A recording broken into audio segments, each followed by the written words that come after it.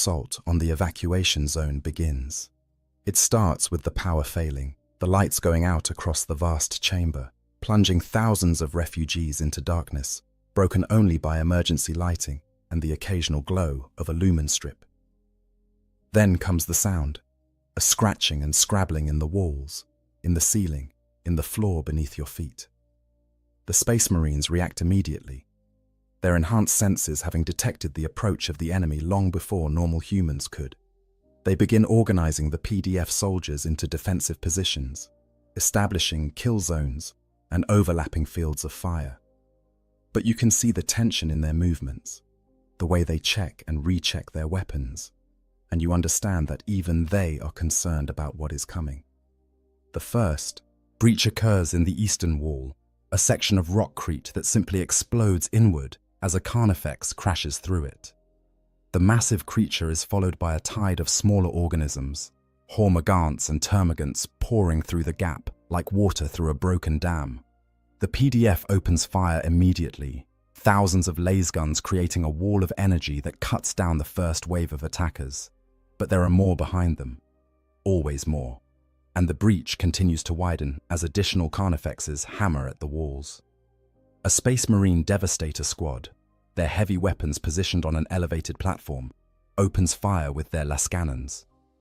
The powerful energy beams punch through carnifex armor, dropping the massive creatures one after another. But for every one that falls, another appears to take its place. The civilians in the evacuation zone begin to panic. There is nowhere to run, nowhere to hide. You are trapped in this chamber with thousands of others, and the Tyranids are coming. The press of bodies becomes dangerous as people surge away from the fighting, crushing those who fall, trampling children and the weak. You are caught in the crowd, lifted off your feet by the pressure of bodies around you. You fight to breathe, to maintain some space, but it is impossible. You are going to die here, you realize, not from Tyranid claws, but from being crushed by your fellow humans. Then a voice cuts through the chaos, amplified by power armor Vox systems, impossible to ignore. Civilians, hold your positions. Do not panic. The Emperor protects. It is Sergeant Marius, the Ultramarine you encountered days ago. He stands in the center of the chamber, his blue armor marked with fresh damage from recent fighting, his bolter held at the ready. Around him, other Space Marines have taken up positions, creating a line of armored giants between the civilians and the Tyranid assault. There is something about his presence, about the absolute confidence in his voice, that cuts through the panic. People stop running. The crowd begins to settle, though the fear remains palpable. You find yourself able to breathe again, able to move, and you work your way toward the center of the chamber where the Space Marines are organizing the defense. The battle continues for hours. The Tyranids attack in waves, each one larger than the last, each one testing different approaches and tactics. The Space Marines and PDF hold them back through superior firepower and tactical positioning, but casualties mount on both sides. You see PDF soldiers dragged into the mass of Tyranids, see Space Marines forced to fall back as their ammunition runs low, and still the Tyranids come, an endless tide of chitin and claws, driven by a hunger that knows no satiation, guided by an intelligence that spans light years. The consumption. By the 18th day, most of the hive has fallen. The lower levels are completely overrun, transformed into grotesque feeding zones where Ripper swarms methodically consume everything organic. The mid-levels are contested territory, where desperate last stands are fought by PDF remnants and Space Marine squads. And the upper levels, including most of the spires, have become Tyranid nesting grounds, where larger organisms have established themselves. The evacuation zone has been relocated twice, each time retreating to a more defensible position as the previous location became untenable. The number of civilians has decreased dramatically, both from Tyranid attacks and from the simple fact that supply shipments from orbit have been intermittent at best. Without food and water, thousands have simply died, their bodies adding to the biomass that the Tyranids harvest. You have survived this long through a combination of luck and the pragmatic ruthlessness that emerges when survival is all that matters. You no longer feel guilt or remorse. You no longer question the morality of taking food from those too weak to defend it, or pushing past the injured to reach safety first. You have become what the situation demands, a survivor, stripped of everything except the animal will to continue existing. The Space Marines have been reduced in number as well. Sergeant Marius and his squad are gone, their last reported position in a section of the hive that has since gone dark. Other squads continue to fight, but their numbers dwindle with each engagement. Even the Adeptus Astartes, for all their genetic enhancement and superior equipment, have limits. From your position in the current evacuation zone, a fortified section of the upper mid-hive, you can see through reinforced windows to the hive structure beyond. What you see is a vision of hell that will haunt you for the rest of your life. The capillary towers have grown massive, some of them reaching heights of hundreds of meters, stretching up through the hive structure like grotesque needles. They are living things, pulsing with organic fluids, their surfaces covered in sensory organs that track movement and heat. From their tops, you can see tendrils extending upward, reaching for the hive's outer shell and beyond. At the base of each tower is a reclamation pool, and these have grown to incredible size. The largest ones fill entire districts, lakes of caustic fluid that bubble and steam, that glow with a sickly bioluminescence in the perpetual twilight of the hive's interior. And the rippers. Emperor preserve you, the rippers are everywhere. They flow through the hive like a living tide, consuming everything in their path. You watch them devour entire hab blocks, the structures themselves partially organic from centuries of biological buildup, all of it fuel for the insatiable hunger. The process is methodical, almost mechanical in its efficiency. The rippers consume, they gorge themselves until they can barely move, and then they crawl to the reclamation pools and throw themselves in. The pools break down everything, ripper and prey alike, reducing complex biological structures to their component nutrients. And the capillary towers pump this nutrient soup upward, feeding it to the hive ships that orbit the planet. You watch as a group of humans, perhaps refugees, who were trying to flee through an area already claimed by the Tyranids, stumbles into a ripper swarm. The creatures flow over them like water, covering their bodies completely in seconds. The screaming lasts only moments before it is cut off, and when the rippers move on, there is nothing left but bones, stripped of every molecule of organic tissue. The horror of it is not just the death, which you have seen enough of to become numb to. The horror is the efficiency, the systematic nature of the consumption. The Tyranids are not cruel. They take no pleasure in suffering. They are simply hungry, and everything they do serves that hunger with perfect, terrible efficiency. On the 20th day, the order comes to begin final evacuation procedures. The ships that have been shuttling between the full surface and orbit will make their last runs. Those who have been selected for evacuation must board immediately. Everyone else will be left behind. The selection process is brutal. Space Marines and senior PDF officers go through the refugee population, choosing individuals based on criteria that are never explained. You watch as families are torn apart, as children are taken from parents who plead and scream and beg. You watch as valuable individuals are escorted to the loading zones, while those deemed less useful are left to fend for themselves. When they come to you, you expect nothing. You have no skills that matter, no connections, no value beyond your existence as a single human among billions. But the officer who examines you pauses, studies you more carefully, then marks something on his data slate. "You have the genetic markers we're looking for," he says. "Potential Space Marine recruitment material. You're selected." You do not feel relief or joy. You feel nothing at all. You follow where directed, moving like an automaton toward the loading zones. Around you, others who have been selected do the same, each carrying whatever meager possessions they have managed to retain. The loading zone is a converted cargo bay, massive doors opening onto a landing platform where shuttles descend from orbit to collect their passengers. The process is orderly, controlled by Space Marines who brook no arguments or delays. You board a shuttle with perhaps 60 other selected individuals, and you find a seat in the cramped passenger compartment. Through a small viewport, you can see the hive falling away as the shuttle climbs toward orbit. From this altitude, you can see the full scale of the catastrophe. The hive is marked with fires and structural damage.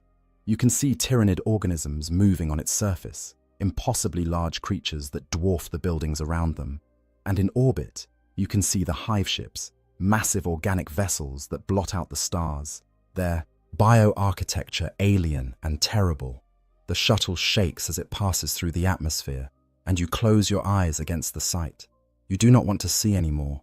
You do not want to witness the death of your world. The final days. The ship that receives you is an Imperial Navy transport, one of the few vessels brave or desperate enough to remain in system despite the tyrannid presence. You are processed with mechanical efficiency, assigned a berth in a crowded compartment with dozens of other refugees, given basic provisions and told to await further instructions. For the first time in weeks, you are safe. The tyrannids cannot reach you here. The shadow in the warp still presses against the minds of the ship's navigators and astropaths, but they are trained to endure such pressure, and the vessel's Geller fields provide some protection. You should feel grateful. You should feel blessed to have escaped when billions were left behind. But instead, you feel hollow, empty, as if everything that made you who you were has been stripped away, leaving only a shell that continues to function out of habit rather than purpose. In the compartment, you meet others who escaped. They share stories in quiet voices, tales of horror and loss that mirror your own. A woman who watched her children torn apart by hormagaunts. A man who saw his entire district consumed by ripper swarms. A former noble who survived by pure chance when her family's palatial estate was one of the first areas evacuated. Each story is different in its details, but identical in its essence. Each person has lost everything. Each has been fundamentally broken by what they experienced. And each struggles with the guilt of survival, the knowledge that they live only because they were deemed valuable enough to save, while millions of others were abandoned to their fates. Through the viewports, you can see the planet below. The hive is barely visible now, a small point of light on a world that is rapidly transforming. The atmospheric processing is nearly complete. The air composition changed to suit tyrannid organisms rather than human life. The oceans are being drained, their water pumped into the hive ship's storage organs. Even from orbit, you can see the massive capillary towers, grown so large that they pierce the atmosphere entirely, connecting the surface directly to the fleet above. A Navy officer provides briefings on the situation, though the information is heavily censored to avoid panic. The tyrannid invasion of your hive world was not an isolated incident, he explains. Hive Fleet Leviathan has launched assaults across multiple sectors. Dozens of worlds have been attacked, and many have already fallen. The Imperium is responding, but the response is inadequate to the scale of the threat. Space Marine chapters are being deployed. Imperial Guard regiments are being redirected. Navy battle groups are engaging the Hive fleet in void combat. But the tyrannids are endless. Their numbers beyond counting. And for every bioship destroyed, more emerge from the darkness between the stars. Your world, the officer continues, has been deemed lost. The evacuation was a limited operation designed to save valuable personnel and genetic material. The bulk of the population, those billions who remained in the hive when the evacuation ended, will be consumed. Their biomass will fuel the hive fleet's continued advance into imperial space. There is discussion of exterminatus, of using cyclonic torpedoes or virus bombs to sterilize the planet and deny its biomass to the tyrannids. But the Navy does not have the resources for such an operation, and even if they did, the tyrannid fleet in orbit would prevent any approach close enough to deploy such weapons, so your world will be consumed. There is no rescue coming for those left behind. There is no last-minute salvation. There is only the slow, methodical destruction of everything that existed on that planet, the reduction of billions of years of evolution and thousands of years of human civilization to nothing more than nutrients for an alien hunger. On the 27th day after the invasion began, the last capillary tower completes its growth, reaching from the deepest parts of the hive all the way through the atmosphere to connect directly with the largest hive ship in orbit. The biomass transfer begins in earnest, enormous quantities of organic material being pumped upward at terrifying speed. You watch from the transport ship as the planet begins to die. The atmosphere is stripped away first, sucked into the hive ship's storage organs to be broken down for its useful compounds.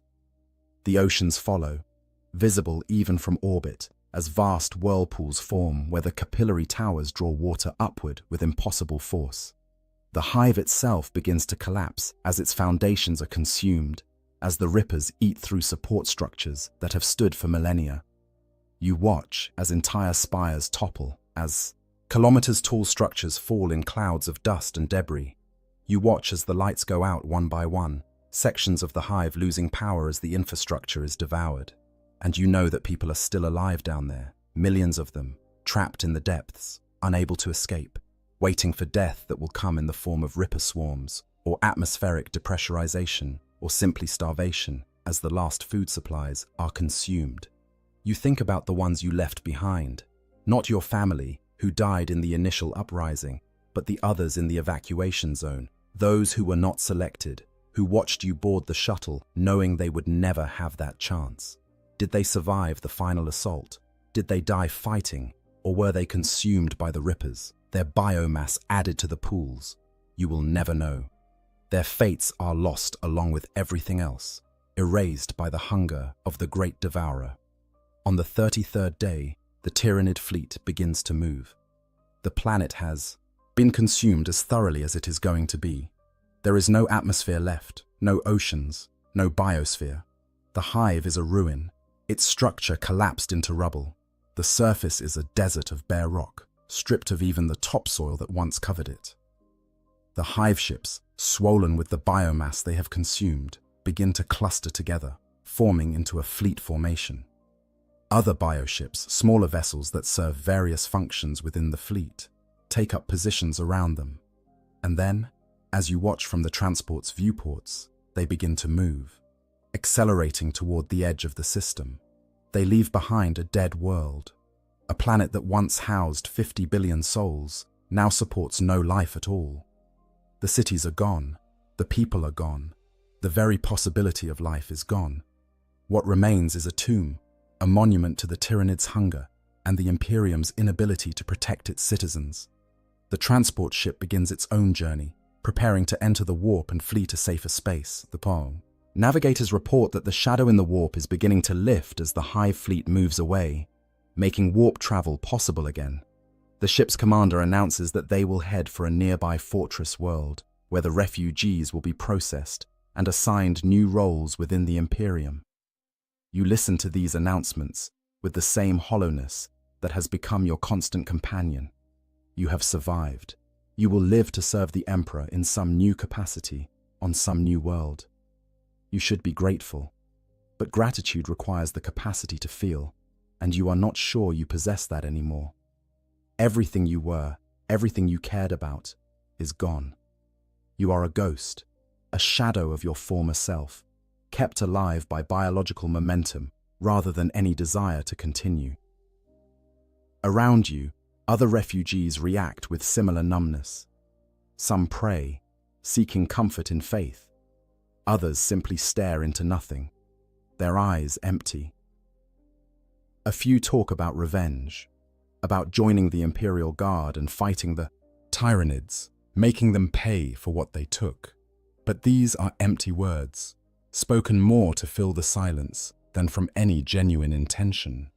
As the transport ship engages its warp drives and slips into the immaterium, as the dead world falls away behind you, you find yourself thinking about the worker you used to be, the one who stood at a manufactorum press and made shell casings for bolters. That person is gone, as dead as your family, as dead as your world. What remains is something else, something new and terrible. You are a survivor of a Tyranid invasion, a witness to the consumption of an entire planet.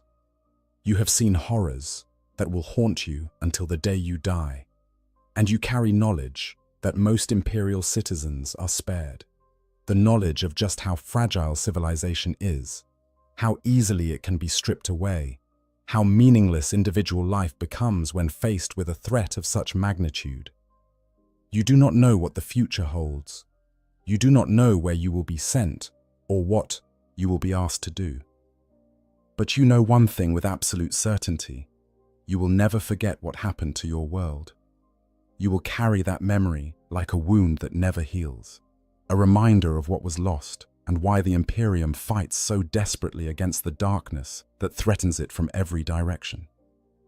The transport ship travels through the warp for weeks, its Geller fields straining against the chaotic energies that press against them. You spend the time in a fugue state, barely aware of the passage of days. You eat when food is provided. You sleep when exhaustion overwhelms you, but you do not truly live. Finally, the ship emerges from the warp near a fortress world designated in Imperial records as Cadia. No, that world fell years ago. You correct yourself mentally. The ship is heading for a different fortress world, one whose name you do not recognize, in a sector you have never heard of. The refugee processing is efficient and impersonal. You are catalogued, your genetic markers recorded, your skills assessed. The officials who interview you note your selection for potential Space Marine recruitment material, but they also note your age and the psychological trauma evident in your responses. You are deemed unsuitable for Astartes recruitment, but valuable for other purposes. You are assigned to a Departamento Munitorum facility where you will work producing munitions for the Imperial Guard. It is fitting, in a way. You started your life making bolter shells, and you will continue doing so, just on a different world, in a different hive, surrounded by different people. But as you board the shuttle that will take you to your new assignment, as you look out at the fortress world below, you understand something fundamental about the Imperium and your place in it. You are replaceable. Your world was replaceable. Everything you lost could be and will be replaced by new workers, new production, new worlds. The Imperium is vast beyond comprehension, encompassing millions of worlds and quadrillions of souls. The loss of one hive world, however terrible it might seem to those who experienced it, is merely a statistic in the endless war for survival. New hives will be built, new workers will be born, and the machine will continue grinding forward, consuming lives and worlds in its desperate attempt to hold back the darkness. You are simply a cog in that machine, and if you break, another will take your place. This should fill you with despair, and perhaps it does. But it also provides a strange kind of comfort. Your suffering, your loss, your trauma, these things are individual and terrible, but they are also part of something larger. You are not alone in your grief. Across the Imperium, countless others have experienced similar losses, faced similar horrors, and continued to exist, continued to serve, because that is what is required of them. The Imperium protects, they say, but perhaps what they really mean is that the Imperium endures. Individual worlds may fall, individual lives may be snuffed out like candles in a storm, but the greater structure persists, adapting and rebuilding, continuing the eternal struggle against the manifold threats that seek to destroy humanity.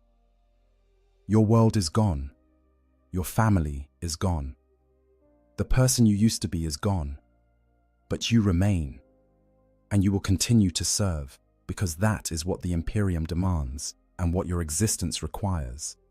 In the grim darkness of the far future, there is only war, and you are a soldier in that war, whether you chose to be or not. Conclusion.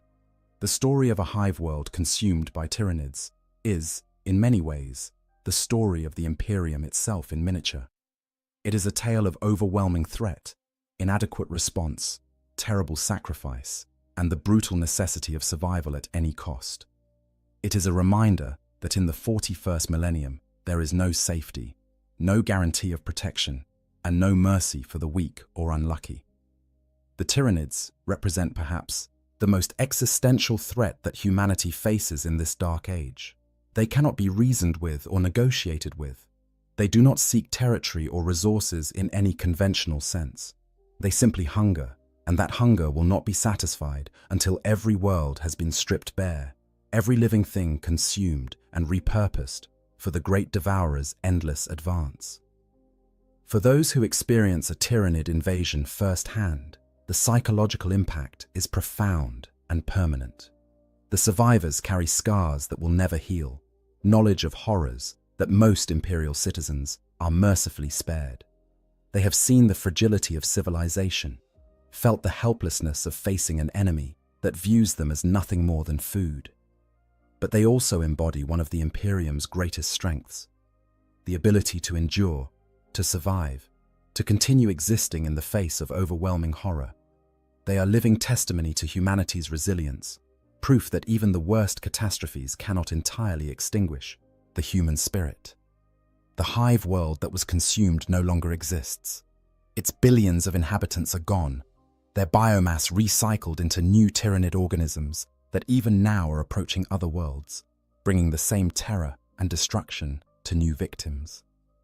The planet itself is a dead rock, devoid of atmosphere or life, a monument to the price of the Imperium's war for survival. But the Imperium endures. New worlds will be colonized, new hives will be built, and the cycle will continue. The war against the Tyranids, like all the Imperium's wars, has no ending in sight. It is simply the reality of existence in the 41st millennium, a reality that must be accepted and endured because the alternative is extinction. For you, the survivor, there is no going back to what was. There is no recovery, no return to normalcy. There is only moving forward, carrying your scars and your trauma, serving the Emperor, because that is what is required, because that is all that remains. In the end, the story of a hive world being consumed by Tyranids is not about heroism or victory. It is about survival in its most basic, brutal form. It is about the price that must be paid when humanity faces threats of such magnitude that individual lives become meaningless statistics.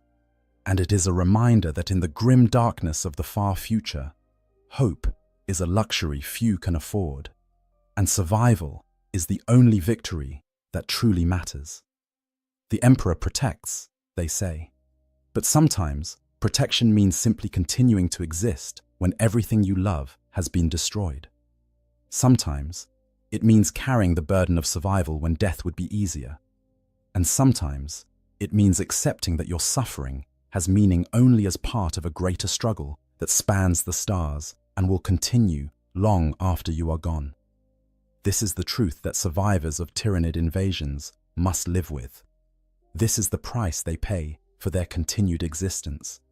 And this is why their stories, however terrible, must be remembered and understood.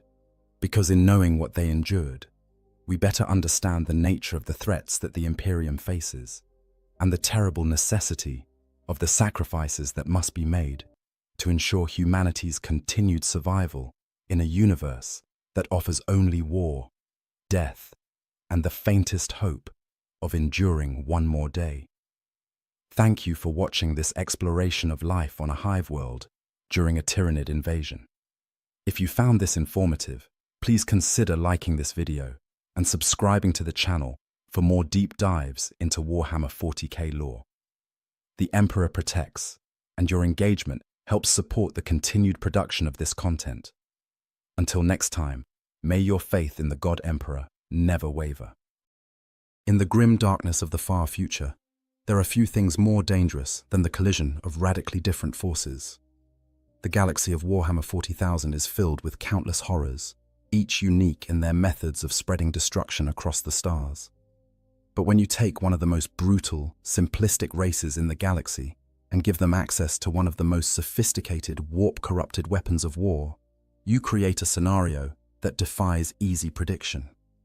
Today, we're exploring one of the most fascinating and horrifying what-if scenarios in the Warhammer 40k universe.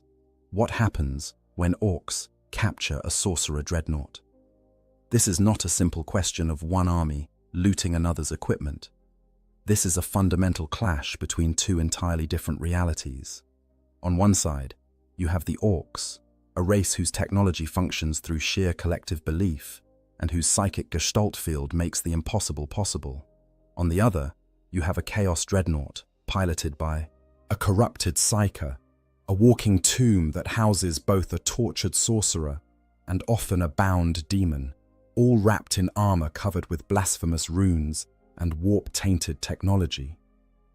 When these two forces meet, when greenskin ingenuity collides with demonic possession, the results are as unpredictable as they are catastrophic. To understand what happens in this scenario, we need to examine multiple layers of complexity. We must understand the orcs and their unique relationship with technology, the nature of chaos dreadnoughts, and what makes sorcerer variants particularly dangerous, and the fundamental incompatibility between the Weigaj psychic field and the corruption of chaos. Only by understanding all these elements can we truly grasp the horror, the comedy, and the absolute devastation that unfolds when an orc mechboy gets his hands on a demon-possessed war machine, piloted by a 10,000-year-old sorcerer. The stage is set for disaster on a scale that only Warhammer 40k can provide. Let us begin. Understanding orc technology and looting culture. Before we can understand what happens when orcs capture a sorcerer dreadnought, we must first understand the greenskins themselves and their utterly unique relationship with technology. The orcs are one of the most successful species in the galaxy, not because of sophistication or planning, but because of their sheer adaptability and their genetic programming as weapons of war. The orcs were created millions of years ago by the ancient race known as the Old Ones, engineered as biological weapons during the war in heaven. What makes them so successful is not just their physical prowess or their love of combat, but the fact that every orc carries within their genetic code the accumulated knowledge of their entire species. This manifests most clearly in the Odd Boys, specialized orcs, who are born with instinctive knowledge of specific tasks. Among these, the Mech Boys are perhaps the most important to orc society, as we know it. Mech Boys are not engineers in any conventional sense. They do not study, they do not learn through trial and error in the way other races might. Instead, they simply know how to build things. This knowledge is encoded in their DNA, passed down from the Brain Boys who originally created the orc species. A Mech Boy will look at a pile of scrap metal and instinctively understand how it can become a functional weapon or vehicle. They work by feel, by intuition, hammering and welding and bolting pieces together until they have created something that, by all rights, should not work at all. And here is where things get truly strange. Orc technology is famously unreliable when handled by other races. Imperial forces who have captured orc weapons often find them to be crude, poorly assembled, and in some cases, physically impossible. A shooter might be little more than a metal tube with a trigger mechanism that has no clear path for the ammunition to travel.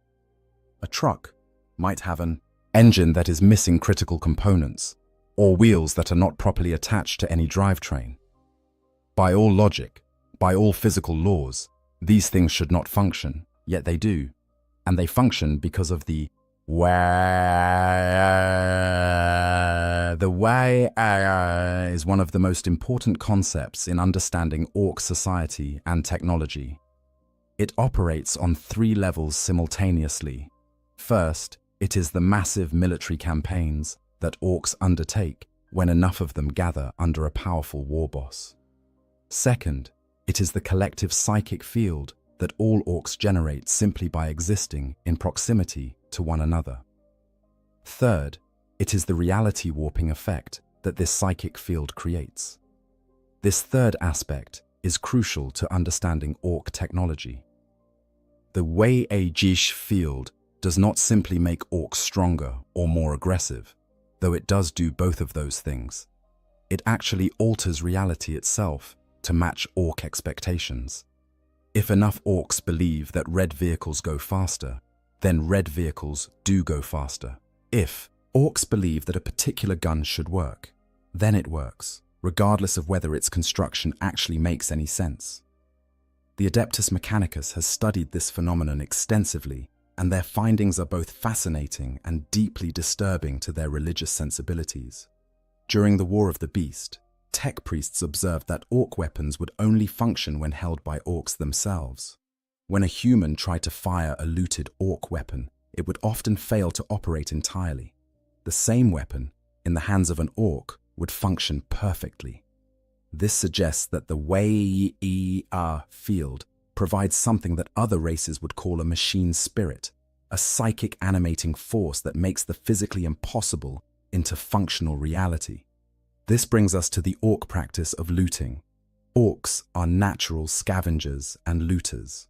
In fact, looting is so ingrained in orc culture that there is an entire specialized caste dedicated to it. The looters are orcs who follow the battlefield like vultures, stripping anything valuable from the wreckage of battle. They prize enemy weapons and vehicles above all else, seeing them as proof of their victories and as useful components for future projects. The process of looting is not subtle. When orcs find a functional enemy vehicle, they do not carefully disassemble it to understand its function. They tear it apart with their bare hands, ripping out anything that looks valuable or interesting. Weapons are pulled from their mounts, armor plates are torn free, and internal components are extracted without any regard for how they might be connected to other systems. To an observer from the Imperium or any other organized faction, this appears to be mindless vandalism, and in many ways, it is. But then the looted components make their way to the mech boys, and something remarkable happens. The mech boy will look at this pile of disconnected, damaged components and immediately begin to see possibilities. That Imperial battle cannon could be mounted on a truck. That targeting system could be welded to a big shooter. That armor plating could be bolted onto a def dread. The mech boy does not need to understand how these components were originally designed to function. They simply know, instinctively, how to make them work in new and horrifying ways. The results of orc looting are vehicles and weapons that are simultaneously terrifying and absurd. A looted Lehman Russ tank might have had all of its original weapons replaced with orc equivalents, its armor reinforced with mismatched plates bolted on at random angles, and its engine improved with modifications that would make any tech priest weep with rage. The inside might be barely large enough for an orc crew to squeeze into. The controls might be simplified to the point of being dangerous, and the entire vehicle might be painted in garish colors that serve no tactical purpose whatsoever. And yet it works. It works because the orcs believe it works. The Warhammer field fills in the gaps, makes the impossible connections, provides the missing components through sheer psychic will. The tank might be slower and less accurate than its Imperial counterpart, but it is also bigger, louder, and more likely to explode in a satisfying manner when it finally does break down. Looted vehicles are particularly prized by the Death Skulls clan, who have elevated the practice to an art form. Death Skulls orcs can often loot a vehicle, repair it with scavenged parts, and then use it in battle during the same campaign from which they stole it. This requires an impressive level of both audacity and mechanical intuition, even by orc standards. The Death Skulls paint everything they own blue because they believe blue is the luckiest color, and their belief makes it so. The scale of orc looting can be truly staggering. There are legends among the Imperium of an orc looter called Grabber Gutsbag, who supposedly looted Imperial Titans. Titans are walking cathedrals of war, some standing over 100 feet tall and mounting weapons capable of leveling cities. The idea that an orc could not only capture one of these god machines but make it work is almost too horrifying to contemplate. Yet, in the Warhammer 40k universe, with the power of the WAG behind them, even this becomes possible. But looting is not just about vehicles and weapons. Orcs will loot anything they find useful or interesting. Armor, tools, ammunition, even bits of decorative trim if it is shiny enough. Everything gets torn apart, hammered into new shapes, and incorporated into the growing mass of orc technology. The more successful a YGH becomes, the more sophisticated its arsenal becomes, not through innovation, but through endless iteration and modification of captured equipment. This creates a self-reinforcing cycle. As orcs win battles, they capture more equipment. More equipment means more raw materials for the mech boys.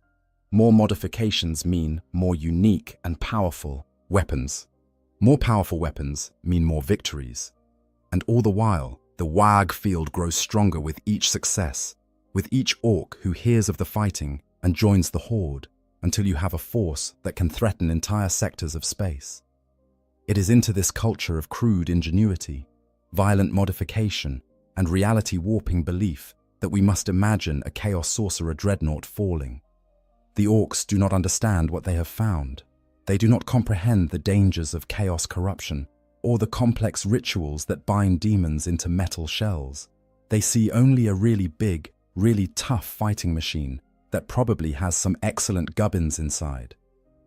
And with that simple observation, they set in motion a chain of events that will test the very limits of what the WAG field can accomplish.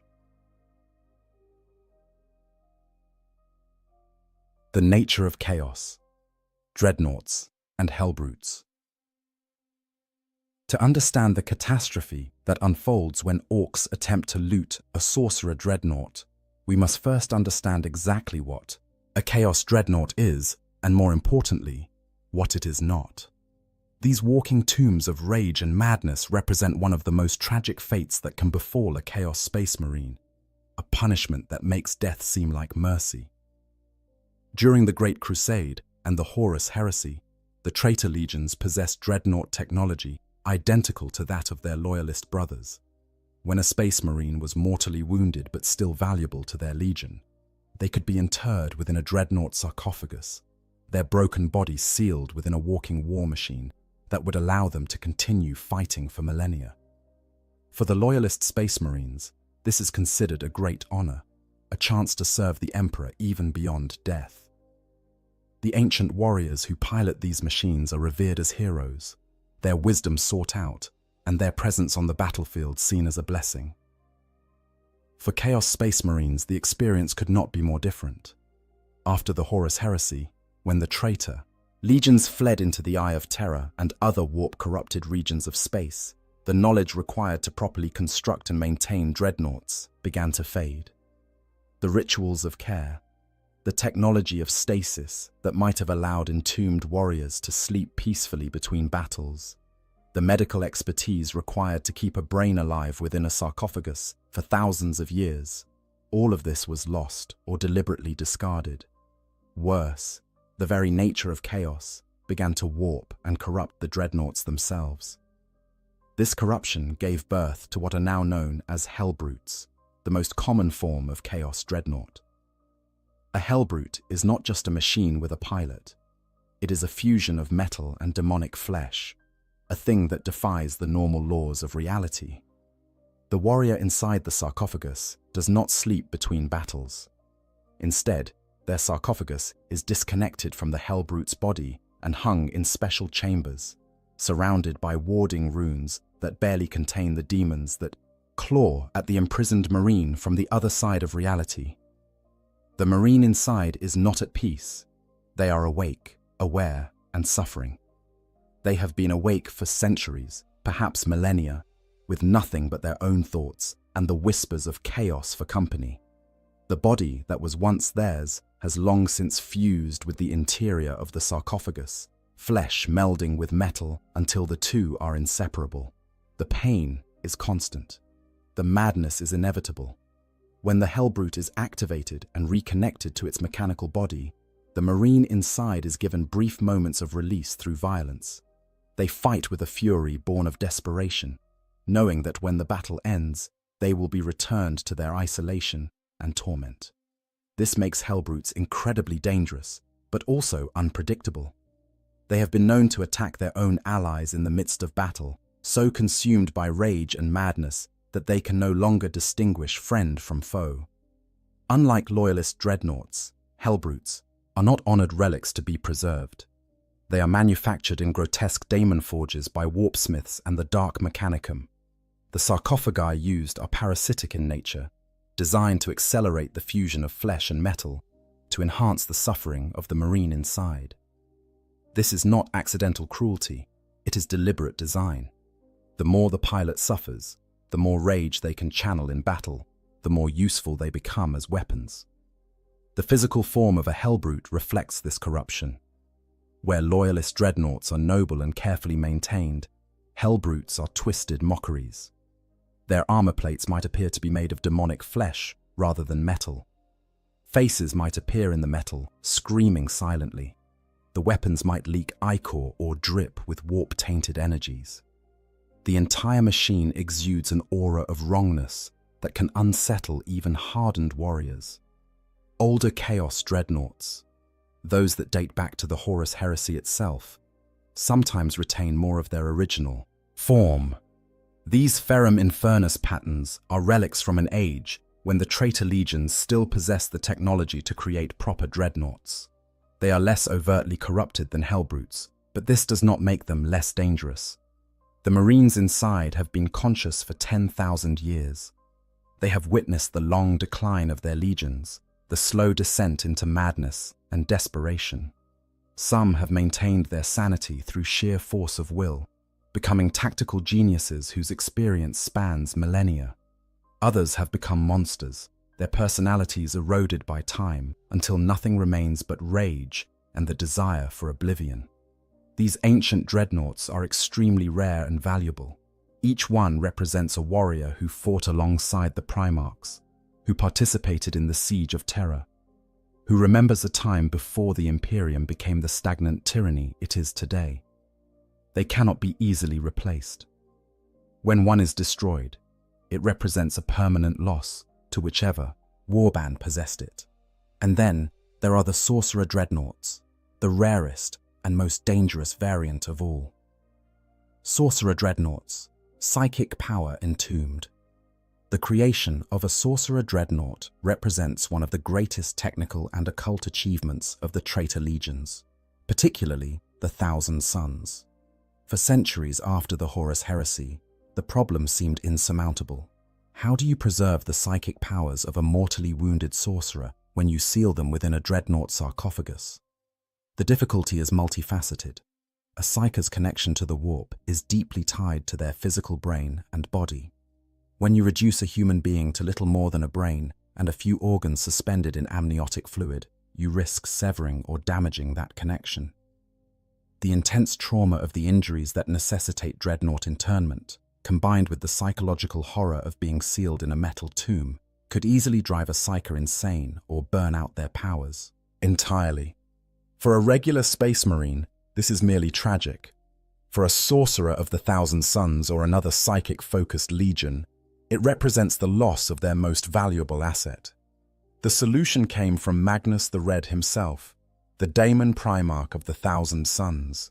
Magnus, who had delved deeper into the mysteries of the warp than perhaps any being save the Emperor himself, developed what he called the Osiren device. This psychometric barrier lattice was designed to crown the sarcophagus, protecting the sorcerer's brain while simultaneously enhancing and focusing their psychic abilities. The technology was incredibly difficult to construct, and based on principles that even the most learned psi-arcanists of the Imperium could barely comprehend. The Osiren device essentially created a protected psychic resonance chamber. The sorcerer's consciousness remained fully functional and fully connected to the warp, but the barriers prevented the worst effects of corruption and madness that normally accompanied dreadnought internment. More than that, the device actually amplified the sorcerer's powers, using the dreadnought's reactor and systems to boost psychic abilities beyond what they had been capable of in their mortal flesh. The result was the Osiren Pattern Contemptor Dreadnought, a war machine that combined all the firepower and durability of a Contemptor chassis with the reality-warping abilities of a powerful sorcerer. These dreadnoughts could wield force weapons, massive blades that channeled psychic energy with devastating effect. They could cast the full range of psychic powers, from bolts of warp lightning to mind-crushing telepathic assaults. They were, in every sense, mobile psychic artillery platforms wrapped in tons of ceramite armor. Magnus, generous in his scholarly enthusiasm, shared the design of the Osiren device with other legions.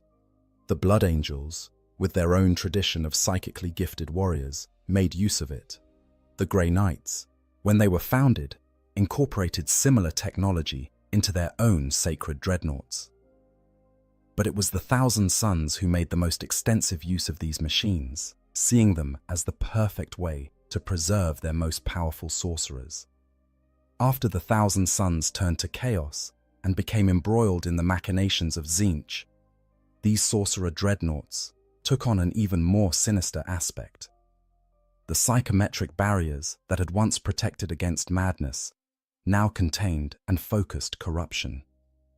The sorcerers inside were no longer merely powerful psychers. They were conduits for the raw energies of the warp, channels through which demonic entities could exert influence on reality.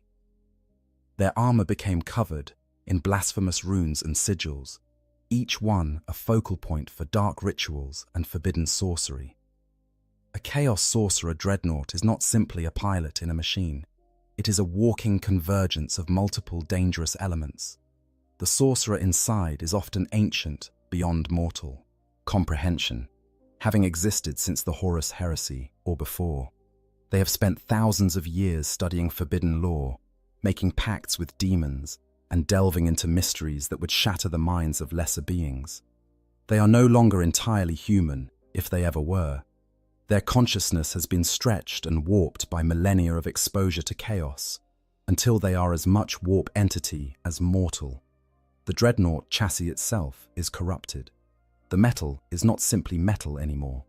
It has been exposed to the warp for so long that it has taken on properties that defy physics.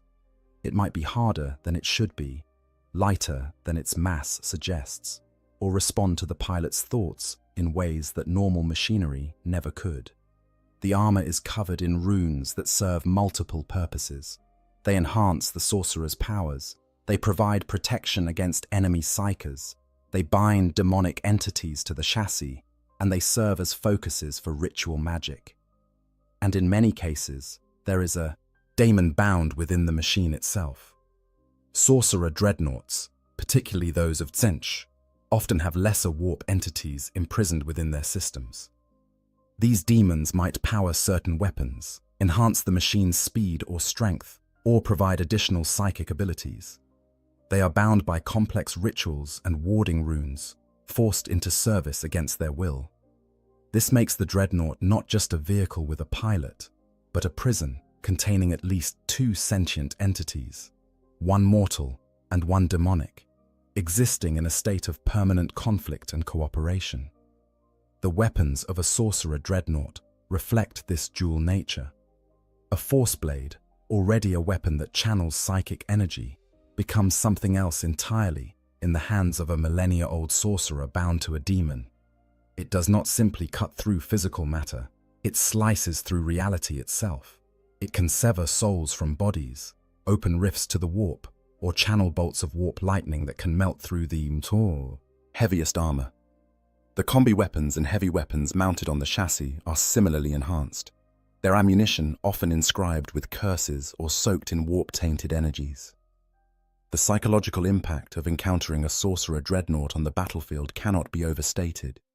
Even before it begins to fight, it radiates an aura of wrongness. Reality seems to bend around it. Shadows fall in directions that make no sense. Temperature fluctuates without reason.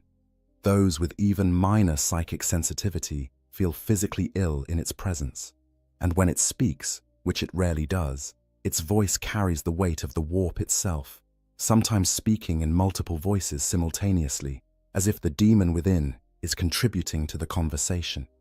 In combat, a sorcerer dreadnought is a terrifying sight. It might stride forward through enemy fire, its force blade crackling with eldritch energy, while simultaneously casting psychic bolts at distant targets. It could summon warp phenomena, creating zones of unreality where the laws of physics no longer apply. It might perform ritual magic in the midst of battle, speaking words of power that cause reality to tear and demons to manifest, all while shrugging off weapons fire that would destroy normal vehicles. The Thousand Sons in particular prize their sorcerer dreadnoughts, seeing them as honored repositories of knowledge and power. When one of these ancient warriors falls in battle, it is a loss that cannot easily be replaced. The sorcerer inside possessed wisdom accumulated over thousands of years. The dreadnought chassis itself was a masterwork of forbidden technology. The rituals and bindings that held the whole thing together were unique, crafted specifically for that individual sorcerer's needs and abilities. This is what makes the prospect of orcs capturing one of these machines so particularly horrifying. They have no understanding of what they are dealing with. They do not comprehend the psychometric barriers, the warding runes, the bound demons, or the psychic resonance chambers. They see a big, tough fighting machine with lots of dakka and some spiky bits that look quite flash. And they immediately set about improving it with orc technology, utterly oblivious to the catastrophe they are about to unleash. The moment of capture, how it happens. For an orc warband to capture a chaos sorcerer dreadnought, a very specific set of circumstances must align. These war machines are rare, precious to their owners, and extraordinarily difficult to disable without destroying them entirely. Yet in the vast, chaotic galaxy of Warhammer 40,000, impossible events happen with surprising regularity, and orc ingenuity combined with sheer bloody-minded persistence can overcome obstacles that would stop more sophisticated races in their tracks. The most likely scenario for such a capture begins with a three-way battle. Orcs thrive in chaos, and nowhere is there more chaos than when multiple factions collide in the same war zone. Imagine a chaos warband assaulting an imperial world, their forces including a precious sorcerer dreadnought, an ancient relic of the Thousand Sons piloted by a sorcerer who has walked the galaxy for 10,000 years. The Imperials fight desperately, throwing everything they have at the traitors. And then the orcs arrive. Orcs are drawn to war like moths to flame. The psychic resonance of large-scale combat calls to them across the void. The wag field pulling them toward battles that promise the kind of excitement they crave. When they detect a major engagement, they do not carefully assess the tactical situation or determine which side they should support. They simply attack whoever looks like they will provide the best fight. In a three-way battle, this usually means attacking everyone. The sorcerer dreadnought, ancient and powerful, carves through Imperial lines like a scythe through wheat. Its force blade splits tanks in half. Its psychic powers tear through ranks of guardsmen, making their heads explode or driving them insane with visions of horrors beyond comprehension. Its heavy weapons reduce bunkers to rubble. For thousands of years, this warrior has fought in battles across the galaxy, and its experience shows in every movement, every shot, every swing of its massive blade. But even the most powerful warrior can be overwhelmed by sheer numbers, and orcs have numbers in abundance. They crash into the chaos lines in a green tide of roaring bodies, crude guns blazing, choppers raised high. They do not fear the dreadnought. They do not understand the warp-tainted horror of what they are facing. They see only a really big enemy that is crumping a lot of other gits, which means it must be good at fighting, which means it will be fun to fight. Dozens of orcs throw themselves at the sorcerer dreadnought. The ancient warrior cuts them down with contemptuous ease, each swing of its force blade sending half a dozen greenskins flying in pieces. But there are always more. Orcs are fearless to the point of insanity, and the bigger and scarier the enemy, the more eager they are to test themselves against it. They attack from all sides, firing wildly, throwing stick bombs, and simply trying to climb onto the dreadnought to hit it with hammers. The sorcerer inside might be ancient and experienced, but even they cannot account for orc unpredictability. Orcs do not fight by conventional tactics. They do not form proper battle lines or employ sensible strategies.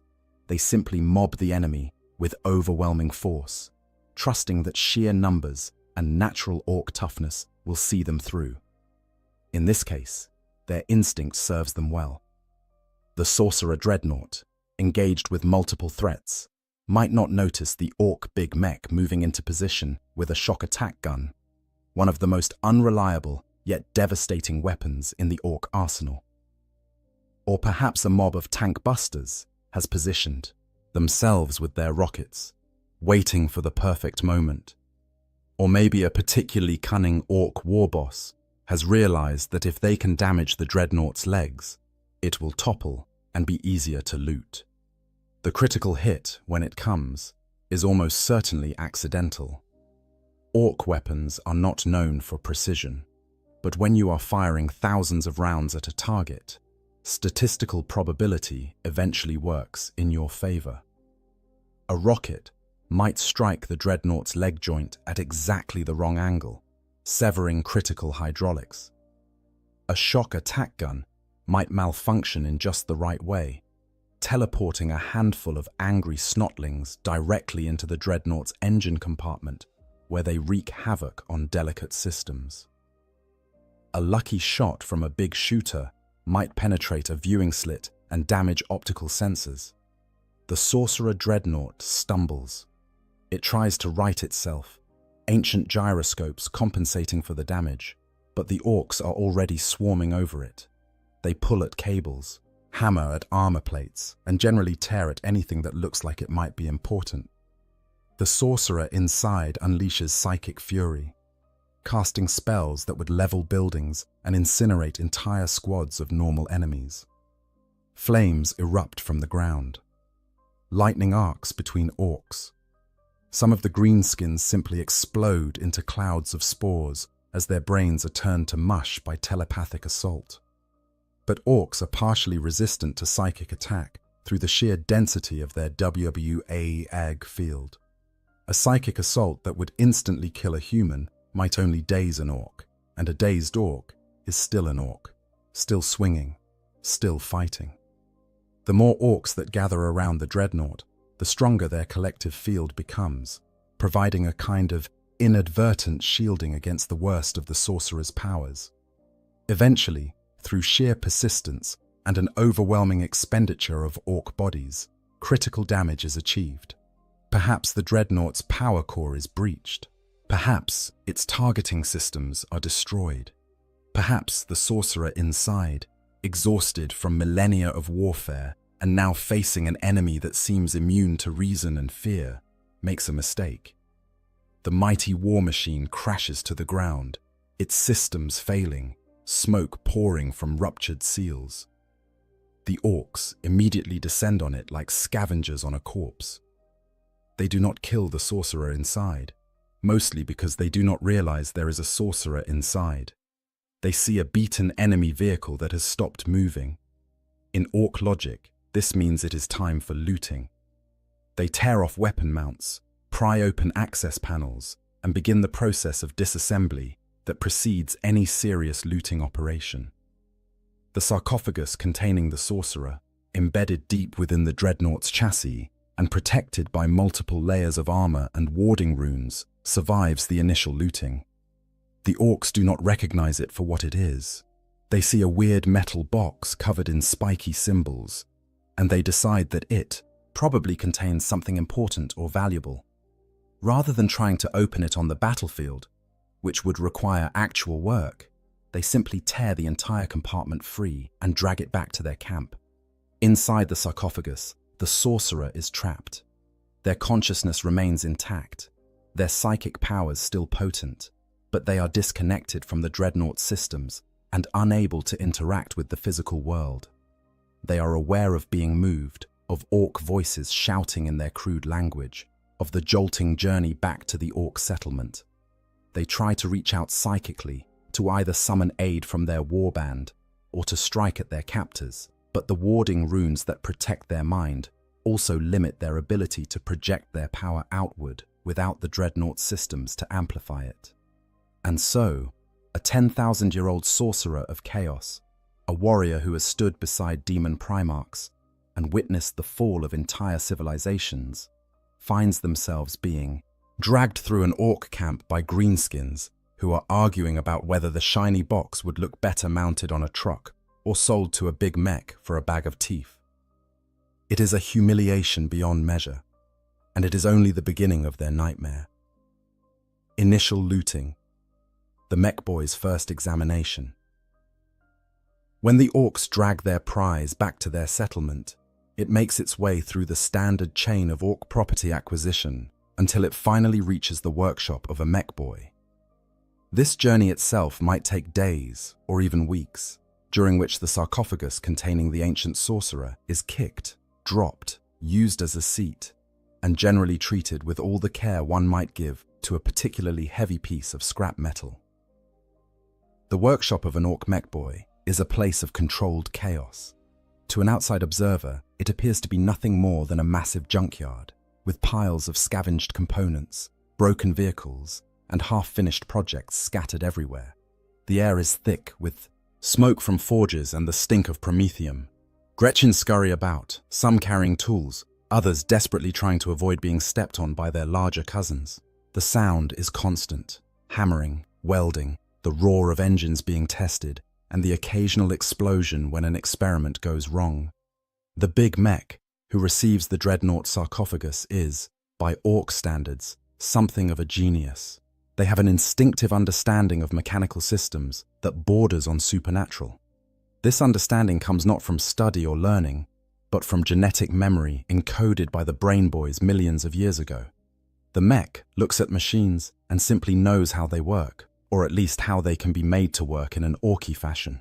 When the sarcophagus is brought before them, the mech's first reaction is excitement.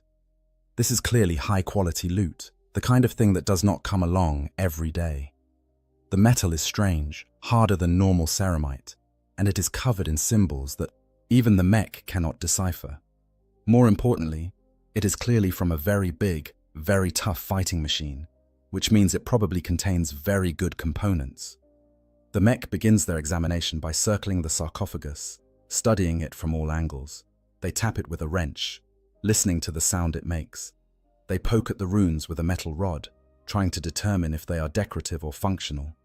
They identify various connection ports and cable housings where the sarcophagus would have interfaced with the rest of the dreadnought, and they begin to form a rough understanding of its purpose. "This here is where the pilot sits," the mech might explain to gathered orcs who have come to watch. "And all these cables, they connect the pilot to the big walkie-killy thing. And these weird spiky symbols, they're probably just for show, make it look scary-like." This assessment is, of course, catastrophically wrong. The runes are not decorative. They are warding symbols, carefully inscribed, ritual protections that contain the psychic power of the sorcerer inside and keep bound demons from escaping. But the mech has no context for understanding such things. In their experience, symbols are usually just painted on to make things look flashier. They have no concept of warp corruption, no understanding of psychic resonance, and no idea that the box they are examining contains a conscious, malevolent intelligence that is currently contemplating ways to destroy them all. Inside the sarcophagus, the sorcerer is fully aware of what is happening. They can hear the orcs, though understanding their language is difficult without access to psychic powers for translation.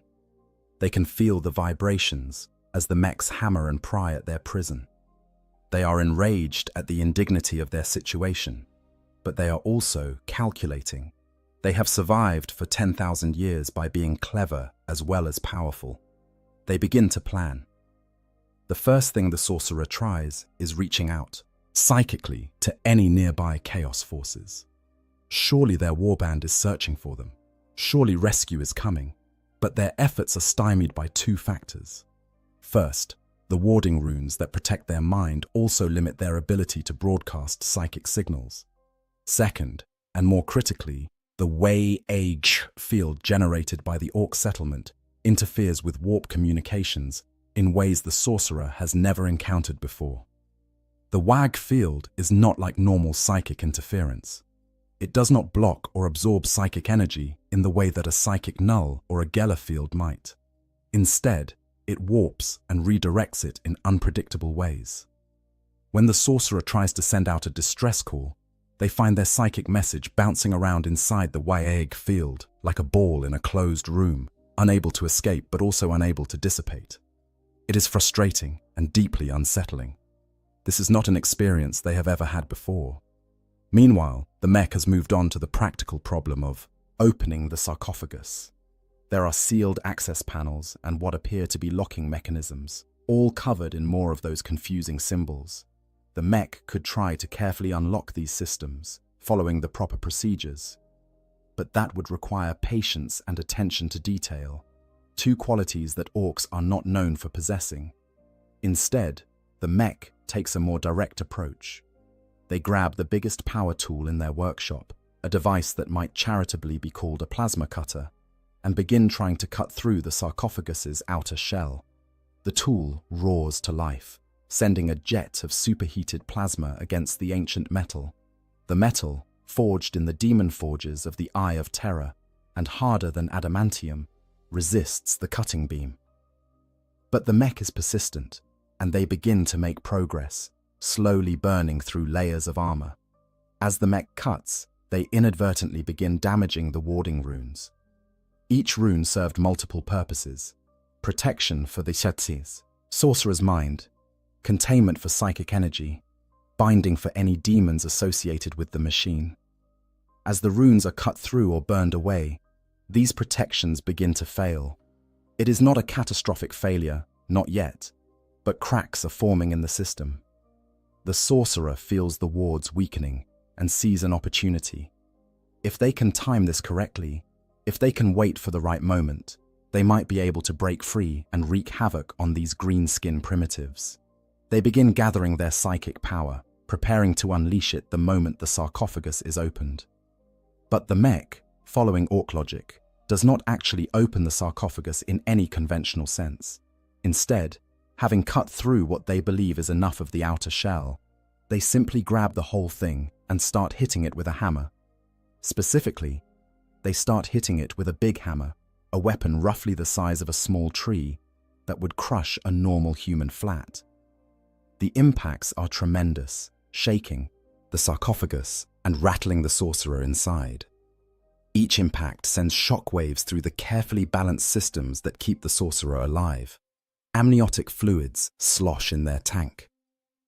Life support systems strain against the violence being done to their housing. The sorcerer, who has endured millennia of suffering, who has survived battles that would break lesser beings, finds themselves being literally beaten like a stubborn piece of machinery that will not cooperate. And here is where things get truly bizarre. The Wag field begins to interact with the sorcerer's own psychic emanations in unexpected ways. The sorcerer is radiating frustration, anger, and malevolent intent, all of which are psychic energies. The Wag field, which responds to orc expectations and beliefs, begins to incorporate these energies into its reality-warping effects. The result is that the sarcophagus does not respond the way it should to the mech's efforts. Systems that should have failed catastrophically under such abuse somehow keep functioning. Seals that should have ruptured hold just long enough. The whole contraption remains intact through sheer, improbable luck, which is exactly what the orcs expect to happen because, of course, good loot does not break that easily.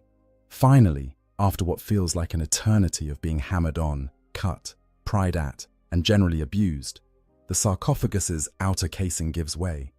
The mech triumphantly pulls away a large section of armor plating, revealing the inner workings of the system.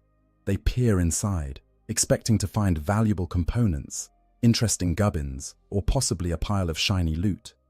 Instead, they find a nightmare.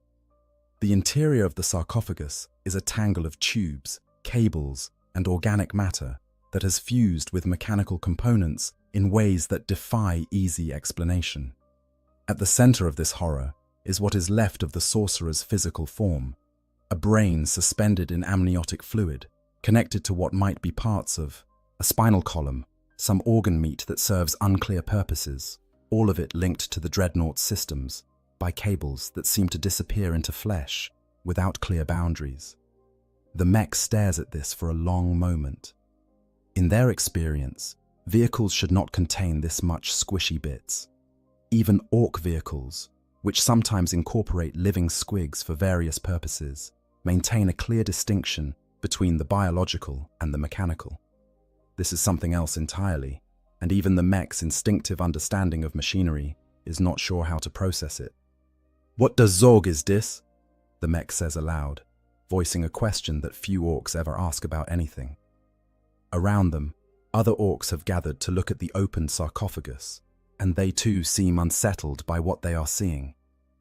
This is not normal loot. This is something weird, even by the standards of orcs, who have fought across dozens of worlds and seen countless strange things. And in that moment of confusion, the sorcerer strikes.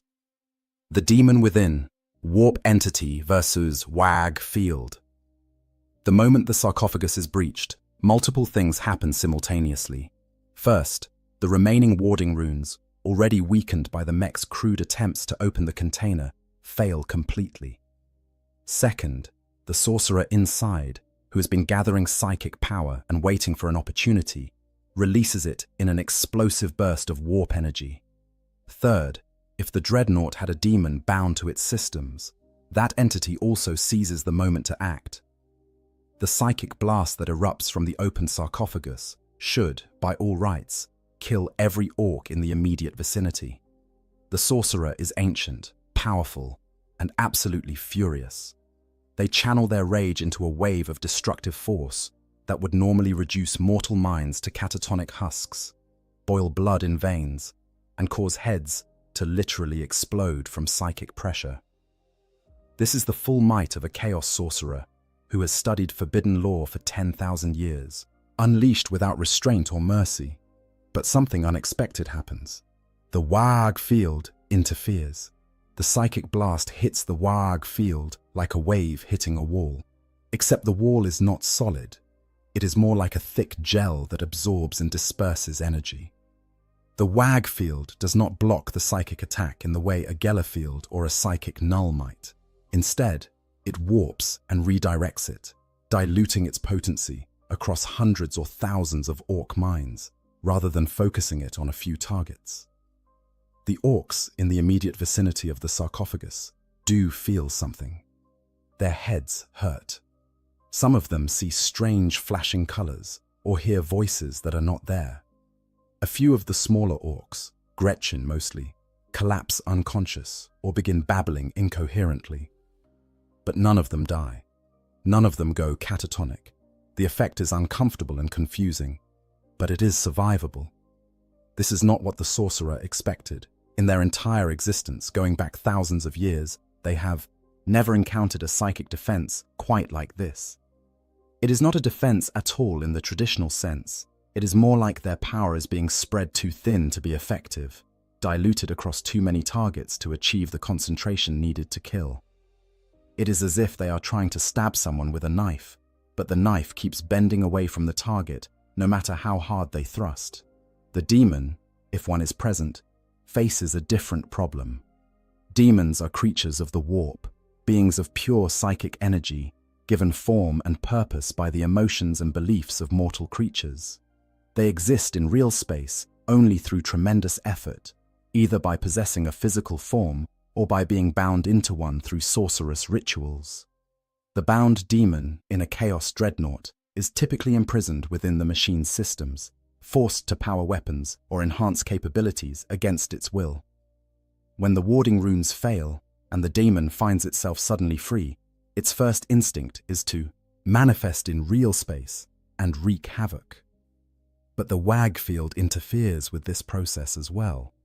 The demon tries to draw on the warp to give itself physical form, but the Wag field is already saturating the local area with psychic energy. It is like trying to pour water into a glass that is already full. The demon's essence simply will not fit in the available psychic space. Worse, from the demon's perspective, is that the Wag field has its own peculiar flavor. Demons are sustained by specific emotions. Khorne by rage and bloodlust, Nurgle by despair and entropy, Tzeentch by hope and ambition, Slaanesh by excess and sensation. The WAG field, by contrast, is generated by the orc desire for a good fight and the belief that they will win. It is not an emotion that easily translates to demonic sustenance. The demon tries to manifest anyway, forcing itself into reality through sheer will. It begins to take form, perhaps as a creature of writhing tendrils and too many eyes, if it serves Zinch, or as a rot bloated horror, if it serves Nurgle. The orcs, who moments ago were confused and unsettled by the sorcerer's psychic attack, now see something they understand much better. A weird monster that needs to be crumped. Dozens of orcs immediately open fire. Shooters rattle, rockets fly, and choppers are raised for combat. The demon, still struggling to fully manifest in the hostile psychic environment of the WAG field, finds itself under physical attack before it has even fully formed. Bullets and rockets tear through its half-formed substance. Orcs charge forward with characteristic fearlessness, swinging their weapons at a creature that exists only partially in real space. Under normal circumstances, a demon of any significant power could shrug off such attacks. Physical weapons have limited effectiveness against warp entities unless they are specially blessed or psychically active. But the demon is weakened by the interference of the WAG field, and the orcs are attacking in such overwhelming numbers that even limited effectiveness adds up. It is death by 1,000 cuts, quite literally. The demon screams, a sound that exists on both psychic and physical levels, and tries to retreat back into the warp. But retreating is not easy.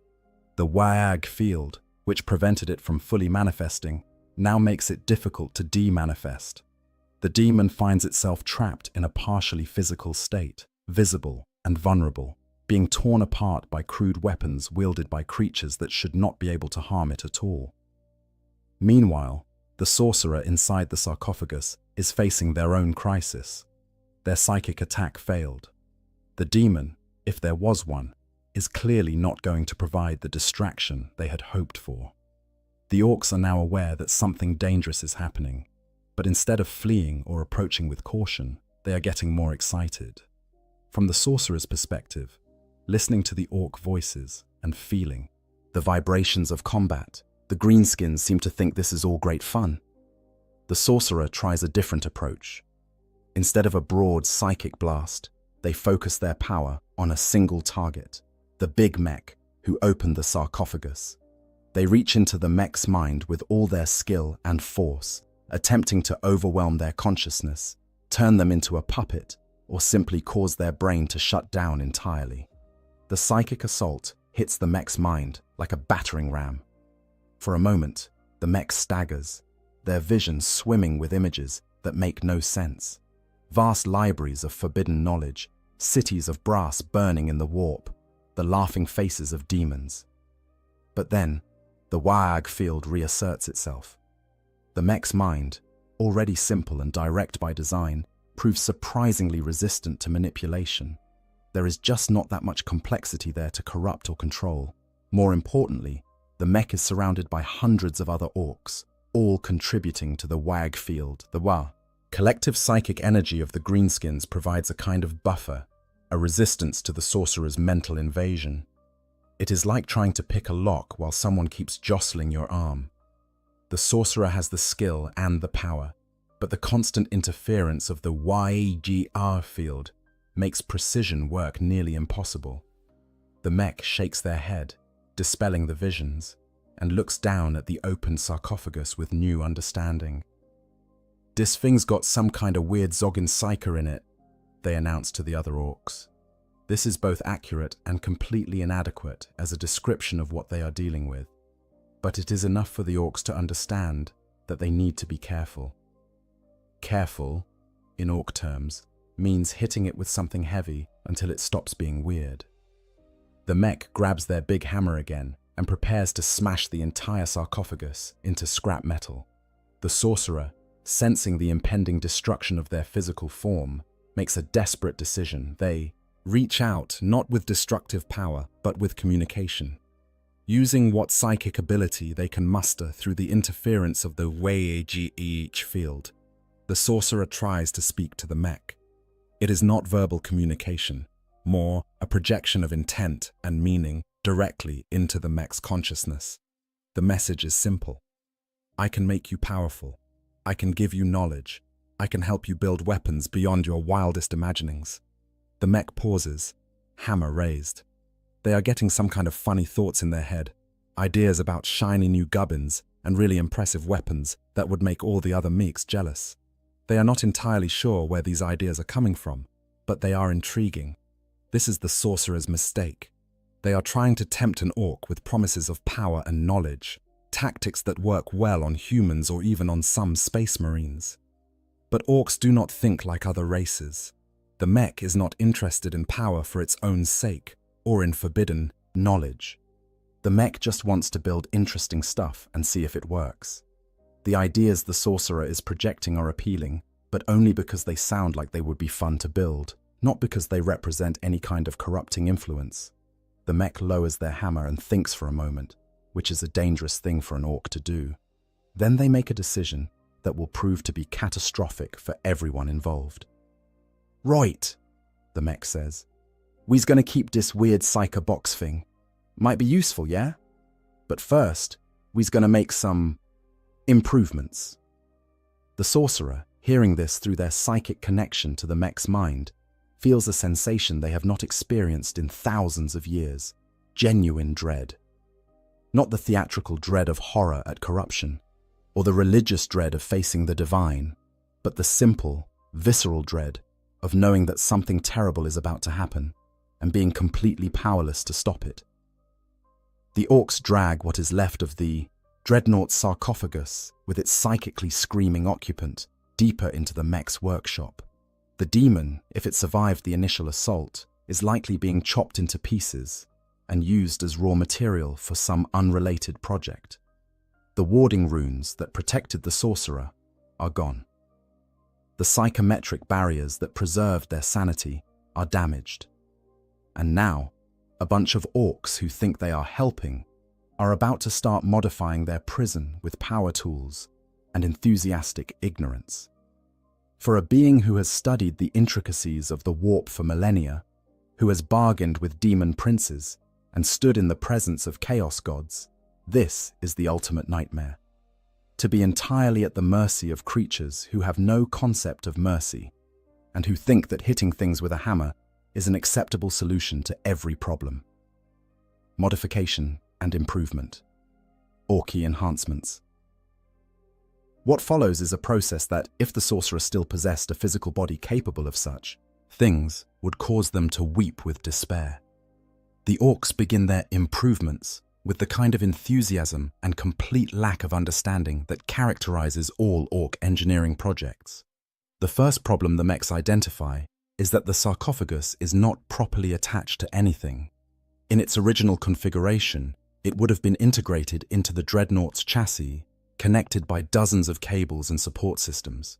Now, it is just a heavily damaged box containing a brain in a jar and a lot of weird tubes. This will not do. The mechs decide that if they are going to use this thing, they need to mount it on something useful. The question becomes, what should they mount it on? The original dreadnought chassis is in pieces, scattered across the battlefield, or already looted for parts.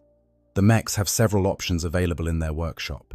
A partially completed Def Dread, a looted Lehman Russ tank with its turret blown off, a converted truck that is missing most of its roof, or a completely scratch-built vehicle that the mechs have been working on that defies easy categorization. After much discussion and a few brief fistfights, the mechs decide to mount the sarcophagus on the Def Dread. This decision is based on sound orky logic. The Def Dread is also piloted by an orc in a box, so it makes sense that this weird, Humy psyker in a box would work the same way. The fact that Def Dreads are piloted by orcs who have been driven insane and wired into their machines against their will seems, to the mechs, like a point of commonality rather than a warning sign. The process of mounting the sarcophagus to the Def Dread involves a lot of cutting, welding, and creative use of rivets. The mechs cut away portions of the Def Dread's original pilot compartment, which contained an orc who was too crazy even by orc standards and who had been sealed in for his own safety. They unceremoniously dump this unfortunate orc out of his housing. He staggers away, babbling about enemies only he can see, and begin fitting the sorcerer's sarcophagus into the space. The sarcophagus does not fit. This is not surprising, as it was designed for a completely different chassis with completely different specifications. But orcs are nothing if not adaptable. When something does not fit, you make it fit. This is accomplished through the generous application of hammers, cutting torches, and the occasional explosion when a Gretchen welds something in the wrong place. The sorcerer, experiencing all of this from inside their prison, is forced to endure sensations that their mind cannot properly process. They feel cables being ripped out of connection ports. They feel new connections being forcibly jammed into interfaces that were never designed for them. They feel their life support systems being disconnected and reconnected in ways that should not work, but somehow do, because the WAG field insists that if the orcs think it should work, then it does. The psychometric barrier, already damaged, is being further degraded by the modifications. Portions of it are cut away to make the sarcophagus fit in its new housing. Other portions are accidentally reinforced when orcs weld random bits of armor plating to the exterior to make it more tough-like. The result is a psychic resonance chamber that is now wildly unstable, amplifying some psychic frequencies while dampening others in completely unpredictable ways. Next, the mechs address the problem of weapons. The Def Dread originally mounted two massive close combat weapons, a combination of drills, saws, and crushing claws designed to tear apart enemy vehicles and infantry. The mechs decide to keep one of these, because it looks properly orky and violent. The other arm, however, they replace with a weapon salvaged from the original Chaos Dreadnought, a heavy flamer that is still inscribed with warp-tainted runes and that occasionally leaks demonic ichor.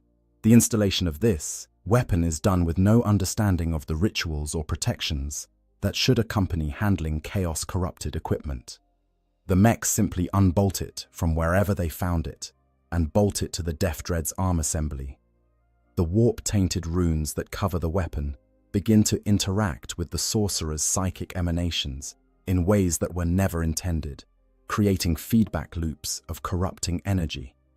To make matters worse, the orcs decide that the Def Dread needs more Daka. This is the universal orc solution to any problem. If it does not have enough guns, add more guns. They mount additional shooters, rockets, and a big shooter to various points on the chassis, without regard for balance, firing arcs, or ammunition supply. Some of these weapons are aimed forward. Some are aimed to the sides. One is pointed almost straight up for reasons known only to the mech who installed it. The power supply is the next problem. The Def Dread's original reactor was designed to power orc systems, which have very different energy requirements than chaos-corrupted Imperial technology. The sorcerer's sarcophagus needs a steady supply of precisely regulated power to keep the brain alive and the psychic resonance systems functional. The Def Dread's reactor produces power in violent, irregular surges that would fry normal electronics. The solution, in orc logic, is to add more power. They bolt a second reactor to the Def Dread's back, this one looted from a destroyed Space Marine Rhino. They connect it to the first reactor with cables that spark ominously. They hook both reactors up to the sarcophagus through a junction box that one of the mechs claims probably regulates the zappy bits, yeah? The junction box is, in fact, just a metal box full of wires connected to other wires with no particular logic or protection systems. But here is where the WAG field performs its reality warping magic. The mechs believe that this cobbled-together power system will work. They are confident that the cables they have installed will carry the power without exploding. They think the junction box will regulate the energy flow properly. And because they believe these things, the WAG field makes them true, at least to the extent necessary for the whole contraption to function without immediately killing everyone nearby. The sorcerer, feeling their life support systems connected to this improvised and impossible power grid, experiences a sensation that they can only describe as reality revulsion. They are a being who has spent millennia studying the fundamental laws of the universe, both material and immaterial. They understand how energy flows, how systems interact, how the warp and real space touch each other.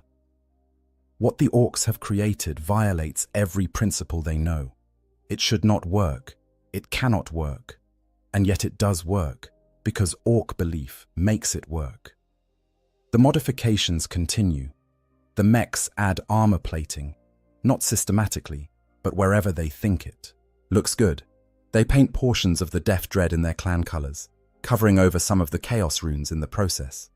They add decorative elements, skulls, both orc and enemy, dangling chains, trophies from previous battles, and graffiti in orcish script that translates roughly to various boasts about how tough and killy this machine is going to be.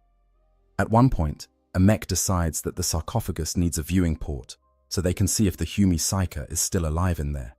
They cut a hole in the armor and install a thick piece of cracked glass they salvaged from somewhere. This gives the sorcerer, for the first time since their capture, a direct view of the outside world. What they see is an orc mech's face pressed against the glass, peering in at them with an expression of cheerful curiosity. "Oi!" the mech shouts, loud enough that the sorcerer can hear it through the glass. "Can you hear me in there? We's gonna make you fight real good, yeah? Gonna be proper tough." The sorcerer tries to respond, tries to project psychic terror, or at least communicate their rage. But the modifications have left their psychic abilities even more unreliable. What comes out is a burst of formless psychic static that makes the mech's ears ring and gives them a brief nosebleed. The mech wipes their nose and grins, showing huge tusks. "Yeah, you got some zogging power in you. This is gonna be good." The final modifications are perhaps the most egregious. The mechs install a control system that will, theoretically, allow the sorcerer to pilot the Death Dread. This system consists of cables running from the sarcophagus to the Death Dread's movement systems, weapons, and sensors. The mechs do not understand that the sorcerer used psychometric interfaces and thought-activated controls in their original dreadnought. Instead, they wire everything up like they would for an orc pilot, crude mechanical linkages that respond to physical movement. But the sorcerer has no hands. They have no body below the neck. They are a brain in a jar, connected to their original interface systems, which are now connected to orc systems in ways that make no sense. The mechs do not understand this problem. They assume that if they hook everything up, it will just work, because that is how things work in orc engineering. And terrifyingly, they are right. The Waag field, combined with the degraded psychometric barriers, and the sorcerer's own desperate attempts to maintain some control over their situation, creates a psychic feedback loop that allows the sorcerer to interface with the orc systems. It is not clean, it is not precise, but it works, in the same way that all orc technology works, through sheer, stubborn insistence that it should. The entire process takes about 3 days, which is remarkably fast by orc standards for such a complex project. When it is done, the result is an abomination that defies easy description. It is part Death Dread, part Chaos Dreadnought, part random scrap metal, and part psychic impossibility. It should not exist, it should not function, and it certainly should not be piloted by a 10,000-year-old chaos sorcerer who is trapped inside a partially destroyed sarcophagus that has been bolted into a housing designed for an insane orc. The big mech stands back and admires their work, hands on their hips. "Right," they say with satisfaction. "Time to see if it works. Grot, go press the big red button and start her up." A nearby Gretchen, looking terrified, approaches what might be the control panel and presses what might be the activation switch. And then things get really interesting. Attempts at operation when orcs try to use it. The moment the Gretchen presses the activation switch, several things happen in rapid succession. First, power flows from the dual reactor system into the sarcophagus through the improvised junction box. The energy surge is massive, irregular, and completely wrong for the delicate life. Support systems. Second, the control interfaces activate, sending signals to the Death Dread systems in patterns that make no logical sense. Third, the sorcerer inside feeling their prison coming to life around them, tries to seize control of the situation. The result is catastrophic in a uniquely orky way. The Death Dread lurches to its feet, servos screaming in protest. It takes 2 steps forward, then 1 step back, then spins in a circle for no apparent reason. The weapon systems activate randomly, the heavy flamer spewing promethium fire across the workshop and forcing orcs to dive for cover. The shooter on top begins firing, bullets ricocheting off the ceiling and sending Gretchen scrambling for safety. The rocket launcher does not fire, but it does make a concerning grinding noise that suggests it is trying very hard to do so. The sorcerer, experiencing the Death Dread through the bizarre interface the orcs have created, feels like they are trying to control their body while extremely drunk and also experiencing severe nerve damage. The responses are delayed, imprecise, and sometimes completely contrary to their intentions. They try to take a step forward, and the machine lurches sideways. They try to aim the flamer, and it sprays fire in a completely different direction. They try to access the weapons systems in a controlled manner, and every gun on the machine fires at once. The mechs watching this display are delighted. "Look at that!" one of them shouts over the noise of weapons fire and servo motors. "It's working. Well, sorta. Needs a bit more tuning." The sorcerer screams psychically, a wordless expression of rage and frustration that ripples through the wag field. Every orc in the workshop feels it as a momentary headache or a flash of anger. A few of the smaller orcs start fighting with each other, responding to the sudden surge of aggressive psychic energy. The mechs just think this is all very exciting and entertaining. The Death Dread continues to rampage around the workshop, smashing into walls, knocking over workbenches, and generally wreaking havoc. The sorcerer is trying to stop it, trying to gain control, but the interface is too alien, too unpredictable.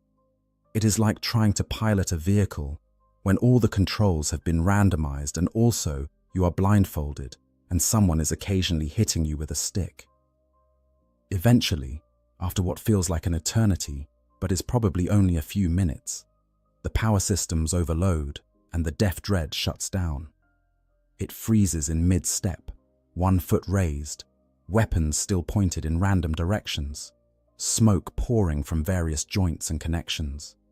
In the sudden silence that follows, the mechs approach cautiously. "Well," says the big mech, "that was interesting. Clearly needs some work, and maybe we should put it outside before we turn it on again, yeah?" The sorcerer, exhausted from the attempt to control the machine and still reeling from the disorientation of the interface, would laugh if they had the capability. These primitives think that was interesting. They think the problem is just that the machine needs some adjustments. They have no concept of the fundamental incompatibility between what they have created and the laws of reality itself. Over the next several days, the mechs make various improvements to their creation. They adjust the power settings, though this mostly consists of randomly turning dials and seeing what happens.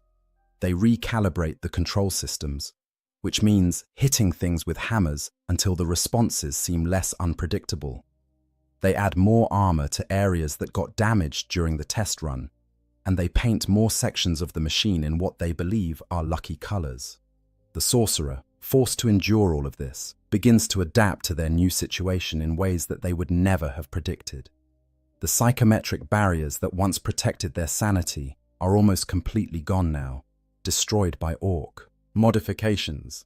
This should have driven them insane, but the constant exposure to the WAG field is having an unexpected effect. It is actually stabilizing them in a bizarre way.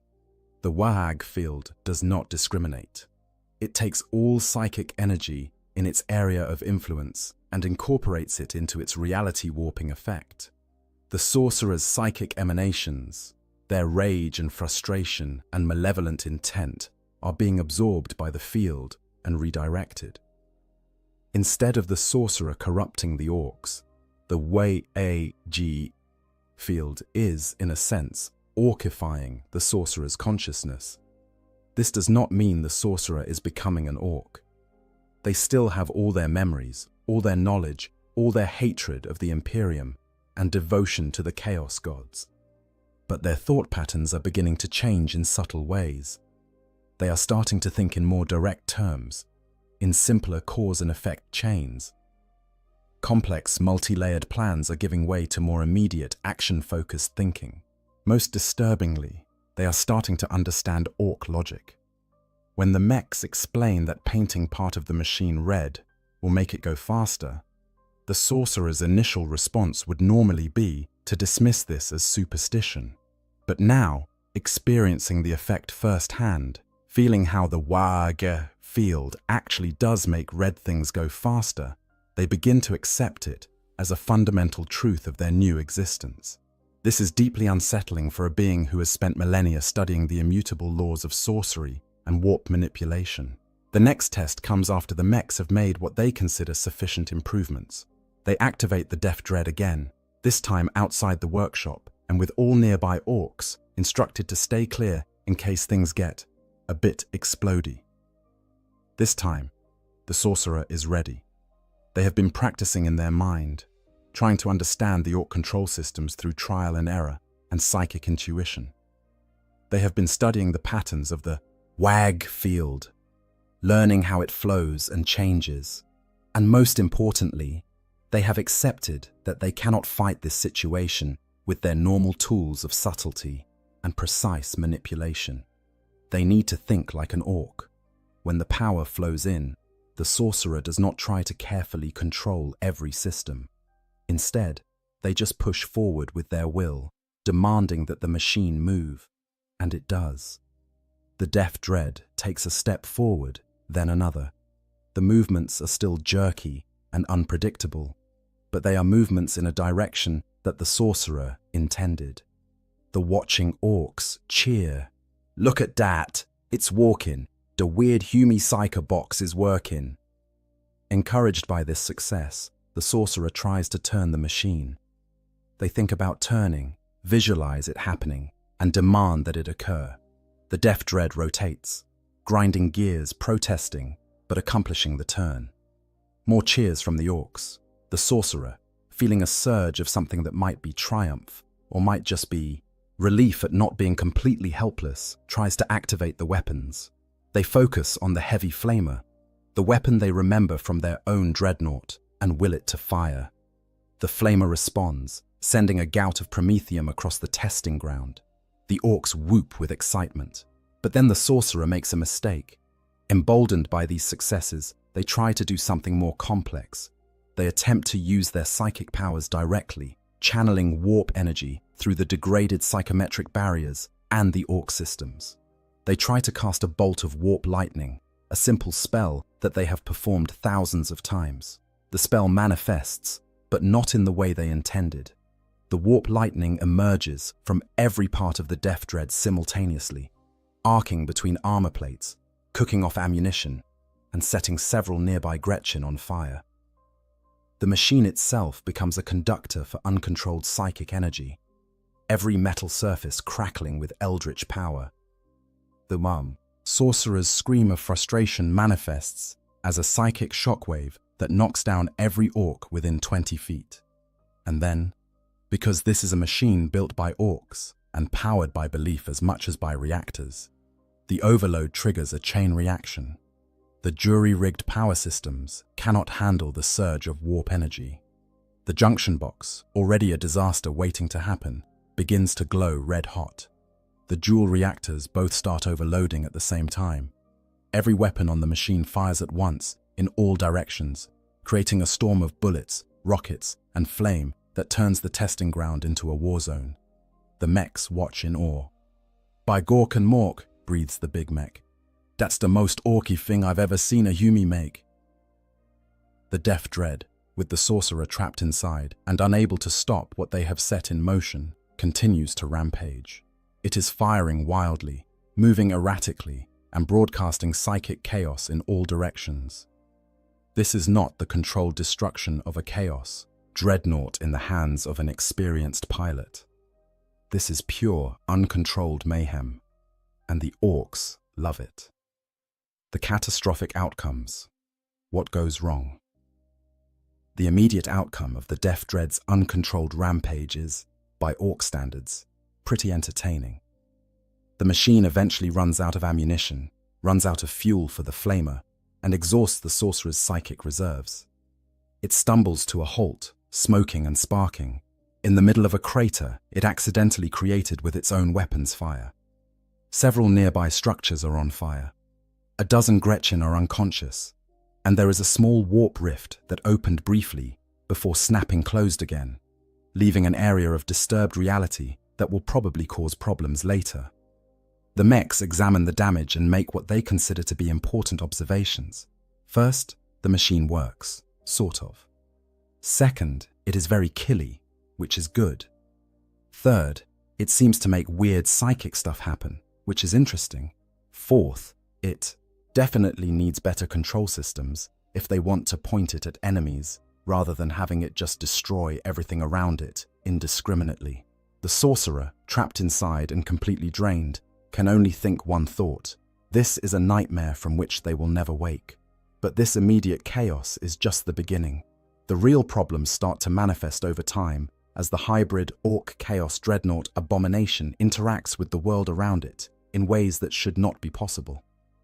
The first major issue is the warp corruption. The original Chaos Dreadnought was saturated with warp taint, its every component touched by thousands of years of exposure to the immaterium. This corruption does not simply disappear because orcs have bolted on some new parts. Instead, it begins to spread through the orc components, changing them in subtle and not so subtle ways. The orc armor plating that was welded to the sarcophagus begins to develop strange markings that the orcs did not paint there. The metal itself seems to shift and flow when no one is looking directly at it. The machinery makes sounds that are not quite mechanical, whispers and screams that seem to come from somewhere other than the physical components. Gretchen, who work on maintaining the machine, start having nightmares about things with too many eyes and geometries that hurt to look at. The WAG field is fighting against this corruption, constantly pushing back against the taint of chaos. This creates a kind of psychic battleground around the Death Dread, a zone where reality is even more unstable than usual. Probability gets weird in this zone. Things that should work do not. Things that should not work do. Weapons fire might curve in flight, following paths that seem to bend around the Death Dread. Enemies might find their shots missing when they should hit, or hitting when they should miss.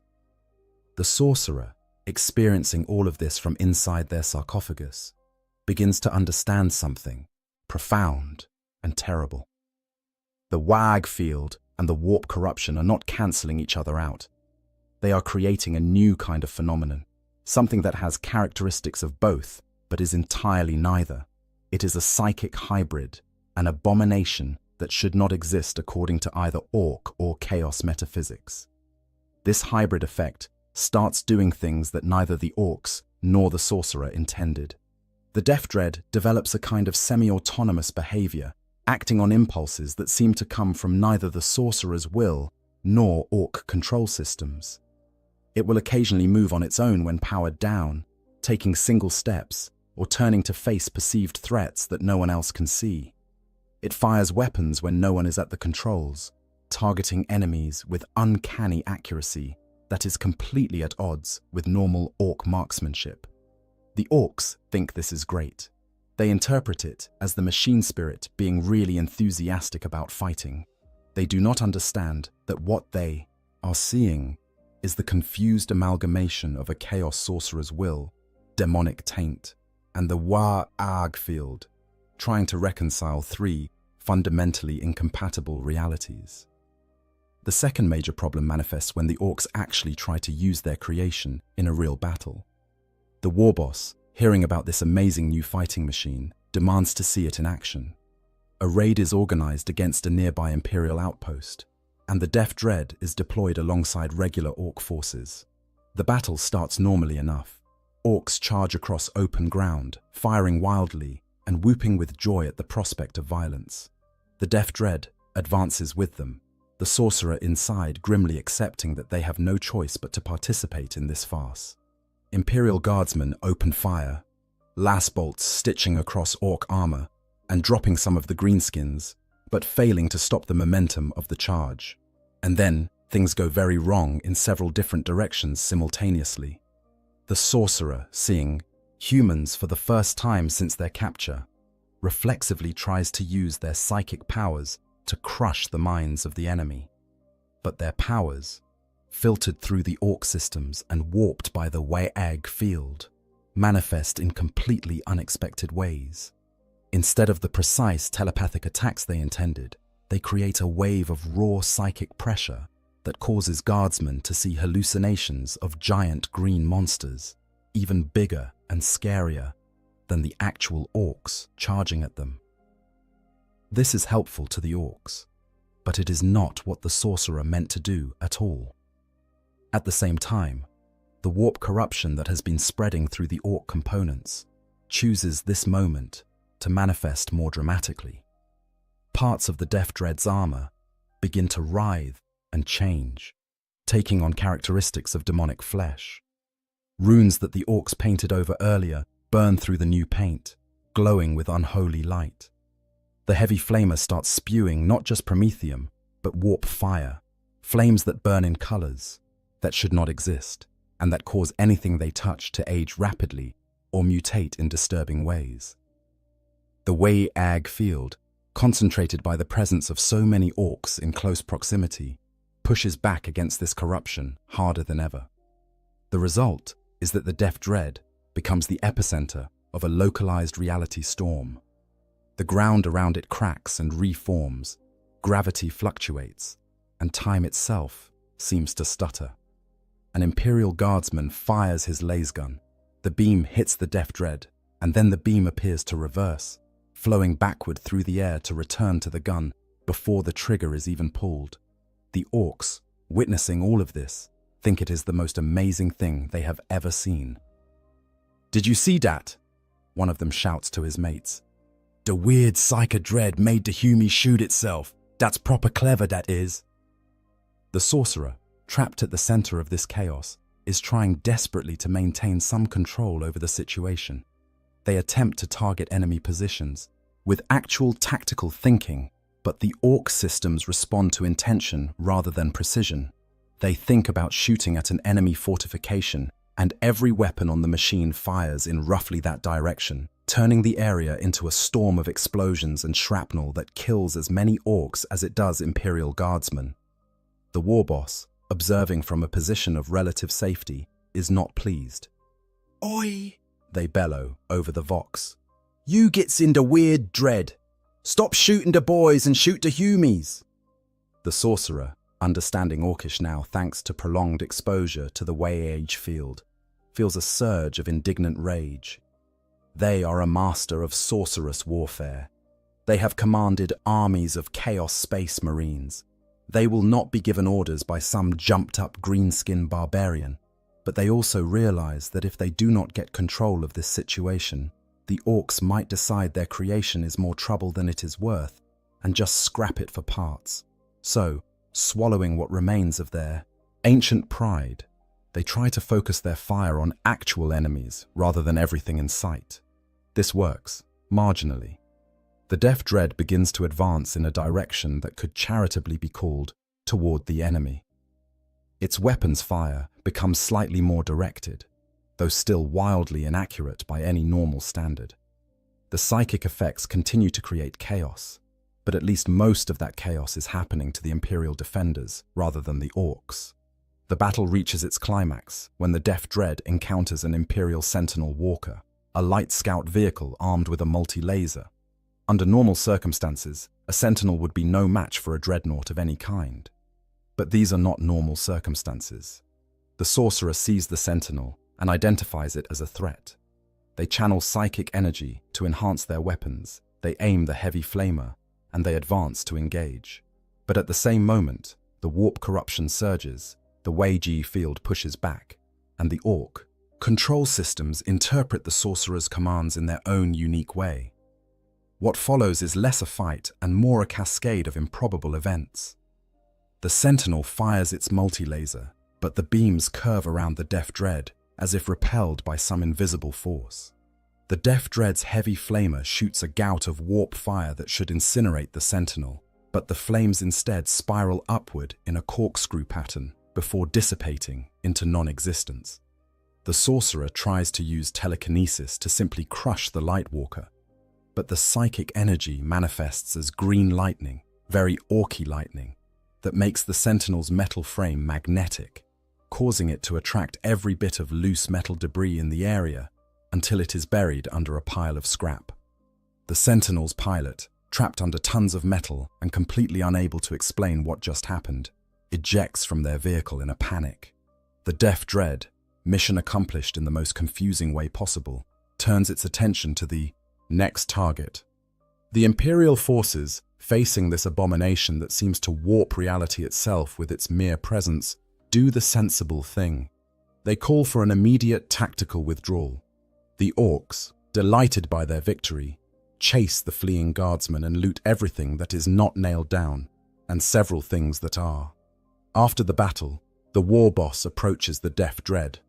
Not bad, they concede. Still a bit wobbly, and you shot the boys a few times, but you crumped the Humies good. We's gonna keep ya, I think. The Sorcerer, exhausted and reeling from the experience, can only think that they have somehow managed to survive another day in this bizarre existence. They are becoming effective at fighting alongside Orcs, which is perhaps the most humiliating realization they have ever had in 10,000 years of existence. But the problems are only going to get worse, because every battle damages the already fragile systems holding the Sorcerer and the machine together. Every engagement spreads more warp corruption through the Orc components, and every day spent in proximity to the IGH field erodes more of the Sorcerer's identity and sanity. The catastrophic outcome is not a single dramatic explosion. It is a slow-motion disaster that threatens to consume everyone involved. Broader implications and known examples. While the specific scenario of Orcs capturing a Sorcerer dreadnought is rare, the broader pattern of greenskins looting Chaos equipment and creating dangerous hybrid abominations has precedent in Warhammer 40k lore. Understanding these parallels helps us grasp just how catastrophic the consequences of such looting can become. The fundamental problem is that Chaos corruption and Orc technology operate on completely opposite principles. Chaos corruption is about the deliberate, carefully controlled channeling of warp energies for specific purposes. It requires rituals, discipline, and an understanding of the symbolic and metaphysical significance of every component. Orc technology, by contrast, works through collective belief and aggressive simplicity. The two approaches are so incompatible that bringing them together should result in immediate catastrophic failure. Should, but does not, because the WAG field has its own rules, and those rules sometimes override even the fundamental laws of Chaos corruption. There are recorded instances of Orcs looting Chaos vehicles and weapons, with results that range from darkly comedic to genuinely terrifying. During the Gothic War, an Orc freebooter captain named Captain Bloodskull captured a Chaos cruiser that had been possessed by a demon. The ship, known as the Bane of Cadia, was a terror weapon, its hull inscribed with runes that drove Imperial crews mad just from looking at it. The Orcs, being Orcs, simply painted over most of the runes with their own graffiti, welded on additional armor plating and weapons, and renamed it Da Bloodflag. The demon bound to the Tumtient ship's systems found itself in a very confusing situation. It was accustomed to feeding on the fear and despair of its victims. But Orcs do not feel fear or despair. They feel excitement and the desire for a good fight. The demon's attempts to corrupt the Orc crew were about as effective as trying to poison someone who eats garbage for fun. The ship continued to function, after a fashion. The demon would sometimes manifest in the corridors, trying to terrify the Orcs with visions of their darkest fears. The Orcs would respond by shooting it, hitting it with wrenches, or just ignoring it depending on whether they had time to deal with weird stuff at that particular moment. Eventually, The demon seemed to give up on corruption and just settled for occasionally making the lights flicker and causing doors to stick, which the orcs interpreted as the ship having a bit of character. This example illustrates an important principle. Chaos entities are sustained by specific emotions and belief patterns. When they encounter orcs, who have completely different emotional responses and belief systems, the normal rules of corruption simply do not apply. The demon in the ship wanted terror. It got curiosity and mild annoyance. It wanted souls to devour. It got greenskins whose souls are so tied up in the wag field that separating one for consumption is nearly impossible. A sorcerer dreadnought represents an even more complex version of this problem. You have not just a demon, but also a conscious, intelligent sorcerer who has spent millennia studying how to manipulate the warp. They should be more than capable of corrupting or controlling a bunch of primitive orcs. In theory. In practice, the sorcerer encounters the same fundamental problem as the demon in the ship. Orcs do not respond to corruption the way other races do. You cannot tempt an orc with promises of power, because orcs believe they already are powerful. You cannot offer them forbidden knowledge, because orcs trust their instincts over any amount of learning. You cannot seduce them with luxury, because orcs consider a good fight more valuable than any material comfort. Worse, from the sorcerer's perspective, is that their very presence in the orc warband begins to have unintended effects. The warp corruption they carry with them starts to interact with looted Imperial equipment in dangerous ways. Weapon systems that were never designed to channel chaos energies suddenly find themselves doing exactly that, with predictably explosive results. Vehicles that should be protected from demonic possession by their machine spirits instead become vulnerable because orc modifications have damaged those protections. There are unverified reports from inquisitors of the Ordo Xenos about orc warbands that have become touched by chaos through prolonged exposure to captured chaos equipment. These reports are controversial and heavily disputed, as the general consensus is that orcs are nearly immune to chaos corruption due to the wag field. But some inquisitors have noted disturbing patterns. Orc tribes that fight with uncharacteristic cruelty, that seem to take pleasure in suffering rather than just enjoying a good scrap, that display symbols and behaviors that echo chaos worship, even if the orcs themselves do not understand what they are doing. The most famous and disturbing of these cases is the supposed blood cults of certain orc tribes, particularly among exiled freebooter bands. These orcs, separated from larger WA-AG fields and exposed to Khorne-corrupted equipment over long periods, allegedly began developing what might be very primitive Khorne worship. They would make offerings of skulls, paint their equipment in blood, and engage in brutal ritual combat that goes beyond the normal orc love of fighting. Mainstream Imperial scholars dismiss these reports as exaggeration or misunderstanding of normal orc behavior. After all, orcs already love fighting, already collect skulls as trophies, and already paint everything in sight. How would you distinguish between a Khorne-corrupted orc and a regular orc having a particularly good day? But the inquisitors who have studied these cases argue that there is a difference, subtle but real. Normal orcs fight for the joy of combat. They live for the moment of the fight itself. Potentially corrupted orcs fight with purpose, with a desire not just to win, but to make their enemies suffer, to extract the maximum amount of violence from every encounter. It is a distinction that might seem academic until you face it on the battlefield. If these reports are true, and if a sorcerer dreadnought were to remain with an orc warband for an extended period, the potential for spreading this kind of subtle corruption is significant. The sorcerer would not be actively trying to corrupt the orcs. They would be trying to survive and maybe to escape. But their very presence, combined with the damaged, warding runes and the unstable psychometric barriers, would be constantly leaking warp energy into the environment. In most circumstances, the YGH field would dilute and disperse this corruption, making it harmless. But if the field were weaker than normal, if the orc warband was small and isolated, If they suffered a series of defeats that dampened their collective enthusiasm, then the corruption might gain a foothold. It would not look like normal chaos corruption. It would be filtered through orc psychology and the WAG field, creating something new and potentially more dangerous, because it would be unpredictable. There is also the question of what happens to the sorcerer's own psyche over time. Prolonged exposure to the WAG field, combined with the degradation of their psychometric barriers, is changing them.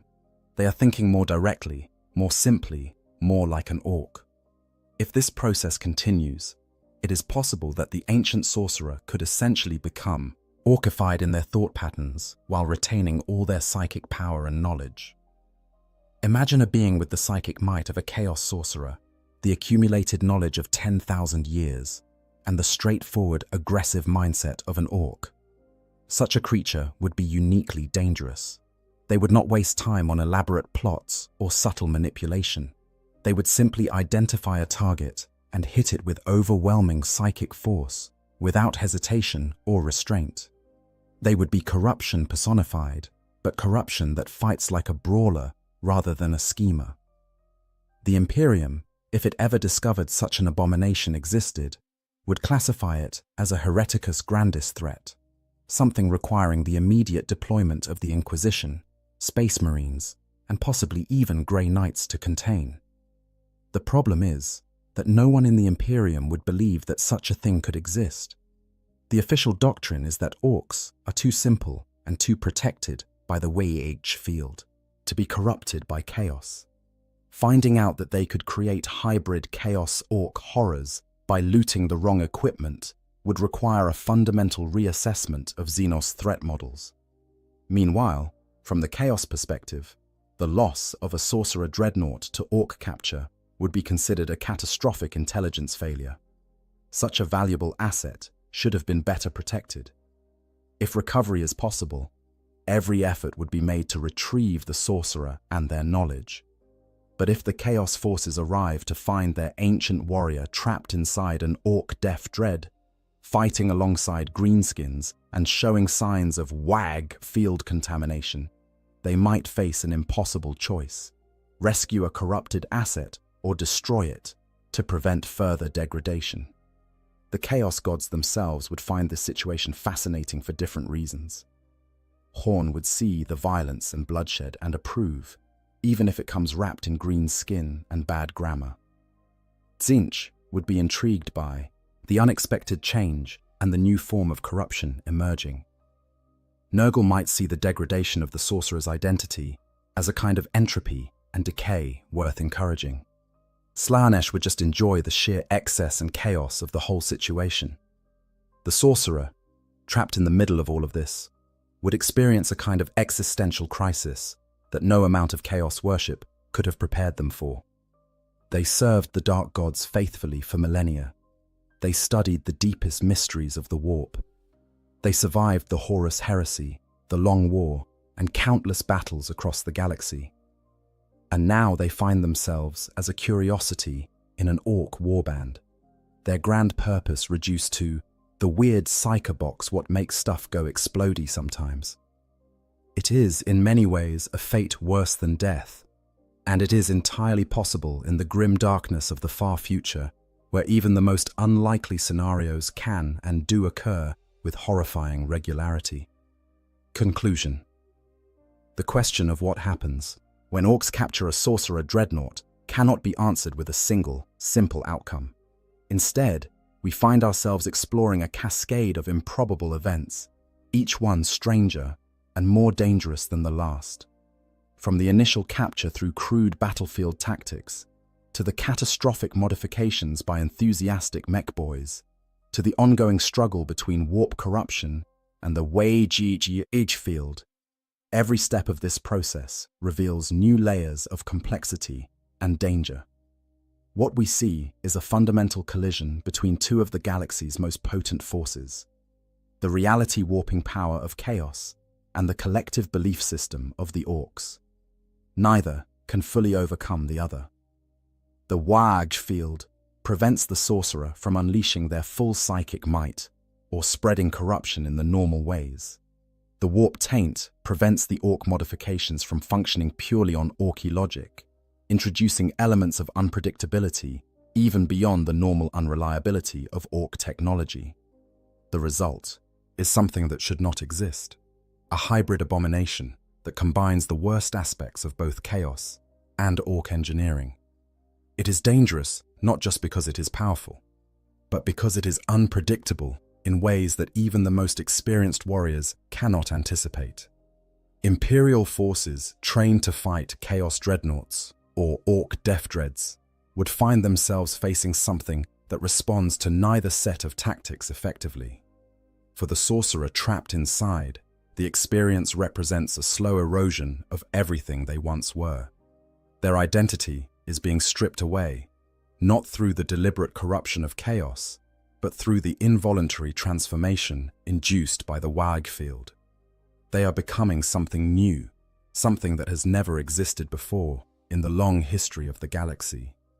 Whether this transformation is a kind of death or a kind of rebirth is a philosophical question that the sorcerer probably does not have time to contemplate while being shot at by Imperial guardsmen and accidentally shooting their Orc allies. The broader implications for the Warhammer 40k universe are equally disturbing. If Orcs can capture and repurpose chaos equipment with some degree of success, and if this creates new forms of corruption that can spread back to Orc populations, then the assumption that greenskins are immune to chaos may need to be reconsidered. The Imperium's defensive strategies rely on certain fundamental truths about how different threats operate. Learning that Orcs can become vectors for chaos corruption, even accidentally and imperfectly, would require a complete reassessment of threat priorities. What we learn from examining this scenario is that in Warhammer 40k, the most dangerous threats often come from unexpected combinations. It is not enough to understand how Orcs fight or how chaos corrupts.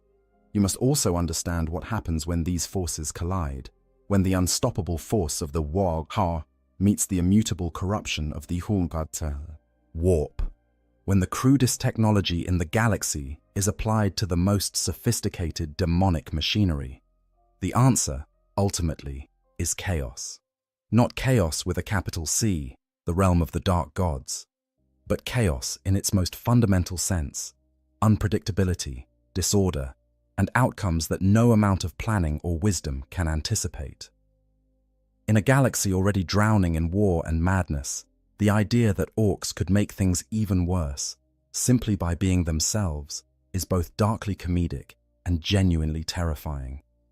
And somewhere in that bizarre hybrid machine, a 10,000-year-old sorcerer is learning to think like an Orc, which might be the most disturbing outcome of all. If you found this deep dive into one of Warhammer 40k's most bizarre scenarios entertaining and informative, please consider leaving a like on this video and subscribing to the channel for more explorations of the grimdark future. The Emperor protects, but knowledge protects even better, and understanding the strange intersections of the galaxy's many threats might just keep you alive one more day in the grim darkness of the far future. Thank you for listening, and may your loot always be Orky. Imagine waking up one morning and everything seems normal. You go about your daily routine in the manufactorum, processing the same components you've assembled for years. The prayers to the Emperor echo through the hab blocks at dawn, just as they always have. The Arbites patrol the streets with their usual stern efficiency. The planetary governor's face stares down from propaganda posters, promising prosperity through labor and devotion. Everything is as it should be. Everything is as it has always been. But something has changed. You can't quite put your finger on it, but there's a wrongness in the air. A neighbor you've known for 20 years won't make eye contact anymore. The servitors in your sector have been malfunctioning more frequently, their monotone voices occasionally stuttering into sounds that almost seem like screaming. The water from the reclamation systems tastes different. At night, you hear sounds that don't belong in an imperial hive city, sounds that make your skin crawl and your heart race for reasons you cannot explain. You tell yourself it's nothing. You have to believe it's nothing. because the alternative, the possibility that something fundamental has gone wrong, is too terrifying to consider. So you pray harder. You work longer shifts. You avoid asking questions. You do what good imperial citizens are supposed to do. You have faith in the Emperor's protection. You don't yet realize that faith alone won't save you. You don't know that your world has already begun its descent into something far worse than death. You don't understand that chaos has taken root in your world, and nothing will ever be the same again. In the grim darkness of the far future, there are fates worse than simple death. One of the most horrifying is to watch your entire world slowly consumed by the forces of chaos, to see reality itself twist and corrupt around you, to witness friends and family transform into monsters, and to face a choice between a quick death or eternal damnation. This is not a quick annihilation by Xenos raiders or a clean execution by the Arbites. This is a slow, inexorable slide into madness and corruption that can take months or even years to complete. Chaos corruption is insidious.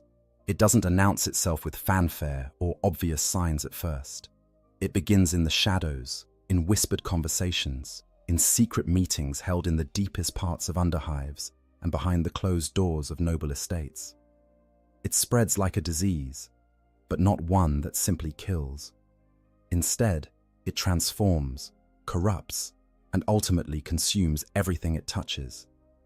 The Chaos Gods hunger constantly for mortal souls, and when they turn their terrible attention to a world, that world's doom is all but assured, unless swift and brutal action is taken. The Imperium of Man spans 1,000,000 worlds across the galaxy, and on countless thousands of these worlds, chaos cults work in the darkness, preparing for the day when their gods will reward them with power and transformation. Most of these cults are discovered and purged before they can cause catastrophic damage. The Inquisition's agents work tirelessly to root out heresy. The Arbites maintain order through fear and violence, and the Ecclesiarchy preaches the Emperor's divinity to billions upon billions of souls.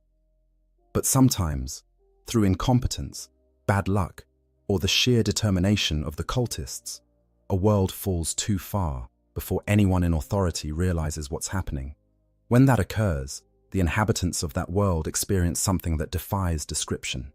They watch as their reality crumbles piece by piece. The laws of physics that govern their existence begin to fail.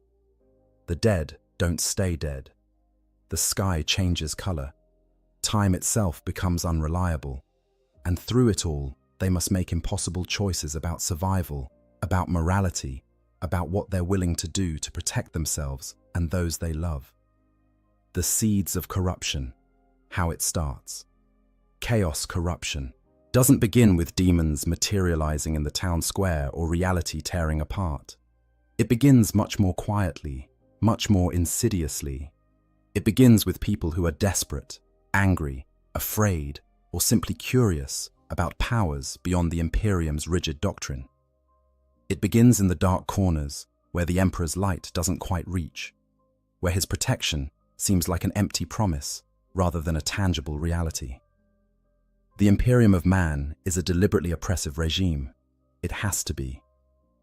With 1,000,000 worlds to govern and countless threats both internal and external, the Imperium maintains control through fear, faith, and overwhelming force. Life for the average Imperial citizen is one of grinding labor, minimal comforts, and constant surveillance. You work until you're too old or injured to be useful, and then you're processed into corpse starch to feed the next generation of workers. Your children are taken for military service or labor assignments. Your thoughts are monitored for heresy. Your every action is scrutinized for signs of deviation from the approved norms. This oppression, while necessary from the Imperium's perspective to maintain unity across such a vast empire, creates the perfect breeding ground for resentment. People who feel powerless begin to look for alternatives. Those who've lost everything to the uncaring machinery of the Imperium's bureaucracy seek revenge. The ambitious, who are denied advancement through legitimate means, are tempted by promises of power through other avenues. And into this fertile ground of discontent, chaos plants its seeds. The 4 major chaos gods, Each offers something different, something tailored to human weakness and desire. Khorne, the blood god, appeals to those consumed by rage and the desire for martial prowess. In a galaxy where violence is constant and life is cheap, Khorne's promise of strength through bloodshed resonates with soldiers tired of watching their comrades die, with workers brutalized by their overseers, with anyone who's been made to feel weak and wants the power to strike back. His cultists don't necessarily understand they're worshipping a chaos god at first. They might think they're praying to a warrior saint or an aspect of the emperor himself. They conduct secret fight clubs, blood sports, gladiatorial contests. They tell themselves it's just stress relief, just a way to blow off steam. But with each death, with each skull claimed, they feed Khorne's power and draw his attention. Nurgle, the Plague Lord, offers acceptance and relief from suffering. In a universe where plague and disease are rampant, where medical care is a luxury most can't afford, where bodies break down from toxic working conditions and environmental contamination, Nurgle's promise of embracing decay instead of fighting it has a perverse appeal. His cults often begin as support groups for the sick and dying, communities that come together to care for those society has abandoned. They tell each other that suffering is natural, that decay is just another part of life's cycle, that death isn't something to fear. They practice folk medicine and use treatments that seem to help at first, but slowly, subtly, they begin to see disease not as something to cure, but as something to celebrate. They start to believe that Grandfather Nurgle loves them in a way the distant emperor never could. Slaanesh, the Prince of Pleasure, targets those seeking sensation, perfection, or simply escape from the grinding monotony of imperial life. Artists, musicians, nobles bored with their privileged existence, workers who want more than endless labor, all can fall prey to Slaanesh's allure. The cult might begin as a philosophical society discussing banned literature, an art collective exploring forbidden aesthetics, or simply a group seeking pleasure through drugs, music, and sensual experiences. They convince themselves they're not doing anything wrong, that the Imperium's restrictions on such things are just another form of control. They chase ever greater heights of sensation, ever more perfect artistic achievement, ever more intense experiences. And with each new indulgence, they fall deeper into Slaanesh's grasp. Tzeentch, the changer of ways, appeals to those who crave knowledge, change, and the power that comes from understanding forbidden truths. In an Imperium that treats knowledge as dangerous and change as heretical, Tzeentch finds ready converts among scholars frustrated by restrictions on their research, psychers who want to understand their powers beyond the limited training the Imperium provides, and anyone who believes the rigid imperial system needs to change. His cults often disguise themselves as secret societies, fraternal organizations, or academic circles. They study forbidden law, practice unsanctioned sorcery, and pursue knowledge the Imperium has deemed too dangerous for mortal minds.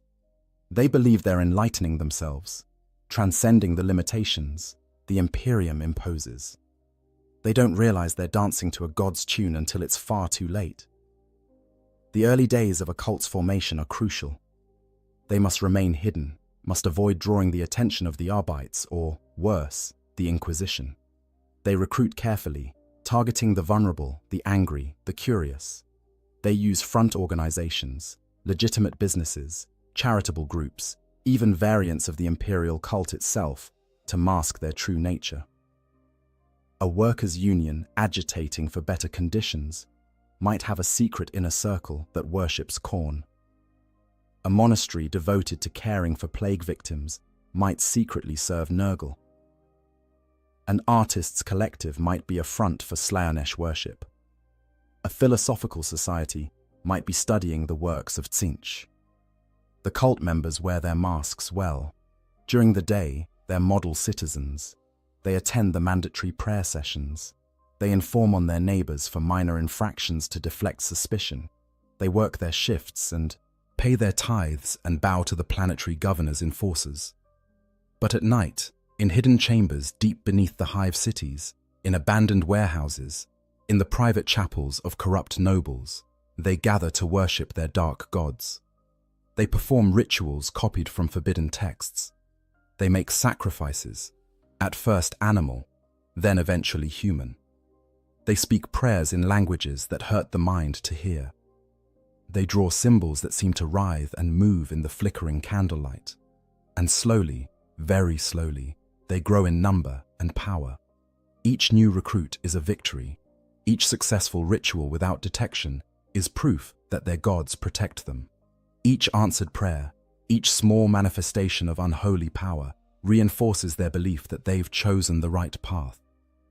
They begin to see themselves as the enlightened few who understand the true nature of the universe, who've been granted secret knowledge denied to the mindless masses who worship the corpse emperor. They don't yet realize they're pawns in a game far beyond their comprehension. They don't understand that the chaos gods care nothing for their individual lives or dreams. They're tools to be used and discarded, fuel for powers that view mortal existence as barely more significant than we might view the lives of bacteria. But by the time they realize this truth, if they ever do, it's far too late to turn back. The cult grows. It spreads through families, through social networks, through professional associations. A factory worker recruits his shift supervisor. A noble brings her friends into the fold. A priest of the imperial cult, disillusioned by years of preaching to people who suffer endlessly despite their faith, begins to wonder if perhaps there are other gods who might actually answer prayers. The infection spreads from person to person, from district to district, from social class to social class. The rise of the cults, hidden among us. As the cult grows in size and confidence, it must become more sophisticated in its operations. What began as a handful of true believers meeting in secret becomes an organization that requires structure, hierarchy, and careful planning to avoid detection. The cult develops internal ranks, with the most devoted and powerful members forming an inner circle, while newer or less committed members remain on the periphery, often unaware of the cult's true nature and ultimate goals. The cult's public face becomes increasingly important. They establish front organizations that serve real, legitimate purposes while funneling resources and recruits to the hidden core.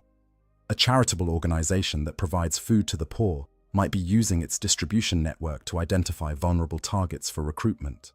A merchant house that trades across the hive might be moving not just goods, but forbidden texts, cult paraphernalia, and messages between different cells. A labor union fighting for workers' rights might have a leadership that sees chaos as the ultimate revolution against an oppressive system. These fronts are carefully chosen to blend into the fabric of imperial society. In a hive world's administrative sector, the cult might disguise itself as a clerk's social club, using the trust and camaraderie of overworked bureaucrats to slowly introduce heretical ideas. In the underhive, they might pose as a gang or protection racket, indistinguishable from the countless other criminal enterprises that operate below the sight of imperial authorities. In noble circles, they might be a secretive art society or a philosophical discussion group where the wealthy and bored can indulge in forbidden knowledge without fear of being associated with common criminals. The cult's leadership typically emerges from those who show the greatest devotion or who demonstrate psychic potential. These are the cult demagogues, charismatic figures who can inspire others to greater acts of heresy, who can justify the increasingly horrific things the cult does in service to their dark gods. Some are true believers, utterly convinced of their chosen deity's righteousness. Others are cynical manipulators who see the cult as a path to personal power. Many are former imperial officials, priests who lost their faith, military officers cashiered for infractions, or nobles who've grown bored with conventional power and seek something more. These leaders conduct the cult's most important rituals, the ones that go beyond simple worship and begin to actively invoke the powers of chaos. They might use forbidden psychic abilities to contact entities in the warp, entities that whisper secrets and promises into their minds. They conduct increasingly elaborate sacrifices, sometimes of animals, sometimes of unwilling victims, kidnapped from the streets or taken from the ranks of the cult's enemies. They study ancient texts recovered from Xenos ruins or passed down through generations of cultists, learning rituals that were old when humanity first reached for the stars. As the cult's power grows, strange things begin to happen. Small at first, easily dismissed or ignored. A cultist who should have died from injuries survives through what seems like a miracle. Another develops the ability to influence people's thoughts, subtly at first, then more overtly. Objects in the cult's shrines seem to move on their own or whisper in languages no human should understand. The cult's leaders begin to display physical changes, marks of favor from their patrons, though they hide these carefully from outsiders. The cult also begins to infiltrate positions of real authority. A cultist who works in the administratum might alter records to hide the cult's activities or make their enemies disappear on paper. One who joins the Arbites can warn of upcoming raids or misdirect investigations. A cultist in the Planetary Defense Force can arrange for weapons to be lost in inventory, only to end up in the cult's hands.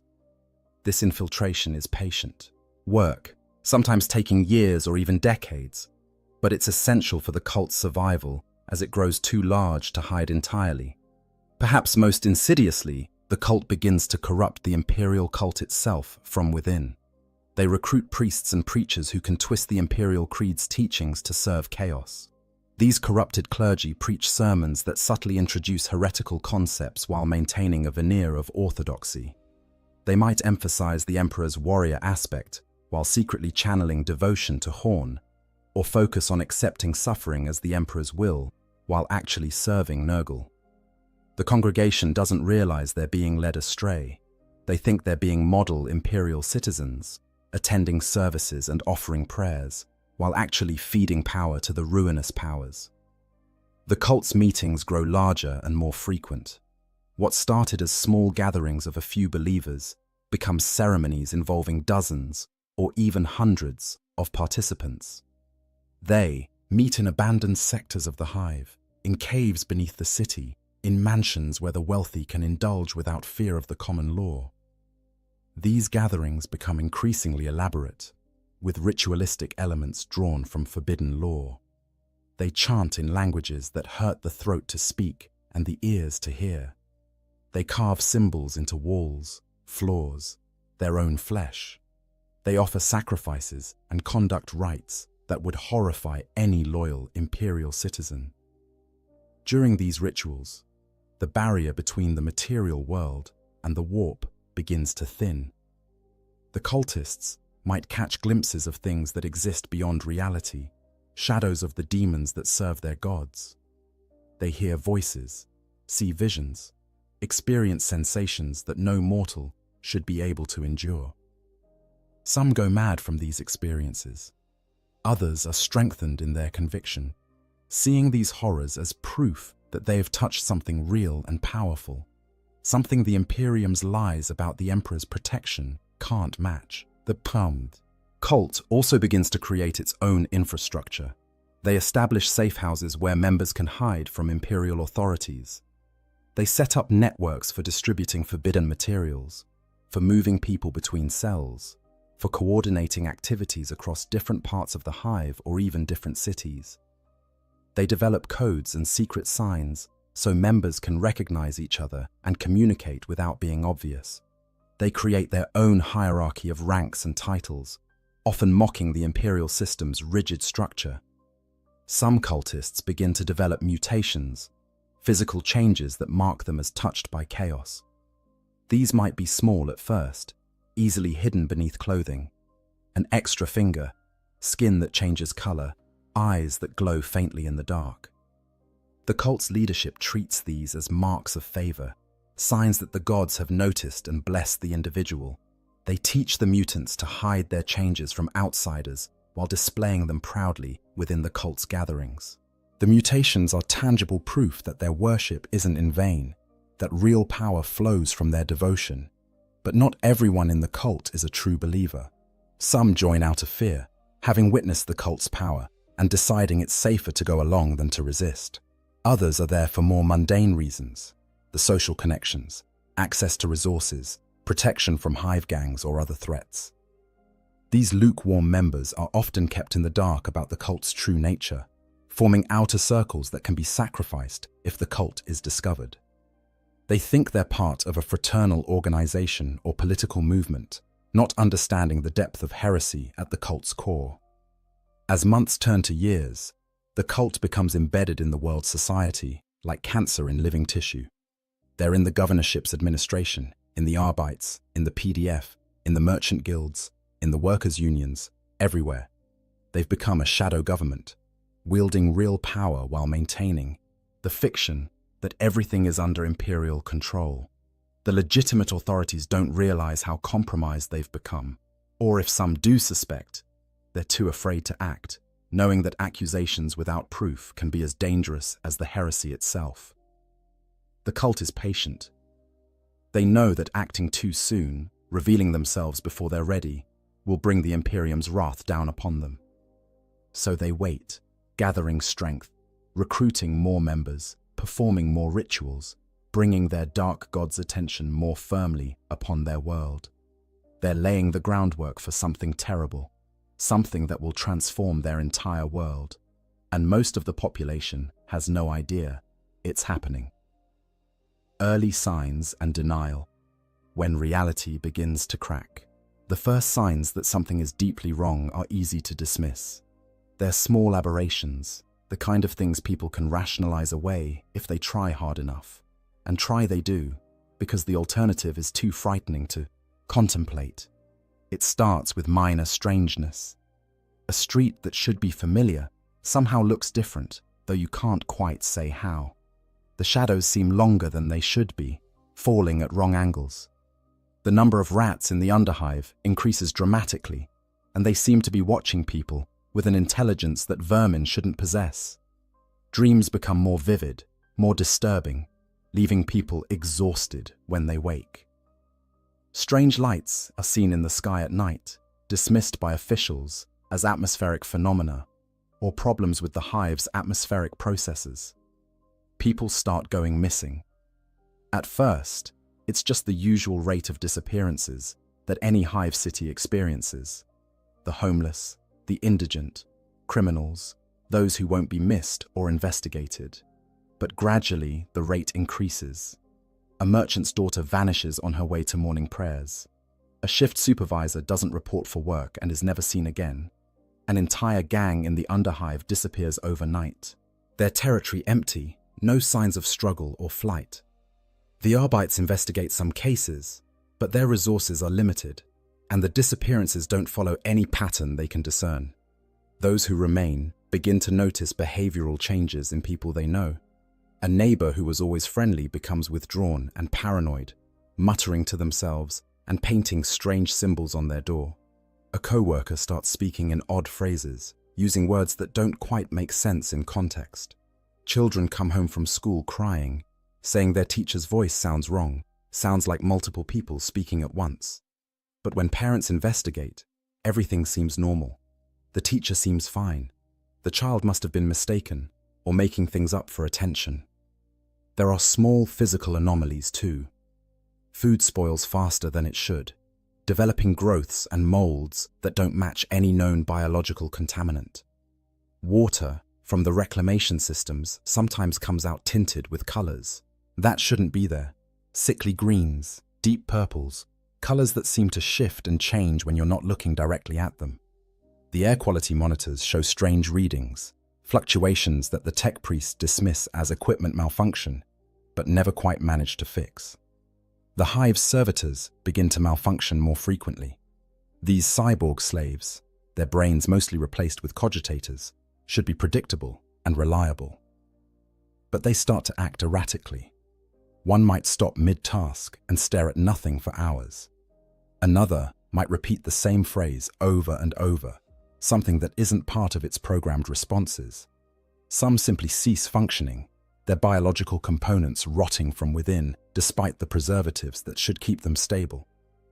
The Adeptus Mechanicus sends tech priests to investigate, but they find no consistent cause for the malfunctions. Temperature fluctuations become more common.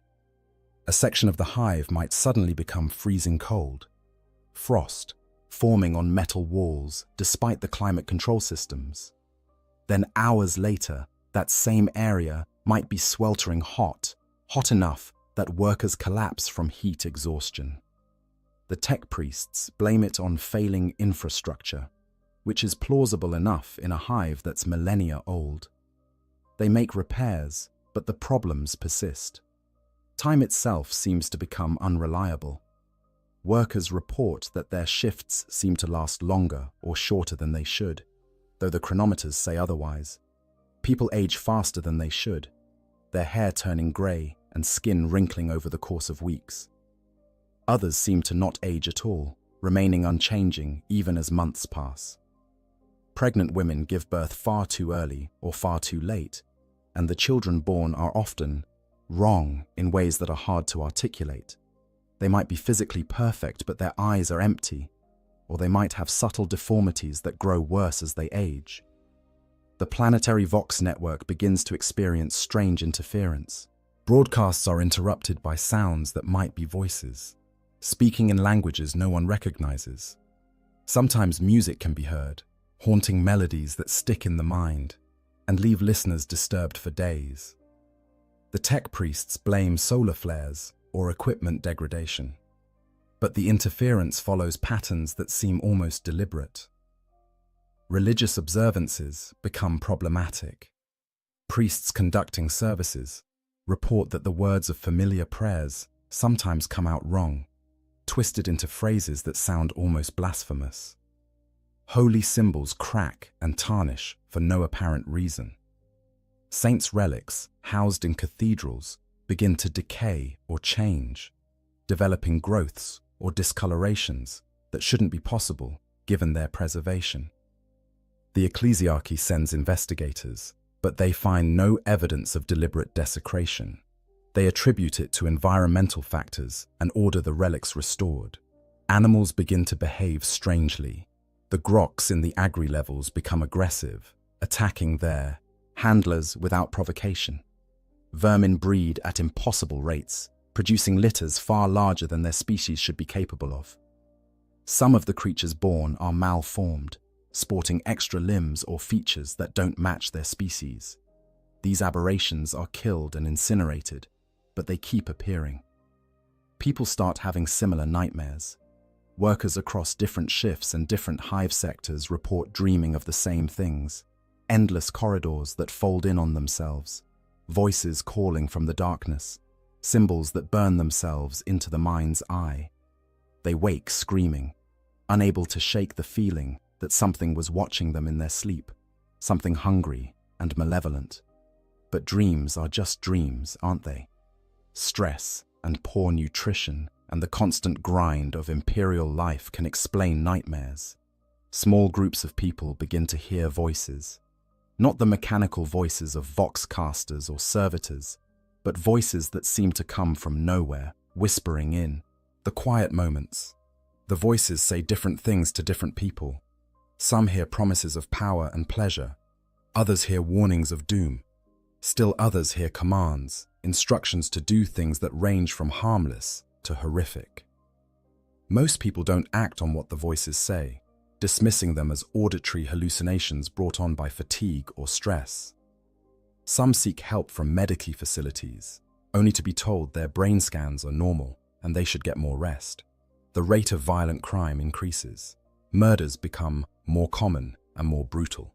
The victims are found in positions that suggest ritualistic killings, their bodies arranged in patterns, often with symbols carved into their flesh.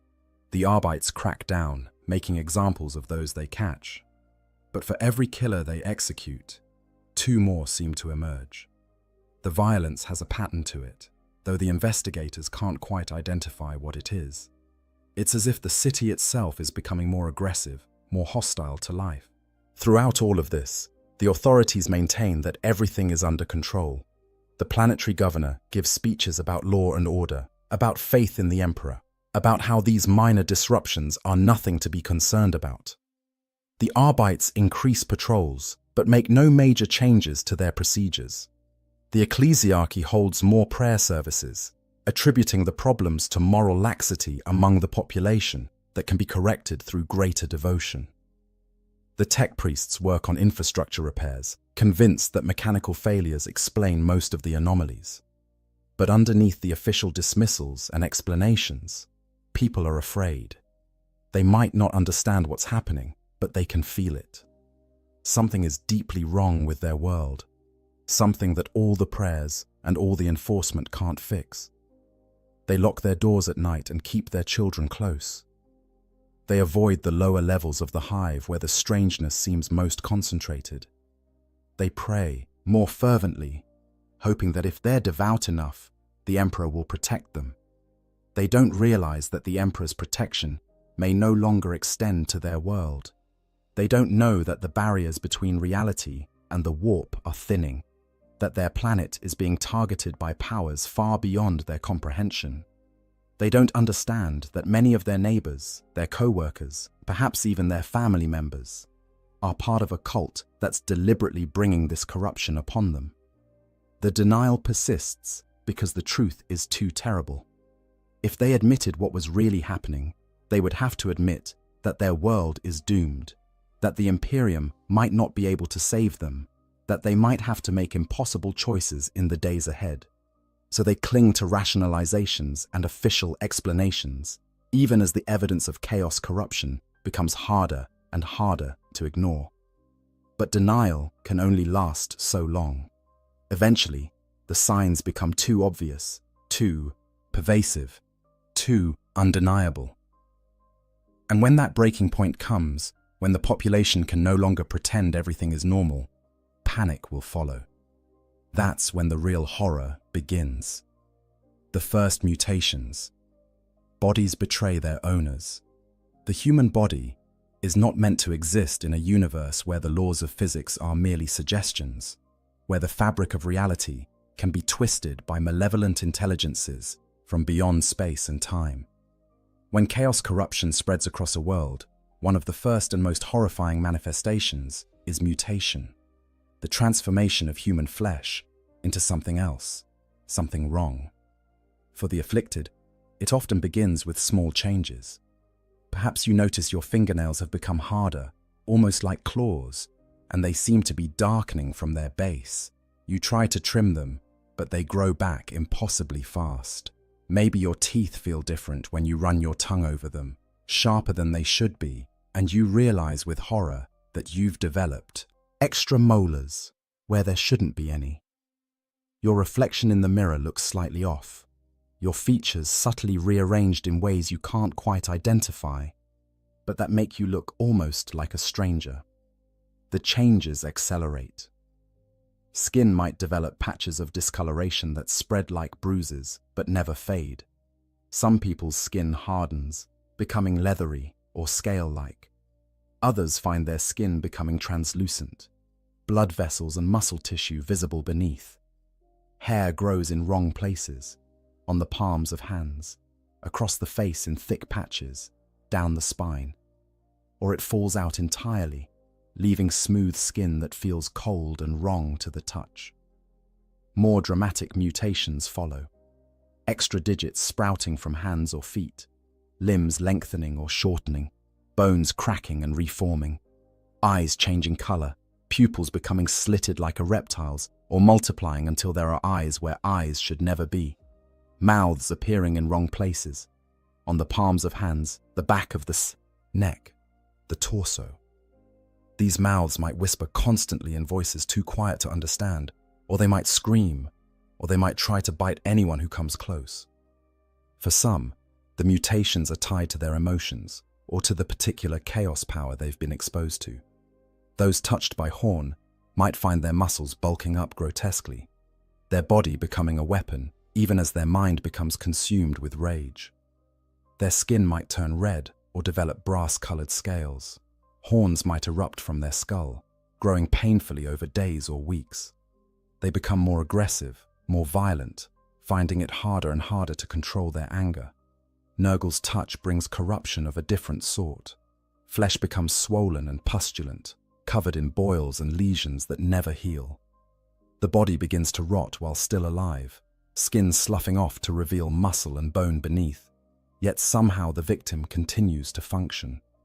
They might develop parasites, worms burrowing beneath their skin, flies laying eggs in their flesh that hatch into maggots.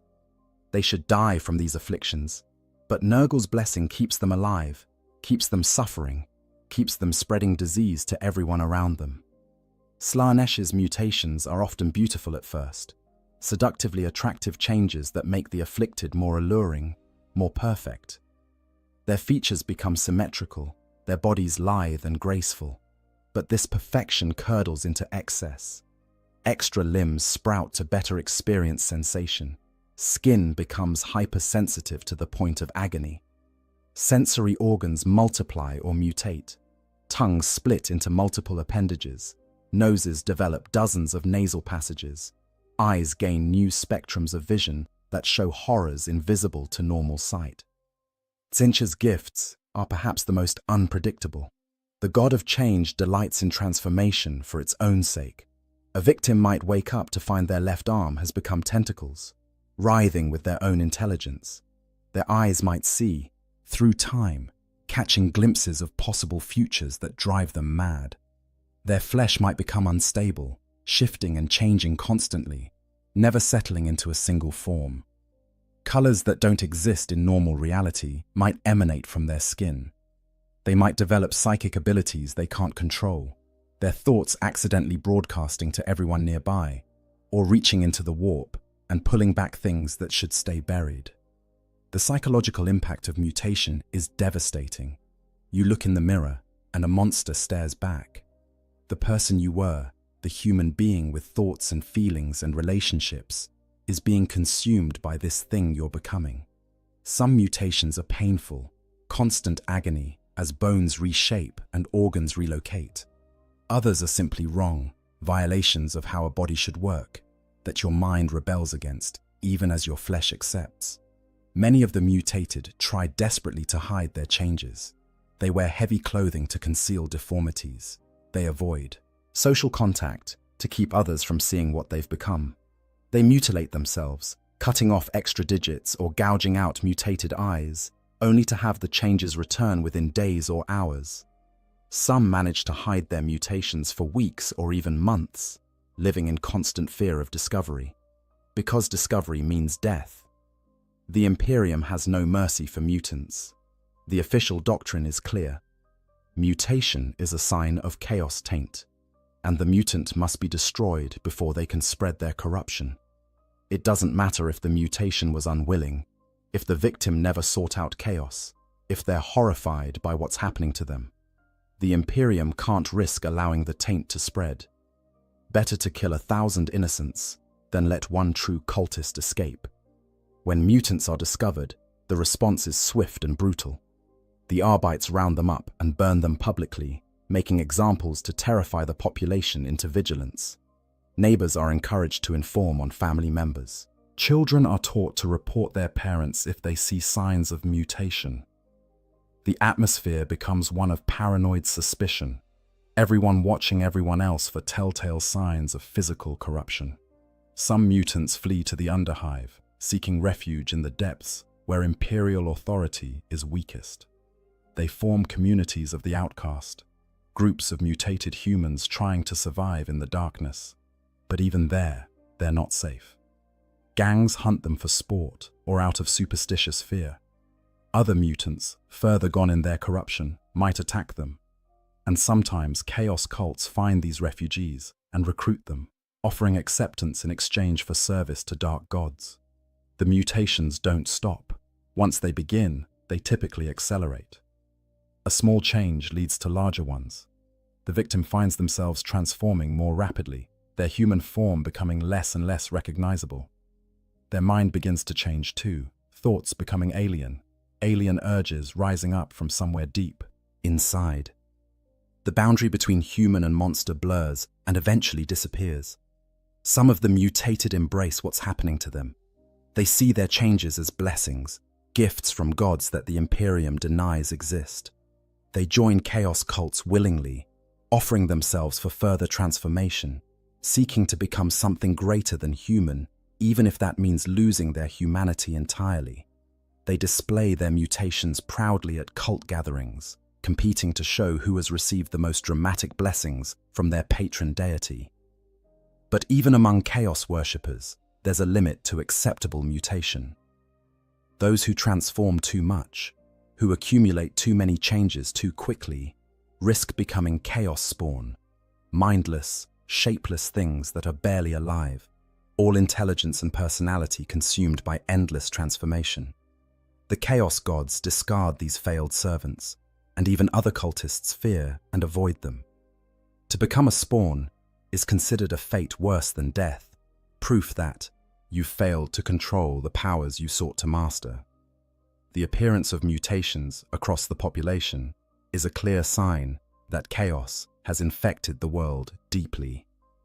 When the Inquisition investigates worlds suspected of corruption, one of the first things they look for is mutation rates above the baseline. Too many mutants means warp influence, and warp influence means the world is a candidate for extreme measures. But by the time mutations are common enough to be obvious to investigating authorities, it's often too late to save the world through conventional means. For the non-mutated population, living among the afflicted is a nightmare. You don't know who might be hiding mutations. Your spouse might be changing in ways they're concealing from you. Your children might be transforming in the night. Every person you encounter might be secretly corrupted, their human appearance a mask over something monstrous. The social fabric tears apart as trust evaporates and fear takes hold. And, through it all, the mutations spread. More people wake up to find themselves changing. More families are torn apart as members reveal their afflictions or are discovered and taken away. More communities in the underhive swell with refugees who have nowhere else to go. The world's population is dividing into the human and the post-human, and the line between them grows thinner with each passing day. The thinning veil, warp phenomena, manifests. As chaos corruption deepens its hold on a world, the barrier between reality and the warp begins to fail. This barrier, maintained in normal space by the natural laws of physics and the coherent beliefs of its inhabitants, starts to thin and crack. When this happens, the phenomena that manifest are beyond anything the human mind evolved to comprehend. Reality itself becomes unreliable, subject to forces that mock the very concept of natural law. Temperature becomes detached from any physical cause. A room might suddenly plunge to freezing, temperatures that cause frost to form on walls and make breath steam in the air, despite heating systems functioning perfectly. Moments later, that same room might become stiflingly hot, hot enough to blister skin, with no change in any environmental controls. These fluctuations don't follow patterns or make physical sense. A corridor might be comfortable, while the rooms on either side swing wildly between extremes. Workers trying to maintain the hive's systems find their instruments giving contradictory readings, saying the temperature is normal, even as people are suffering from heat stroke or hypothermia. Time begins to behave strangely. Chronometers that should be precisely synchronized show different times. People working side by side experience time at different rates. One person's hour might be another's minute or day. Workers enter rooms and emerge what feels like moments later to find hours or days have passed. Others work through what seems like an interminable shift, only to find they've been gone for mere minutes according to external time. Appointments become meaningless when no one can agree on when they occurred. The very concept of schedules breaks down as time becomes subjective and unreliable. The dead don't stay dead. Bodies in the mortuary sometimes sit up, their eyes opening even though their hearts don't beat and their lungs don't breathe. They might speak in voices that aren't their own, delivering messages that make no sense or prophesying horrors to come. Sometimes they attack the living with surprising strength before finally becoming still again. Other corpses simply vanish from sealed morgues, gone without explanation. sometimes seen walking the corridors hours or days later before disappearing again. Shadows develop substance and agency. They move independently of their sources, flowing across walls and floors in defiance of any light source. Some shadows show shapes that don't match the objects casting them. Human shadows that sprout, extra limbs or monstrous features. People report their shadows whispering to them or moving to attack them, while they themselves remain still. Certain areas accumulate shadows that don't dissipate even in bright light. Pools of darkness that seem to watch and wait. The laws of gravity become optional. Objects might suddenly float upward, defying gravity completely. People might find themselves walking on walls or ceilings as easily as floors. Or gravity might reverse in specific areas. Everything and everyone falling upward into the ceiling before gravity rights itself moments later, dropping them back to the floor. These reversals cause injuries and deaths, but also a creeping horror as people realize they can't trust something as fundamental as which direction is down. Sounds become divorced from their sources. Footsteps echo from empty corridors. Voices speak from walls or empty air, sometimes whispering, sometimes screaming. Music plays with no identifiable source, haunting. Melodies that stick in the mind and drive listeners slowly mad. The sounds aren't always audible in the normal way. Sometimes people hear them directly in their minds, sounds that bypass the ears entirely and resonate directly in consciousness. And the things these sounds say, when they're comprehensible at all, speak of horrors and revelations that shatter sanity. Visions plague the population. People see things that aren't there. Spectral figures moving through crowds, monstrous shapes lurking in shadows, impossible geometries in familiar architecture. Some see the past, moments from history playing out before them like projected images. Others see possible futures, visions of what might happen or what the chaos gods intend to bring about. These visions are vivid and real enough that people try to interact with them, reaching for phantoms or running from threats that exist only in their perceptions. Material objects begin to behave impossibly. Doors open into rooms that don't exist. Corridors that stretch for impossible distances before looping back on themselves. Rooms are larger on the inside than their exterior dimensions should allow. Staircases lead upward but somehow bring people back to where they started. The hive's geometry becomes non-Euclidean, its architecture defying the mathematics that should govern physical space. People get lost in areas they've known their entire lives, unable to find familiar landmarks that should be right in front of them. Electronics malfunction in ways that shouldn't be possible. Voxcasters pick up signals from sources that don't exist, broadcasting scenes from other worlds or other times. Data screens show information that wasn't input into any system, prophecies written in code, or images of places no human has ever seen. Servitors receive instructions from nowhere, commands that override their programming and make them perform actions their masters never ordered. Some machines seem to develop awareness, their deeds, machine spirits becoming genuinely intelligent and malevolent. Living things warp and change. Plants grow at impossible rates, vines spreading across walls in hours, developing thorns or flowers or fruits that are entirely new species. Animals mutate, developing features that don't match any known creature.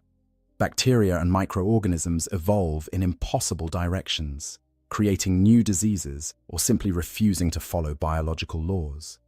The boundary between living and non-living becomes blurred.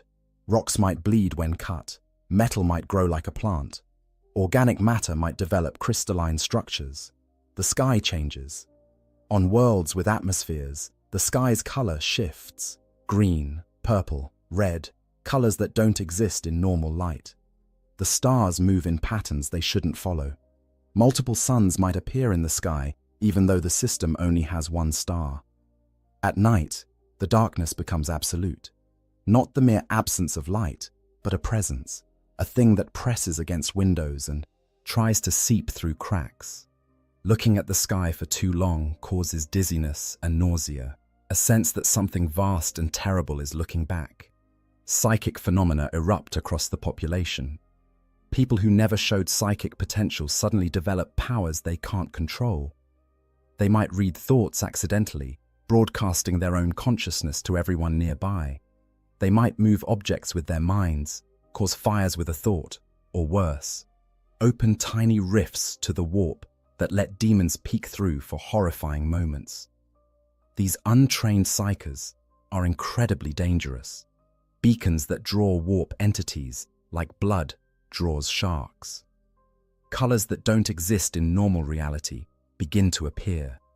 They can't be described because human language lacks the concepts, but those who see them know instinctively they're wrong, that they're colors that exist only in the warp and have no place in material space.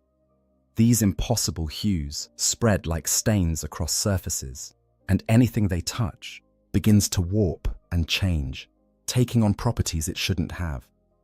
The barriers between minds thin. People begin to hear each other's thoughts, unwillingly privy to the internal monologues of everyone around them. Dreams become shared experiences, entire populations trapped in the same nightmares. Memories leak from person to person, so you might remember events from someone else's life as if they were your own. Individual identity becomes harder to maintain when consciousness itself is becoming collective and permeable. Through all of this, the rational mind tries to find explanations. It's just hallucinations. It's mass hysteria. It's equipment failure and environmental contamination and psychological stress.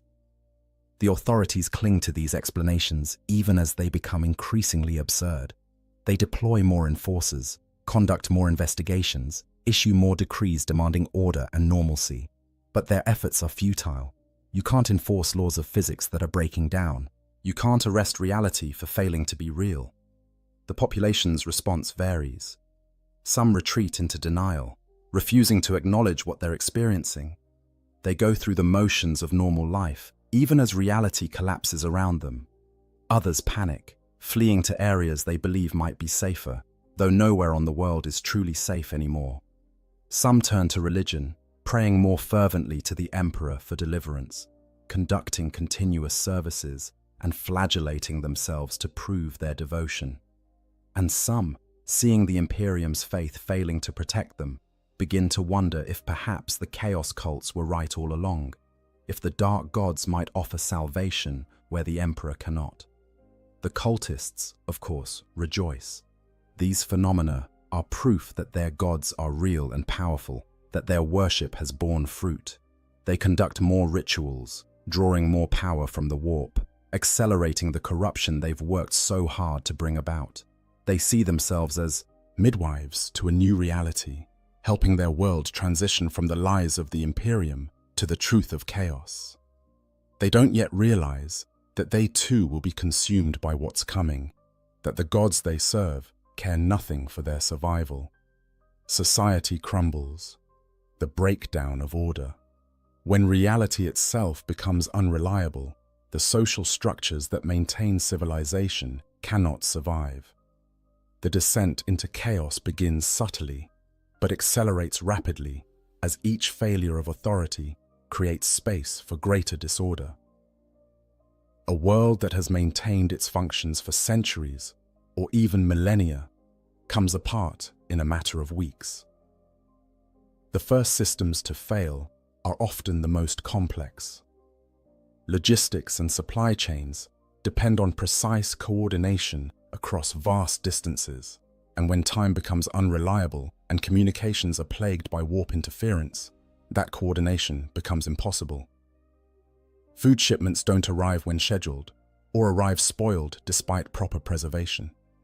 Water reclamation systems malfunction, producing water that's unsafe to drink or simply stopping production entirely. Power generation becomes erratic, with entire sectors of the hive plunging into darkness for hours or days at a time. The workers who maintain these systems are themselves affected by the corruption. Some have mutated to the point where they can no longer perform their duties. Others have gone mad from warp exposure, their technical knowledge intact, but their judgment fatally compromised. Still others have joined chaos cults and actively sabotaged the infrastructure they once maintained. seeing the collapse as necessary to usher in their god's dominion. The tech priests of the Adeptus Mechanicus try to keep systems functioning, but they're overwhelmed by the scale of the failures and confused by technology that increasingly refuses to obey the laws it was built upon. Law enforcement collapses in stages.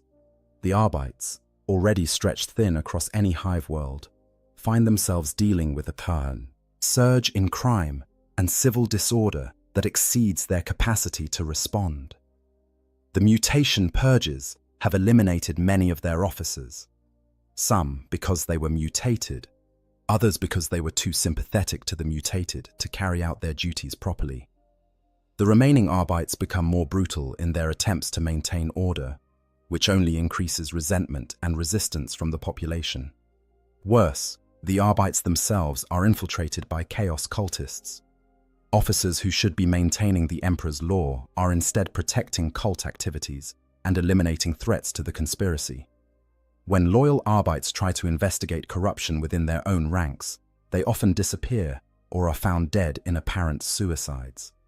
The population loses faith in the enforcers, knowing that calling the Arbites might bring help or might bring death, with no way to tell which until it's too late. The civil government fares no better. The planetary governor and their administration, already compromised by cult infiltration, struggle to maintain even the appearance of control. Edicts are issued demanding order and increased production, but they're ignored because everyone knows the government can't enforce them. Some governors retreat into their palaces, surrounding themselves with guards and trying to pretend everything is fine even as their world burns. Others flee off-world if they can, abandoning their populations to save themselves. A few make genuine attempts to fight the corruption, but they lack the resources and often the knowledge to do so effectively. The ecclesiarchy should provide spiritual strength in such times, but it too is failing. Many priests are cultists who use their positions to spread heresy disguised as the imperial creed. Others have lost their faith, unable to reconcile the emperor's supposed protection with the horrors they're witnessing. The faithful priests preach ever more desperately, calling for prayer and repentance, but their congregations can see that faith alone isn't stopping the corruption. When prayers go unanswered and miracles don't materialize, people begin to question whether the emperor truly cares about their world. Economic systems break down as trade becomes impossible.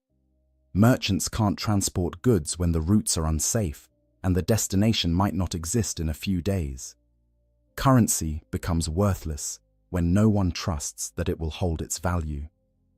Barter systems emerge, but even these falter when people realize that food and water they trade for might spoil within hours or transform into something inedible. The wealthy try to use their resources to secure safety, hiring mercenaries and building fortified compounds. But wealth means little when reality itself is the enemy. Violence explodes across the world. Gangs that once operated within certain boundaries go to war with each other and anyone else, knowing that law enforcement is no longer functional. Riots erupt over food shortages, access to water, or simply out of rage and fear at what's happening. The mobs attack government buildings, ecclesiarchy temples, Arbite stations, anyone or anything that represents the failing authority. They also attack suspected cultists, conducting their own brutal purges based on rumor and suspicion rather than evidence. Neighbor turns on neighbor. The paranoia and fear that have been building explode into violence. People settle old grudges, using the chaos as cover for murder and theft. Families fracture as members accuse each other of being cultists or mutants. Communities that once functioned together devolve into warring factions. The bonds of civilization, already strained, snap entirely in many areas. The cults emerge from hiding. With authority collapsing and the population divided, there's less reason to maintain secrecy. Cultists begin to operate openly, conducting rituals in public spaces, marking buildings with the symbols of their patron gods, recruiting new members from those desperate enough to seek any protection or purpose. they're still opposed by loyal imperial citizens, which leads to running battles in the streets between cultists and makeshift militias of the faithful. Some areas of the world maintain order longer than others. Military bases with disciplined troops and strong leadership might keep their sectors functional for weeks or months after other areas have descended into chaos. Noble houses with private armies can enforce law within their territory, but these islands of stability are besieged by refugees and attacked by cults, and eventually they too succumb to the spreading corruption. The planet's defense forces face an impossible situation. They're supposed to protect the world from external threats, but the threat is internal and pervasive. Some PDF regiments remain loyal to the Imperium and try to restore order, but they're often fighting their own corrupted members as much as outside threats. Other regiments have gone over to chaos entirely, their officers using military discipline to organize cult activities with terrifying efficiency. Still others simply break apart, soldiers deserting to protect their families or join the cults or simply try to survive. Communication between different regions breaks down. Vox networks are unreliable, often carrying only screams and mad laughter and inhuman voices. Physical travel becomes hazardous as roads and transit systems fail or are controlled by hostile forces. Entire cities or hive sections become isolated, cut off from news of what's happening elsewhere. Without information, coordinated resistance becomes impossible. Each area fights its own desperate battle without knowing if help is coming or if they're the last loyal forces left on the entire world. In the absence of legitimate authority, new power structures emerge. Warlords take control of sections of the hive, ruling through force and establishing their own brutal order. Some are loyal to the Imperium, in their way, maintaining the Emperor's law as they understand it. Others are cult leaders who have achieved temporal power along with spiritual authority. Still others are simply opportunists who see the chaos as a chance to seize power for themselves, caring nothing for either the Imperium or chaos. The infrastructure of daily life collapses completely in many areas. Water stops flowing.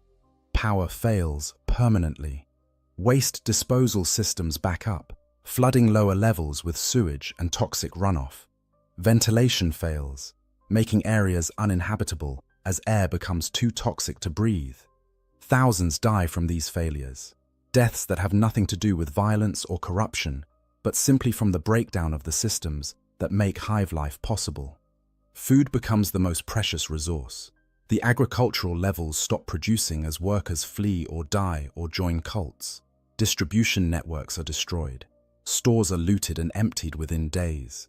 People turn to increasingly desperate measures to eat, raiding corpse starch processing plants, eating vermin, even consuming the dead. This malnutrition makes the population more susceptible to disease and mutation, creating a feedback loop that accelerates the collapse. Disease runs rampant through the population. The normal plagues of hive life are bad enough, but now they're compounded by mutations that create new diseases, and by Nurgle-influenced contagions that spread with supernatural speed. Medici facilities are overwhelmed within days, and then abandoned as their staffs succumb to plague or flee. The sick die in the streets, their bodies left to rot because there's no one to deal with them. The stench of decay permeates everything, and survivors who breathe it know they might be the next to fall ill. In some areas, particularly the Underhive, order never existed, and chaos is simply business as usual, but amplified. The difference is that now the chaos isn't contained anymore. The violence and disorder spread upward, through the hive, no longer held in check by imperial authority. The Underhive's gangs and mutant communities pour into the mid and upper levels, bringing their wars with them. Entire sectors become battlegrounds between forces that have no loyalty to anything but their own survival. The mental health of the survivors deteriorates rapidly. Constant fear, lack of sleep, malnutrition, exposure to warp phenomena, and the trauma of watching their world collapse all take their toll. People hear voices that aren't there. They see threats everywhere, becoming paranoid to the point of madness. Some retreat into catatonia, simply shutting down mentally in the face of horrors they can't process. Others become manic, laughing hysterically at the absurdity of their situation, or engaging in violence with gleeful abandon. Children suffer, especially. They don't have the context to understand what's happening, only that the adults who should protect them are terrified, or gone, or transformed into monsters. Many are orphaned when their parents die or mutate or join cults. These children form feral packs, surviving however they can in the ruins of their world. Some are recruited by cults, molded into faithful servants of chaos from a young age. Others simply try to survive day to day, aging far too quickly as they witness horrors no child should see. Through all of this collapse, there are still those who resist. Imperial loyalists who maintain their faith despite everything that's happening. Soldiers and Arbites who continue to fight for order even when it seems hopeless. Civilians who organize to protect their communities and help the vulnerable. Their courage is admirable, but ultimately futile. The forces arrayed against them are too great, too fundamental. They're trying to hold back the tide with their bare hands, and the cultists watch the collapse with satisfaction, seeing it as the necessary destruction that must precede their god's triumph. They don't realize that they, too, will be consumed by what they've unleashed. The Chaos Gods care nothing for the survival of their mortal servants. When the time comes, the cultists will be devoured along with everyone else. But for now, in their ignorance, they celebrate the end of the Imperium's control and prepare to welcome their dark masters into the material world. The Imperial response, when help becomes horror. When word of a world's corruption reaches Imperial authorities, the response is supposed to be swift and decisive. The Inquisition dispatches agents to investigate. The Imperial Navy mobilizes warships. Regiments of the Astra Militarum are diverted from other campaigns. Help is coming. Salvation is at hand. Or so the desperate population believes. The reality is far more terrible. The Imperial response to chaos corruption is not rescue but quarantine and purge. The Imperium's doctrine is clear: better to destroy a world than risk the corruption spreading. When an Inquisitor arrives to assess the situation, they're not looking for ways to save the population. They're determining how far the taint has spread and whether exterminatus is necessary. The first forces to arrive are often reconnaissance elements, inquisitorial agents, special operations units, or Space Marine scouts sent to gather intelligence. What they find in their investigations determines everything that follows. If the corruption is contained to certain areas and the planetary government is still functional, there might be hope for a conventional purge. If the warp's influence has spread too far, if demons have manifested, if the very fabric of reality is failing, then there's only one solution. For the population, the arrival of Imperial forces initially brings hope. They've prayed for deliverance, and here it is. The God Emperor's angels of death come to save them. In cities where order still exists, people gather to welcome the arriving troops. They offer what information they have about cult activities. They point out neighbors they suspect of corruption. They pledge their loyalty and beg for protection. The Imperial response to this welcome is terrifying in its efficiency and brutality. The forces don't distinguish between the innocent and the guilty. Anyone who has survived on a corrupted world is suspect. Anyone who has witnessed chaos manifestations has been tainted by that knowledge, even if they remained loyal.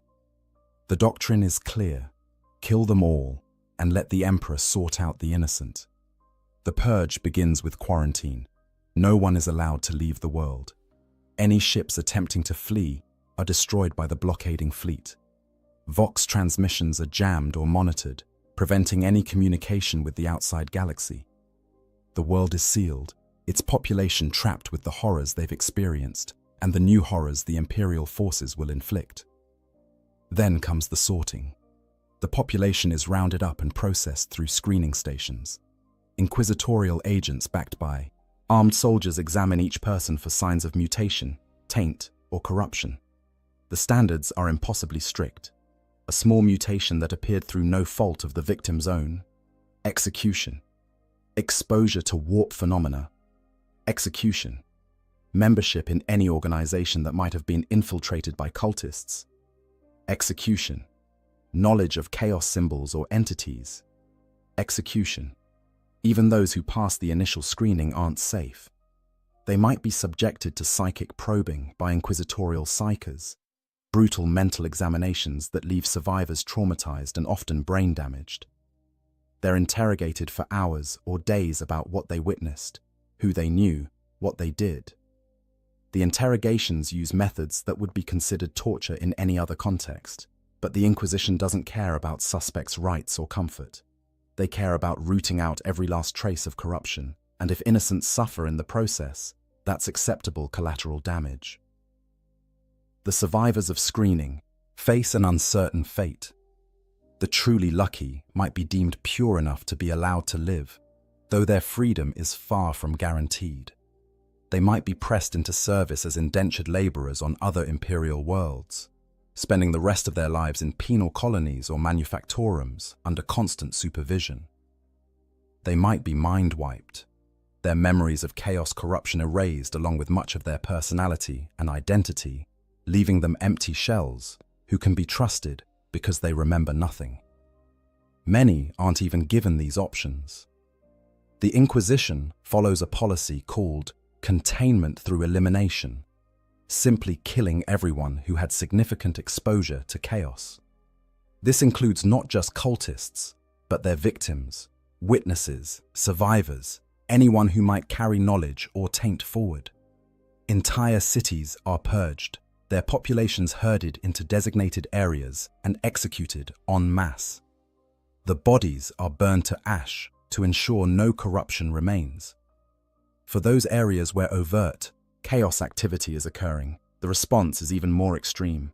Space Marines deploy in force, conducting surgical strikes against cult strongholds. These operations aren't about capturing cultists for interrogation. They're about extermination. The Adeptus Astartes shows no mercy, killing everyone in affected areas, regardless of whether they're cultists or simply people trapped in the wrong place at the wrong time. Flamers purge entire hab blocks. Bolter rounds shred human flesh without discrimination. The Space Marines' mission is to eradicate Chaos worship root and branch, and they pursue this mission with terrifying zeal. The Inquisition employs other assets as well.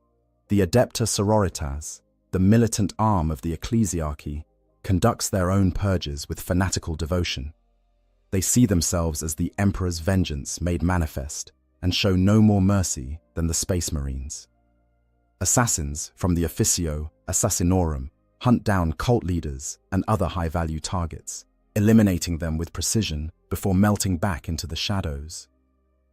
Entire regiments of the Astra Militarum deploy to occupy cities and hunt cultists through the ruins. The population caught between chaos cultists and imperial purge forces faces an impossible situation. The cultists want to sacrifice them or transform them into twisted servants of the dark gods. The imperial forces view them as acceptable casualties in the fight against corruption. There's no safe haven, no way to prove innocence, no protection for the truly faithful. All they can do is try to survive day by day and hope that somehow they'll be deemed pure enough to spare. Some imperial forces take a more measured approach, working to identify and protect the truly innocent while eliminating actual cultists. These commanders understand that indiscriminate slaughter only feeds the Chaos God's power and creates martyrs that strengthen cult recruitment. But these rational voices are often overruled by more radical elements who see any hesitation as weakness or potential corruption. The debate over how to conduct the purge can paralyze the imperial response or lead to different factions of imperial forces working at cross purposes. Meanwhile, the world continues to deteriorate. The combat between imperial forces and cultists creates more destruction, more death, more suffering. Battles rage through populated areas, killing civilians caught in the crossfire. Infrastructure that was barely functional is destroyed completely. Refugees flee from fighting only to be caught in new battles elsewhere. The chaos that the imperial forces were supposed to suppress instead intensifies. And then there's the ultimate sanction, exterminatus, If an inquisitor determines that the corruption is too deep, that saving the world would cost more in resources than it's worth, or that there's significant risk of the taint spreading off-world, they can order the planet's destruction. This decision is not made lightly, but when it's made, it's absolute. Exterminatus can take many forms. Cyclonic torpedoes that create firestorms engulfing entire continents. Virus bombs that kill all organic life within hours. Atmospheric incinerator torpedoes that literally set the sky on fire. Two-stage exterminatus that uses virus bombs to kill the population and then ignites their rotting bodies to scour the surface clean. The method varies, but the result is always the same. Total death for everything on the world. For the population, learning that exterminatus has been ordered is the final horror. They survived chaos corruption, they survived the purges, and now they're to be killed anyway, not because they're guilty, but because their world is deemed too tainted to save. There's no escape. The orbital blockade ensures no one gets off the planet. There's no reprieve. Once exterminatus is ordered, it will be carried out. All they can do is wait for the end, which comes as fire from the sky that consumes everything. Some try to flee underground, seeking shelter in the deepest parts of the underhive or in ancient bunkers. But exterminatus is thorough. The heat penetrates deep into the planet's crust. The atmosphere burns away, leaving nothing but airless rock. Those who thought themselves safe in shelters die of suffocation or are cooked alive as their refuges become ovens. A few might survive in exceptionally deep and well-sealed bunkers, but they emerge to find a dead world where nothing lives and nothing grows, condemned to a slow death by starvation on the barren rock their home has become. Not all worlds reach the point of exterminatus. Some are deemed salvageable after sufficient purging. But even these saved worlds are forever changed. Their populations are decimated, their infrastructure destroyed, their history erased. The Inquisition scrubs all records of what happened, leaving only sanitized accounts that teach future generations nothing useful. The survivors are relocated or mind-wiped. The world is repopulated with colonists who know nothing of its dark history, and the cycle continues because the Imperium never truly learns from these catastrophes, never addresses the underlying conditions that make worlds vulnerable to chaos corruption in the first place. For the Imperium, this is all acceptable. Billions might die, entire worlds might be rendered lifeless, but the alternative, allowing chaos to establish a foothold that could spread to other worlds, is worse. The calculus is simple. Sacrifice one world to potentially save 100. It doesn't matter that most of the people killed were loyal Imperial citizens who never chose corruption. It doesn't matter that many might have been saved with more care and effort. What matters is certainty, absolute surety that the taint has been eliminated, and the only way to achieve that certainty is through overwhelming force and total destruction. This is the help that arrives when you pray for deliverance from chaos. This is the salvation the Imperium offers, and for many who experience it, the horror of the cure is as great as the horror of the disease. The tragedy is that the Imperium's brutal response is, from their perspective, the only rational choice. In a universe where chaos corruption can spread like plague, and where the fate of entire sectors might hang on preventing that spread, mercy and careful discrimination are luxuries they cannot afford. But for those on the receiving end of this utilitarian calculus, the logic offers no comfort as the flames descend. The final days, reality unravels. The final days before a world falls completely to chaos are unlike anything most humans can survive witnessing without losing their sanity. Reality doesn't just bend, it breaks. The distinction between the material universe and the immaterium collapses. The laws of physics that govern existence cease to function. What remains is a nightmare realm where anything is possible and everything is horrible.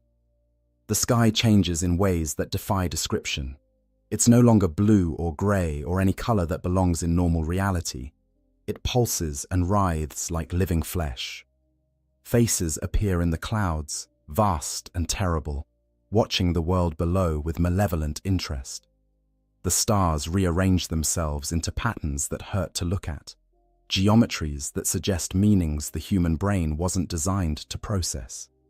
Sometimes the sky opens, revealing glimpses of the warp beyond, impossible vistas of entities and places that should not exist. The land itself becomes alive and hostile. Mountains move, rising and falling like the chest of a sleeping giant. Valleys open up like mouths, filled with teeth made of stone that grind together. Rivers run with blood or acid, or substances that have no name in any human language. The ground beneath people's feet becomes unstable, sometimes solid, sometimes liquid, sometimes simply not there at all. Buildings that have stood for millennia twist and reshape themselves, their architecture becoming non-Euclidean nightmares of impossible angles and rooms that exist in more or fewer than 3 dimensions.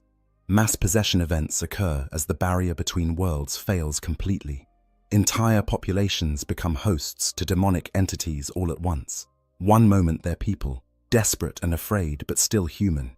The next, they're screaming as demons force their way into their bodies, wearing their flesh like ill-fitting suits. The possessed might retain some awareness, trapped inside their own bodies as passengers to their own destruction, forced to watch through their own eyes as demons use their hands to commit atrocities. These possessed individuals don't look fully human anymore. Their features shift and warp as the demon within struggles to maintain the mortal form. Eyes change color or multiply. Limbs move at wrong angles. Voices become overlaid with others, speaking in tongues that predate humanity or in sounds that aren't language at all, but direct transmissions of thought and emotion. They display impossible strength, tearing apart others with their bare hands, breaking through doors and walls, climbing surfaces no human should be able to scale. The possessed often gather in groups, drawn together by their demonic occupants' will. They conduct rituals in public spaces, chanting and dancing, and committing acts of violence and depravity that serve to thin the veil even further. These gatherings create zones of intense warp activity, where reality is especially unstable, where demons can manifest more easily, where anyone caught nearby risks possession or worse. Some of the possessed eventually burn out, the demon consuming their host entirely until only a twisted corpse remains. Others are transformed into something stable but monstrous, demon-human hybrids that retain a parody of life but no longer resemble the person they once were. Still, others simply vanish, pulled entirely into the warp along with their possessors, their screams echoing from nowhere as they're dragged into a realm of eternal torment. For those not yet possessed, survival becomes a matter of pure luck. There's no pattern to who gets taken and who doesn't, no way to protect yourself beyond avoiding areas of obvious warp activity. But as more and more of the world becomes saturated with corruption, avoiding such areas becomes impossible. Everywhere is dangerous. Nowhere is safe. You might go to sleep human and wake up a demon's puppet, or you might maintain your identity but watch as everyone you know loses theirs. Temporal distortions reach their peak. The same minute might repeat endlessly, people trapped in a loop they're helplessly aware of. Or time might accelerate wildly, years passing in what feels like hours. People age decades in days, their bodies crumbling to dust even as their minds remain aware. Others are frozen in time, standing like statues while the world changes around them, then suddenly unstuck and experiencing all the missed time at once. The dead rise en masse. Every corpse that hasn't been properly cremated becomes a potential vessel for warp entities. Graveyards disgorge their contents. Mortuary facilities become scenes of nightmare as the dead shamble forth. These animated corpses aren't traditional undead. They're puppeted by minor demons or fragments of warp energy, and they behave with malign intelligence. They hunt the living, seeking to add more bodies to their ranks. Some speak with the voices of those they once were, using knowledge of their former relationships to manipulate and betray those who loved them. The survivors' senses become unreliable. They see things that aren't there and fail to see things that are. They hear voices constantly, sometimes external, sometimes seeming to come from inside their own heads. Touch becomes untrustworthy. Solid surfaces might give way like water, or empty air might feel as solid as steel. Taste and smell are overwhelmed by the stench of corruption and the taste of ashes. Some lose their senses entirely, going blind or deaf or losing all feeling, their bodies shutting down to protect their minds from further input. Madness spreads like contagion. Those who've managed to maintain their sanity up to this point finally break under the strain of impossibility made manifest. They might laugh hysterically at sights that would make sane people weep. They might retreat into fantasy, constructing elaborate delusions to replace the unbearable reality. They might simply shut down, becoming catatonic and unresponsive. Or they might be driven to violence, attacking anything and anyone in rage at what's been done to their world. Some of the mad claim to have revelations, insights into the nature of chaos, or visions of what's to come. They might actually be experiencing genuine psychic phenomena, their breaking minds briefly touching the warp and bringing back fragments of truth mixed with madness. They prophesy doom or salvation, speak in riddles and contradictions, draw symbols that seem to move and breathe. Following their guidance is as likely to lead to disaster as safety, but in a world where nothing makes sense, their nonsensical advice is no worse than anyone else's. The last bastions of resistance fight desperate battles against overwhelming odds. Small groups of survivors band together, imperial loyalists, making a final stand against the corruption. They fortify whatever positions they can, arm themselves with whatever weapons they find, and prepare to die fighting rather than surrender to chaos. Some are military personnel, still trying to fulfill their duty. Others are civilians who refuse to give up. A few are even former cultists who finally understand what they've unleashed and seek redemption through resistance. These pockets of resistance can't win. They lack the numbers, the resources, and most critically, they're fighting an enemy that can't be defeated with conventional weapons. But they fight anyway, because fighting gives them purpose, because dying in battle is preferable to transformation or possession, because some part of them still believes that if they can hold out just a little longer, help might arrive. It doesn't, of course. Help isn't coming. The Imperium has already written this world off. The landscape continues to transform. Familiar landmarks disappear or change beyond recognition.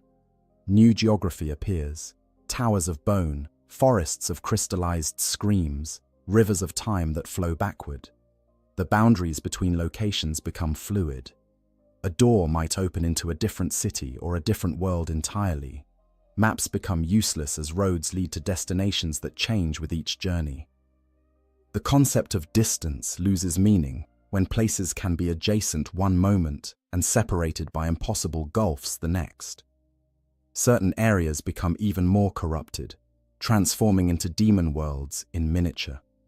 These zones exist partially in both reality and the warp simultaneously, operating under whatever rules the controlling demon decides to impose. Gravity might work sideways. Light might cast darkness instead of illumination. The inhabitants might find themselves repeating the same actions forever, trapped in cycles of torment specifically designed by sadistic entities. These zones expand slowly, consuming more of the world, and anyone caught in their expansion is trapped forever. Animals and plants undergo final transformations. Creatures that were merely mutated before become something entirely new, species that have never existed in nature and violate every principle of biology. Plants develop awareness and malice, their thorns becoming weapons, their pollen carrying not just allergies but madness. Some organisms merge together into chimeric horrors that combine the worst aspects of multiple species. The entire ecosystem becomes hostile to human life, as if the planet itself is rejecting its former inhabitants. The few remaining functional technologies fail completely, Machines that somehow kept working despite everything give up. Their machine spirits finally corrupted beyond function. Lights go out permanently. Life support systems cease. Communication devices emit only screams and static. The technological infrastructure that made civilization possible on this world is dead, leaving survivors to face the end with nothing but what they can hold in their hands. Through all of this, the cultists who started it all often meet their own ends. The Chaos Gods rarely reward their mortal servants with the glory they were promised. Some are consumed in the final rituals that complete their world's fall. Others are sacrificed by their cult leaders to gain favor with the Dark Gods. Still others transform into chaos spawn, mindless monsters that represent the ultimate failure. Only a very few might be elevated to demonhood or taken into the Eye of Terror to serve their gods in the warp. For most cultists, the victory they work toward becomes their own destruction. These are the final days, the last moments before reality surrenders completely to chaos. What comes next is not really life as any human would understand it. The world will become a demon world, a place where the warp and reality exist in a twisted union. But for the people experiencing these final days, what comes next doesn't matter. They're living in hell made manifest, watching their world die, knowing that their own end approaches. All they can do is survive from one moment to the next, bearing witness to the ultimate corruption of everything they knew, until finally, even that ability fails, and they too are consumed by the darkness. Demonic incursion, when hell comes to life. The moment demons manifest in real space marks the point of no return. Until this happens, no matter how corrupted a world has become, there's still theoretical hope of redemption. But once demons cross the barrier between the warp and reality in significant numbers, the world is doomed. What follows is an invasion from another dimension, an assault by entities that exist purely as manifestations of thought and emotion, given horrible form. Demons don't appear all at once like a conventional invasion. They seep through wherever the barrier is weakest, materializing in places where rituals have been performed, where large numbers of people have died violently, where reality is especially thin. At first, they might appear only briefly, flickering in and out of existence, like images projected from a faulty hololith. But as more warp energy flows into the world, their manifestations become more stable, more permanent, more numerous. The demons of Khorne arrive first in most cases, drawn by the violence and bloodshed that accompanies societal collapse. Bloodletters, lesser demons who appear as crimson-skinned warriors with sword-like horns, materialize in the midst of battles and massacres. They're surrounded by an aura of rage that infects everyone nearby, turning even mild-mannered civilians into frenzied killers. The Bloodletters attack with savage efficiency, their hellblades cutting through armor and flesh with equal ease. They kill not for any strategic purpose, but simply because killing is their reason for existence. Behind the Bloodletters come other servants of the Blood God. Fleshhounds, demon beasts with skulls for heads, hunt down psychers and those touched by magic. Juggernauts, massive demon engines that are part creature and part machine, charge through defenders like they're not even there. And occasionally, in places of supreme violence, a bloodthirster might manifest. A greater demon of Khorne, a towering engine of destruction that can lay waste to entire armies single-handedly. Its very presence drives mortals mad with rage, and its whip and axe kill with every strike. The experience of facing Khornate daemons is one of overwhelming, primal terror mixed with incomprehensible rage.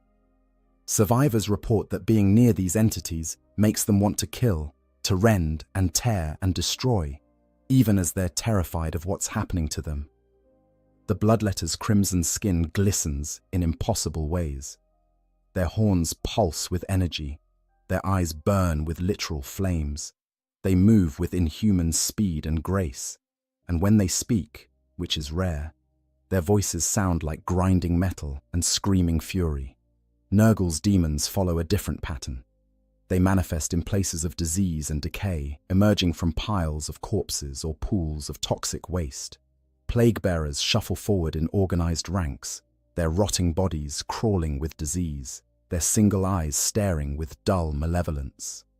They're methodical rather than frenzied, counting each blow they strike, tallying the deaths they cause in service to their master's endless calculations. They spread contagion simply by existing. The air around them becomes thick with flies and spores, and anyone who breathes it risks succumbing to supernatural plagues. Nurgle's greater demons, the great unclean ones, are obscenely corpulent giants that embody decay and entropy. They're strangely jovial, laughing at the horror they cause, offering blessings to those they kill. Their bodies are hosts to countless diseases, and they shed plagues like humans shed skin cells. But perhaps worse than the obvious horror is their message: that decay is natural, that embracing corruption brings peace, that Grandfather Nurgle loves all his children. Some broken survivors actually accept these lies, allowing themselves to be transformed into plague carriers in exchange for an end to their suffering.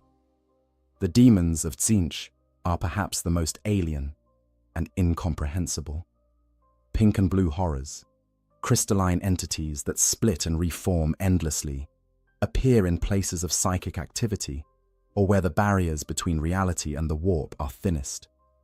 They hurl bolts of warp fire that transform whatever they touch into something else entirely. A human might become a pile of writhing tentacles. A building might turn into a screaming obelisk of living crystal.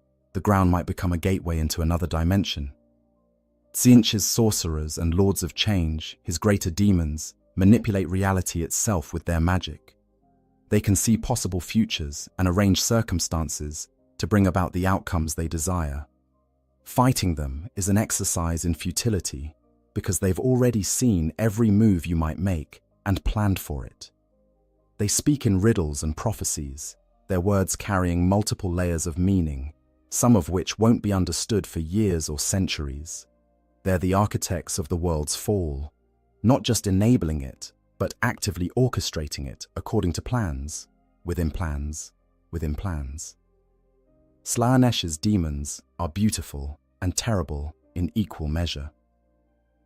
Demonettes, the lesser demons of the Prince of Pleasure, appear as impossibly graceful figures that are neither male nor female, but somehow both, and neither. They move with hypnotic allure, drawing mortals close with promises of pleasure beyond imagining. Their claw-tipped fingers can rend flesh with ease, but they prefer to seduce victims rather than simply killing them, corrupting souls along with destroying bodies. The Keeper of Secrets, Slaanesh's greater demon, is a towering figure of terrible beauty that inspires both desire and horror. Those who look upon it might find themselves attracted to it even as they're repulsed by what they see. Its voice is impossibly seductive, speaking directly to each person's deepest desires and offering fulfillment if only they surrender. Many do surrender, unable to resist the promises, and find that the pleasure they were offered is inseparable from unimaginable agony. The demon's impact on reality extends beyond their physical presence. Where they walk, the laws of nature fail. Gravity might reverse around a bloodthirster. Time might flow backward near a lord of change. The very air might become toxic around a great unclean one. Space might fold and twist around a keeper of secrets. These reality-warping effects mean that conventional military tactics are largely useless against them. You can't predict where they'll be when space is unstable. You can't plan when time doesn't flow consistently. You can't aim when the target exists partially in multiple dimensions. Worse, demons are nearly impossible to permanently kill in real space. When a demon's physical form is destroyed, its essence simply returns to the warp. It might take time for it to regain enough strength to manifest again, but it's not truly dead. Only certain blessed weapons, psychers of enormous power, or the banishment rituals known to the Grey Knights can truly send a demon back to the warp for an extended period. Regular weapons might disrupt a demon's form temporarily, but without these special means, every demon destroyed will eventually return. The survivors of demonic attacks describe experiences that sound impossible but are all too real.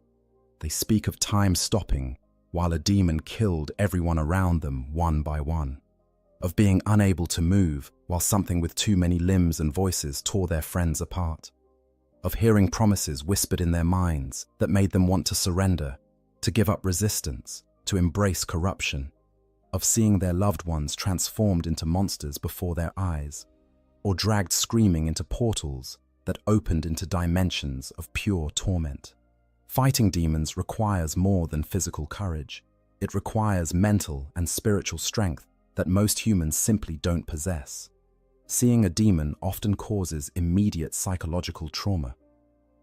The human mind wasn't designed to process entities that exist partially outside reality. Some people simply break upon witnessing a demon, their sanity shattered beyond repair. They might cower in place, unable to move or fight. They might go catatonic. They might start babbling in tongues, their minds trying to process the impossible by creating new language. Those who maintain their sanity and fight back discover that conventional weapons are only partially effective. A laser gun will hurt a demon, but not as much as it should. A bolter round might disrupt its form, but it reforms moments later. Only faith seems to offer any real protection, not faith in any abstract sense, but genuine, absolute belief in the Emperor's protection. Those with truly strong faith sometimes find that demons cannot easily harm them, that the Emperor's light shields them from the worst of the corruption. But such faith is rare, and even it has limits. The demons don't just kill, they corrupt, transform, and torment. A bloodletter might impale a victim and leave them alive, bleeding out over hours while the demon moves on to other prey. A plague bearer might infect someone with diseases that take days to kill, each moment more agonizing than the last. A horror might transform a person into something that remains conscious, but is trapped in a form that can't communicate or move. A demonette might keep a victim alive for its pleasure for weeks, exploring every possible sensation the human nervous system can produce. Some demons take particular interest in certain victims. They might stalk a psyker for days, whispering to them, showing them visions, slowly driving them mad before finally possessing them. They might target a military leader, undermining their decisions with subtle suggestions that only they can hear. They might fixate on a child, seeing in their innocence something to corrupt and twist. These focused attentions are often worse than simple death would be. The presence of greater demons is especially catastrophic. These powerful entities can alter reality across entire regions simply by existing in them. A bloodthirster's arrival might cause every piece of metal in a city to become burning hot. A great, unclean one might turn a region's water supply into plague. A Lord of Change's presence might cause probability itself to fail, with impossible coincidences happening constantly. A keeper of secrets might inspire entire populations with obsessions that drive them to self-destructive behavior. And behind all the demons, controlling their movements and coordinating their attacks, are the chaos gods themselves. Or at least fragments of their consciousness, the tiny portions of their vast awareness that they can focus on individual worlds. The gods don't micromanage their servants, but they do have preferences and plans. A world falling to chaos isn't random. It's orchestrated, designed to serve the gods' purposes, whether that's creating more worshippers, generating emotions they can feed upon, or simply spreading corruption for its own sake. For the people living through a demonic incursion, the experience is one of utter hopelessness. These aren't enemies you can fight. They're forces of nature, manifestations of universal concepts given malevolent will. You can't negotiate with rage incarnate. You can't reason with entropy made flesh. You can't appeal to the better nature of entities that exist as pure malice and corruption. All you can do is survive as long as possible, knowing that every moment you continue to exist is borrowed time, that eventually the demons will find you, and that when they do, your fate will be worse than any death the natural world could offer. The choice, death or damnation. In the final hours of a world's fall to chaos, those who remain alive face an impossible choice. They can die fighting, maintaining their humanity and their loyalty to the Emperor until the very end. They can die by their own hand, choosing when and how they leave existence, rather than waiting for worse fates. Or they can surrender to chaos, accepting transformation and corruption in exchange for survival, or at least a parody of it.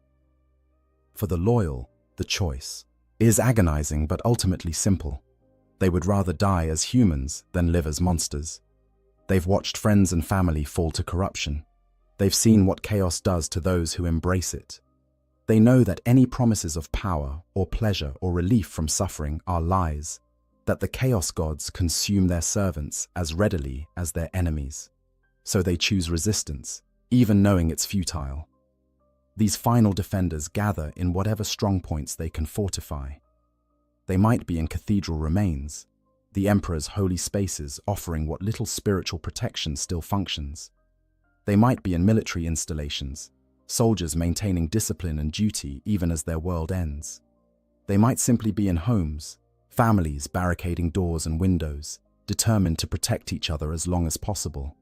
They arm themselves with whatever weapons they can find: laser guns, stub pistols, knives, improvised clubs. They pray to the Emperor for strength and deliverance, even though deliverance is not coming. When the demons come for them, they fight. Not because they believe they can win, but because fighting is what human beings do when faced with extinction. They shoot and stab and bludgeon entities that shouldn't exist. Some land telling blows, disrupting demon forms enough to buy precious minutes. Others die in seconds, torn apart by forces far beyond their ability to resist. But in dying, they deny chaos their soul's willing corruption. They die human. And in that universe of horrors, that's a kind of victory. Some choose suicide rather than waiting for the end to come to them. They might use weapons on themselves, quick shots to the head or heart. They might ingest poison. They might jump from high places. They might simply open veins and bleed out quietly. This choice is not made out of cowardice, but out of a desire to control something, anything, in a situation where control has been stripped away. They choose the moment of their death, rather than letting chaos choose it for them. They choose to die uncorrupted, rather than risk transformation or possession. There's debate within the Imperium about whether suicide is acceptable under these circumstances. The ecclesiarchy traditionally teaches that suicide is a sin, a rejection of the Emperor's gift of life. But even the most rigid theologians acknowledge that there are situations where death is preferable to the alternative. Some saints and heroes of the Imperium have chosen death rather than face corruption, and they're celebrated rather than condemned for it. So the survivors who choose this path can do so believing they're making a choice the Emperor would understand, if not approve of. But not everyone chooses death. The alternative, accepting chaos, has its own terrible logic. If you're going to die anyway, why not survive? If transformation is inevitable, why not embrace it and gain whatever benefits it offers? The chaos gods promise power to those who serve. Them, relief from suffering, continuation of existence in some form. In the face of certain death, these promises can seem attractive, even rational. The seduction of chaos works differently on different people. For some, it's a gradual process. They start with small compromises, accepting a mutation they can't remove anyway, speaking a prayer to a dark god when prayers to the Emperor go unanswered, performing a small ritual that seems harmless. Each step makes the next easier. Each compromise weakens their resistance. Before they realize it, they've crossed lines they swore they never would, and turning back seems impossible. For others, the decision is sudden and desperate. They're cornered by demons with no hope of escape. They see a chance to save themselves or their loved ones if they just surrender, just pledge themselves to chaos, just accept what's being offered. In that moment of terror, with death literally reaching for them, they break. They say the words, make the gestures, offer themselves to the dark gods, and the gods accept them, transforming them in that instant from victims into servants. Those who accept chaos find that the promises were lies, or at least partial truths wrapped in deception. Yes, they survive, but not as themselves. The transformation strips away their humanity piece by piece. Their bodies mutate beyond recognition. Their minds become alien, filled with urges and thoughts that aren't their own. Their souls are bound to gods who view them as less than nothing, tools to be used and discarded. Some experience their transformation as a kind of liberation. The constraints of morality and human limitation fall away. They embrace the power flowing through them, the ability to do things no normal human could do. They revel in their corruption, seeing it as evolution rather than degeneration. They become true believers, zealous servants who spread chaos with fanatical devotion. But even these willing servants are puppets, acting out roles the gods have written for them. Others remain aware of what they've lost.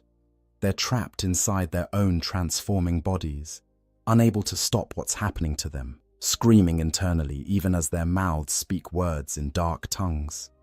They see themselves committing atrocities and can't stop their hands from moving. They feel their personalities being overwritten by something else, something that uses their memories but isn't them anymore. For these conscious victims, becoming a chaos servant is an ongoing torture that might last for centuries. There's a third path, though fewer take it: trying to hide, to survive without choosing either loyalty or corruption. These survivors retreat to the deepest, most isolated places they can find. They hide in bunkers, in caves, in forgotten sectors of dead hives. They avoid both demons and imperial forces, trying to wait out the apocalypse and somehow emerge when it's over. They subsist on whatever they can scavenge, drinking contaminated water and eating food that might be mutated or diseased, because it's still better than the alternatives. Most of these attempts at neutrality fail. The world is becoming a demon world, and there are no neutral zones in such a place. The corruption seeps into even the deepest shelters. The warp's influence penetrates every crack and crevice. Those trying to hide eventually must emerge, and when they do, they find a world so transformed that survival isn't meaningful anymore. Or they're discovered by demons who can sense life even through meters of rock and steel. Or they slowly starve or succumb to disease, dying in their hidden places with no one to mark their passing. A very few might actually survive in hiding long enough to see the world stabilize into its new form as a demon world. These survivors emerge into a nightmare realm where reality operates under rules the chaos gods have written. They might become slaves to demon princes or cultists. They might be hunted for sport. They might be transformed despite their resistance. Or they might simply try to continue existing in a place hostile to human life. Their survival, a prolonged agony in service to nothing. For the children, the choice is even more cruel because they often don't understand what's happening well enough to make an informed decision. They might be too young to grasp the concept of choosing death over corruption. They might trust adults who've themselves been corrupted and follow them into damnation. They might survive through pure luck, their innocence somehow protecting them, or simply making them uninteresting to the demons and cultists hunting bigger prey. Some parents make the choice for their children. They kill their sons and daughters, rather than let them fall to chaos, then kill themselves immediately after. It's an act of terrible love, motivated by the belief that death is a mercy compared to what chaos would do to them. Whether this choice is righteous or monstrous is debated by imperial theologians, but in the moment, the parents making it believe they're saving their children's souls, even as they end their children's lives. The Imperium's doctrine on these matters is absolute. Resist until death. Never surrender to chaos under any circumstances. But the Imperium's theologians and commanders who preach this doctrine have never stood on a world falling to chaos. never watched demons tear through their homes, never had to make these impossible choices. For those actually living through it, the decision is far more complicated than doctrine allows. The human survival instinct is powerful, and when death is the only alternative to corruption, many find that they're not as willing to die as they thought they'd be. What's tragic is that neither choice offers salvation. Dying denies chaos your service, but doesn't save your soul. It simply releases it into the warp, where it's likely to be consumed by demons anyway. Accepting chaos preserves existence but destroys everything that makes you human, and trying to hide or escape just delays the inevitable choice. In the end, everyone on a world falling to chaos faces the same ultimate fate: consumed, corrupted, or killed, with no fourth option available. The only comfort, if it can be called that, is that the choice at least belongs to you. In a situation where you've lost control of everything else, your world, your safety, your future, deciding how you face the end is the last fragment of autonomy you possess. Whether you choose to die fighting, die on your own terms, or surrender to forces beyond comprehension, that choice is yours. And in the grim darkness of the far future, where the gods themselves play with mortal lives like toys, even that small freedom is precious. Aftermath: worlds lost and lessons unlearned. The aftermath of a world's fall to chaos takes different forms depending on how completely the corruption consumed it. Some worlds are quarantined, their populations either purged or evacuated, the planet left to decay as a warning to others. Some are subjected to exterminatus, reduced to lifeless rocks floating in space. And some transform completely into demon worlds, becoming permanent anchors for warp influence in real space, staging grounds for future invasions and monuments to the Chaos God's power. The Imperium maintains records of countless worlds lost to chaos corruption over its 10,000 years of history. These records are heavily restricted, accessible only to Inquisitors and the highest echelons of Imperial command, because knowledge of how worlds fall is itself considered dangerous.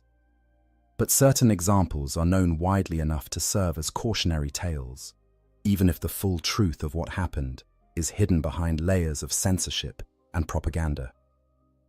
Vrax Prime is perhaps the most documented example of a world's fall, detailed in extensive reports that the Ordo Malleus uses for training purposes. Once a vital Imperial armory world in the Segmentum Obscurus, Vrax fell to corruption through the machinations of an apostate cardinal named Zaphan. This madman, influenced by a demon posing as an advisor, declared independence from the Imperium and fortified the world with its own weapons stockpiles. What followed was a 17-year siege that cost 14 million Imperial Guard lives. The siege began as a conventional military campaign to retake a rebellious world. But as the fighting dragged on, chaos corruption spread through both defenders and attackers.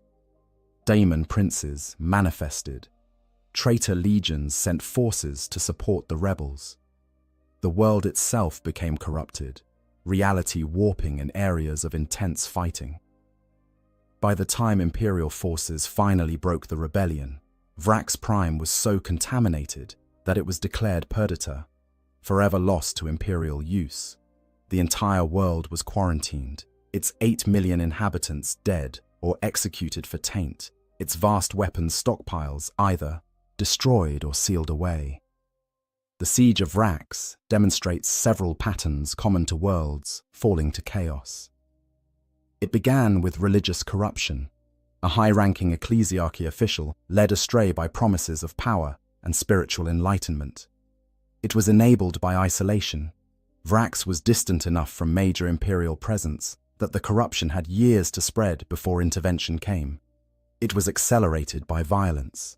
The fighting of the siege itself generated the deaths and suffering that fed chaos power. And it ended in total loss. Even after victory, the Imperium gained nothing but a dead world and millions of casualties. Istvan III represents a different pattern, a world that fell quickly and completely during the Horus heresy. The entire planetary population of 12 billion souls was killed in a matter of hours when the War Master Horus deployed virus bombs as the opening move of his rebellion against the Emperor. The Life Eater virus consumed every living thing on the surface, and then the heat from the corpse's rapid decay ignited the atmosphere itself in a firestorm visible from space. The world became a crematorium, and the space marines who landed on its surface fought across fields of ash that had once been people. Istvan III's fate illustrates the Imperium's willingness to destroy what it claims to protect. Horus could have simply conquered the rebellious world through conventional military means.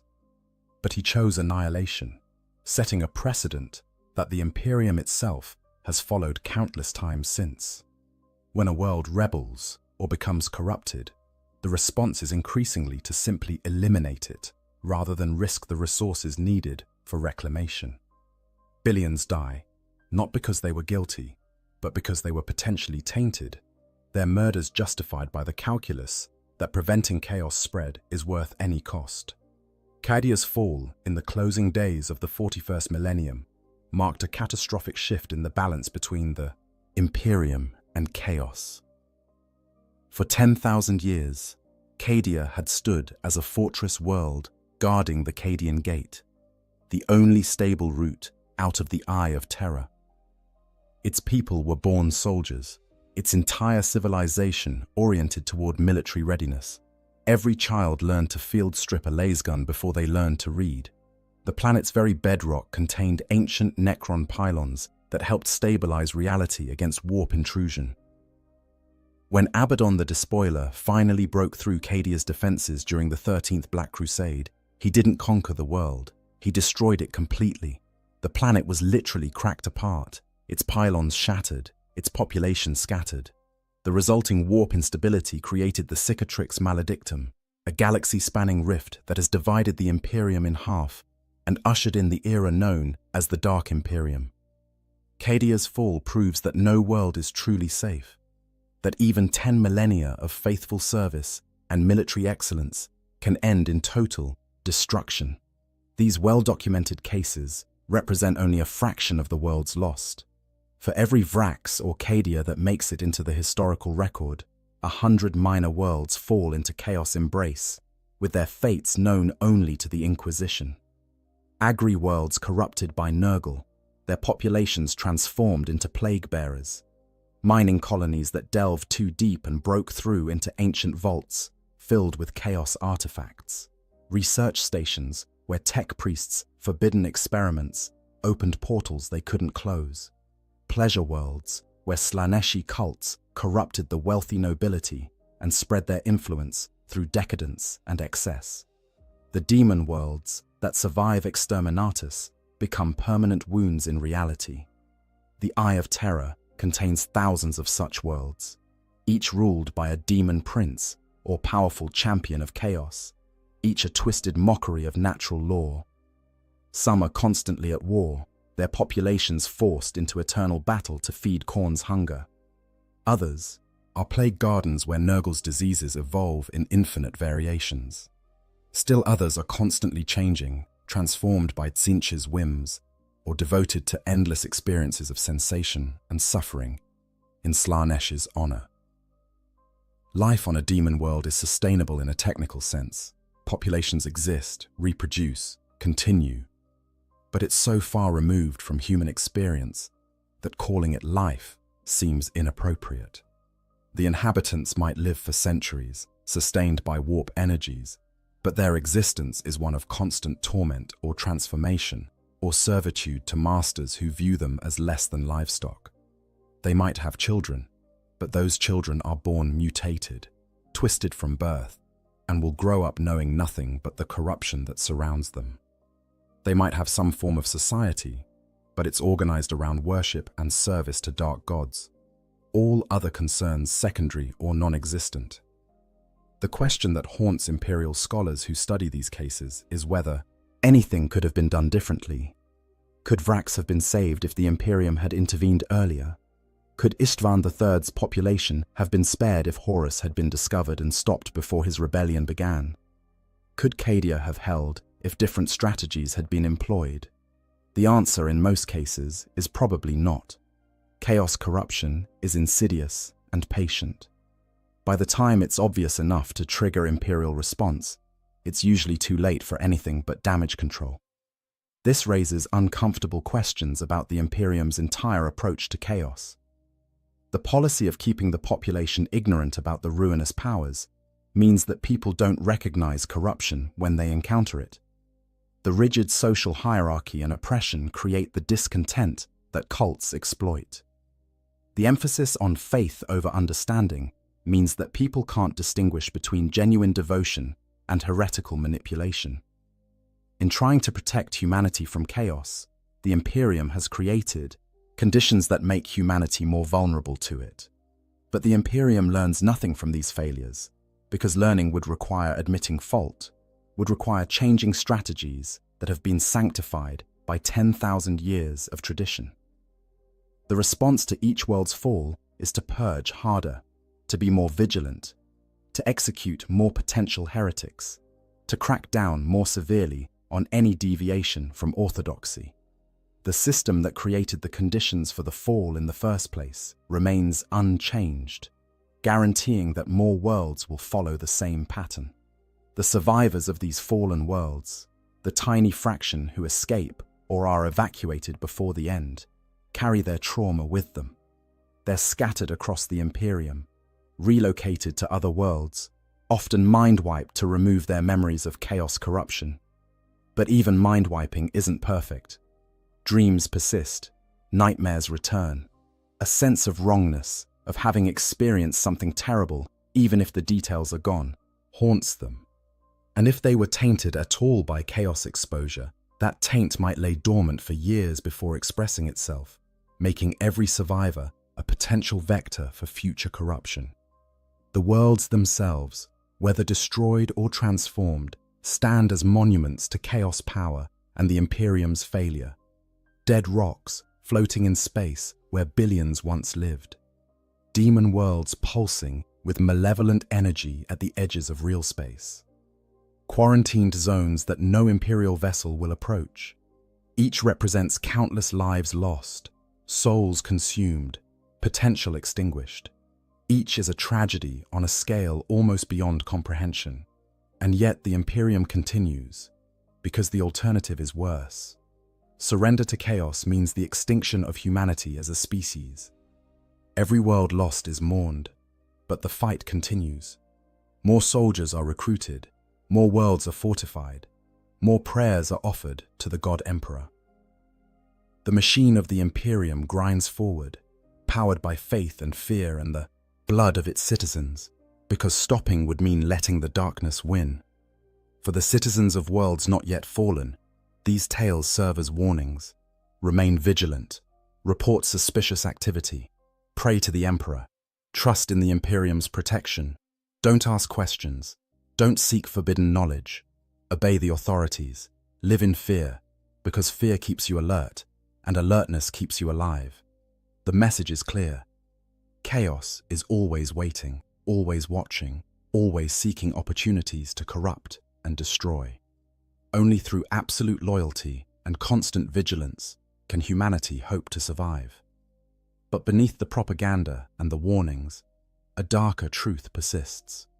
In the grim darkness of the far future, vigilance isn't enough. Worlds fall despite the best efforts of their defenders. Chaos finds ways to corrupt even the most faithful. And when your world is chosen as the next target, when the cultists begin their rituals and the barriers start to thin, no amount of prayer or loyalty will save you. You'll face the same impossible choices, the same horrors, the same inevitable doom as all the billions who came before you. And the Imperium will respond the same way it always has, with fire and death, and the cold calculation that some sacrifices are acceptable if they slow chaos advance. Conclusion. Living on a world falling to chaos is an experience beyond the scope of normal human suffering. It's watching everything you know dissolve into nightmare. It's seeing the laws of reality fail. It's facing choices between death and damnation with no third option available. It's witnessing the fundamental corruption of existence itself.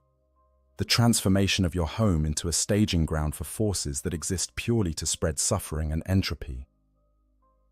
The psychological impact of this experience cannot be overstated.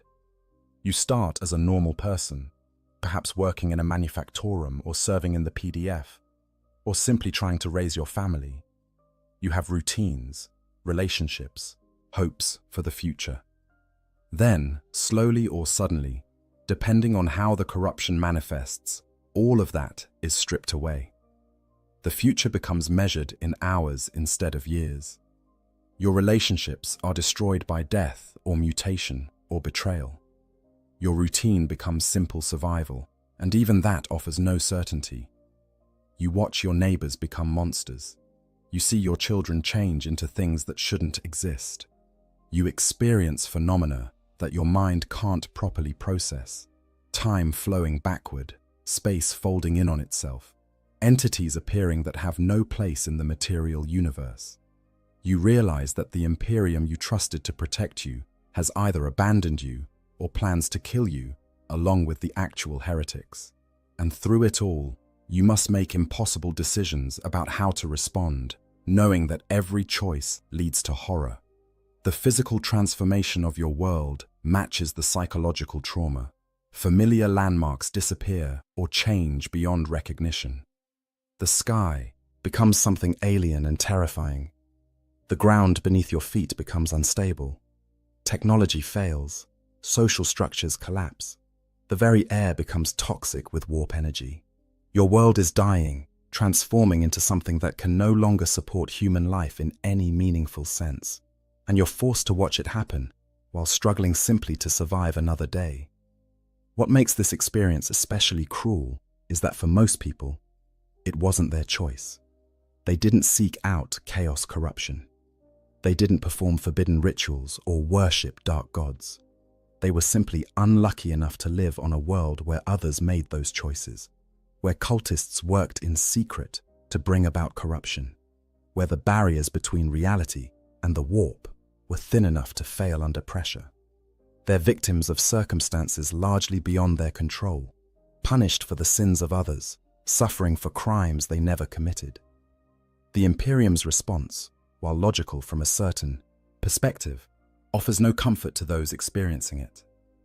Being told that your entire world will be purged or destroyed to prevent chaos spread is cold comfort when you're one of the people marked for death. Knowing that the Imperium will commemorate your world's fall as a lesson to others doesn't ease your suffering. Understanding that your sacrifice might save other worlds doesn't make facing demon incursions or execution by the Inquisition any more bearable. This is the reality of the Warhammer 40,000 universe, a setting where entire worlds can fall into darkness, where billions can die in cosmic wars that most of humanity will never even hear about, where the forces of chaos grind endlessly against the Imperium's defenses, and where individual lives matter only as statistics in a war that has no end. The grimdark nature of the setting isn't just aesthetic choice, it's the fundamental reality that makes every story told within it carry weight. If you've made it this far in the video, thank you for taking this journey into one of the most horrifying scenarios the 40K universe offers. Understanding what happens when a world falls to chaos helps us appreciate why the Imperium is as brutal and authoritarian as it is, even if we can't condone all its methods. It shows us why vigilance against chaos corruption is treated with such deadly seriousness, why knowledge of the ruinous powers is so restricted, why the Inquisition exists, and why they have such terrible authority. If you enjoyed this deep dive into the horror of chaos corruption and want to see more Warhammer 40K lore content, please consider subscribing to the channel and hitting that like button. Your support helps me create more of these in-depth explorations of the grim darkness of the far future. And if there are other topics from the 40K universe you'd like me to cover, leave a comment below and let me know. Whether it's other aspects of chaos, different factions, specific battles, or character studies, I'm always looking for new topics to explore. Remember, in the grim darkness of the far future, there is only war. But there are also stories worth telling, lessons worth learning, and universes worth exploring. Thank you for watching, and I'll see you in the next video. For the Emperor. In the grim darkness of the far future, there are fates that surpass even death in their cruelty. While the faithful servants of the Imperium speak of dying gloriously for the Emperor, of making the ultimate sacrifice on distant battlefields beneath alien suns, they rarely speak of what happens to those who do not die. They do not speak of the prisoners. They do not speak of the slaves. And most terrifying of all, they do not speak of those who fall into the hands of the orcs, those savage green-skinned Xenos, whose empires span countless worlds and whose appetite for violence knows no bounds. To be enslaved by orcs is to enter a hell where every waking moment becomes a struggle for survival, where the laws of civilized society dissolve into brutal hierarchies enforced by whips and cudgels, where your value as a human being is measured only by how much labor can be extracted from your broken body before it finally gives out. It is to exist in a nightmare where your captors view you with less regard than they show their own livestock, where torture and death lurk around every corner, and where hope itself becomes just another memory of a life that seems impossibly distant. The orcs are one of the most successful species in the entire galaxy, outnumbering perhaps every other intelligent starfaring race, even humanity itself. They are creatures engineered for war by the ancient Old Ones during the War in Heaven, designed to be the ultimate soldiers. Their biology is a fusion of animal and fungus, making them incredibly resilient and nearly impossible to eradicate from any world they infest. Their psychology is utterly alien, dominated by an insatiable need for violence and combat. They reproduce through spores released throughout their lives, and especially at death, meaning that any world touched by orc presence will be plagued by them for generations to come. But what makes the orcs truly terrifying is not just their combat prowess or their overwhelming numbers. It is the fact that they see the entire universe through the lens of violence. Every interaction, every relationship, every moment of their existence revolves around the concept of strength and domination. They live in a rigid hierarchy where the biggest and strongest orc rules absolutely, and this worldview extends to how they treat those who fall into their power. To an orc, you are not a person. You are not even really a slave in the traditional sense. You are a grot, their word for servant or lesser being, occupying the same social position as the small Gretchen who scurry around their settlements performing menial tasks. The tangible rewards orcs fight for in their endless wars are simple: loot and slaves. Anything not destroyed during battle is looted. Any opponent not slain in battle is made a slave. This is not a complex system of bondage with laws and regulations. This is raw, brutal domination enforced through casual violence and the ever-present threat of death. Labor camps are a common sight in orc territory, filled with the broken remnants of conquered populations forced to toil endlessly in service to the orc war machine. When possible, orcs will enslave the entire population of a world, transforming planets into vast prison camps where millions labor under the green-skinned Xenos' merciless oversight. The experience of being an orc slave varies depending on which orc clan captures you, which war boss claims ownership of your labor, and what role you are forced to fill in their society. Some slaves work in mines, extracting the raw materials that feed orc industry. Others toil in fields and farms, growing food to sustain the massive appetites of their masters. Still others are forced to work in the crude factories and workshops where orc technology is cobbled together, assembling weapons and ammunition for the next battle.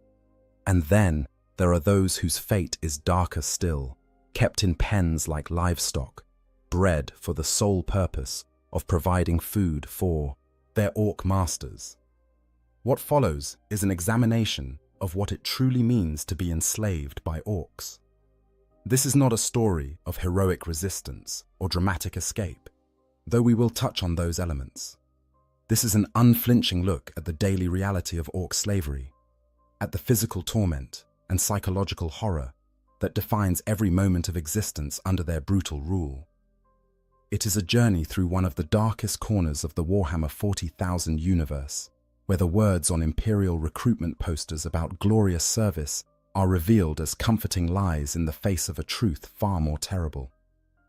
For those who fall into orc captivity, there is no glory, there is no honor, there is only survival, measured in hours and days rather than weeks or months, and the gnawing knowledge that death, when it finally comes, will likely be a mercy.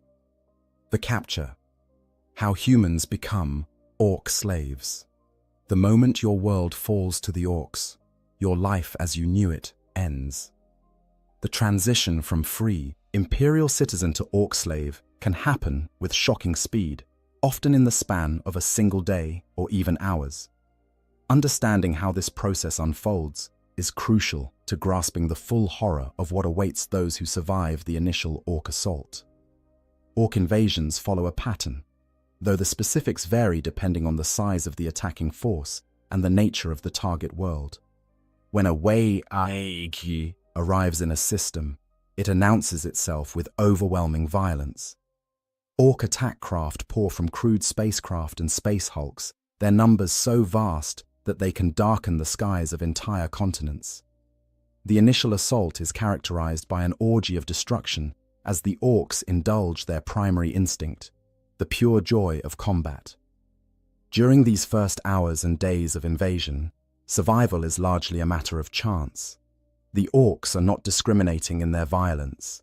They kill with gleeful abandon, cutting down anyone who stands before them simply because they enjoy the act of killing. Soldiers, civilians, the young, the old, none of these distinctions matter to the greenskins in the heat of battle. Their crude weapons, massive compared to human firearms, tear through flesh and bone with horrifying efficiency. Their physical strength allows them to literally rip humans apart with their bare hands when ammunition runs low or when the mood strikes them. But not everyone dies in the initial assault. As the battle progresses and organized resistance crumbles, the nature of orc behavior begins to shift. Once the immediate thrill of combat starts to wane, the orcs remember the other reward of war: slaves. Those who surrender, those who flee but are captured, those who hide but are discovered, all become potential additions to the orc workforce. The Second War for Armageddon provides a stark example of this process. When the orc warlord, Gazgkul Mag Uruk Thraka's forces overwhelmed the defenses of Hive Infernus, the demoralized officer in charge shamefully surrendered the entire Hive city without a fight. Refugee columns formed, stretching for hundreds of kilometers across the desert wastelands of Armageddon. These desperate people, fleeing the green tide, were systematically herded by orc speed freak biker units who circled them like predators stalking wounded prey. The bikers did not simply kill the refugees. Instead, they drove them back toward Hive Infernus, back toward their new masters, where they would be put to work as slaves in the orc war machine. This herding process is typical of how orcs handle large numbers of potential slaves. They lack the organizational skills to conduct orderly prisoner processing, but they understand the basic concept of driving groups of humans toward designated areas. Speed freaks on bikes and buggies, orc boys on foot with crude weapons. Even trained squigs and other creatures may be used to corral fleeing populations. Those who try to break away from the group are often killed as examples, their deaths serving to keep the others compliant through sheer terror. The actual moment of capture is often arbitrary and chaotic. You might be grabbed by a massive orc hand as you try to flee through rubble-strewn streets. You might find yourself surrounded by Gretchen armed with scavenged weapons, their high-pitched voices shrieking orders as they force you to join other captives. You might simply be in the wrong place when an orc run-third sweeps through an area, rounding up anyone still alive to fill out their slave gangs. Physical violence during capture is almost universal. Orcs communicate through brutality, and they establish dominance over their new slaves through immediate and overwhelming force. Beatings are common, both to subdue resistance and simply because the orcs find it amusing. Bones may be broken, teeth may be knocked out. The message is always clear. You are powerless, you are property, and your survival depends entirely on your captor's whims. The journey to the labor camps or slave pens can be as harrowing as the capture itself. Orc logistics are crude at best, and slaves are often force-marched for days or even weeks to reach their final destinations. Those who fall from exhaustion or injury are typically killed on the spot, their bodies left to rot where they fall. Food and water are provided irregularly, if at all. The orcs seem to operate on the assumption that weak slaves who cannot survive the march are not worth keeping anyway. During these marches, you begin to understand the true nature of your new reality. The orcs do not hide their cruelty or temper their behavior. You watch as they casually torture captives for entertainment, pulling people from the column to use as living targets for weapon testing or gladiatorial combat. You see them select prisoners at random to be eaten, sometimes cooking them over fires, sometimes simply tearing into them raw. The screams of the dying become a constant background noise, a soundtrack to your new existence. Some captures occur in different circumstances. Individual humans or small groups may be seized during orc raiding parties on worlds not yet fully conquered. These raids are common as orc forces spread out from their initial landing zones, sweeping through surrounding territories to gather resources and slaves. Being captured in a raid means you might be thrown into a crude vehicle or cage and transported immediately to orc-held territory, often with minimal explanation of what is happening or what will be done with you. The psychological impact of capture cannot be overstated. In the span of hours, your entire existence is shattered. Everything you knew, everyone you cared about, all the structures and systems that gave your life meaning are torn away. You are stripped of your identity as an individual and reduced to a resource to be exploited. The orcs do not learn your name. They do not care about your skills or your history. You are simply another soft-skinned human, valuable only for the labor that can be extracted from you before you die. Perhaps most terrifying is the arbitrary nature of who is captured and who is killed. There is no logic to it, no pattern you can discern and use to increase your chances of survival. The orc who kills your friend standing next to you might spare you for no reason you can understand. The same orc might kill you tomorrow for equally incomprehensible reasons. This randomness is psychologically devastating, stripping away any sense of control or agency you might cling to. For some, particularly those from worlds with strong imperial faith, capture by Xenos is seen as a fate worse than death. The thought of serving aliens, of being forced to aid the enemies of humanity, conflicts with everything the Imperial Creed teaches. Some choose to fight to the death rather than accept capture. Others attempt suicide when the opportunity presents itself. But most, driven by the fundamental human will to survive, accept their new status as slaves and hope desperately that rescue might someday come. That hope, as we shall see, is almost always in vain. Once you enter orc captivity, escape becomes nearly impossible, and rescue by Imperial forces is extremely unlikely. The Imperium does not negotiate for prisoners. It does not launch rescue missions for enslaved civilians. The resources required to save you would be considered better spent on other military operations.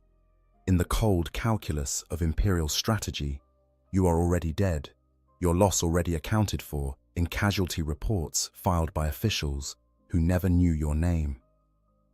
The slave hierarchy and your place in it. Understanding your position in orc society is essential to survival as a slave. The orcs operate under a brutally simple hierarchy based entirely on size and strength, and this same principle extends to how they view and treat their slaves. However, the reality is more nuanced than it might initially appear, with various categories of slaves experiencing different treatment and having different chances of survival. At the very bottom of orc society are the snotlings, infantile orcoid creatures with limited intelligence used primarily for fungus tending. Just above them are the Gretchen, also called grots or runts, who are smaller, weaker orcoid subspecies that serve as the primary slave labor force within orc settlements. Gretchen perform all the menial tasks that orcs consider beneath them, from food preparation to message delivery to general organization and maintenance work. Human slaves occupy the same social position as Gretchen. The orc word for servant or slave is grot, and this term is applied equally to Gretchen and to non-orcoid slaves like humans. This linguistic detail reveals an important truth. To the orcs, there is no meaningful distinction between a Gretchen slave and a human slave. Both are weak, soft creatures to be bullied, exploited, and discarded when no longer useful. However, even within this lowest tier of orc society, there exists an informal hierarchy based on perceived usefulness. Not all slaves are treated equally, and understanding these distinctions can mean the difference between a relatively tolerable existence and a short, brutal death. The most fortunate slaves, if such a term can be applied to any aspect of orc captivity, are those with valuable skills that orcs cannot easily replicate. Technical expertise is particularly prized. While orc mech boys possess an instinctive understanding of technology, they often lack the precision and patience required for certain types of work. Human slaves with engineering knowledge, the ability to operate complex machinery, or expertise in manufacturing processes may find themselves assigned to relatively stable positions in orc workshops and factories. These skilled slaves can sometimes achieve a level of status that affords them marginally better treatment. Some even become trusted advisors to war bosses or mech boys, though this trust is always conditional and can evaporate in an instant if the orc decides the slave is no longer useful or amusing. The freebooter known as Uzgul the Magnificent, for instance, has been known to keep technical experts from various species as permanent members of his crew, valuing their expertise in maintaining and operating captured technology. Language skills can also provide a small measure of protection. Humans who learn to speak the orc language, or who can translate between different species, may be kept alive longer than others because they serve a useful function in communication. Commissar Sebastian Yarrick famously learned the orc language from a captured raider in his youth, knowledge that would later prove crucial in understanding and fighting orc invasions. Below the skilled slaves are the general laborers, the vast majority of human slaves in orc territory. These are the men, women, and children forced to toil in mines, fields, factories, and construction sites. They have no special skills that set them apart, nothing that makes them individually valuable to their masters. They are interchangeable parts in the orc industrial machine, worked until they can no longer perform their assigned tasks, then discarded like broken tools. General laborers are organized into work gangs, large groups supervised by runthards who ensure compliance through constant threats and occasional acts of violence. The size of these gangs can vary dramatically, from a few dozen slaves to thousands, depending on the scale of the project and the size of the orc settlement. You might find yourself working alongside people from a dozen different worlds, all thrown together by the random chance of capture.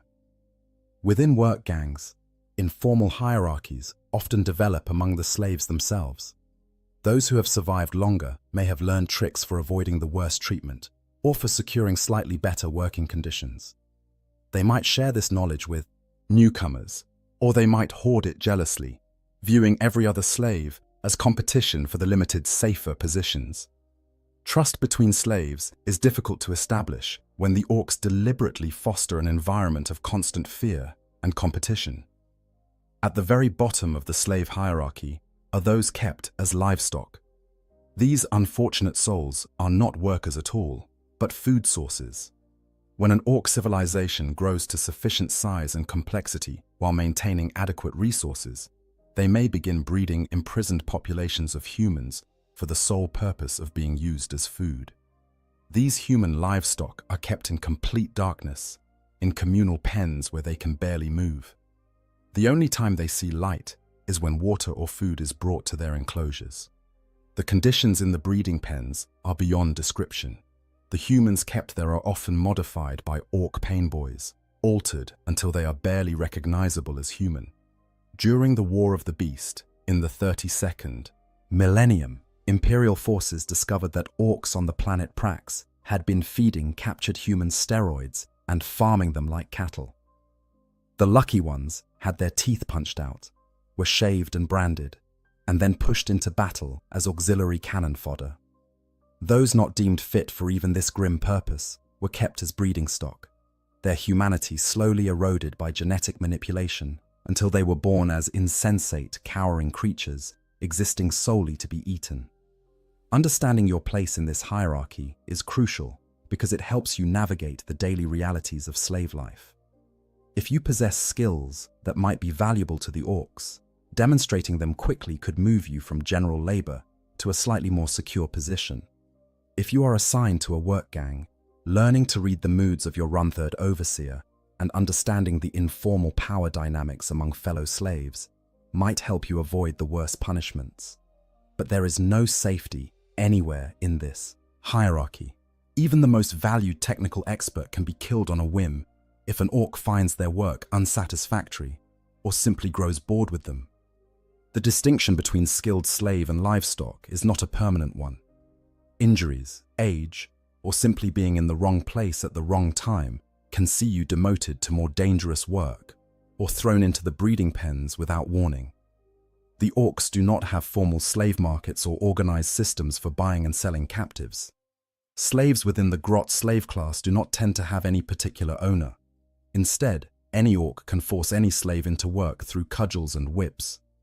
There are usually no chains or fences keeping slaves confined.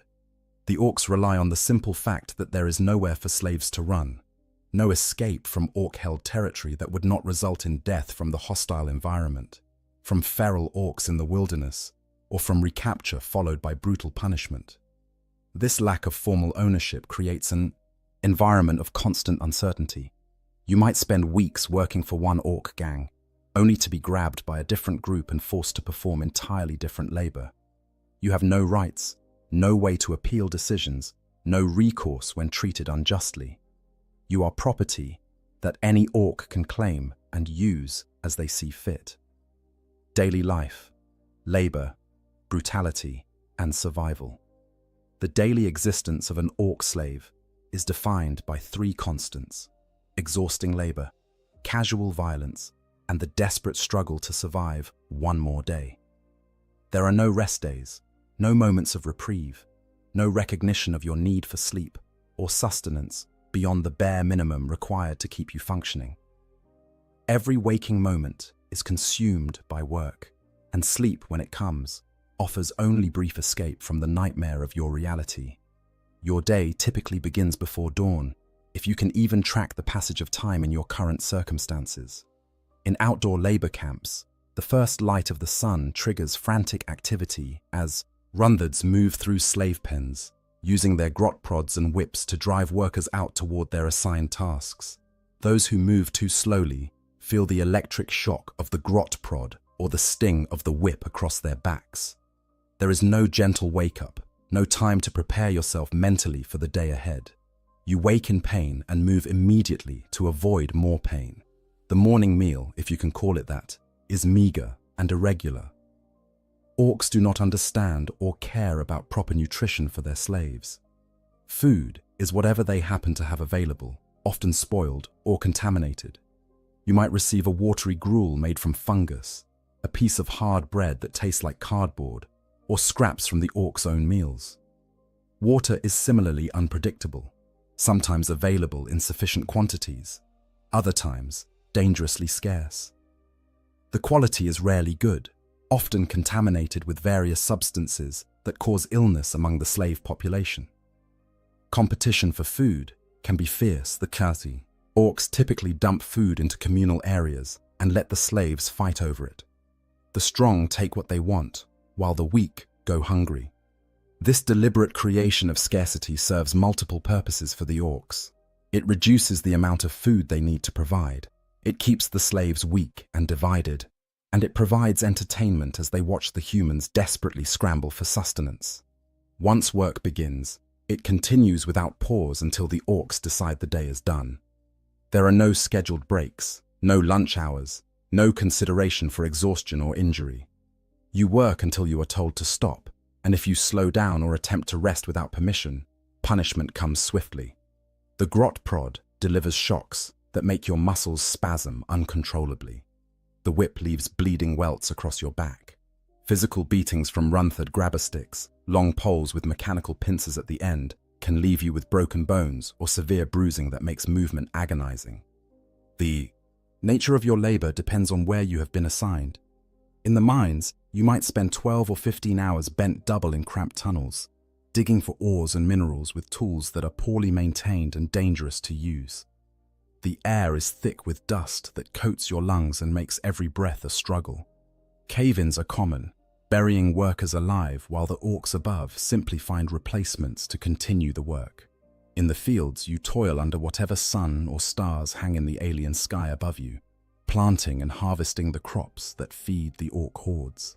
Your back aches from constant bending. Your hands bleed from handling rough plants and crude tools. Depending on the world's climate, you might work in scorching heat that causes dehydration and heat stroke, or in freezing cold that leaves you shivering and numb. Factory work presents its own dangers. The machinery used in orc workshops is crude and poorly maintained, lacking even basic safety features. Accidents are commonplace. Workers lose fingers, hands, even entire limbs to the grinding gears and cutting blades. The orcs view these incidents as the workers' fault and show no mercy to the injured. If you cannot work, you are worthless, and worthless slaves do not live long. The ammunition factories are particularly nightmarish. You might spend your days filling shells with explosive compounds, never knowing if the next batch will detonate and vaporize you and everyone around you. The chemicals used in propellants and explosives cause long-term health problems, burning your lungs and skin, causing tremors and weakness that only worsen with continued exposure. The orcs do not provide protective equipment. They do not care if you die from chemical exposure, because there are always more slaves to replace you.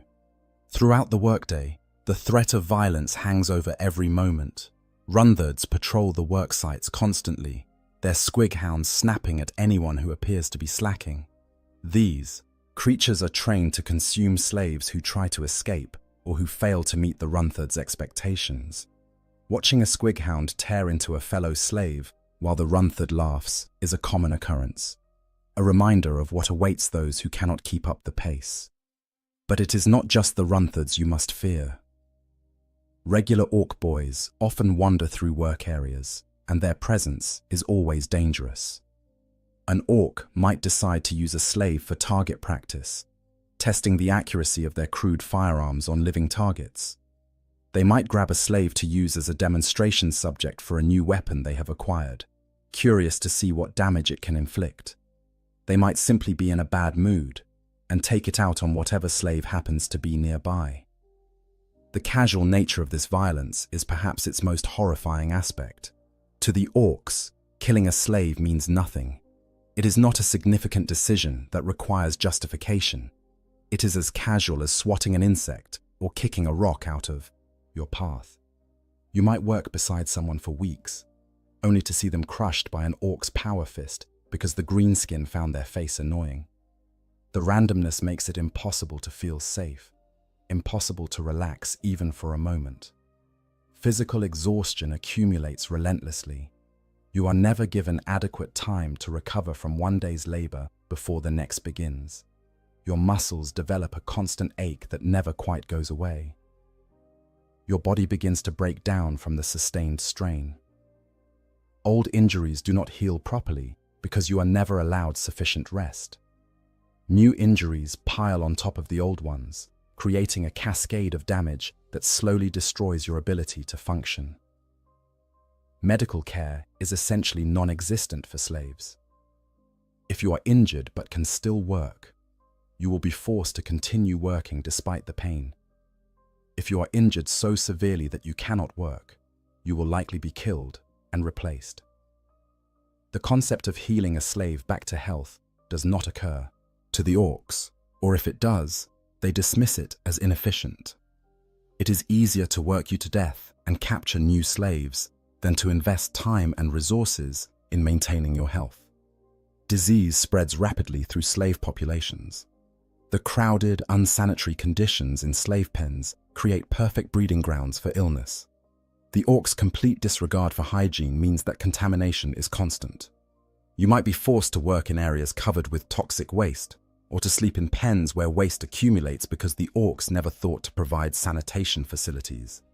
When disease breaks out, it can devastate entire work gangs, but the orcs simply wait for it to run its course, then replace the dead with fresh captives.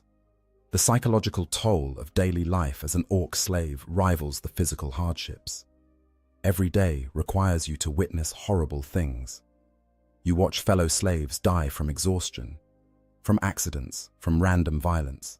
You hear their screams as they are tortured or eaten. You see children worked to death, the elderly beaten for being too slow, the sick left to die in filth. The accumulation of these traumas weighs on your mind, creating a kind of numbness born from sheer overload. Some slaves break mentally long before their bodies give out. They become hollow shells, moving through the motions of work without really being present.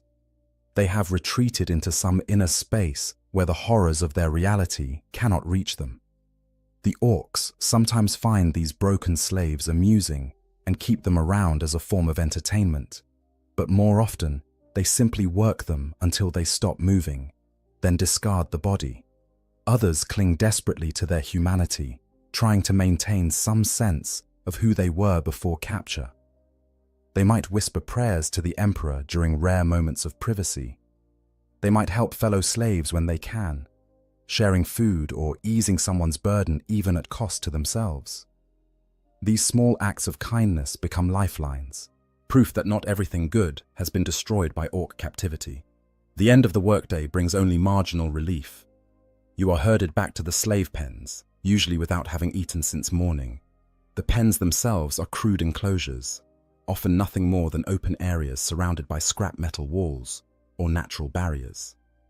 The orcs do not provide shelter, bedding, or any amenities whatsoever. You sleep on bare ground, pressed against other slaves for warmth if the climate is cold, suffering from heat if it is not. Night offers no safety from orc violence.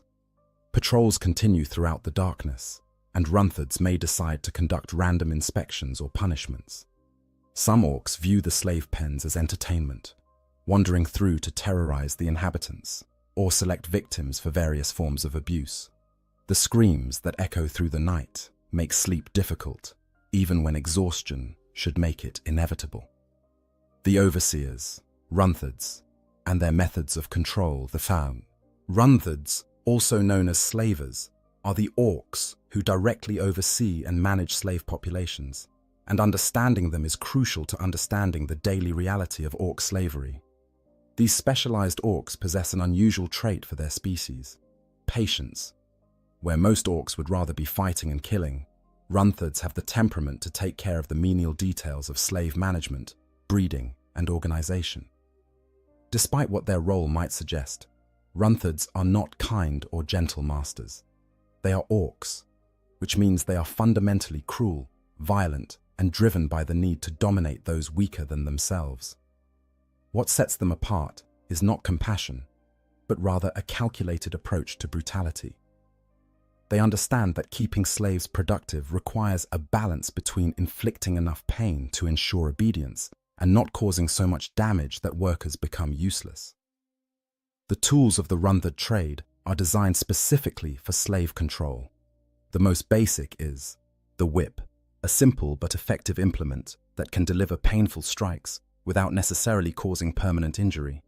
Runthards carry whips at all times and use them liberally to direct slave gangs, punish perceived laziness, or simply to remind slaves of their place in the hierarchy. The crack of a Runthard's whip becomes one of the most familiar sounds in a slave's daily existence. More sophisticated is the grabber stick, a long pole outfitted with a pulley-operated Moore-like pincer. This mechanical device can be used in several ways. The Runthard might use it to grab and restrain a slave who is trying to flee or resist, clamping the pincer around their neck or limbs to control their movement.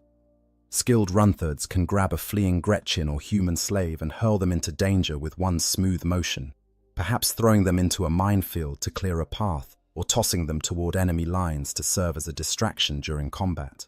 The grabber stick can also be used to throttle slaves who prove too resistant to control.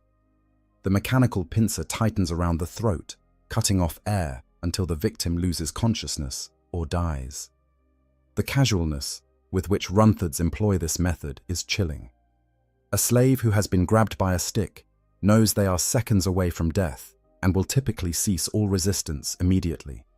Perhaps the most feared tool in a Runthard's arsenal is the grot prod, an orc imitation of human electrical cattle prods, but much larger and more powerful. These weapons, created by mech boys and employed by progressive Runthards, can be used to motivate, incapacitate, or even kill, depending on the voltage setting. The tech-savvy Runthards who favor these weapons have learned to use them with disturbing precision, delivering shocks to specific parts of the body to achieve different effects. A low-voltage shock from a grot prod causes intense pain, but no lasting damage, perfect for encouraging a slow worker to move faster or punishing a minor infraction. Medium voltage can cause muscle spasms that leave the victim temporarily unable to move, useful for subduing slaves without killing them. High voltage can stop a heart or cause severe neurological damage, effectively executing the target while maintaining the illusion that it might have been an accident rather than deliberate murder. The grot prod delivers its shock through direct contact. The Runthard must touch the prod to the slave's body, usually targeting areas where the pain will be most intense: the neck, spine, kidneys, or genitals. The arbitrary nature of when and why these shocks are delivered creates an environment of constant fear. You never know when you might feel that horrible jolt of electricity coursing through your body. Never know if this time the Runthard has set the voltage high enough to kill. Runthards also employ living weapons in the form of squighounds. These creatures are a variety of squig, the symbiotic organisms that form part of the orcoid ecosystem, specifically bred and trained to herd and intimidate slaves. Squighounds are voracious predators with powerful jaws full of razor-sharp teeth. They are kept perpetually hungry, making them aggressive and eager to attack any target designated by their Runthard master. The primary function of squighounds is to eat errant or fleeing slaves. When a slave attempts to escape from a work gang or tries to hide during a labor assignment, the Runthard releases the squighounds to hunt them down. The creatures are remarkably effective at tracking human scent, and once they catch their prey, the results are gruesome. The squighound literally devours the escapee alive, often while other slaves are forced to watch. This practice serves a dual purpose. It eliminates the problem of the fleeing slave, while simultaneously terrorizing the remaining workers into obedience. The Runthards call this increasing morale, though what they actually mean is increasing compliance through fear. Watching a fellow slave torn apart by gnashing teeth while screaming in agony is an incredibly effective deterrent against attempting escape. The personality of individual Runthards can vary, but certain traits are nearly universal. All Runthards take pride in their work, viewing themselves as craftsmen who shape and manage their slave herds.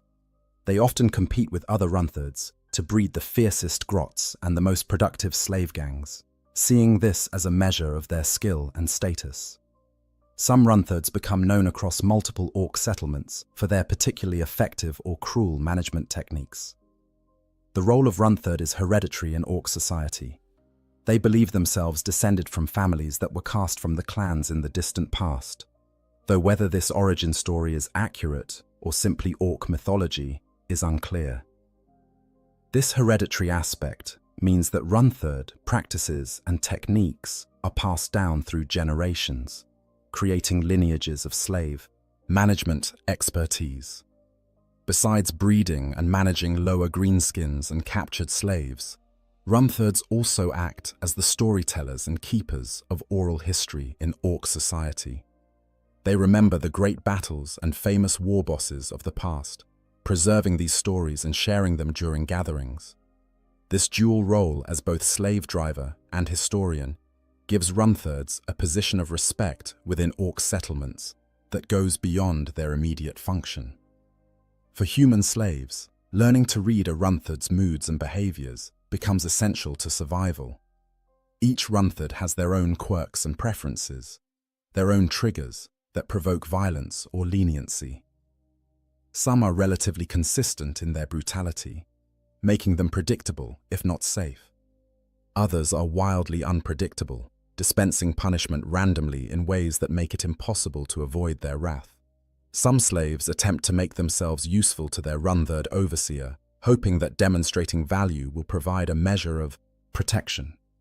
This strategy sometimes works, particularly if you possess skills the Runtherd finds genuinely useful. A slave who can maintain the Runtherd's equipment, who can organize work gangs efficiently, or who can communicate the Runtherd's orders to other slaves, might earn a slightly elevated position within the slave hierarchy. However, this strategy carries significant risks. Becoming too visible to your Runtherd means attracting their attention, and orc attention is always dangerous. A Runtherd might decide that a useful slave would be even more entertaining as a target for their latest weapon test. They might grow jealous of a slave who seems too competent, viewing them as a potential threat to their authority. Or they might simply grow bored with you and decide to kill you for amusement, regardless of your usefulness. The relationship between Runtherds and their charges is not one of owner and property in the traditional sense. As mentioned earlier, slaves in orc society do not have specific owners. Instead, Runtherds manage territories or work projects, and any slaves within their domain fall under their authority. Multiple Runtherds might operate within the same settlement, each responsible for different aspects of slave labor or different work gangs. This system creates a strange dynamic where slaves might interact with multiple Runtherds during any given day. The Runtherd who drives you to the mines in the morning might be different from the one who oversees your work there, and both might be different from the one who herds you back to the slave pens at night. Each transition between Runtherds represents a moment of uncertainty, a brief period where you must quickly assess the new overseer's mood and adjust your behavior accordingly. The Runtherds' most powerful weapon, beyond all their physical implements of torture and control, is the atmosphere of fear they cultivate. They are unpredictable in their violence, sometimes letting infractions slide, while brutally punishing actions that seem innocent. This inconsistency is not accidental. It serves to keep slaves in a constant state of anxiety, never knowing what might provoke punishment, always second-guessing every action and decision. Types of labor and work assignments. The variety of work assigned to orc slaves is vast, spanning everything from the most brutal physical labor to specialized technical tasks. Understanding the different types of work and their relative dangers is important for grasping the full scope of the slave experience in orc territory. Mining operations represent some of the most dangerous and physically demanding work. Orc mines are crude affairs, dug with minimal concern for stability or worker safety.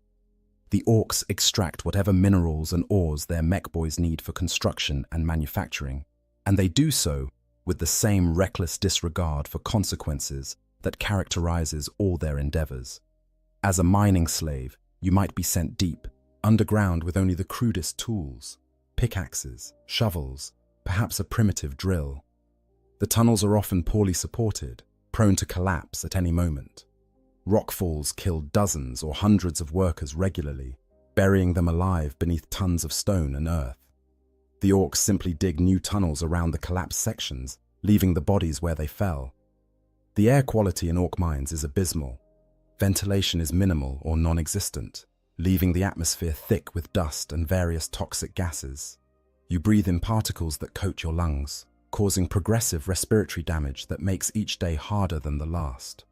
Some mines contain naturally occurring toxic minerals that poison workers slowly, causing symptoms like tremors, loss of coordination, and eventually organ failure.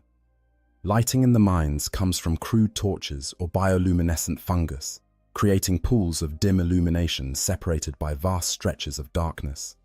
Working in these conditions means you can barely see what you are doing, increasing the risk of accidents and injuries. The darkness also allows for rats, insects, and other creatures to proliferate in the mines, some of them dangerous predators that view weak or isolated workers as prey. Agricultural work, while less immediately dangerous than mining, carries its own hardships. Entire native populations are forced into agricultural labor to manufacture food for the orc hordes. The work is backbreaking and endless, following the cycles of planting, tending, and harvesting with no rest periods between.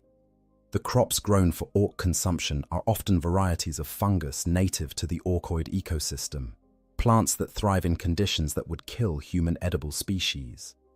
Working with these crops exposes you to spores and toxins that cause skin irritation, allergic reactions, and respiratory problems. Some orc crop varieties are aggressive and dangerous in their own right, with thorns, acidic sap, or defensive mechanisms that cause injury to anyone handling them. The tools provided for agricultural work are crude and poorly maintained. You might spend entire days bent over hand tools with broken or missing handles, using your bare hands to pull weeds or harvest crops because no implements are available. The physical toll of this constant bending and stooping causes chronic back problems that leave you in agony by the end of each day. Factory work encompasses a wide range of activities, all of them dangerous. Some slaves work in munitions plants, filling shells with explosive compounds or assembling the components of orc weapons. The crude nature of orc manufacturing means that accidents are commonplace. Explosions regularly kill entire work crews, and the orcs respond by simply sending in new slaves to continue the work around the charred remains of their predecessors. Other factory slaves work on assembly lines, putting together the various components of orc technology. You might spend 12 hours a day inserting bolts into the same piece of machinery over and over again, your hands developing calluses and repetitive stress injuries from the monotonous motion. The machinery around you operates without safety guards or emergency stops, and workers who get caught in the gears are simply pulled into the mechanism and crushed, their blood and tissue becoming part of the industrial waste. Chemical work is particularly nightmarish. Some slaves are assigned to work in facilities where propellants, explosives, and other dangerous compounds are manufactured. The exposure to these chemicals causes immediate burns and long-term health problems. Your skin develops rashes and lesions. Your lungs burn with every breath. Your vision deteriorates as the fumes damage your eyes. There is no protective equipment, no ventilation systems, nothing to mitigate the constant exposure to substances that are slowly killing you. Construction work sees slaves building or expanding orc settlements. This might involve hauling massive stones, assembling crude fortifications, or constructing the ramshackle buildings that orcs use for shelter and storage. The work is physically exhausting, requiring you to lift and move objects far heavier than what a healthy human should safely handle. Injuries are constant: crushed fingers, broken bones, hernias from excessive strain. Some slaves are assigned to maintaining orc vehicles and war machines. This can actually be one of the relatively less dangerous assignments, as the orcs need their vehicles functional and may therefore provide slightly better conditions for the mechanics and technicians. However, orc technology is inherently unstable and prone to catastrophic failures. Working on a vehicle that might explode, catch fire, or simply collapse on top of you creates constant stress and frequent casualties. Ammunition manufacturing deserves special attention due to its particularly high fatality rate.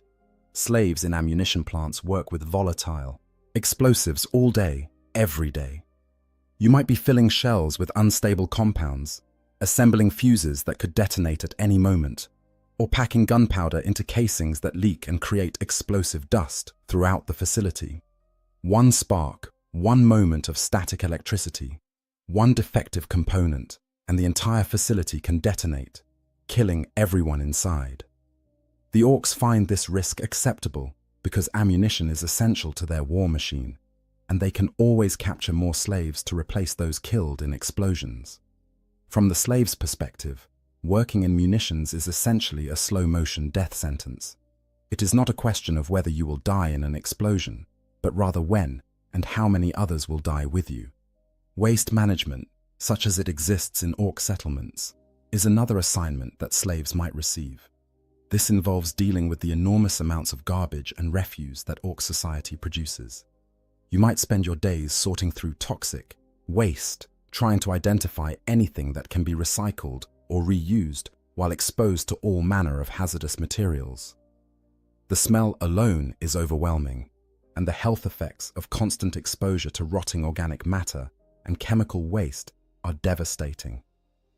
Some slaves are assigned as personal servants to individual orcs, particularly knobs or important mech boys. This role can range from marginally better to catastrophically worse than general labor, depending entirely on the temperament of the orc you serve. A slave serving a knob might have access to better food and shelter, but they are also constantly in close proximity to an orc who could kill them casually at any moment. The arbitrary nature of orc violence means that personal servants often have shorter lifespans than general laborers, despite their seemingly elevated status. The constant threat of death. In orc captivity, death is not a distant possibility that might someday occur. It is a constant companion, present in every moment of every day, manifesting in countless forms, both sudden and gradual. Understanding the many ways you might die as an orc slave is essential to grasping the full horror of your situation. The most common cause of death is simple exhaustion and overwork. The orcs push their slaves to the absolute limits of physical endurance and beyond. You are worked for 12, 15, sometimes 20 hours a day without adequate food, water, or rest. Your body accumulates damage faster than it can repair itself. Eventually, something critical fails. Your heart gives out from the strain, or your body can no longer maintain basic functions, and you simply collapse. When slaves die from overwork, the orcs rarely even notice immediately. You might fall where you were working, your body left there until someone trips over it, or until the smell becomes noticeable. Then the corpse is dragged away and dumped in whatever area serves as the settlement's mass grave or feeding ground for scavengers. The work continues without pause, your former position in the labor gang filled by the next available slave. Industrial accidents claim vast numbers of slaves. The crude and poorly maintained machinery used throughout orc settlements is inherently dangerous. Safety features are non-existent. Warning systems are absent. Emergency stops do not exist or do not function. When something goes wrong, workers are simply caught in the machinery and destroyed. You might be feeding materials into a processing machine when your sleeve gets caught on a moving part, pulling you in before you can react. The machine grinds on, crushing and mangling your body while you scream, until you stop moving and become just another piece of debris that needs to be cleared away. Your fellow slaves continue working around your remains, unable to help, knowing they might be next. Explosions are another frequent killer, particularly in ammunition plants and certain types of factories. The volatile materials being handled, combined with poor quality control and crude manufacturing processes, create conditions where catastrophic failures are almost inevitable. A batch of propellant might detonate, vaporizing everyone within the blast radius. A fuel storage tank might rupture and ignite, creating a fireball that consumes entire buildings full of workers. These explosions can kill dozens or hundreds at once, but the orcs view them as acceptable losses. The ammunition needs to be manufactured, the work must continue, and there are always more slaves to replace those killed. You might work in a munitions plant, knowing that similar facilities have exploded multiple times before, knowing that the same fate almost certainly awaits you, yet having no choice but to continue your assigned tasks. Disease and infection kill more slaves than most people would suspect. The unsanitary conditions, lack of medical care, and constant exposure to toxins and contaminants create perfect conditions for illness to spread. A simple cut that becomes infected can become a death sentence when there is no treatment available. Dysentery from contaminated water or food kills slowly and painfully, leaving you weak and dehydrated as you continue to be forced to work. Epidemics can sweep through slave populations with devastating speed. Crowded pens where hundreds of slaves are pressed together in filth, sharing the same contaminated water and breathing the same disease-filled air, allow illnesses to spread rapidly. The orcs do not quarantine sick slaves or attempt to stop disease transmission. They simply let the epidemic run its course, then replace the dead with fresh captives. Starvation is a slower but equally certain killer. The orcs provide minimal food to their slaves, just enough to keep most of them functional for a while. But most is not all, and there are always slaves who receive less than even this meager ration. Competition for food means some slaves are simply outcompeted by stronger individuals and slowly starve to death over weeks or months. The physical effects of prolonged starvation are horrible. Your body consumes its own tissues for energy, breaking down muscle and organ tissue to keep your brain and heart functioning. You become skeletal, your skin stretched tight over bones, your eyes sunken into your skull. Even basic tasks become monumentally difficult as your strength fails. Eventually, your body can no longer sustain itself, and you die, often while still being forced to work right up until the moment your heart stops. Exposure to the elements kills many slaves, particularly those working in outdoor assignments on worlds with harsh climates. If you are working on a frozen world, the cold saps your strength and causes frostbite that destroys fingers, toes, and other extremities. Hypothermia sets in when you are no longer able to maintain your core temperature, causing confusion, loss of coordination, and finally death as your body systems shut down. On hot worlds, heat stroke and dehydration are constant threats. The orcs do not provide adequate water or shade. You work under the blazing sun hour after hour, your body's cooling mechanisms overwhelmed by the temperature.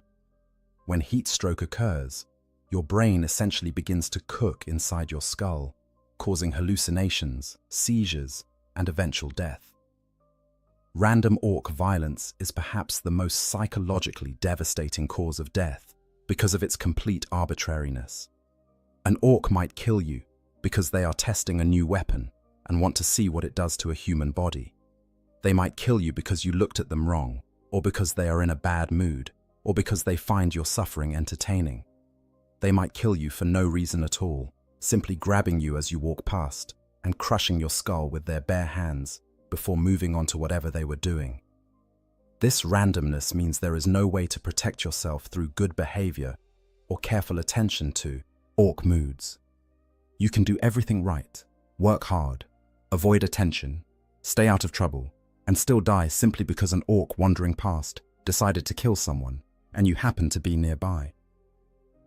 This knowledge creates a state of constant grinding anxiety that wears down your psychological defenses. Being eaten is a fate that awaits many slaves. Orcs regularly torture and eat humans, sometimes cooking them beforehand, sometimes simply consuming them raw. This can range from an orc picking one slave to eat when they feel hungry, to industrial-scale food production, where entire facilities are dedicated to processing human flesh as food. The process of being selected for consumption is terrifying. The orcs might simply grab whoever is nearest, or they might make a game of it. having slaves fight each other with the loser being eaten. Sometimes they cook their victims slowly over fires while they are still alive, finding the screams entertaining. Other times they simply tear into living flesh with their teeth, the victim dying slowly from blood loss and trauma while being devoured. In some orc settlements that have reached sufficient size and complexity, humans are bred specifically for consumption in what amounts to industrial livestock production. These breeding pens keep humans in complete darkness, in communal enclosures where they can barely move. The inhabitants are modified by orc pain boys until they are barely recognizable as human, born without teeth, hair, or nails, existing as insensate, cowering creatures whose only purpose is to be eaten. Gladiatorial combat claims slaves who are forced to fight each other or alien creatures for orc entertainment. The orcs enjoy watching fights, and they often create opportunities for such spectacles by throwing slaves into pits or arenas with weapons and forcing them to battle. The loser dies, obviously, but even the winner rarely survives long, as they will be forced to fight again and again until they eventually lose. Some slaves die attempting to escape. The desperation of their situation drives them to try fleeing despite the near impossibility of success. Squighounds hunt them down and tear them apart. Orc patrols catch them and kill them as examples to other slaves. Even if they somehow evade immediate capture, the hostile environment of most orc-held worlds makes long-term survival impossible without resources and support. Punishment executions serve as examples to other slaves and as entertainment for the orcs. Slaves who displease their masters might be killed in elaborate and painful ways, specifically designed to terrorize the remaining population. Public tortures, where slaves are slowly killed over hours or days, while other workers are forced to watch, create an atmosphere of fear that keeps the broader slave population compliant. Psychological torment and orc psychology. The physical hardships of orc slavery are matched and perhaps exceeded by the psychological torture inherent in every aspect of the experience. Understanding the mental and emotional toll of captivity requires understanding orc psychology and how profoundly alien it is from human thinking. Orcoid psychology is utterly different from that of humans, to the point where they can simultaneously believe two contradictory facts without experiencing any cognitive dissonance. This ability to hold conflicting ideas represents a fundamental difference in how orcs process information and understand reality. It makes them unpredictable and incomprehensible to human slaves trying to anticipate their behavior or find logical patterns in their actions. Orcs have no concept of love as humans understand it. They find human affection strange and inexplicable, viewing emotional bonds between people as a weakness to be exploited. What orcs do experience is a kind of battle bliss, an ecstatic state that occurs during combat. They associate this feeling with both love and hate, blurring the distinction between the two in ways that make no sense to human psychology. This absence of empathy or emotional connection means that orcs literally cannot understand why their treatment of slaves might be wrong. They do not recognize the suffering they inflict as suffering in any meaningful sense. To them, humans are weak creatures whose screams and pleas are merely noise, no more significant than the sounds made by malfunctioning machinery. Your pain means nothing to them because they are incapable of recognizing it as something that matters. The arbitrary nature of orc behavior creates constant psychological stress for slaves. There is no pattern to discern, no rules to learn that might help you avoid punishment or death. An orc might walk past you 100 times without incident, then crush your head on the 101st time for no reason you can perceive. This randomness makes it impossible to develop coping mechanisms based on understanding and predicting your captor's behavior. Orc humor, such as it is, often involves the suffering of weaker beings. They find it entertaining when slaves are injured, when accidents occur, when torture produces particularly creative screams. To witness something horrible happening to a fellow slave and see your orc overseers laughing about it creates a profound sense of helplessness and despair. You are trapped in a nightmare run by creatures who view your torment as comedy. The linguistic and cultural barrier between humans and orcs adds another layer of psychological difficulty.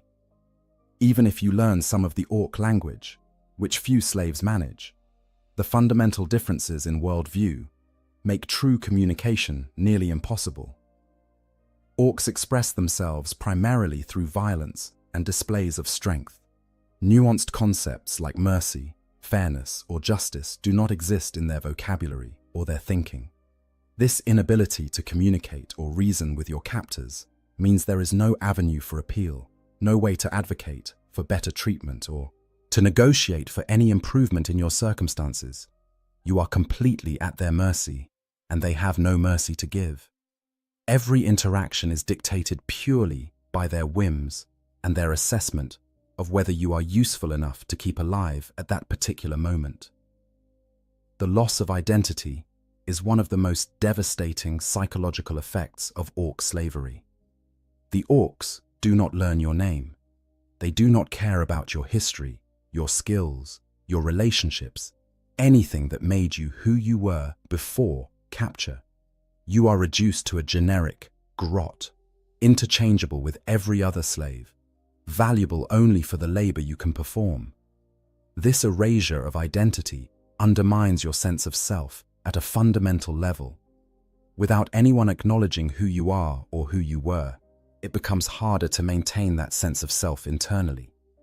Some slaves cling desperately to memories of their former lives, rehearsing them mentally to keep them alive. Others find those memories too painful and try to suppress them, focusing only on immediate survival. Both strategies carry psychological costs. The constant witnessing of atrocity takes an accumulating toll. Every day brings fresh horrors: slaves killed in accidents, executed for minor infractions, tortured for entertainment, selected for consumption. You watch children worked to death, see the elderly beaten until their bones break, witness pregnant women forced to labor until they miscarry. The human mind is not designed to process this level of sustained trauma, and the psychological damage builds over time. Some slaves develop a kind of emotional numbness, a dissociative state where they function mechanically without really being present. They have retreated so far inside themselves that the external horror cannot reach them anymore. This psychological strategy allows them to continue functioning, but at the cost of losing connection to their own humanity. They become shells, moving through the motions of survival without really living. Others maintain their emotional connection to what is happening around them, feeling the full weight of every horror they witness. This keeps them more psychologically present and human, but the cost is enormous. The grief, rage, and despair that come from truly feeling the scope of what is being done to them and their fellow slaves can be overwhelming. Many slaves in this state eventually reach a breaking point where they simply give up, ceasing to care whether they live or die. The absence of hope is perhaps the most psychologically devastating aspect of orc slavery. There is no realistic prospect of rescue. The Imperium does not negotiate for prisoners or launch rescue missions for enslaved civilians. Your world has fallen, your people are scattered or dead, and the vast machinery of Imperial governance has already written you off as a loss. Even if Imperial forces eventually retake the territory where you are held, you will likely be long dead by then, or so broken that recovery is impossible. Escape is nearly impossible for reasons both practical and psychological. Even if you could somehow evade the Rundhards, the Squighounds, and the Orc patrols, where would you go? You are on an alien world or in Orc-held territory with no resources, no allies, no support systems. The hostile environment would likely kill you even if you managed to get away from the Orcs themselves. And after weeks or months of slavery, your body is so damaged and weakened that you lack the physical capacity for the demands of escape and survival in the wilderness. The psychological impact of knowing that this is your life now, that there will be no dramatic rescue or escape, that you will likely die here as a slave, crushed or starved or worked to death, creates a despair so deep that it becomes difficult to articulate. Some slaves lose the will to survive, ceasing to eat even when food is available, provoking their overseers in hopes of being killed quickly rather than dying slowly from accumulated damage. Yet even in the depths of this despair, some slaves find small ways to maintain their humanity and sanity. They form bonds with fellow slaves, creating support networks based on shared suffering. They perform small acts of kindness when possible, sharing food or helping injured workers, even when doing so puts them at risk. They whisper prayers to the emperor during rare moments of privacy, maintaining whatever faith they can in the face of evidence that suggests they have been abandoned by both the Imperium and the divine. These small acts of resistance and humanity become crucial to psychological survival. They are proof that the orcs have not completely destroyed everything good, that some portion of human dignity and compassion persists even in the worst circumstances imaginable. For some slaves, maintaining these connections and behaviors becomes their primary purpose, the thing that keeps them going when pure survival instinct might not be enough. The breeding pens and livestock status. Among all the horrors of orc slavery, perhaps none is more fundamentally dehumanizing than the practice of keeping humans as livestock. When orc civilizations grow to sufficient size and complexity while maintaining adequate resources, they sometimes begin breeding imprisoned populations of humans for the sole purpose of being used as food. Understanding this practice requires confronting one of the darkest aspects of orc society and what it reveals about how they view other species. The breeding pens represent the ultimate degradation, a fate that strips away every last vestige of human dignity and reduces people to nothing more than meat to be harvested. Those consigned to these facilities experience conditions that go beyond mere slavery into territory that challenges the limits of human comprehension and endurance. The physical conditions in breeding pens are deliberately designed to maximize yield while minimizing the resources required to maintain the human livestock.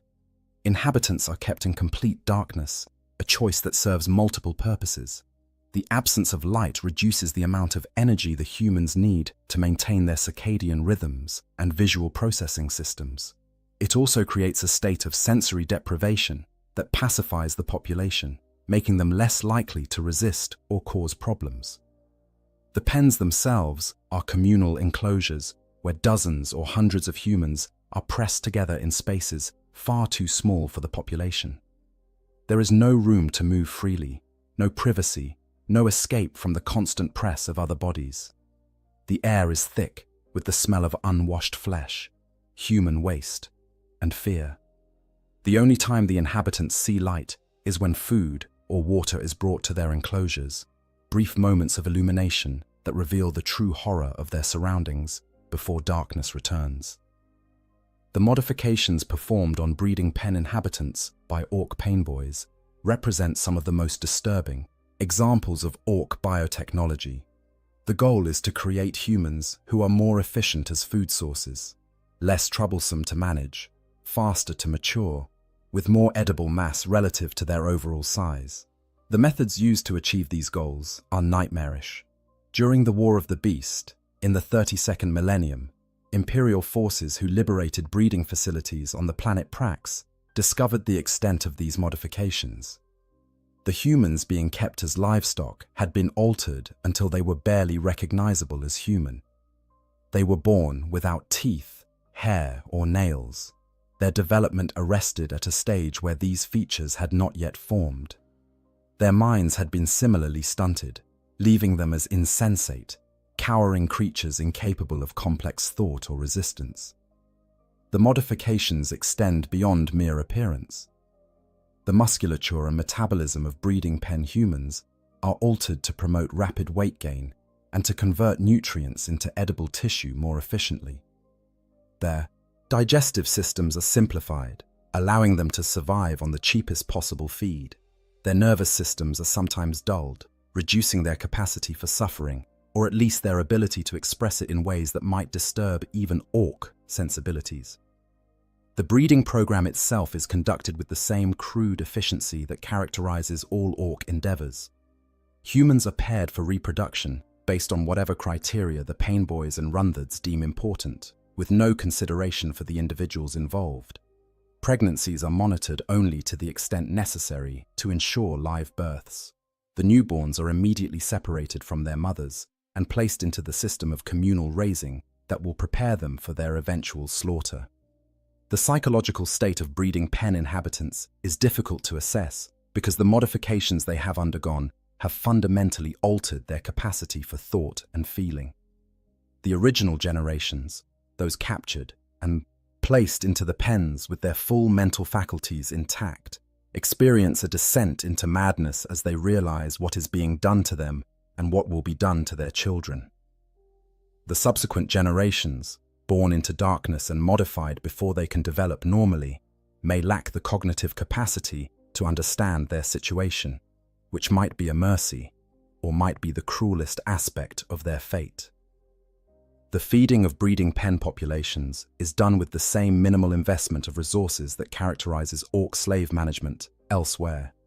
The food provided is whatever is cheapest and most readily available, often waste products from other aspects of orc industry, or crops grown specifically as livestock feed. The nutritional content is sufficient to keep the inhabitants alive and growing, but no thought is given to their comfort or health beyond what is necessary to maintain them as viable food sources. Water is similarly provided at minimal levels. The communal nature of the Shan pens means that contamination is constant, with water sources serving as vectors for disease transmission. Infections and illnesses spread rapidly through the population, but the orcs simply accept this as a normal aspect of livestock management, replacing the dead and sick with new stock. The eventual slaughter of breeding pen inhabitants is conducted with the same casual brutality that characterizes orc behavior toward all slaves. Some are taken individually as needed, selected at random or based on size and weight. Others might be processed in larger numbers if the orc population is preparing for a major campaign and needs to build up food stores. The methods of slaughter vary, but they rarely include any consideration for minimizing suffering or ensuring quick death. Not all humans kept as livestock are confined to breeding pens. Some orc settlements practice a more dispersed form of human cattle ranching, where groups of humans are kept in outdoor enclosures or designated areas and raised under slightly less horrific conditions than the breeding pens. These humans might be used for different purposes, some for meat, some for leather, and other products derived from human tissue, some for experimental subjects in painboy surgeries. The fortunate individuals in these more traditional livestock arrangements still face a grim existence, but they at least maintain some connection to sensory experience and the outside world. They can see the sky, feel the weather, interact with other humans in ways that allow for the development of relationships and social structures. Their eventual fate remains the same as those in the breeding pens, but the journey to that fate is marginally less horrific. During the War of the Beast, some humans kept as livestock were given a different purpose. After being fed steroids and other substances to increase their muscle mass, they had their teeth punched out, were shaved, branded, and then pushed into battle as auxiliary cannon, fodder.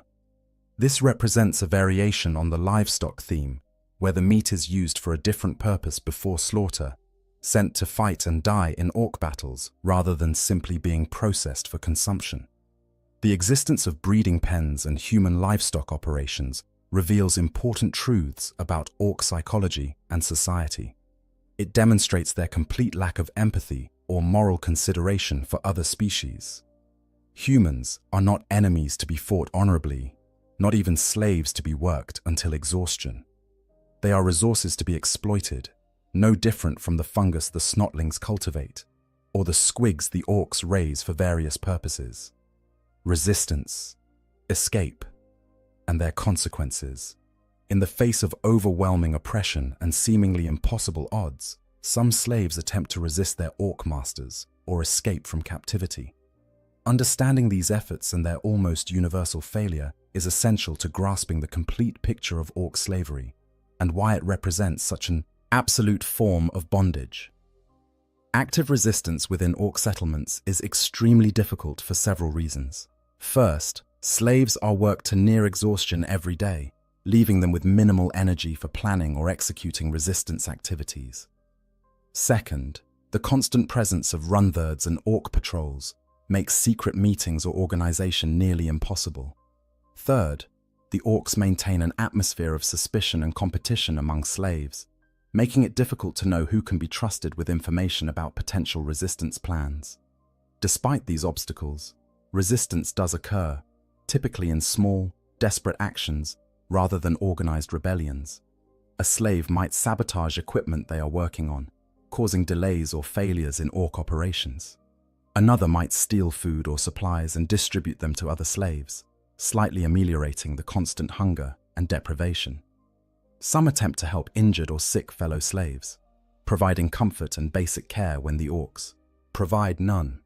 These small acts of resistance rarely have any significant impact on orc operations, but they serve an important psychological function. They are assertions of agency, proof that the slaves are not completely powerless, that some choices still remain even in the depths of captivity.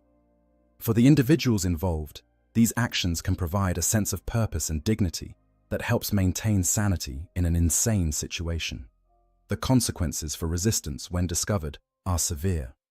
The orcs respond to any act of defiance with brutal and disproportionate violence, not just to punish the specific individual, but to terrorize the entire slave population into compliance.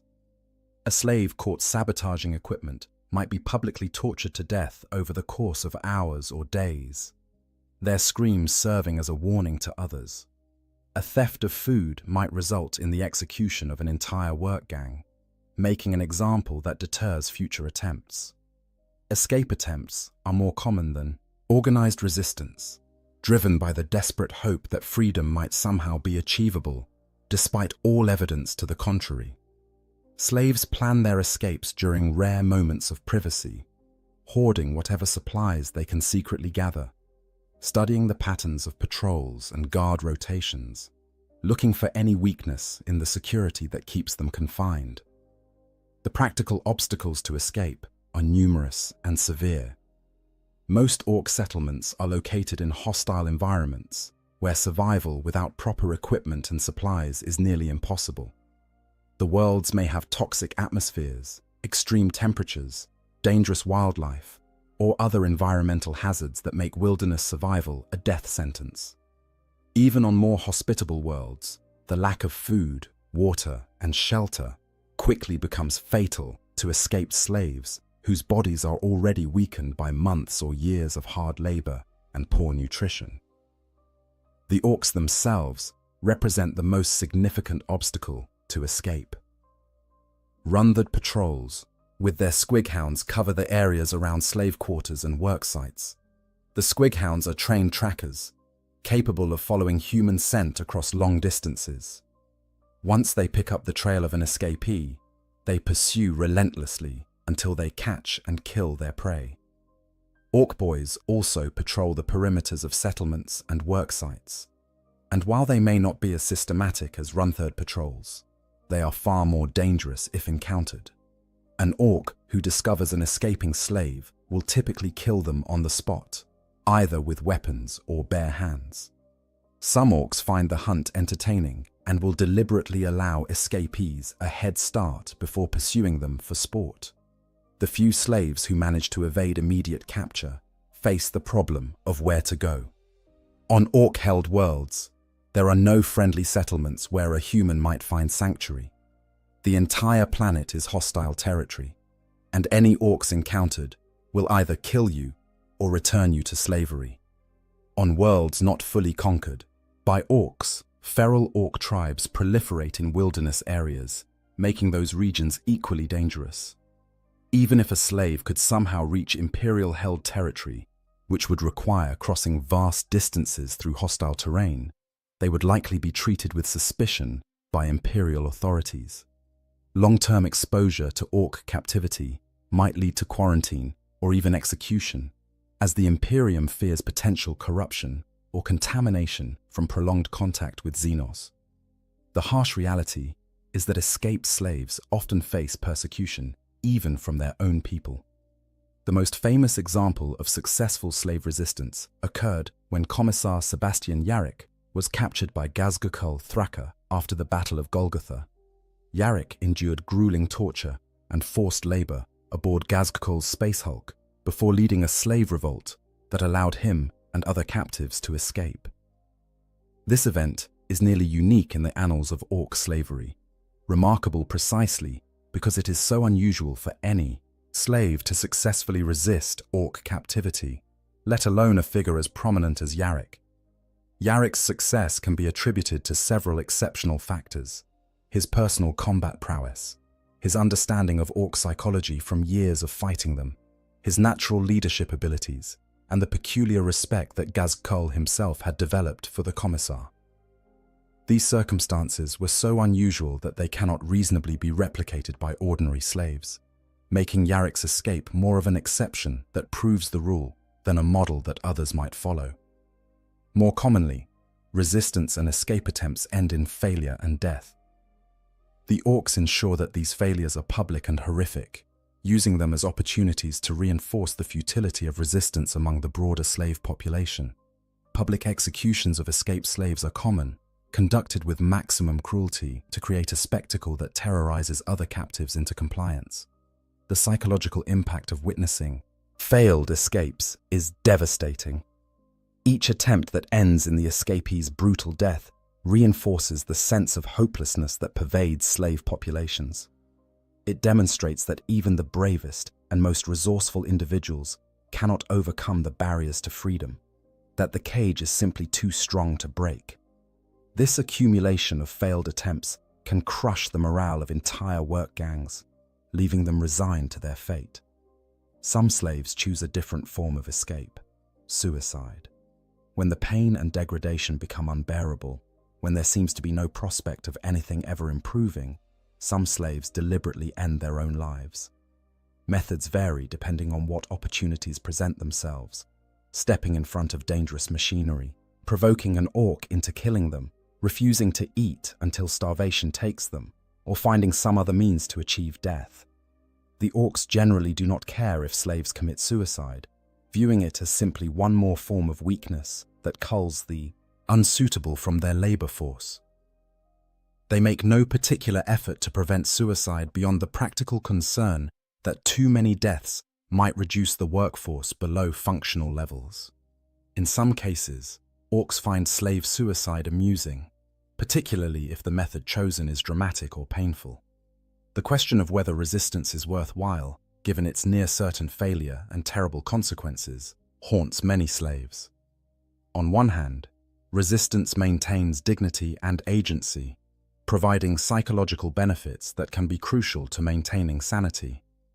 On the other hand, it invites brutal retaliation that might kill not just the resistor, but other innocent slaves as well.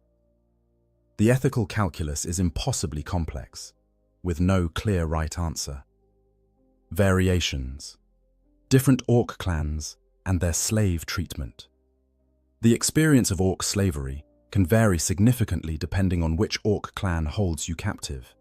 While all Orc clans share fundamental characteristics and behaviors, each clan has its own cultural identity and priorities that influence how they treat their slaves. The Goths are the largest and most aggressive clan, representing the Orci ideal in its purest form. Goths are loud, violent, and obsessed with close combat and physical prowess. For slaves, being held by Goths generally means being subjected to particularly brutal treatment, as these Orcs have the least patience for anything they perceive as weakness. Goth slaves are often used as sparring partners or practice targets, forced into fights with each other or with other creatures purely for Orc entertainment. The Bad Moons are the richest Orc clan, obsessed with accumulating wealth and displaying it ostentatiously. They have more teeth, the Orc currency, than any other clan, which means they can afford to maintain larger slave populations and more extensive operations. Bad Moon slaves might find themselves working in more organized operations than those under other clans, as the Bad Moon's relative wealth allows, for slightly more systematic exploitation. However, this organization does not translate to better treatment. merely more efficient extraction of labor. Blood axes are the most willing to learn from other species and adopt their tactics. They are viewed with suspicion by other orcs because they will even work as mercenaries for non-orcs, though they typically betray their employers eventually. Blood axe slaves might encounter slightly more predictable treatment patterns, as these orcs have adopted some aspects of military discipline and organization from observing human armies. However, they are still fundamentally orcs, and their treatment of slaves remains brutal by any civilized standard. Death Skulls believe that blue brings luck and are known for looting and stealing from everyone, including other orcs. They are the most likely to scavenge and repurpose everything they can find, which extends to their use of slaves. Death Skull slaves often work in salvage operations, picking through battlefields and ruins for anything that might be valuable. The work is dangerous, as unexploded ordnance and unstable structures are common in such environments, but it can sometimes offer brief moments of relative freedom as slaves spread out across salvage sites. Evil Sons are obsessed with speed and vehicles, believing that red makes everything go faster. They favor massive numbers of bikes, buggies, and other fast-moving transports. Slaves under Evil Sons might find themselves working primarily in vehicle maintenance and manufacturing, or they might be used as pit crews for orc races. The fast-paced and chaotic nature of Evil Sons culture means that accidents are particularly common, with slaves regularly crushed by vehicles or caught in crashes. Snakebites are the most traditionalist orc clan, rejecting much of the technology that other clans embrace. They prefer beast riding and primitive weapons over guns and vehicles. Slaves under Snakebite control might be assigned to care for the various creatures the clan breeds and trains for war, including massive squiggoths and other dangerous beasts. This work carries its own unique risks, as the creatures are unpredictable and often view slaves as potential prey. Freebooters are not technically a clan, but rather a collection of orc pirates and mercenaries who have been exiled or who chose to leave their original clans. They are fleet-based, using ships to traverse the galaxy and engage in piracy and raiding.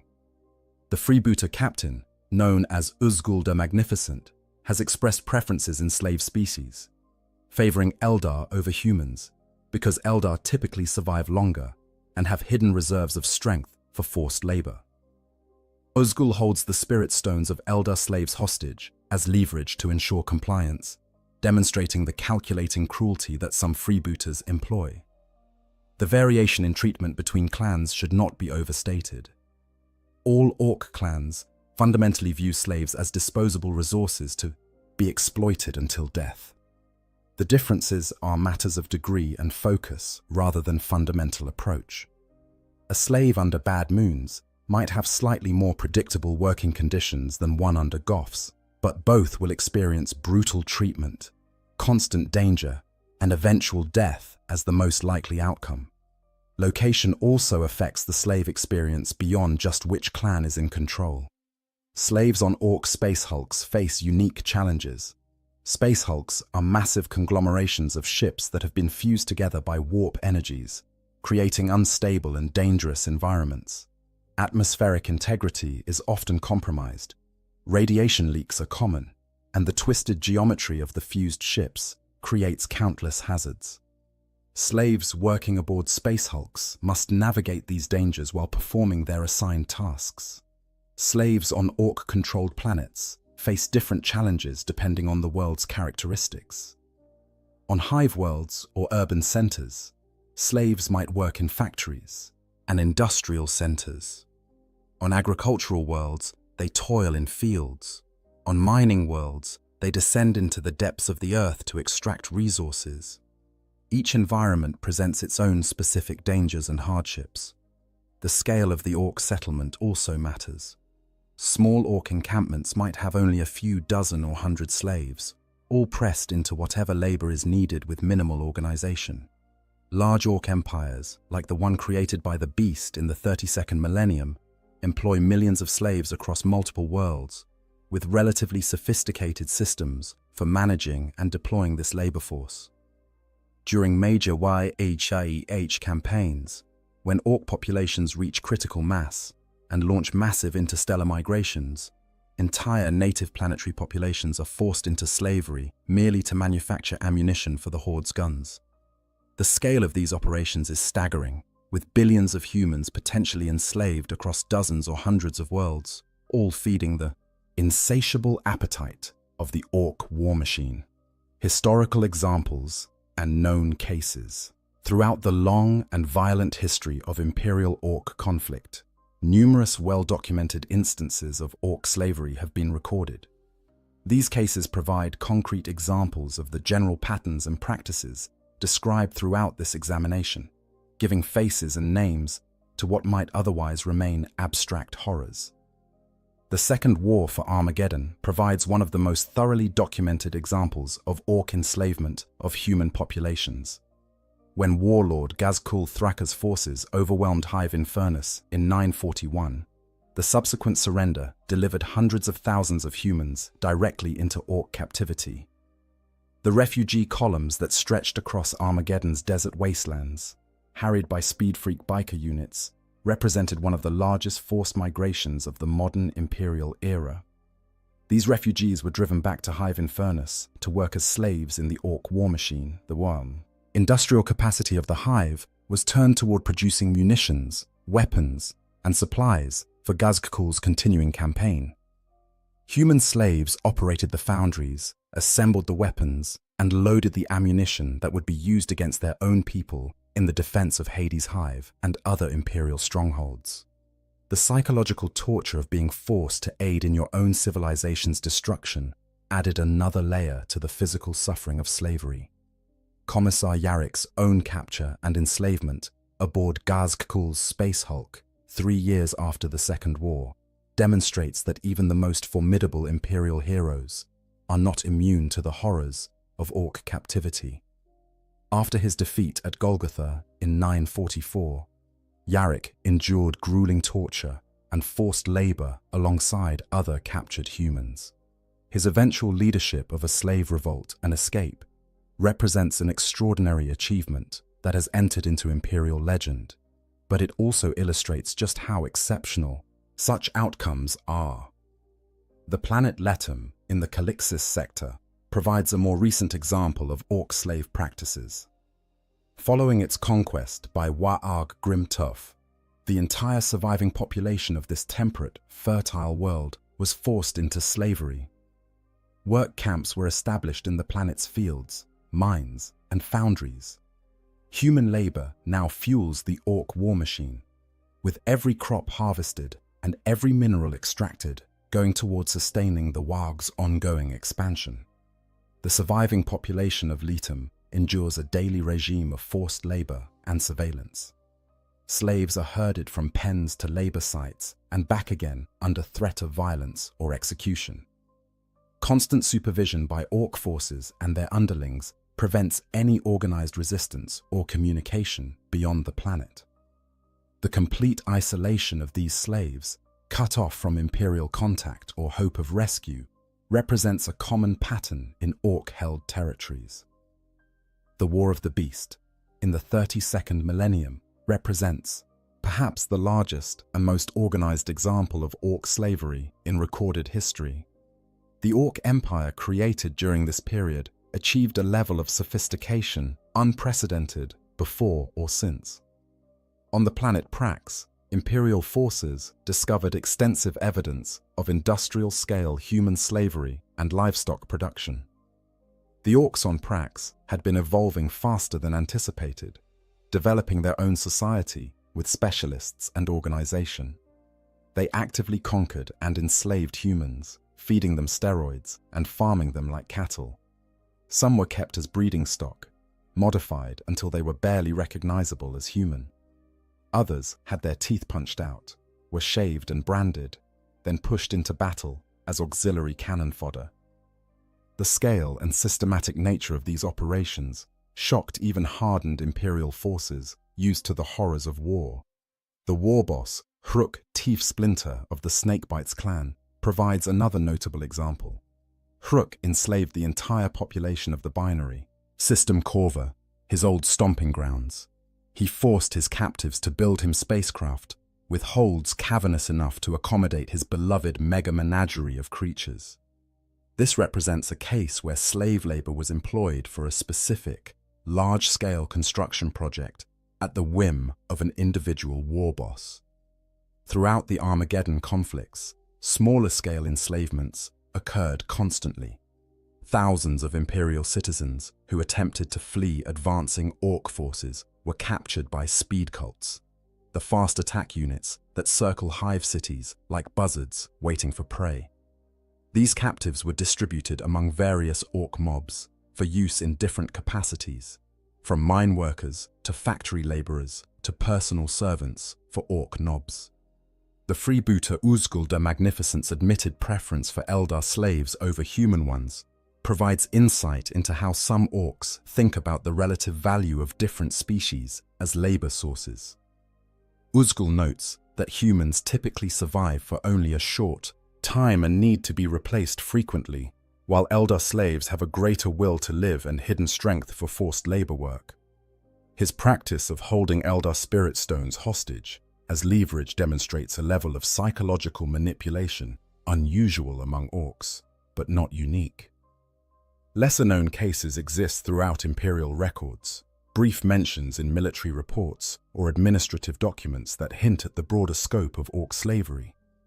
References to liberated slaves found in reclaimed territories, their minds and bodies shattered by their experiences. Reports of work camps discovered and destroyed during Imperial offensives, the emaciated survivors barely recognizable as human. Accounts from interrogations of captured Orcs that casually mention slaves as just another resource they manage alongside ammunition and fuel. These historical examples collectively paint a picture of slavery as a fundamental and enduring aspect of Orc civilization. It is not an aberration or an occasional practice, but rather a core component of how Orcs organize their societies and conduct their wars. Wherever Orcs conquer, slavery follows, as inevitable as the spores they release and the violence they perpetuate. Conclusion: to be enslaved by Orcs in the grim darkness of the far future is to experience a form of suffering that challenges the limits of human endurance and comprehension. It is a descent into a hell where every day brings fresh horrors, where survival is measured in hours rather than weeks, and where death, when it finally comes, is often welcomed as a mercy. The physical torments are immense, the back-breaking labor that continues until your body fails, the constant beatings and casual violence, the inadequate food and water, the complete lack of medical care or basic sanitation. Your body accumulates damage faster than it can heal, slowly breaking down under the relentless strain until some critical system fails and you die. Another statistic in the endless churn of Orc slavery. But perhaps even worse than the physical suffering is the psychological torture. The complete erasure of your identity and dignity, the reduction of your existence to nothing more than a resource to be exploited and discarded. The constant witnessing of atrocity, the accumulation of trauma that no human mind was designed to process. The crushing despair that comes from understanding that rescue will not arrive, that escape is impossible, that this nightmare is your life now until death finally releases you. The arbitrary nature of Orc violence, the complete absence of rules or patterns you might use to protect yourself, creates an environment where psychological defense mechanisms break down. You can do everything right and still die randomly because an Orc happened to walk past in a bad mood. You can survive for months through skill and luck, only to be selected for consumption or gladiatorial combat for reasons beyond your understanding or control. The variations between Orc clans and locations provide different flavors of misery, but no real escape from the fundamental horror. Whether you are worked to death in a mine, processed as livestock, or forced to build weapons that will be used against your own people, the end result is the same. You suffer, you die, and the Orcs move on to the next conquest, the next harvest of slaves, the endless cycle continuing without pause or mercy. Yet even in this darkest corner of the Warhammer 40,000 universe, some slaves maintain their humanity. They perform small acts of kindness, help their fellow captives when they can, whisper prayers to the Emperor, and refuse to let the orcs completely destroy the core of who they are. These acts of resistance, however small, represent the indomitable nature of the human spirit, the refusal to be completely broken, even when every force is aligned toward that end. The stories of orc slavery serve as a reminder of what the Imperium fights against, why the endless wars and terrible sacrifices are deemed necessary by those who govern humanity.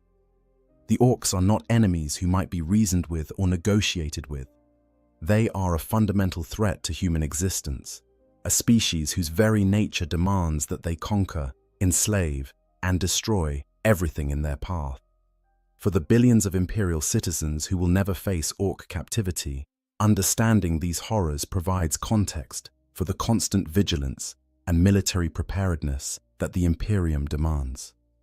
Better to die fighting than to live as a slave. Better to endure the hardships of Imperial service than to experience the incomparable suffering that awaits those who fall into orc hands. And for those reading this who might someday face the possibility of capture by orcs, the message is clear. Resist with every fiber of your being, fight to the last breath, and if capture seems inevitable, consider that a quick death in battle might be preferable to the prolonged torment that awaits in orc captivity. The Imperium does not judge those who make such choices, understanding that there are fates worse than death, and that orc slavery represents one of the absolute worst fates imaginable in a galaxy full of horrors. The Emperor protects, they say, but sometimes his protection comes in the form of a quick death rather than deliverance from captivity.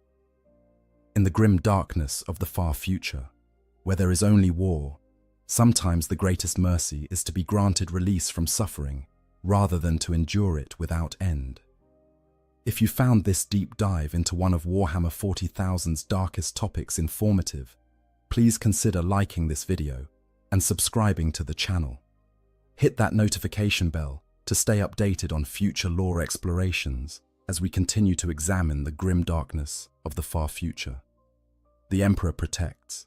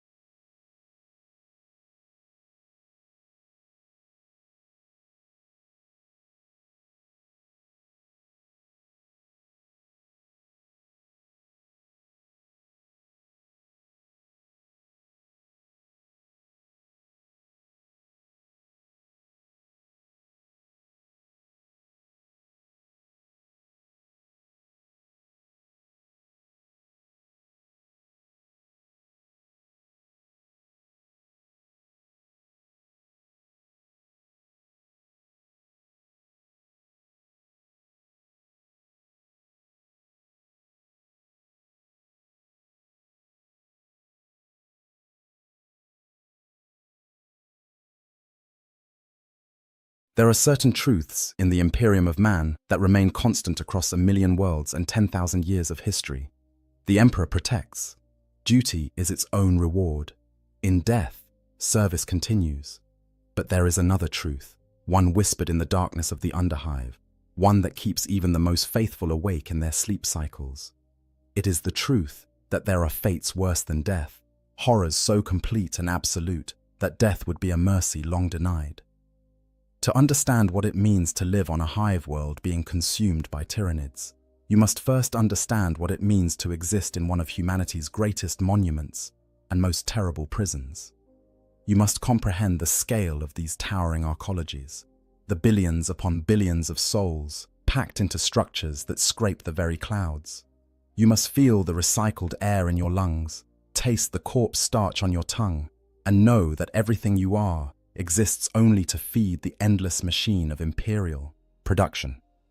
And then, when you understand what it means to barely survive in such a place, you must imagine something infinitely worse. You must imagine an enemy that sees your entire world not as a conquest, not as a prize to be taken, but as nothing more than food. Imagine an intelligence so vast and alien that it spans galaxies, directing countless billions of bioengineered horrors with a single purpose: to consume everything you are, everything you ever were, and everything you ever could be. This is the reality for those who find themselves on a hive world in the path of a tyrannid hive fleet. This is the slow descent into a nightmare from which there is no awakening, no rescue, and no escape. The tyrannids do not conquer, they do not occupy, they devour, and when they are finished, they leave behind only silence and stone. The Imperium catalogues approximately 32,380 hive worlds across its vast domain, though the actual number fluctuates as worlds are lost to Xenos invasions, warp storms, or simple bureaucratic oversight. Each of these worlds represents a crucial component in the Imperial war machine, producing not just weapons and materials, but the most valuable resource of all: human beings. Billions upon billions of potential soldiers, workers, and servants of the Emperor, all concentrated in massive urban sprawls that can be seen from orbit. When the tyrannids come to such a world, they come to a feast beyond imagining. Every single inhabitant represents biomass to be harvested. Every structure, though made of metal and stone, sits upon foundations of organic waste and accumulated biological matter. The very air in these hive cities, recycled through organic filtration systems and breathing plants, contains nutrients that can be extracted and consumed. A hive world is not just a target for the tyrannids. It is a buffet of such magnitude that entire hive fleets will alter their course to reach it. But before we can understand the consumption, we must understand what is being consumed. We must see the world as it exists before the shadow falls, before the sky fills with spores, before the screaming begins. The world that was Hive Primus stands 73 kilometers tall at its highest spire. From the viewing platforms reserved for the planetary governor and his immediate staff, you can see the curvature of the planet itself, the way the ash wastes stretch to the horizon in every direction, broken only by the distant peaks of other hive cities. The air at this altitude is thin but pure, filtered through 100 levels of atmospheric processes, scented with exotic flowers imported from agri-worlds light years away. But you are not standing on those viewing platforms. Few are. The population of Hive Primus numbers somewhere between 47 and 52 billion souls, and fewer than 10,000 of them will ever breathe air that has not passed through 10,000 other pairs of lungs. First, you work in Manufactorum Delta 779, 12 kilometers below the hive's crown and 18 kilometers above its foundations. Your shift began 14 hours ago and will continue for another 6. The work is simple, repetitive, and absolutely essential. You operate a press that stamps out shell casings for heavy bolter rounds, each one precisely calibrated to imperial specifications that were ancient before your grandfather's grandfather was born. The Manufactorum stretches for kilometers in every direction, a vast chamber carved from the bones of the hive itself. The ceiling disappears into shadows high above, marked only by the occasional flicker of lighting arrays that struggle against the darkness. The floor is a maze of assembly lines, each one tended by hundreds of workers who perform their designated tasks with the mindless efficiency that comes from a lifetime of repetition. The noise is constant, overwhelming, a symphony of industrial fury that makes conversation impossible and renders thought difficult.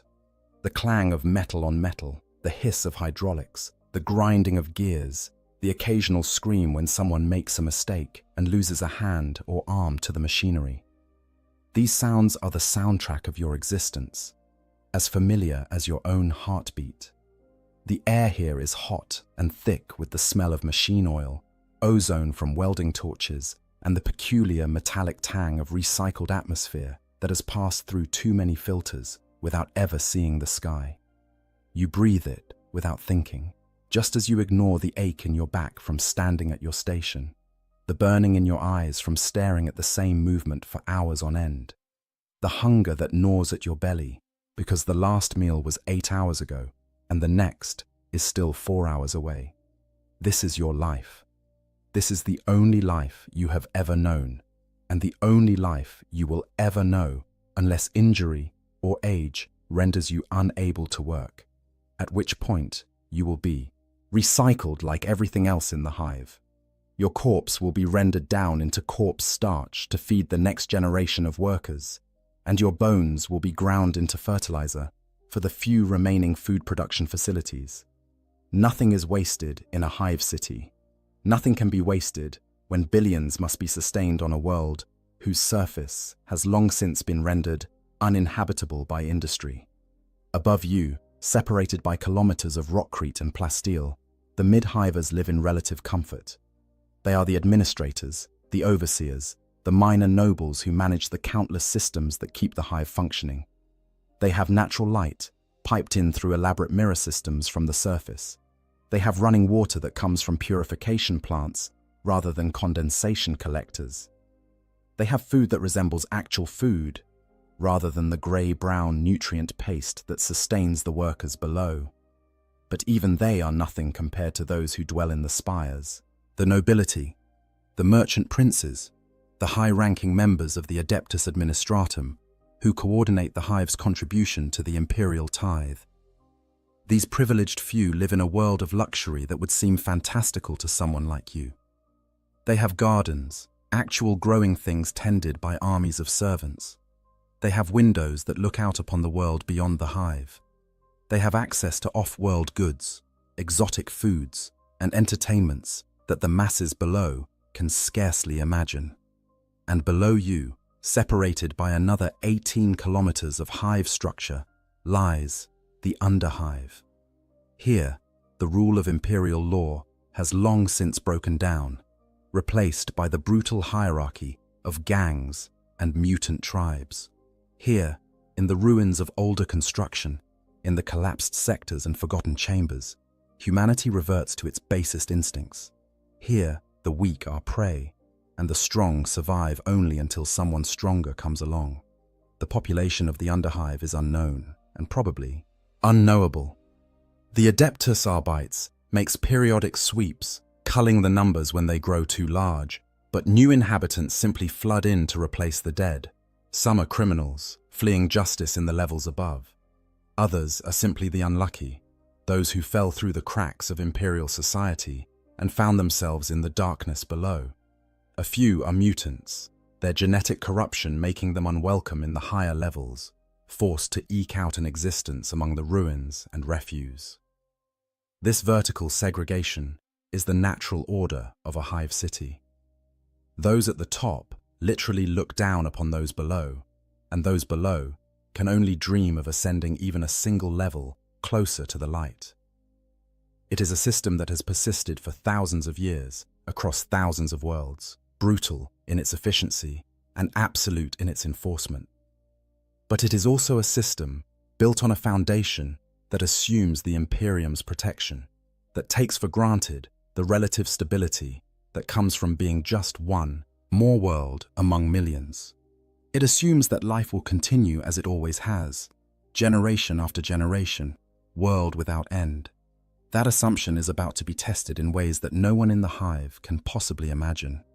Your shift finally ends, and you make your way through the labyrinthine corridors that connect the manufactorum to your hab block. The journey takes 45 minutes, navigating through passages so crowded that you must sometimes turn sideways to squeeze between the press of bodies.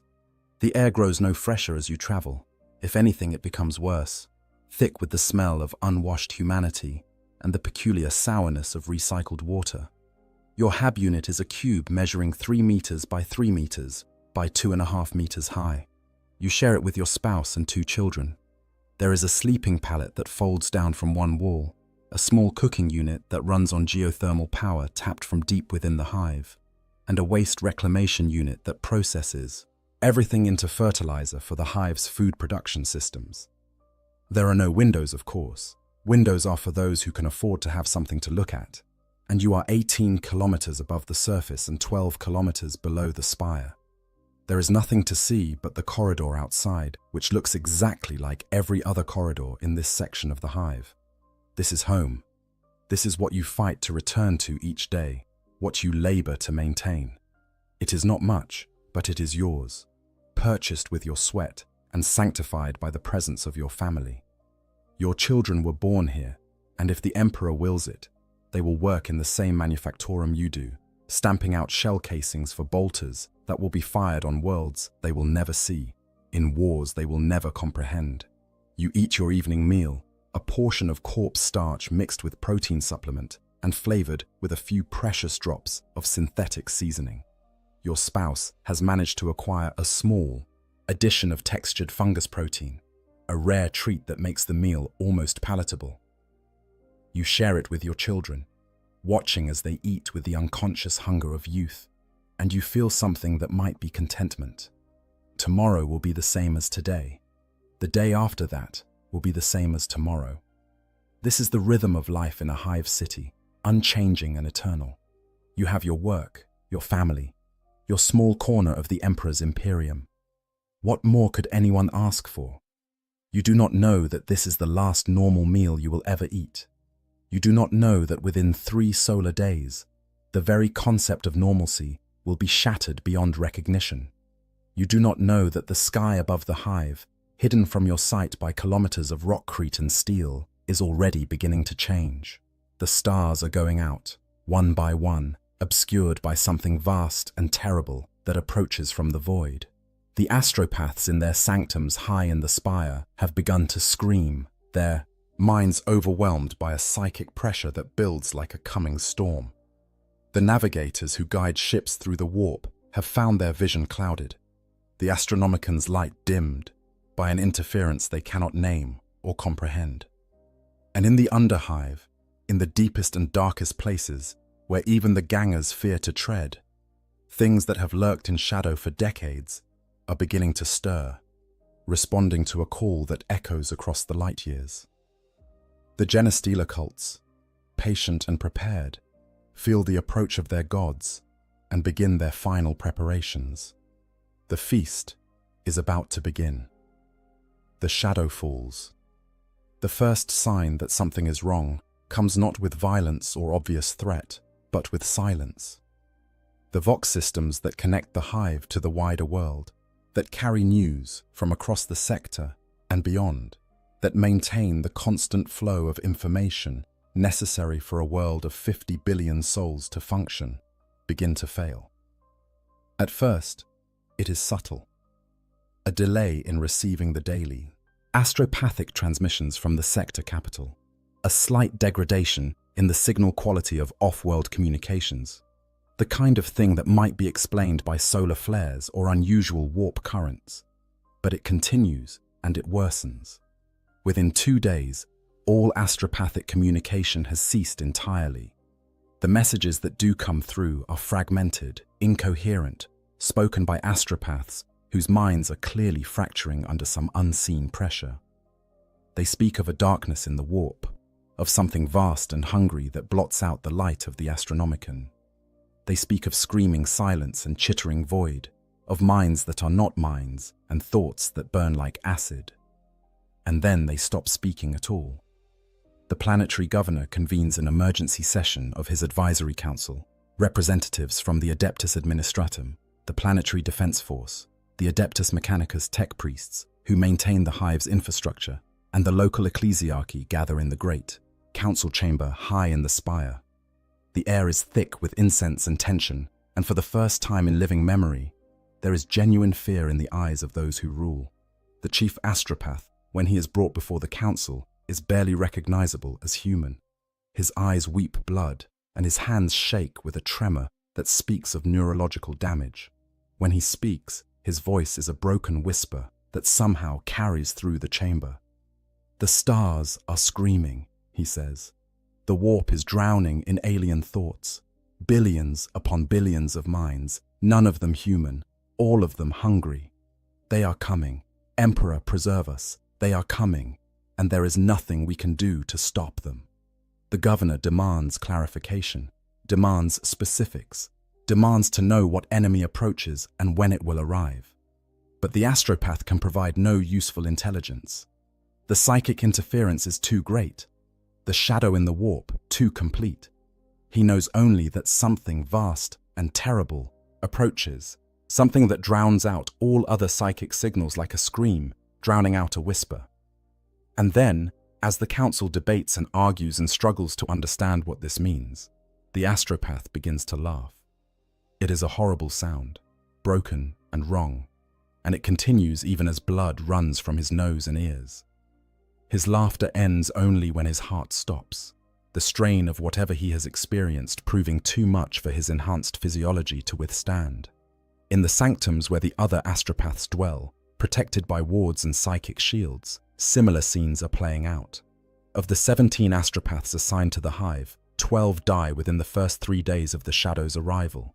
The 5 who survive do so only by severing their connection to the warp entirely, rendering themselves useless for their intended purpose, but preserving their sanity and their lives.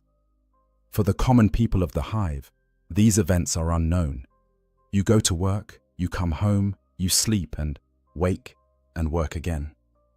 But there are small changes that begin to accumulate, details that individually mean nothing but collectively paint a picture of something wrong. The daily announcements that play through the hive's public vox systems, usually filled with imperial propaganda and productivity quotas, become shorter and less frequent. The overseers in the manufactorums seem nervous, distracted, and more than usually harsh with those who fail to meet their quotas. There are whispers of supply shipments that have failed to arrive, of warehouses that are beginning to run low on essential materials. And then there are the dreams. You wake in the middle of your sleep cycle, your heart pounding, your mind filled with images that dissolve like smoke when you try to grasp them. You dreamed of hunger, vast and all-consuming, of teeth and claws and endless appetite. You dreamed of the sky falling, of walls melting like wax, of your children screaming as something unseen dragged them into darkness. You tell yourself it was just a nightmare, stress from increased quotas perhaps, or bad protein supplement in your last meal. But when you speak to your spouse, you learn that they too had troubled dreams. And when you arrive at work, you overhear others speaking of similar experiences. The dreams are spreading through the hive like a disease, touching everyone, regardless of their station or position. The tech priests of the Adeptus Mechanicus have a different perspective on the changes occurring. Their augmetic sensors detect shifts in electromagnetic fields, unusual patterns in the hive's power distribution, subtle variations in the planet's magnetic field that have no natural explanation. Their most sensitive instruments pick up what they describe as background noise in every frequency, a kind of static that should not exist. Some of the more knowledgeable among them recognize the signs. They have read the reports from other worlds, other sectors, other times when the Tyranids came. They know what the shadow in the warp represents, what it means when the stars go silent and the warp becomes thick with alien thought. They make their recommendations to the planetary authorities, urging immediate mobilization of all military forces, evacuation of non-essential personnel, and a request for imperial assistance. But who can they ask? The astropaths are dead or useless. No ship can safely navigate the warp when the shadow falls so heavily. They are alone, cut off from the Imperium that is supposed to protect them, isolated on a world that has become a target for an enemy they cannot yet see. In the spires, the nobility begins to panic. Some make arrangements to flee off-world, bribing void ship captains to take them through the warp, despite the danger. A few succeed, their vessels disappearing into the immaterium and never being heard from again, their fate unknown and unknowable. Most find that the ships they had counted on have already departed, their captains unwilling to risk their vessels and crews for any price. Those who cannot flee begin to fortify. Private armies are expanded, security measures are enhanced, and stockpiles of food and water are secured behind reinforced doors. The wealthy have always known that the masses below might rise up if pushed too far, and now they prepare for that eventuality, even as they remain ignorant of the true threat that approaches. In the Underhive, the gangs feel it too, though they lack the education to understand what they sense. The mutants and the outcasts, those whose altered genetics make them more sensitive to psychic phenomena, huddle in their dens and speak of doom approaching. Some flee deeper into the ruins, seeking shelter in levels so old that they remember when the planet still had a sky that could be seen. Others prepare to fight, not knowing what they will fight or when it will come, only that something is coming and that hiding will not save them.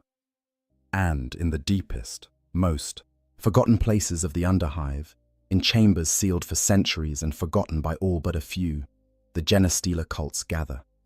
They have waited for this moment for generations, ever since the first pure-strain Genestealer found its way into the hive aboard a merchant vessel and began its patient work of infection and reproduction. The cult has grown slowly, carefully, seeding itself throughout the hive's population. The first generation of hybrids were monstrous things, barely able to pass for human, relegated to the darkest corners of the Underhive. But each subsequent generation became more human in appearance, able to move freely through hive society, to take positions of minor authority, to spread the infection further. By now, the cult numbers in the hundreds of thousands spread across all levels of the hive. There are cultists among the factory workers, among the Adeptus Administratum clerks, among the enforcers of the Adeptus Arbites. There are even a few among the nobility, their genetic corruption hidden by wealth and privilege, their true nature known only to their patriarch and the alien will that guides them all. For years they have waited, preparing for the day of ascension, when their gods would come to deliver them from the oppression of the Imperium. They have stockpiled weapons in hidden caches throughout the hive. They have identified key targets, strategic locations that will need to be secured when the time comes. They have infiltrated the PDF and know the positions of every major defensive emplacement. And now, as the shadow in the warp grows stronger, as the psychic call of the hive fleet echoes in their minds like a trumpet blast, they know their time has come. The Patriarch, ancient and massive, its psychic power swollen by decades of growth, sends out the signal that they have all been waiting for. The uprising begins. The enemy within it starts in the manufacturing districts, in the vast complexes where billions labor to produce the materials that feed the imperial war machine. Workers who have seemed normal, even exemplary, suddenly turn on their fellows with a savagery that is both shocking and coordinated.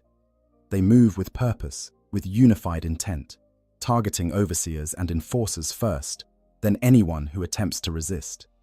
You are at your station when it happens, pressing out shell casings with the mindless efficiency of long practice. When the worker 3 stations down from you pulls a makeshift weapon from beneath their workstation and drives it into the overseer's throat.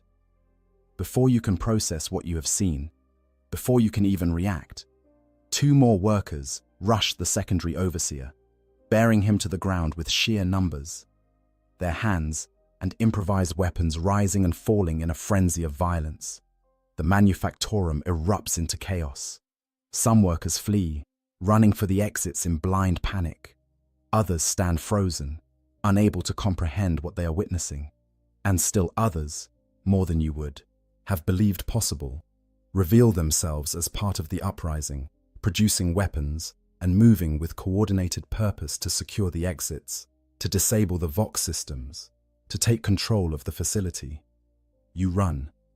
You do not think, you simply react, fleeing toward the nearest exit.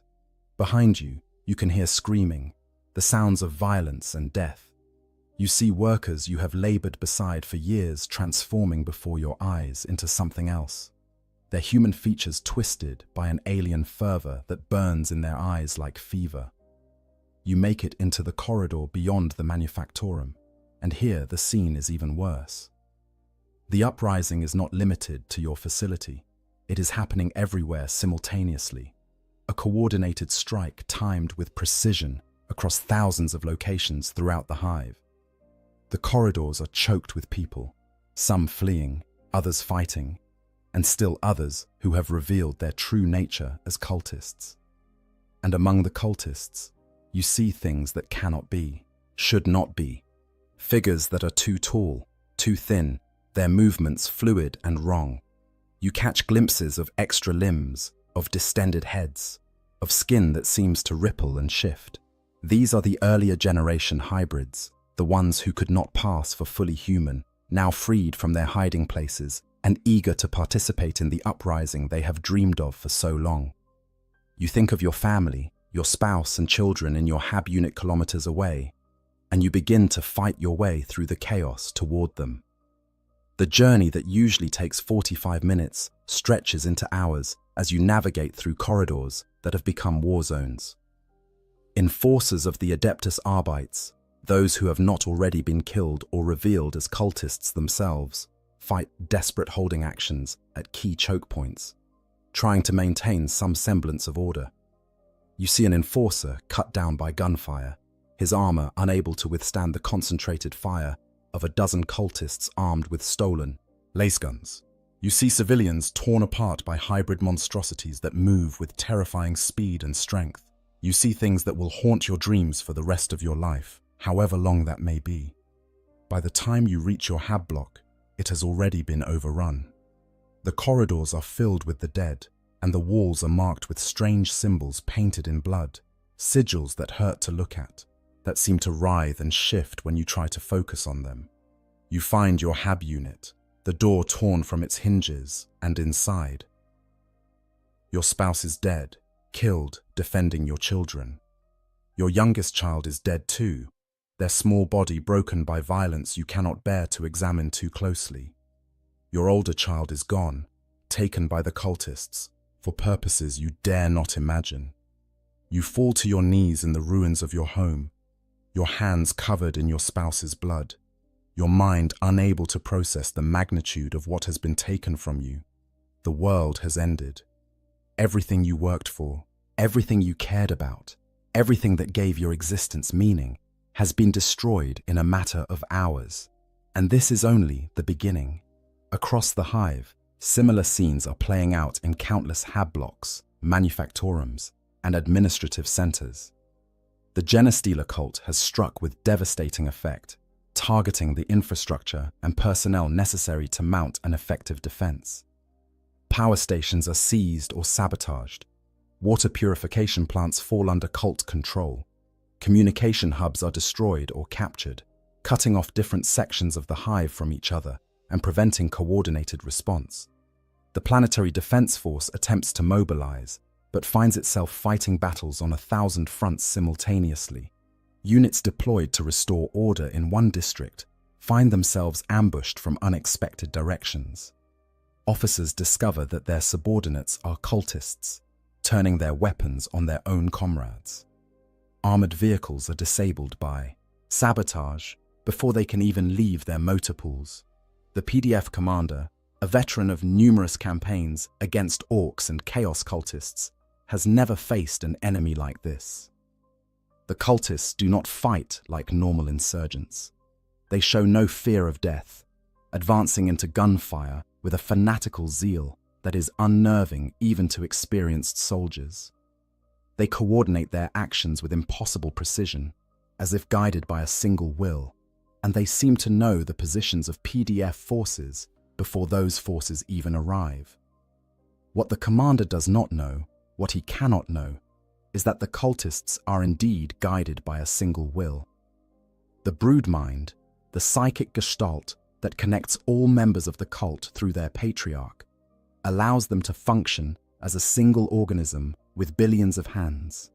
They share information instantaneously, coordinate their actions without need for vox communication, and adapt to changing tactical situations with inhuman speed.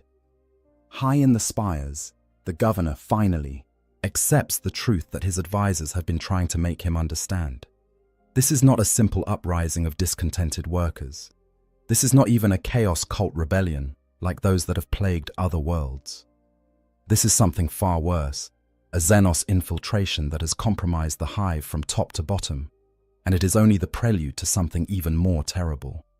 He orders the activation of the hive's void shields, massive energy barriers designed to protect against orbital bombardment. He commands the PDF to implement martial law with extreme prejudice, authorizing the use of any force necessary to put down the uprising. He sends desperate pleas for help through every remaining communication channel, knowing they will likely go unanswered, but hoping against hope that someone will hear. And he prays.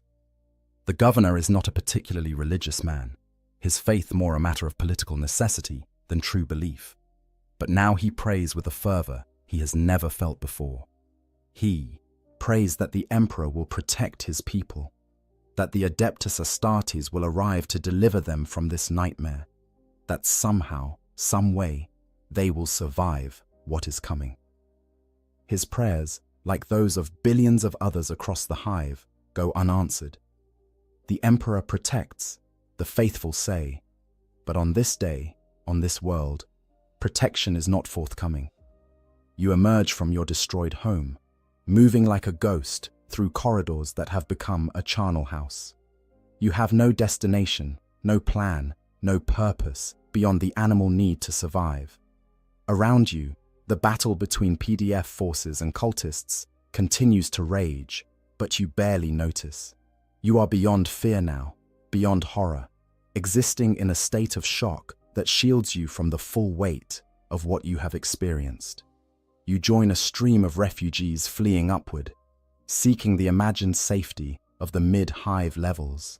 Thousands make the same journey, a great migration of humanity, fleeing from the violence below, hoping that the authorities above will provide protection, sustenance, salvation. But the mid-hive is little better. The uprising has not been limited to the manufactorum levels. Cultists have revealed themselves here too, and the fighting is just as fierce. The difference is that here, the PDF has managed to establish some defensible positions, creating fortified zones where non-infected civilians can shelter. You are processed by exhausted enforcers who check you for signs of infection, looking for the telltale marks of genetic corruption. You pass their inspection, more by luck than anything else, and are directed to a refugee center in a converted warehouse. The space is already overcrowded, thousands of people packed into a facility designed for hundreds. But you are grateful simply to be somewhere that offers the illusion of safety. Here, you learn the full scale of the catastrophe. The refugees share stories, each one more terrible than the last. Entire hab blocks have been taken over by the Armisuers, cultists. Manufacturing districts that employed millions have gone silent. And there are rumors, whispered in horrified tones, of things emerging from the underhive, creatures that are neither fully human nor fully xenos, monstrosities that hunt through the darkened corridors with supernatural speed and ferocity. An old woman tells you that she saw pure strains, actual genestealers, tall and terrible with 4 clawed arms and eyeless faces that somehow see everything. A manufactorum worker swears he saw a patriarch, a thing 3 meters tall and swollen with psychic power, its presence alone enough to drive men mad with fear. A former enforcer speaks of hybrids of every generation, from those who look almost human to things that should not exist. all of them working together with unified purpose. And then someone asks the question that everyone has been avoiding. Why? Why would these cultists, many of them born in the hive, many of them with families and lives just like everyone else, turn against their own kind with such violence? What could possibly motivate such complete betrayal? A man in the robes of a minor ecclesiarchy priest provides the answer, his voice hollow with despair. The cultists, he explains, worship the Tyranids as gods. They believe the hive fleet is coming to save them, to elevate them, to grant them ascension into something greater than mere humanity. They have been preparing for this moment for generations, and they genuinely believe that when the Tyranids arrive, they will be rewarded for their faithful service. The reality, the priest continues, is far darker. The Tyranids do not reward. They do not spare. They consume everything, including those who worship them. The cultists are tools, nothing more, used to weaken the hive's defenses and make the eventual consumption easier. When the Tyranids come, the cultists will die just like everyone else, their biomass harvested and repurposed like all the other organic matter on the world. This knowledge that the cultists are not only traitors, but fools who doom themselves along with everyone else, somehow makes it worse. There is no rationality to it, no logic that can be understood or negotiated with. It is simply madness, wrapped in religious fervor and directed toward an ending that can only mean death for all. You spend 3 days in the refugee center, 3 days during which the fighting continues to rage throughout the hive. The PDF makes some progress, retaking key districts and establishing secure perimeters, but the cost is staggering. Thousands of soldiers die in brutal close-quarters combat. Millions of civilians are caught in the crossfire or fall victim to the cultists' knives. And then, on the 4th day, everything changes. The Vox systems, silent for days, suddenly crackle to life with a message from the hive's defensive operations center. All citizens are to seek shelter immediately. All windows, where they exist, are to be shuttered. All non-essential personnel are to vacate the upper levels and move to hardened shelters in the mid-hive. You do not understand why. Not at first. But then you hear it. A sound that filters down through kilometers of rockcrete and steel. A sound that should not be possible to hear through such barriers. It is a sound like thunder, like the world itself groaning under impossible weight, like the sky screaming. The Tyranids have arrived. The sky burns. The first mycetic spores hit the hive's upper atmosphere, traveling at speeds that turn them into meteors, their organic hulls burning with friction heat as they plunge toward the surface. They are not elegant or subtle. They are kinetic bombardment, disguised as biological invasion, massive pods of living tissue designed to survive atmospheric entry and deliver their cargo intact to the ground below. The hive's void shields, designed to protect against orbital bombardment, prove woefully inadequate against this assault.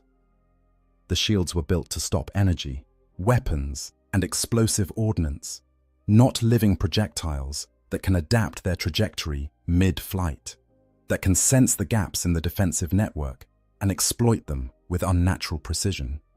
The first wave consists of hundreds of spores, each one the size of a transport vehicle, each one containing either smaller organisms ready to spread throughout the hive or specialized bioforms designed to assess the defenses and identify weaknesses. They slam into the upper levels of the hive, into the spires where the nobility live, and the destruction is immediate and catastrophic. You feel the impacts even kilometers below, great shuddering jolts that make the entire structure shake, that send cracks racing through walls and ceilings. The lights flicker and fail as power conduits are severed. Emergency lighting kicks in, bathing everything in a hellish red glow that seems appropriate for what is unfolding.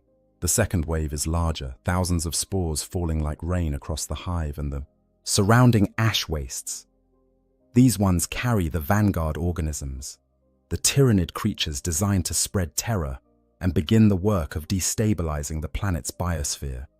Lictors, tall and terrible, with chameleonic skin and killing claws.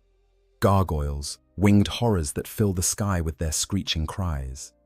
Hormagaunts, scuttling nightmare creatures that move with insectile speed and attack with mindless ferocity. But it is what the spores release into the atmosphere that is truly terrible.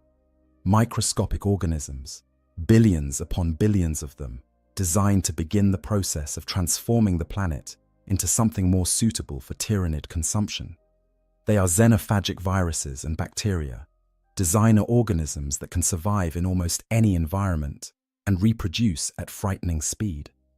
These microscopic invaders have multiple purposes. Some attack the planet's native plant life, wherever such things still exist, altering their genetic structure to make them grow faster, larger, drawing nutrients from deep in the soil and concentrating them in easily harvested biomass. Others begin to change the atmospheric composition, breaking down complex molecules and releasing compounds that will eventually make the air unbreathable for humans, but perfect for tyrannid organisms. Still others are designed to attack animal life directly, including humans. They enter through the lungs with every breath, multiply in the bloodstream, and begin to break down cellular walls. The effects are not immediate, but within days, those exposed will begin to experience hemorrhaging, organ failure, and a slow, agonizing death as their bodies are literally dissolved from within. The hive's defensive batteries, massive laser cannons, and missile arrays, positioned on the upper levels, open fire at the descending spores with everything they have. The sky becomes a light show of lasfire and exploding ordnance, and many spores are destroyed before they can reach the surface. But there are too many. For every spore that is shot down, 5 more make it through, and each one that survives releases its cargo into the hive. In the refugee center where you have taken shelter, panic spreads as the structure shudders from repeated impacts. The ceiling cracks, and you can see daylight through the breach, actual sunlight that you have not seen since childhood, filtered through a sky that has turned the sickly purple-green of tyrannid corruption. An enforcer tries to maintain order, shouting that everyone must remain calm, that the PDF has the situation under control, that reinforcements are coming. But his voice is lost in the screaming, and when part of the ceiling collapses, crushing dozens of refugees beneath tons of falling debris, what little order remained breaks down completely. You flee with the crowd, a stampede of terrified humanity pouring into the corridors beyond. You have no destination, no plan. You simply run because running feels like the only thing you can do. Around you, others do the same, and the corridors become choked with people pushing and shoving and trampling those who fall.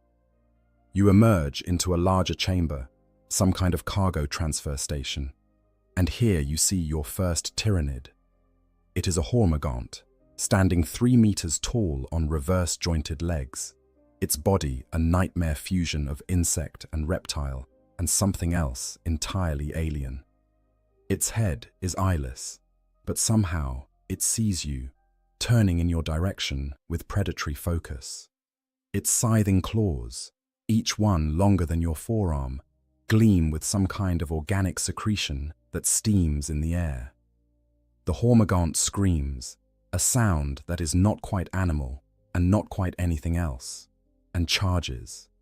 It covers the distance between you in heartbeats, moving with a speed that seems impossible for something its size.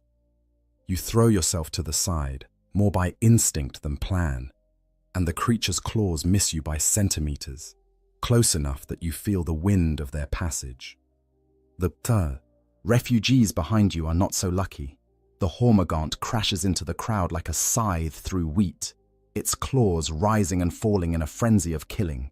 Blood sprays in arcs across the walls. Screams fill the air, and still more refugees pour into the chamber, fleeing from other horrors in other corridors, running straight into the killing zone. You scramble to your feet and run, not looking back, not thinking, just running. Behind you, the screaming continues, joined by more alien shrieks as additional hormagaunts enter the chamber.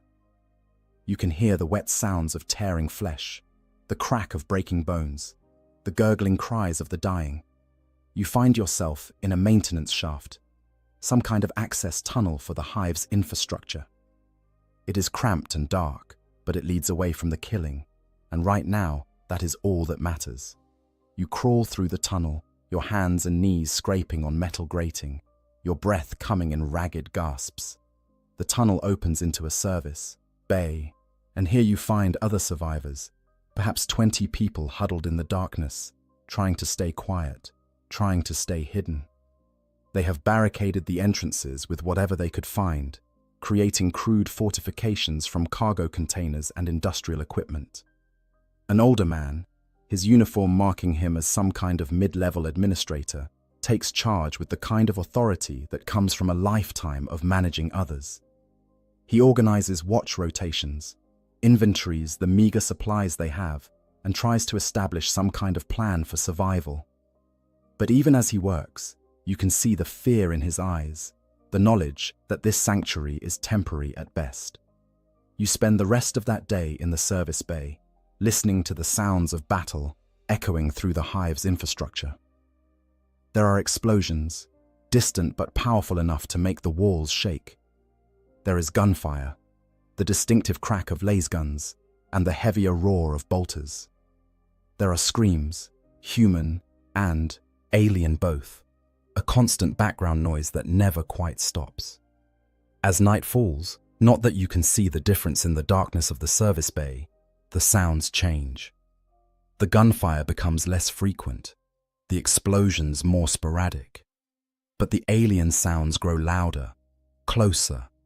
You can hear things moving through the corridors beyond your barricades, things that scratch at the walls and test the barriers with inhuman patience.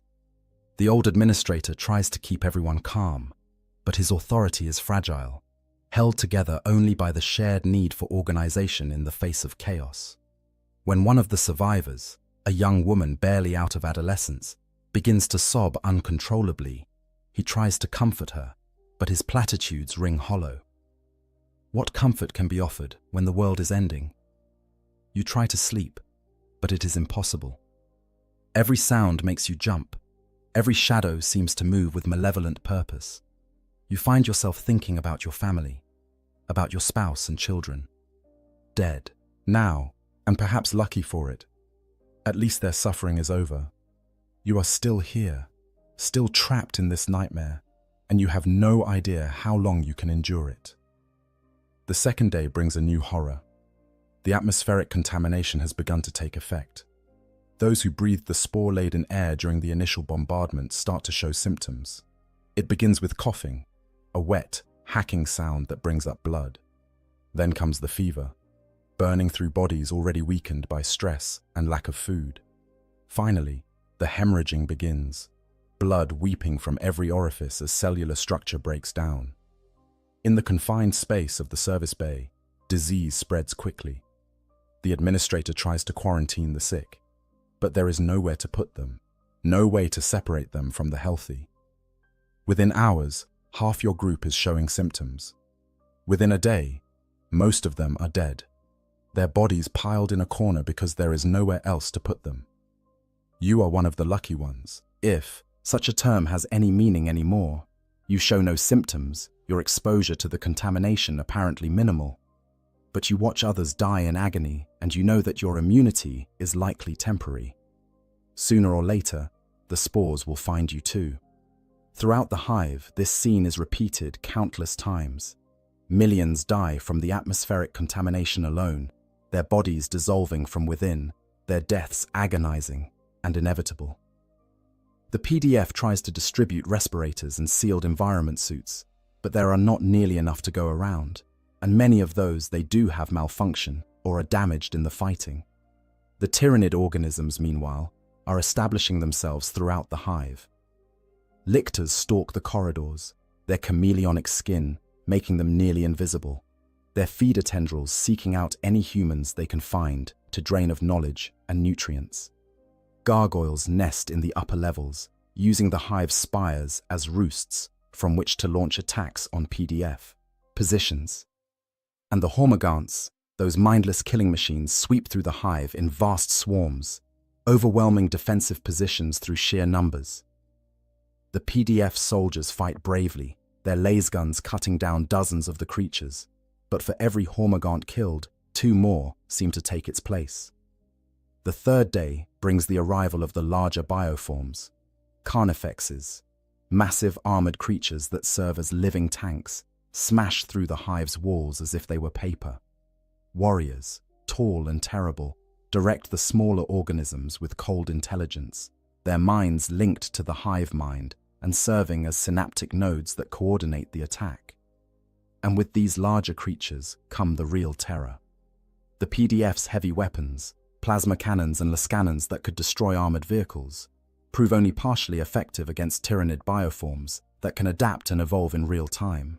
A weapon that kills carnifexes one day finds the creatures resistant to it the next. There, carapaces having thickened or altered to deflect the specific type of damage. The governor, still barricaded in his palace high in the main spire, receives reports of the carnage unfolding below. Entire districts have gone silent. Millions are dead or missing. The PDF is fighting desperate holding actions, but losing ground with every hour. And worst of all, the Genestealer cults, which had seemed to go quiet after the initial uprising, are now active again, attacking PDF positions from behind, sabotaging defenses, and generally making coordinated resistance impossible. He makes the decision that no planetary governor ever wants to make. He sends out a final message on all remaining channels, a message that he knows will likely never be received by anyone who could help. The message is simple. The hive world is under tyrannid attack, defenses are failing, immediate military assistance is required, or all will be lost. The message repeats on an endless loop, broadcast into the void on the Fae. Slim hope that some passing vessel might receive it, that some Imperial Navy patrol might be close enough to intervene. But in his heart, the governor knows the truth. They are alone. The shadow in the warp blocks all astropathic communication. Even if a rescue force was dispatched immediately, it would take weeks to arrive, and they do not have weeks. They probably do not even have days. The desperate defense. In the command bunker deep beneath the primary hive, Marshal Tyron of the Planetary Defense Force stares at tactical displays that tell a story of mounting catastrophe. The hololithic projections show the hive in cross-section, and nearly a third of it is highlighted in red, indicating areas that have fallen to the tyrannid advance or are no longer in contact with command. Marshal Tyron is a career soldier, a man who has spent 40 years in the PDF, rising through the ranks through a combination of competence and political acumen. He has fought orcs, put down chaos cult, uprisings, and defended against Dark Elder raids. But he has never faced an enemy like this. The Tyrannids do not follow conventional military doctrine. They do not have supply lines to cut or command structures to decapitate. They do not retreat when faced with superior firepower, and they do not require rest or resupply.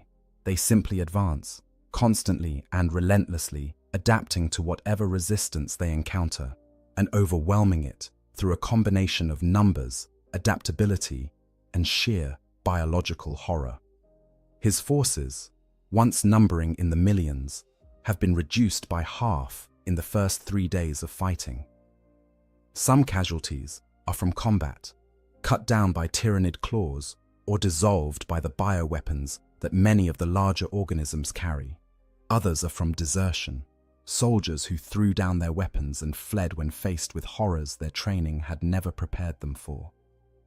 And then there are the cultists, the Genestealer cult. Uprising cost him tens of thousands of troops in the initial chaos, and now those same cultists are fighting alongside the Tyrannids, their knowledge of the hive's layout and defenses making them devastatingly effective as guides and saboteurs.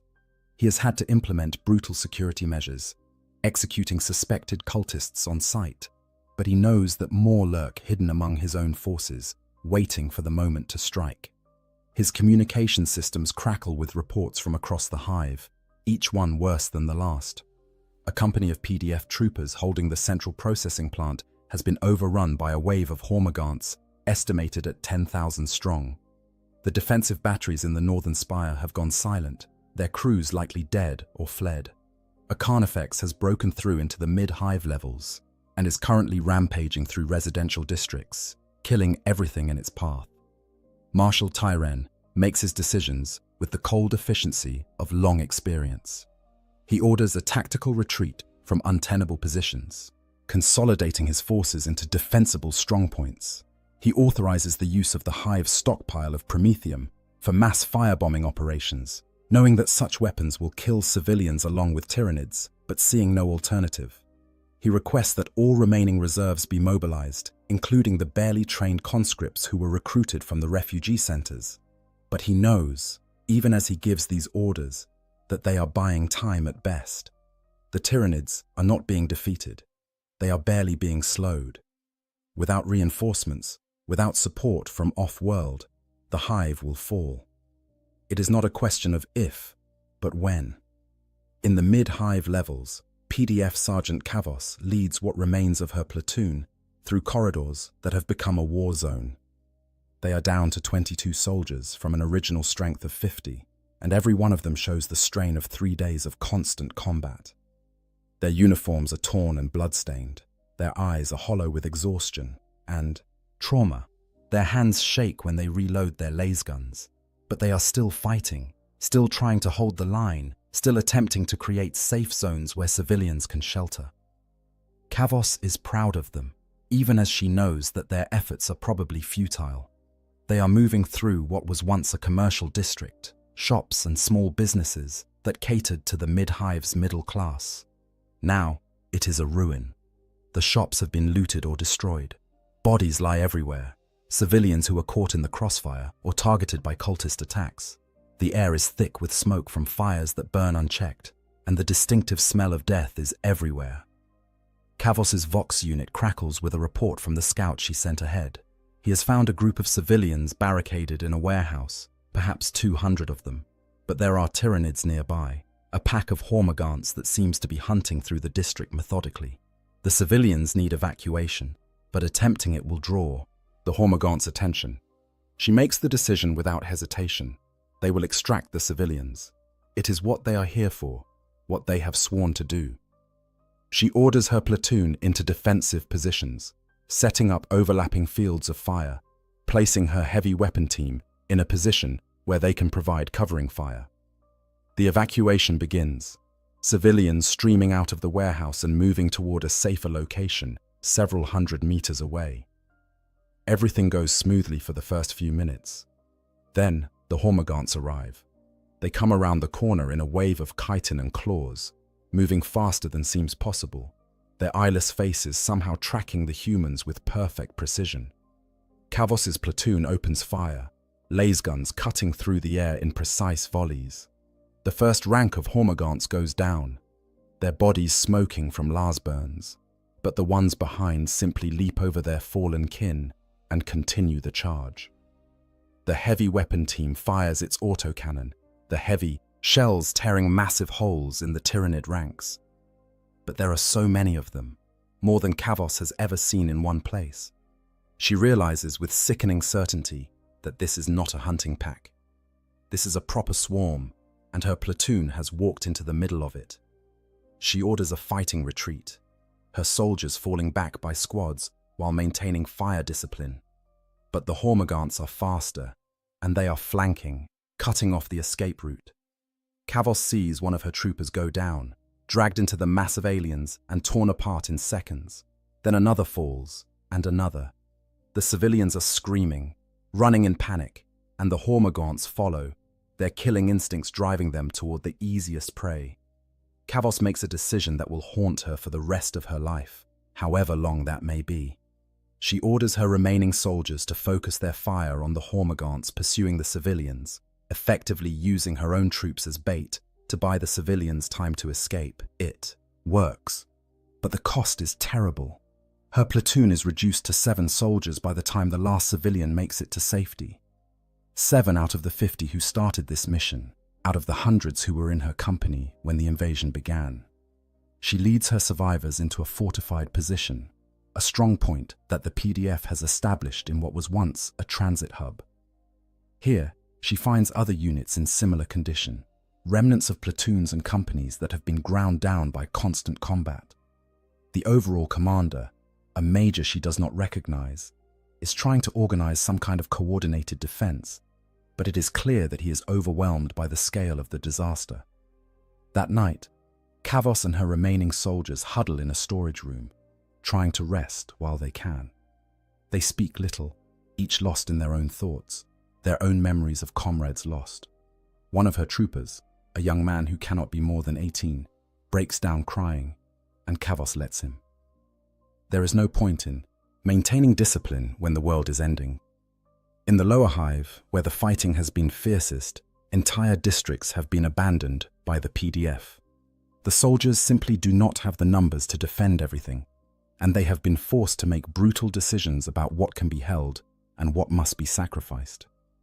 Those civilians left behind in these zones face a choice between staying put and hoping to hide from the Tyranids, or trying to flee upward to areas still under PDF control.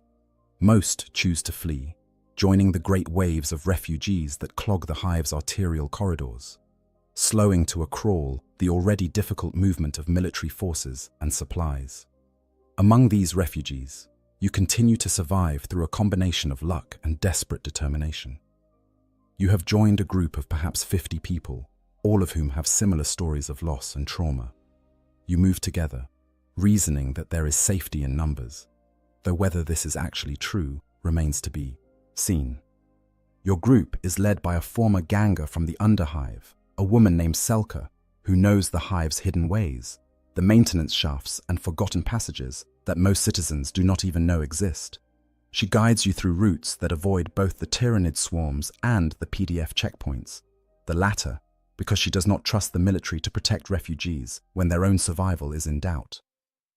You traverse sections of the hive you have never seen before, moving through industrial zones and storage facilities, through collapsed sections where you must climb over rubble, through chambers filled with machinery whose purpose you cannot even guess. And everywhere you go, you see evidence of the catastrophe unfolding. Bodies, both human and Tyranid.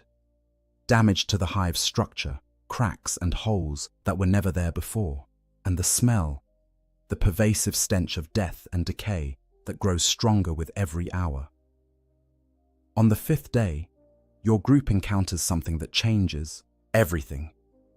You are moving through an old cargo bay when you hear sounds of combat ahead. Selka signals for everyone to stop, to stay quiet, and she moves forward to investigate. She returns minutes later, her face pale. Ahead, she reports, there is a PDF unit engaged in combat with Tyranids. But they are not alone. With them, fighting alongside the human soldiers, are Space Marines. This news spreads through your group like electricity. The Adeptus Astartes, the Emperor's Angels of Death, have arrived. Perhaps there is hope after all. Perhaps they can turn the tide, drive back the Tyranid invasion, save what remains of the hive. You move forward cautiously, and through the gaps in the cargo containers, you see them. They are massive, each one standing over 2 meters tall in their power armor, moving with a grace that seems impossible for such large figures. Their armor is painted in blue and white, marked with icons and honors that speak of countless battles and ancient victories. You recognize them from propaganda posters and imperial doctrine lessons. Ultramarines, the exemplars of the Adeptus Astartes, sons of the Primarch Reboot Guilliman himself. There are perhaps 20 of them, a single squad, and they are systematically annihilating the Tyranid forces arrayed against them.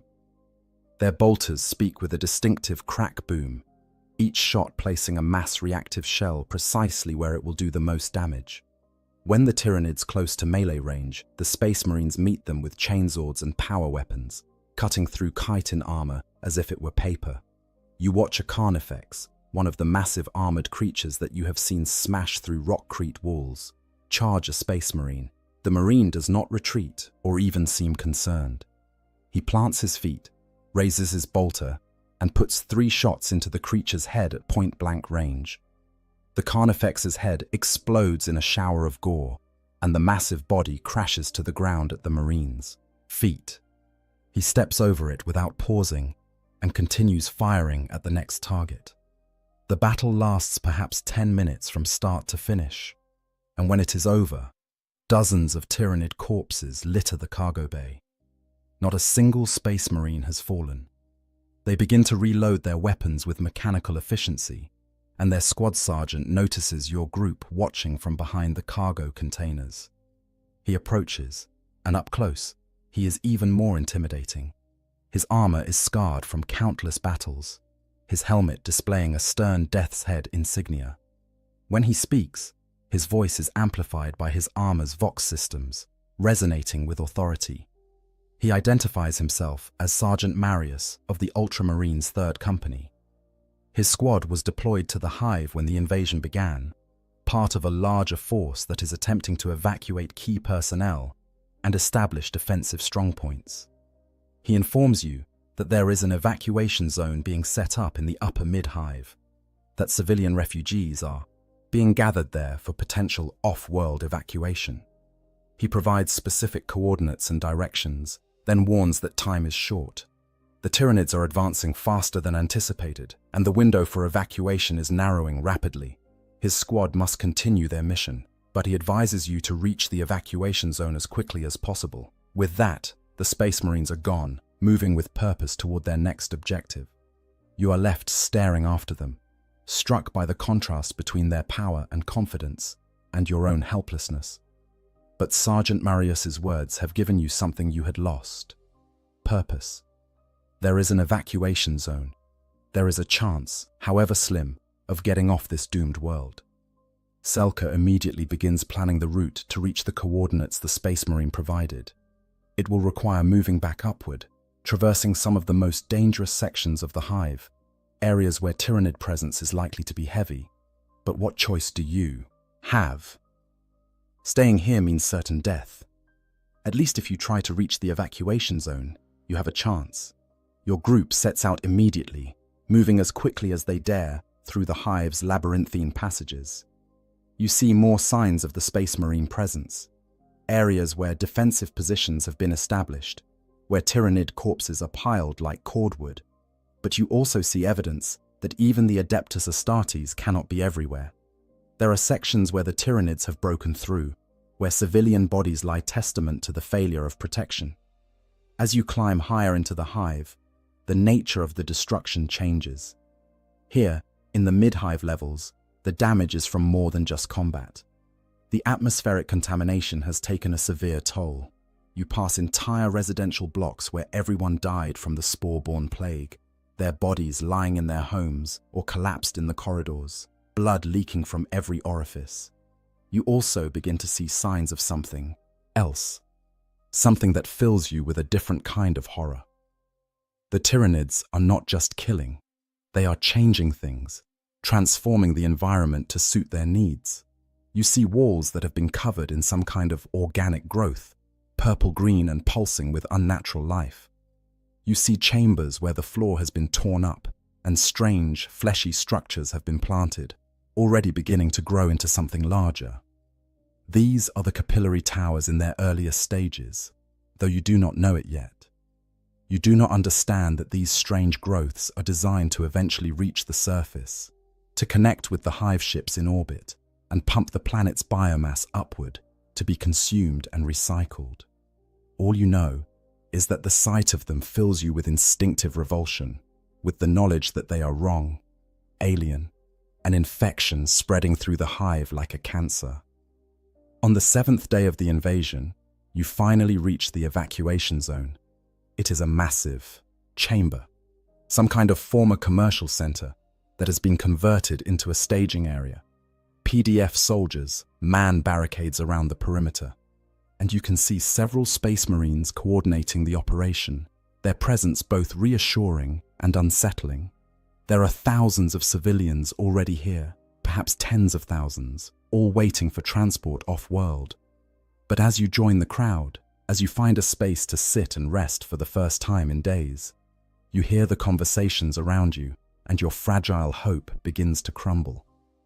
There are not enough ships. The number of vessels available for evacuation is woefully inadequate for the millions who still survive in the hive. At best, perhaps 10% of those who make it to the evacuation zone will actually be able to leave. The rest will be left behind when the Tyranids break through the defenses. The selection process, you learn, is being managed by the Space Marines and senior PDF officers.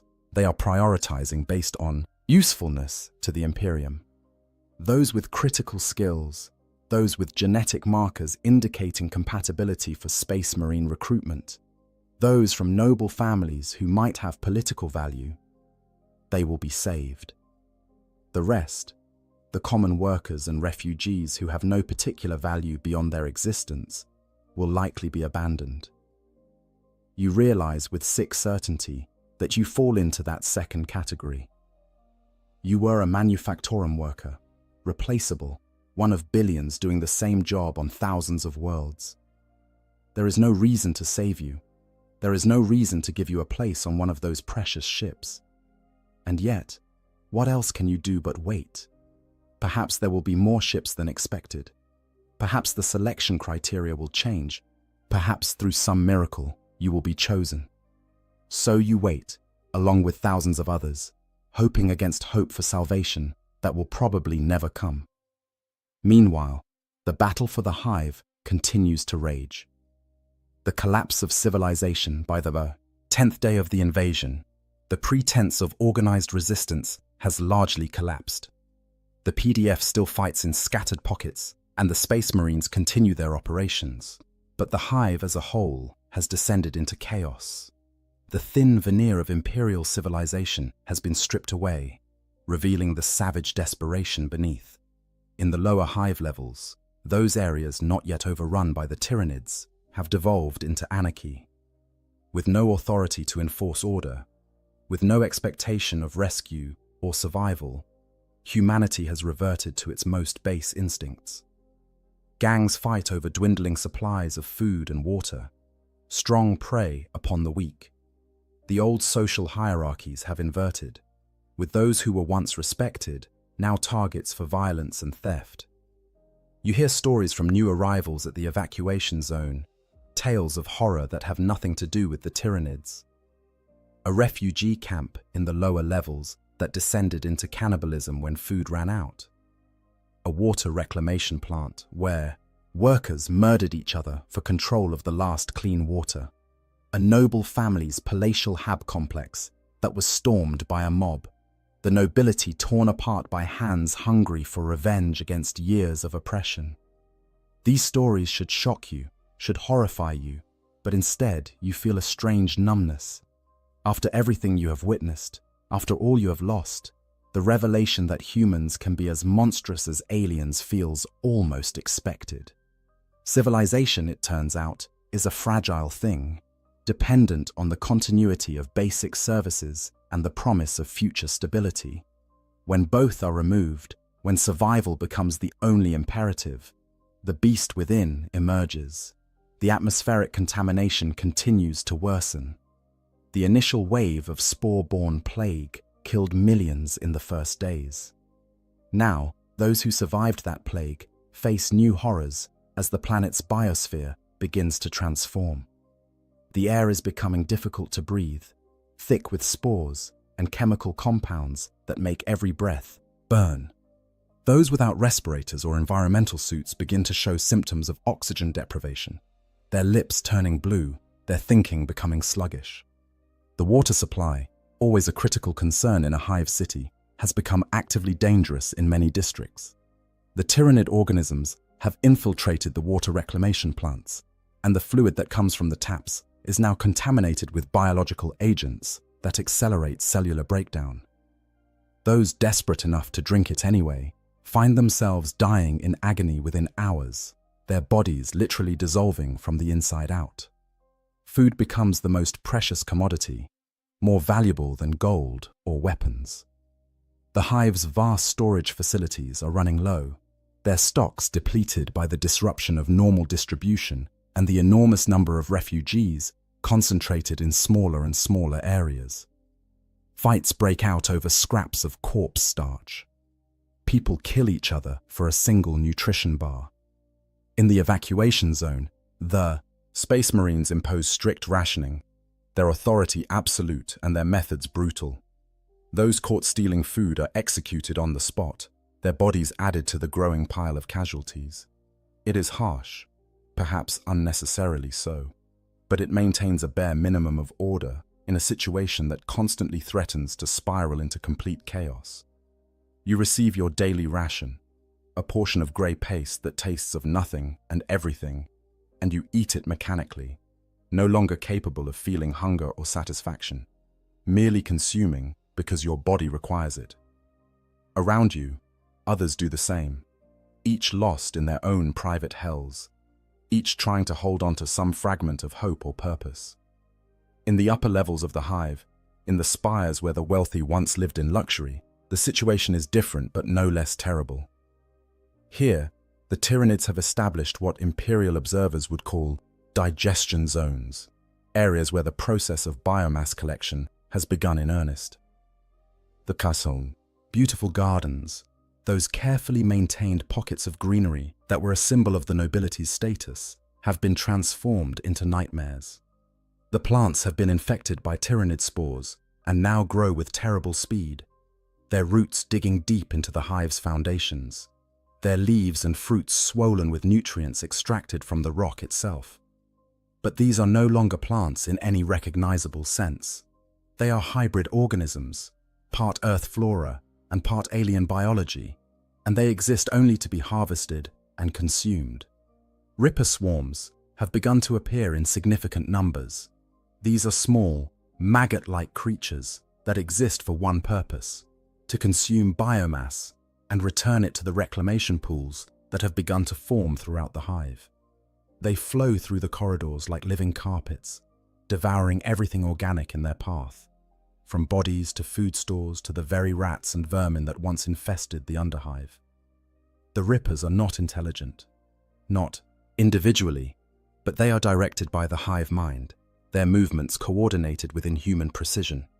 They sweep through a district systematically, missing nothing, consuming everything, and once they have gorged themselves on biomass, once their bodies are bloated to the point of immobility, they crawl to the nearest reclamation pool and throw themselves in, adding their own substance to the nutrient-rich gruel that will eventually be pumped into the hive ships above. The reclamation pools are perhaps the most horrifying aspect of the Tyranid consumption process. They start as small puddles of caustic fluid, appearing in places where Tyranid organisms have vomited up pre-digested matter, but they grow quickly, fed by a constant stream of biomass both living and dead. You see one from a distance, peering through the smoked glass of an observation window in the evacuation zone. It is enormous, filling what was once a cargo bay with viscous purple-green liquid that steams and bubbles like acid. Things move in it, partially dissolved forms that might have been human or Tyranid or something else entirely. And at the edges of the pool, you can see Rippers crawling in, their mission complete, their bodies fuel for the greater hunger. From the center of the pool, a structure is beginning to grow. It is called a capillary tower, though you do not know this, a living pipeline that will eventually reach through the hive's structure all the way to the surface and beyond, connecting to the hive ships in orbit. The tower is still small, perhaps 10 meters tall, but it grows visibly, adding height with every hour that passes. The sight fills you with a deep, existential horror. This is what awaits your world. Not mere destruction, but consumption. Every living thing, every biological component, every molecule of organic matter will be broken down and absorbed. The Tyranids will strip the planet of its biosphere, its atmosphere, its oceans, leaving behind only a barren, rock devoid of anything that could support life. And you, if you cannot escape, will be part of that process. Your body will be consumed by Rippers or dissolved in a reclamation pool.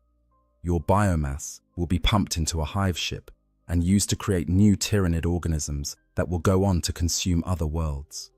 You will become part of the enemy, your very substance repurposed for the destruction of your own species. This knowledge, This understanding of your true situation breaks something inside you. You have already lost your family, your home, your identity as a productive member of imperial society. But this is different. This is the loss of meaning itself, the revelation that your entire existence, everything you have ever done or been, amounts to nothing more than fuel for an alien appetite. You sink to the floor of the evacuation zone, your back against a cargo container, and you begin to laugh. It is not a pleasant sound, more like sobbing than genuine mirth, but you cannot stop. Others look at you with concern or disdain, but you do not care. Let them think you mad. Perhaps you are. Perhaps madness is the only rational response to a situation like this. On the 14th day, the Tyranid assault on the evacuation zone begins. It starts with the power failing, the lights going out across the vast chamber, plunging thousands of refugees into darkness, broken only by emergency lighting and the occasional glow of a lumen strip. Then comes the sound, a scratching and scrabbling in the walls, in the ceiling, in the floor beneath your feet. The Space Marines react immediately, their enhanced senses having detected the approach of the enemy long before normal humans could. They begin organizing the PDF soldiers into defensive positions, establishing kill zones and overlapping fields of fire. But you can see the tension in their movements, the way they check and recheck their weapons, and you understand that even they are concerned about what is coming. The first breach occurs in the eastern wall, a section of rockcrete that simply explodes inward as a carnifex crashes through it. The massive creature is followed by a tide of smaller organisms, hormagaunts and termagants pouring through the gap like water through a broken dam. The PDF opens fire immediately, thousands of lasguns creating a wall of energy that cuts down the first wave of attackers. But there are more behind them, always more, and the breach continues to widen as additional carnifexes hammer at the walls. A Space Marine Devastator squad, their heavy weapons positioned on an elevated platform, opens fire with their lascannons. The powerful energy beams punch through carnifex armor, dropping the massive creatures one after another. But for every one that falls, another appears to take its place. The civilians in the evacuation zone begin to panic. There is nowhere to run, nowhere to hide. You are trapped in this chamber with thousands of others, and the Tyranids are coming. The press of bodies becomes dangerous as people surge away from the fighting, crushing those who fall, trampling children and the weak. You are caught in the crowd, lifted off your feet by the pressure of bodies around you. You fight to breathe, to maintain some space, but it is impossible. You are going to die here, you realize, not from Tyranid claws, but from being crushed by your fellow humans. Then a voice cuts through the chaos, amplified by power armor Vox systems, impossible to ignore. Civilians, hold your positions. Do not panic. The Emperor protects. It is Sergeant Marius, the Ultramarine you encountered days ago.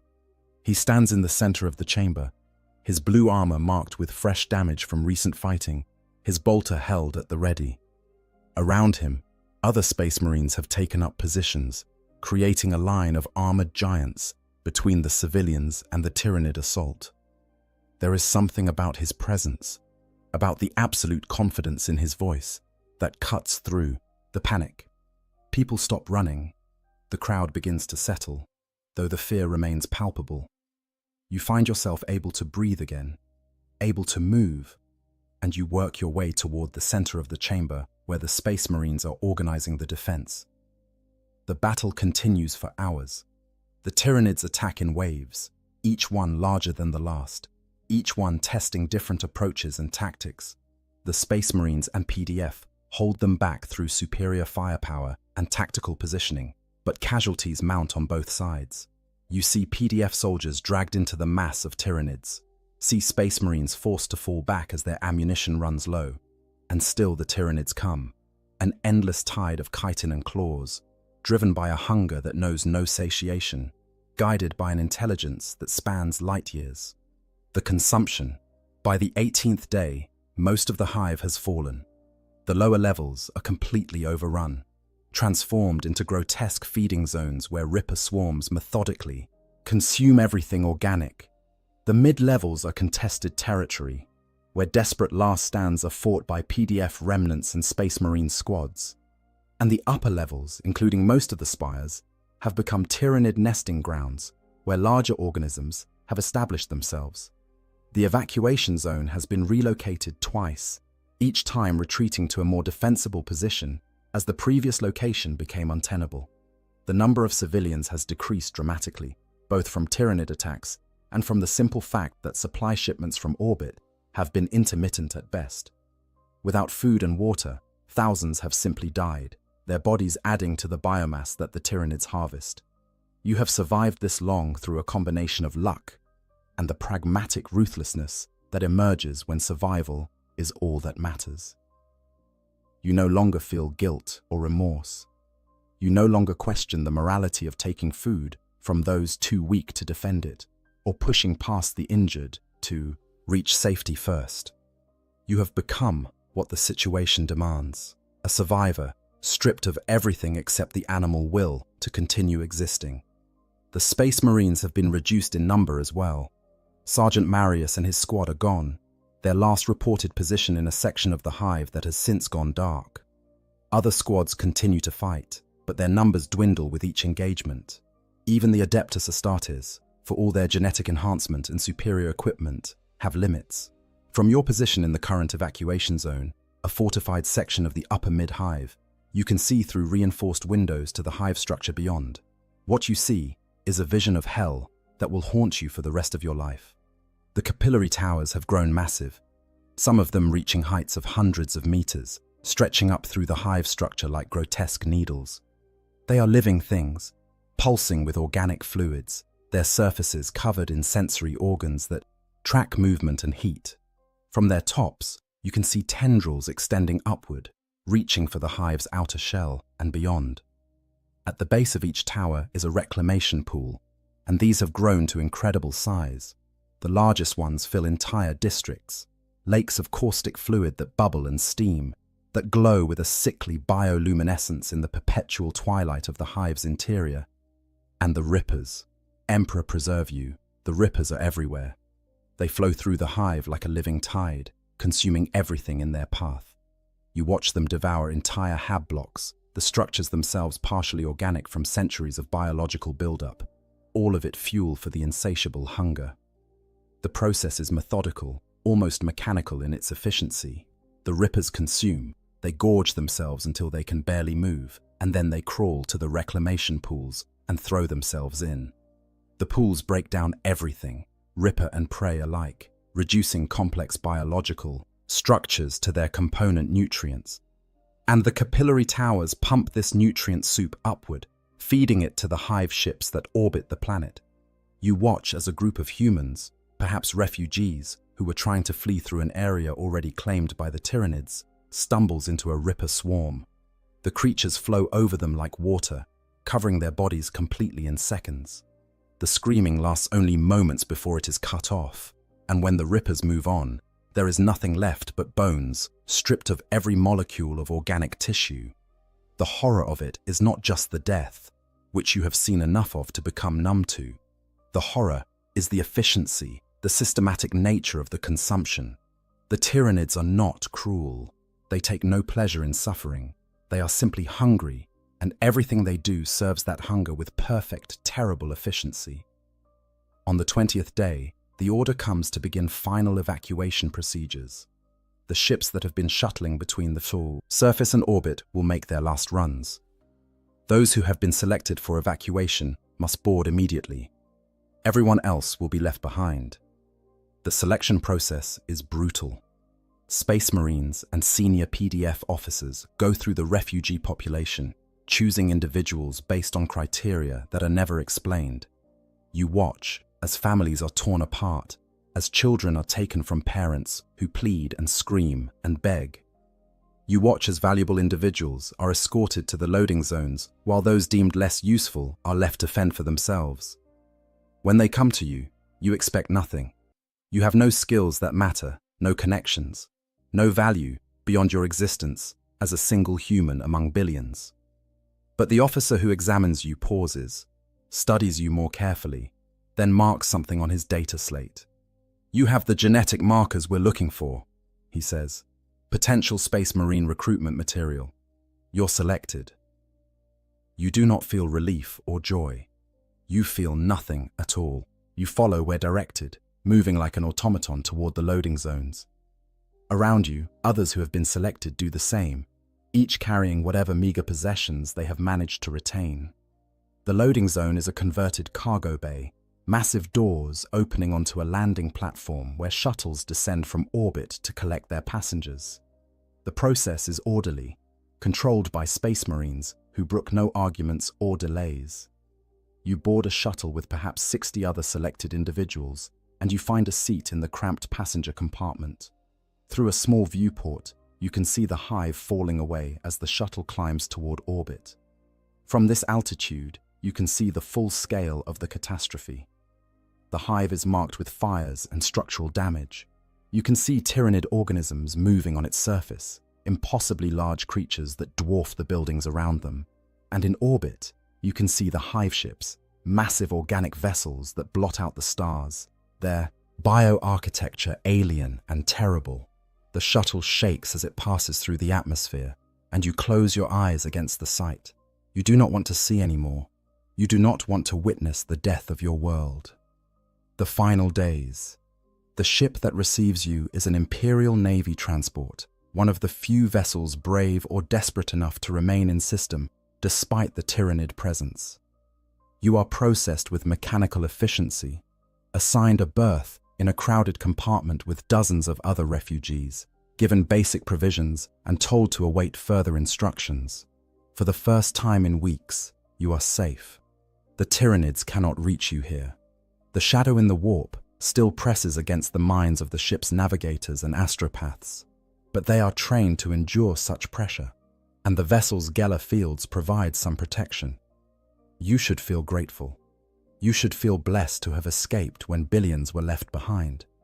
But instead, you feel hollow, empty, as if everything that made you who you were has been stripped away, leaving only a shell that continues to function out of habit rather than purpose. In the compartment, you meet others who escaped. They share stories in quiet voices, tales of horror and loss that mirror your own. A woman who watched her children torn apart by hormagaunts. A man who saw his entire district consumed by ripper swarms. A former noble who survived by pure chance when her family's palatial estate was one of the first areas evacuated. Each story is different in its details, but identical in its essence. Each person has lost everything. Each has been fundamentally broken by what they experienced. And each struggles with the guilt of survival, the knowledge that they live only because they were deemed valuable enough to save, while millions of others were abandoned to their fates. Through the viewports, you can see the planet below. The hive is barely visible now, a small point of light on a world that is rapidly transforming. The atmospheric processing is nearly complete. The air composition changed to suit tyrannid organisms rather than human life. The oceans are being drained, their water pumped into the hive ship's storage organs. Even from orbit, you can see the massive capillary towers, grown so large that they pierce the atmosphere entirely, connecting the surface directly to the fleet above. A Navy officer provides briefings on the situation, though the information is heavily censored to avoid panic. The tyrannid invasion of your hive world was not an isolated incident, he explains. Hive Fleet Leviathan has launched assaults across multiple sectors. Dozens of worlds have been attacked, and many have already fallen. The Imperium is responding, but the response is inadequate to the scale of the threat. Space Marine chapters are being deployed. Imperial Guard regiments are being redirected. Navy battle groups are engaging the Hive fleet in void combat. But the tyrannids are endless. Their numbers beyond counting. And for every bioship destroyed, more emerge from the darkness between the stars. Your world, the officer continues, has been deemed lost. The evacuation was a limited operation designed to save valuable personnel and genetic material. The bulk of the population, those billions who remained in the hive when the evacuation ended, will be consumed. Their biomass will fuel the hive fleet's continued advance into imperial space. There is discussion of exterminatus, of using cyclonic torpedoes or virus bombs to sterilize the planet and deny its biomass to the Tyranids. But the Navy does not have the resources for such an operation, and even if they did, the Tyranid fleet in orbit would prevent any approach close enough to deploy such weapons, so your world will be consumed. There is no rescue coming for those left behind. There is no last-minute salvation. There is only the slow, methodical destruction of everything that existed on that planet, the reduction of billions of years of evolution and thousands of years of human civilization to nothing more than nutrients for an alien hunger. On the 27th day after the invasion began, the last capillary tower completes its growth, reaching from the deepest parts of the hive all the way through the atmosphere to connect directly with the largest hive ship in orbit. The biomass transfer begins in earnest, enormous quantities of organic material being pumped upward at terrifying speed. You watch from the transport ship as the planet begins to die. The atmosphere is stripped away first, sucked into the hive ship's storage organs to be broken down for its useful compounds. The oceans follow, visible even from orbit, as vast whirlpools form where the capillary towers draw water upward with impossible force. The hive itself begins to collapse as its foundations are consumed, as the rippers eat through support structures that have stood for millennia.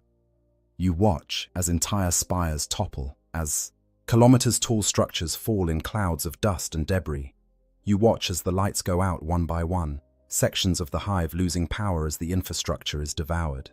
And you know that people are still alive down there, millions of them, trapped in the depths, unable to escape, waiting for death that will come in the form of ripper swarms, or atmospheric depressurization, or simply starvation, as the last food supplies are consumed. You think about the ones you left behind, not your family, who died in the initial uprising, but the others in the evacuation zone, those who were not selected, who watched you board the shuttle knowing they would never have that chance. Did they survive the final assault? Did they die fighting, or were they consumed by the rippers, their biomass added to the pools? You will never know. Their fates are lost along with everything else, erased by the hunger of the great devourer. On the 33rd day, the Tyranid fleet begins to move. The planet has been consumed as thoroughly as it is going to be. There is no atmosphere left, no oceans, no biosphere. The hive is a ruin. Its structure collapsed into rubble. The surface is a desert of bare rock, stripped of even the topsoil that once covered it. The hive ships, swollen with the biomass they have consumed, begin to cluster together, forming into a fleet formation. Other bioships, smaller vessels that serve various functions within the fleet, take up positions around them. And then, as you watch from the transport's viewports, they begin to move, accelerating toward the edge of the system. They leave behind a dead world. A planet that once housed 50 billion souls now supports no life at all. The cities are gone. The people are gone. The very possibility of life is gone. What remains is a tomb, a monument to the Tyranid's hunger and the Imperium's inability to protect its citizens. The transport ship begins its own journey, preparing to enter the warp and flee to safer space, the Pole. Navigators report that the shadow in the warp is beginning to lift as the hive fleet moves away, making warp travel possible again. The ship's commander announces that they will head for a nearby fortress world, where the refugees will be processed and assigned new roles within the Imperium. You listen to these announcements with the same hollowness that has become your constant companion. You have survived. You will live to serve the Emperor in some new capacity, on some new world. You should be grateful, but gratitude requires the capacity to feel, and you are not sure you possess that anymore. Everything you were, everything you cared about, is gone. You are a ghost, a shadow of your former self, kept alive by biological momentum rather than any desire to continue. Around you, other refugees react with similar numbness. Some pray, seeking comfort in faith. Others simply stare into nothing, their eyes empty. A few talk about revenge, about joining the Imperial Guard and fighting the Tyranids, making them pay for what they took. But these are empty words, spoken more to fill the silence than from any genuine intention. As the transport ship engages its warp drives and slips into the immaterium, as the dead world falls away behind you, you find yourself thinking about the worker you used to be, the one who stood at a manufactorum press and made shell casings for bolters. That person is gone, as dead as your family, as dead as your world. What remains is something else, something new and terrible. You are a survivor of a Tyranid invasion, a witness to the consumption of an entire planet. You have seen horrors that will haunt you until the day you die, and you carry knowledge that most Imperial citizens are spared. The knowledge of just how fragile civilization is, how easily it can be stripped away, how meaningless individual life becomes when faced with a threat of such magnitude. You do not know what the future holds. You do not know where you will be sent or what you will be asked to do. But you know one thing with absolute certainty: you will never forget what happened to your world. You will carry that memory like a wound that never heals, a reminder of what was lost and why the Imperium fights so desperately against the darkness that threatens it from every direction. The transport ship travels through the warp for weeks, its Geller fields straining against the chaotic energies that press against them. You spend the time in a fugue state, barely aware of the passage of days. You eat when food is provided. You sleep when exhaustion overwhelms you, but you do not truly live. Finally, the ship emerges from the warp near a fortress world designated in Imperial records as Cadia. No, that world fell years ago. You correct yourself mentally. The ship is heading for a different fortress world, one whose name you do not recognize, in a sector you have never heard of. The refugee processing is efficient and impersonal. You are catalogued, your genetic markers recorded, your skills assessed. The officials who interview you note your selection for potential Space Marine recruitment material, but they also note your age and the psychological trauma evident in your responses. You are deemed unsuitable for Astartes recruitment, but valuable for other purposes. You are assigned to a Departamento Munitorum facility where you will work producing munitions for the Imperial Guard.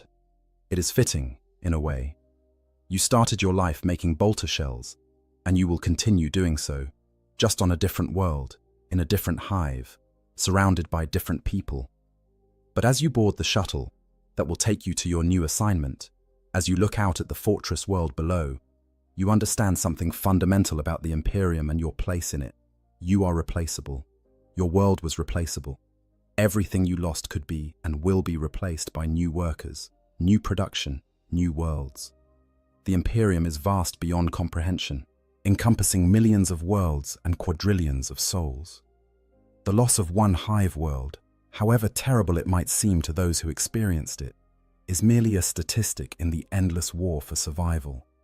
New hives will be built, new workers will be born, and the machine will continue grinding forward, consuming lives and worlds in its desperate attempt to hold back the darkness. You are simply a cog in that machine, and if you break, another will take your place. This should fill you with despair, and perhaps it does. But it also provides a strange kind of comfort. Your suffering, your loss, your trauma, these things are individual and terrible, but they are also part of something larger. You are not alone in your grief. Across the Imperium, countless others have experienced similar losses, faced similar horrors, and continued to exist, continued to serve, because that is what is required of them. The Imperium protects, they say, but perhaps what they really mean is that the Imperium endures. Individual worlds may fall, individual lives may be snuffed out like candles in a storm, but the greater structure persists, adapting and rebuilding, continuing the eternal struggle against the manifold threats that seek to destroy humanity. Your world is gone. Your family is gone. The person you used to be is gone. but you remain. And you will continue to serve, because that is what the Imperium demands and what your existence requires. In the grim darkness of the far future, there is only war, and you are a soldier in that war, whether you chose to be or not. Conclusion. The story of a hive world consumed by Tyranids is, in many ways, the story of the Imperium itself in miniature. It is a tale of overwhelming threat, inadequate response, terrible sacrifice, and the brutal necessity of survival at any cost. It is a reminder that in the 41st millennium, there is no safety, no guarantee of protection, and no mercy for the weak or unlucky. The Tyranids represent perhaps the most existential threat that humanity faces in this dark age. They cannot be reasoned with or negotiated with. They do not seek territory or resources in any conventional sense. They simply hunger, and that hunger will not be satisfied until every world has been stripped bare, every living thing consumed and repurposed for the great devourer's endless advance. For those who experience a Tyranid invasion firsthand, the psychological impact is profound and permanent. The survivors carry scars that will never heal, knowledge of horrors that most Imperial citizens are mercifully spared. They have seen the fragility of civilization, felt the helplessness of facing an enemy that views them as nothing more than food. But they also embody one of the Imperium's greatest strengths, the ability to endure, to survive, to continue existing in the face of overwhelming horror. They are living testimony to humanity's resilience, proof that even the worst catastrophes cannot entirely extinguish the human spirit. The hive world that was consumed no longer exists. Its billions of inhabitants are gone, their biomass recycled into new Tyranid organisms that even now are approaching other worlds, bringing the same terror and destruction to new victims. The planet itself is a dead rock, devoid of atmosphere or life, a monument to the price of the Imperium's war for survival.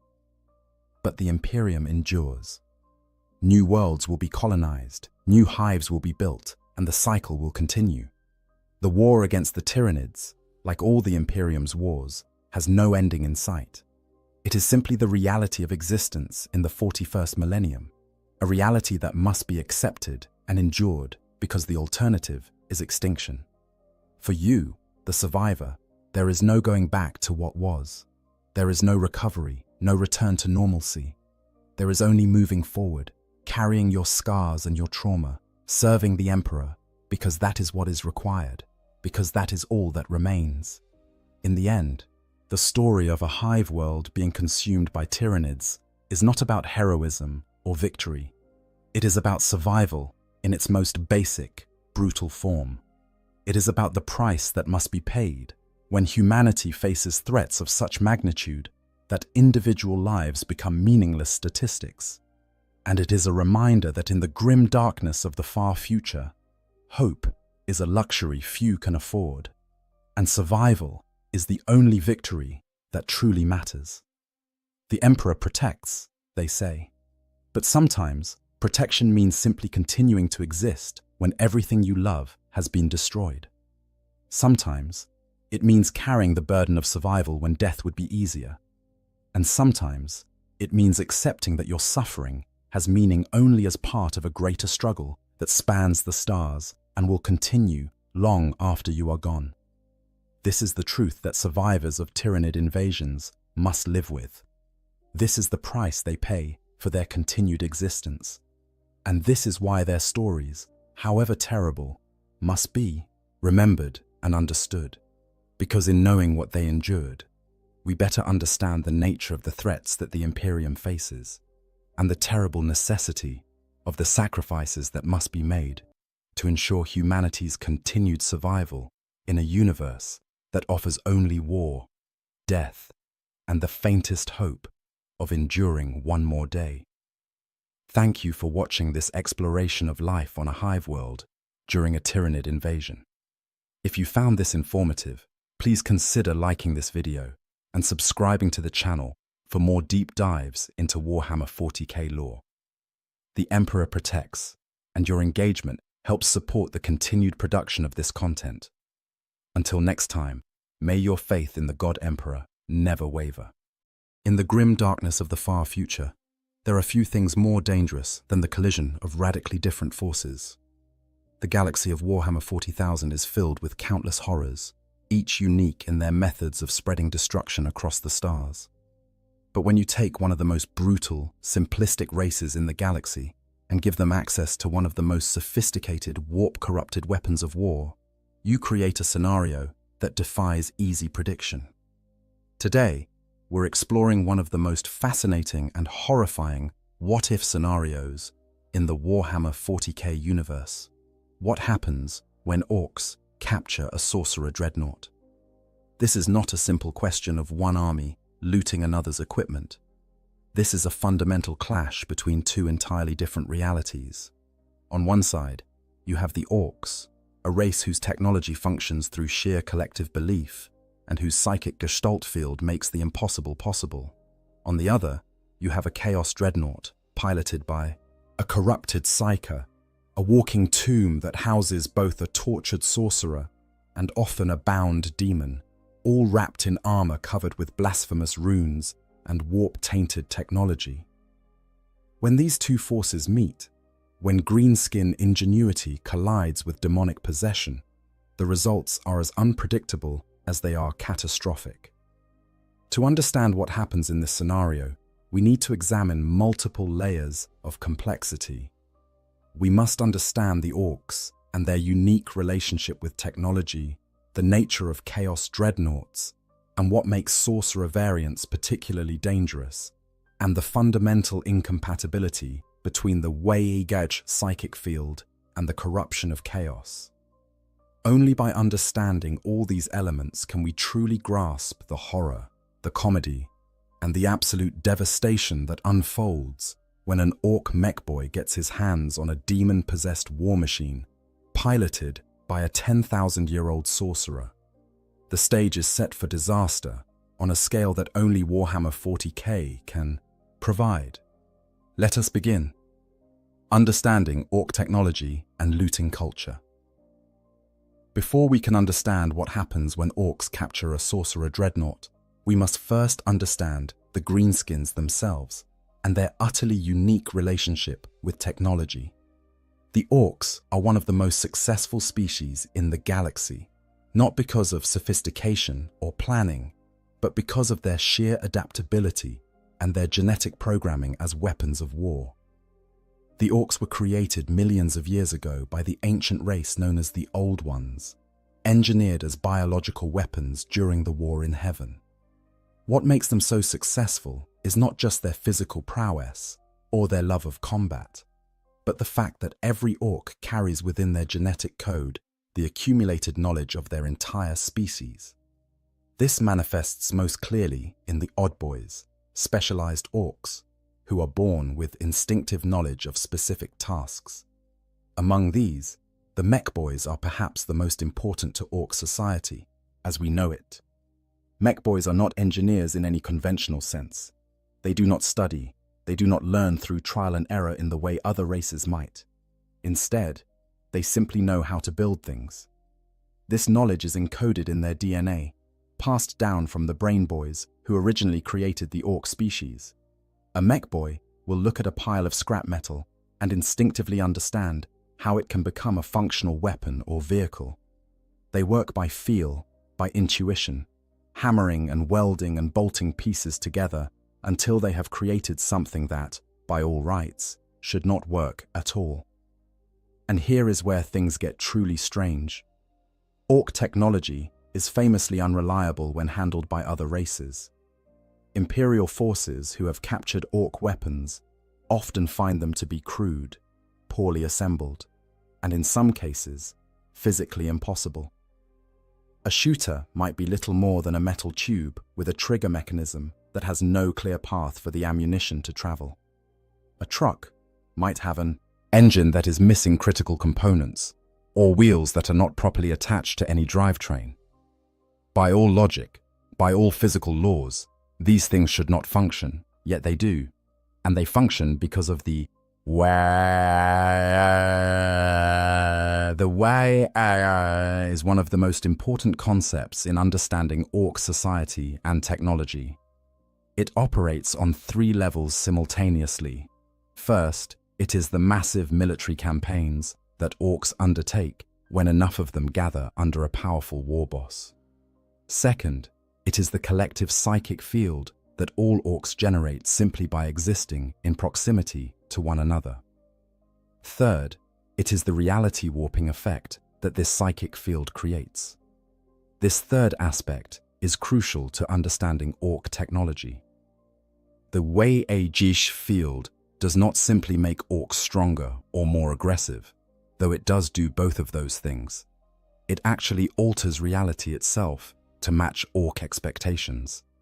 If enough orcs believe that red vehicles go faster, then red vehicles do go faster. If orcs believe that a particular gun should work, then it works, regardless of whether its construction actually makes any sense. The Adeptus Mechanicus has studied this phenomenon extensively, and their findings are both fascinating and deeply disturbing to their religious sensibilities. During the War of the Beast, tech priests observed that orc weapons would only function when held by orcs themselves. When a human tried to fire a looted orc weapon, it would often fail to operate entirely.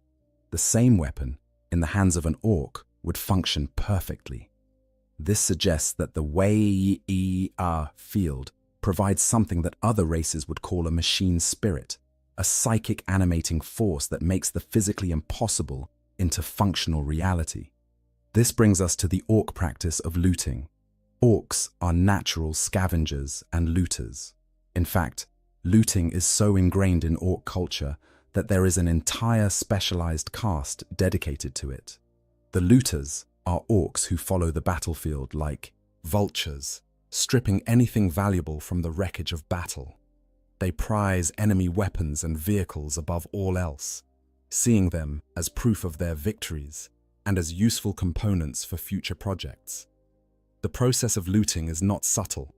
When orcs find a functional enemy vehicle, they do not carefully disassemble it to understand its function. They tear it apart with their bare hands, ripping out anything that looks valuable or interesting. Weapons are pulled from their mounts, armor plates are torn free, and internal components are extracted without any regard for how they might be connected to other systems. To an observer from the Imperium or any other organized faction, this appears to be mindless vandalism, and in many ways, it is. But then the looted components make their way to the mech boys, and something remarkable happens. The mech boy will look at this pile of disconnected, damaged components and immediately begin to see possibilities. That Imperial battle cannon could be mounted on a truck. That targeting system could be welded to a big shooter. That armor plating could be bolted onto a def dread. The mech boy does not need to understand how these components were originally designed to function. They simply know, instinctively, how to make them work in new and horrifying ways. The results of orc looting are vehicles and weapons that are simultaneously terrifying and absurd. A looted Lehman Russ tank might have had all of its original weapons replaced with orc equivalents, its armor reinforced with mismatched plates bolted on at random angles, and its engine improved with modifications that would make any tech priest weep with rage. The inside might be barely large enough for an orc crew to squeeze into. The controls might be simplified to the point of being dangerous, and the entire vehicle might be painted in garish colors that serve no tactical purpose whatsoever. And yet it works. It works because the orcs believe it works. The Wei-Ag field fills in the gaps, makes the impossible connections, provides the missing components through sheer psychic will. The tank might be slower and less accurate than its Imperial counterpart, but it is also bigger, louder, and more likely to explode in a satisfying manner when it finally does break down. Looted vehicles are particularly prized by the Death Skulls clan, who have elevated the practice to an art form. Death Skulls orcs can often loot a vehicle, repair it with scavenged parts, and then use it in battle during the same campaign from which they stole it. This requires an impressive level of both audacity and mechanical intuition, even by orc standards. The Death Skulls paint everything they own blue because they believe blue is the luckiest color, and their belief makes it so. The scale of orc looting can be truly staggering. There are legends among the Imperium of an orc looter called Grabber Gutsbag, who supposedly looted Imperial Titans. Titans are walking cathedrals of war, some standing over 100 feet tall and mounting weapons capable of leveling cities. The idea that an orc could not only capture one of these god machines but make it work is almost too horrifying to contemplate. Yet, in the Warhammer 40k universe, with the power of the WAG behind them, even this becomes possible. But looting is not just about vehicles and weapons. Orcs will loot anything they find useful or interesting. Armor, tools, ammunition, even bits of decorative trim if it is shiny enough. Everything gets torn apart, hammered into new shapes, and incorporated into the growing mass of orc technology. The more successful a WAGH becomes, the more sophisticated its arsenal becomes, not through innovation, but through endless iteration and modification of captured equipment. This creates a self-reinforcing cycle. As orcs win battles, they capture more equipment. More equipment means more raw materials for the mech boys. More modifications mean more unique and powerful weapons. More powerful weapons mean more victories. And all the while, the WAG field grows stronger with each success, with each orc who hears of the fighting and joins the horde, until you have a force that can threaten entire sectors of space. It is into this culture of crude ingenuity, violent modification, and reality-warping belief that we must imagine a Chaos Sorcerer dreadnought falling. The orcs do not understand what they have found. They do not comprehend the dangers of chaos corruption or the complex rituals that bind demons into metal shells. They see only a really big, really tough fighting machine that probably has some excellent gubbins inside. And with that simple observation, they set in motion a chain of events that will test the very limits of what the WAG field can accomplish. The nature of chaos, dreadnoughts, and hellbrutes. To understand the catastrophe that unfolds when orcs attempt to loot a sorcerer dreadnought, we must first understand exactly what a chaos dreadnought is, and more importantly, what it is not. These walking tombs of rage and madness represent one of the most tragic fates that can befall a Chaos Space Marine, a punishment that makes death seem like mercy. During the Great Crusade and the Horus Heresy, the traitor legions possessed dreadnought technology identical to that of their loyalist brothers. When a space marine was mortally wounded but still valuable to their legion, they could be interred within a dreadnought sarcophagus, their broken bodies sealed within a walking war machine that would allow them to continue fighting for millennia. For the loyalist space marines, this is considered a great honor, a chance to serve the Emperor even beyond death. The ancient warriors who pilot these machines are revered as heroes, their wisdom sought out, and their presence on the battlefield seen as a blessing. For Chaos Space Marines, the experience could not be more different. After the Horus Heresy, when the traitor, legions fled into the Eye of Terror and other warp-corrupted regions of space, the knowledge required to properly construct and maintain dreadnoughts began to fade.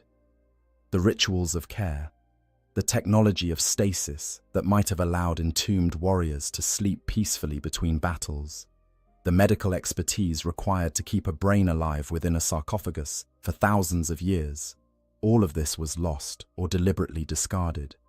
Worse, the very nature of chaos began to warp and corrupt the dreadnoughts themselves.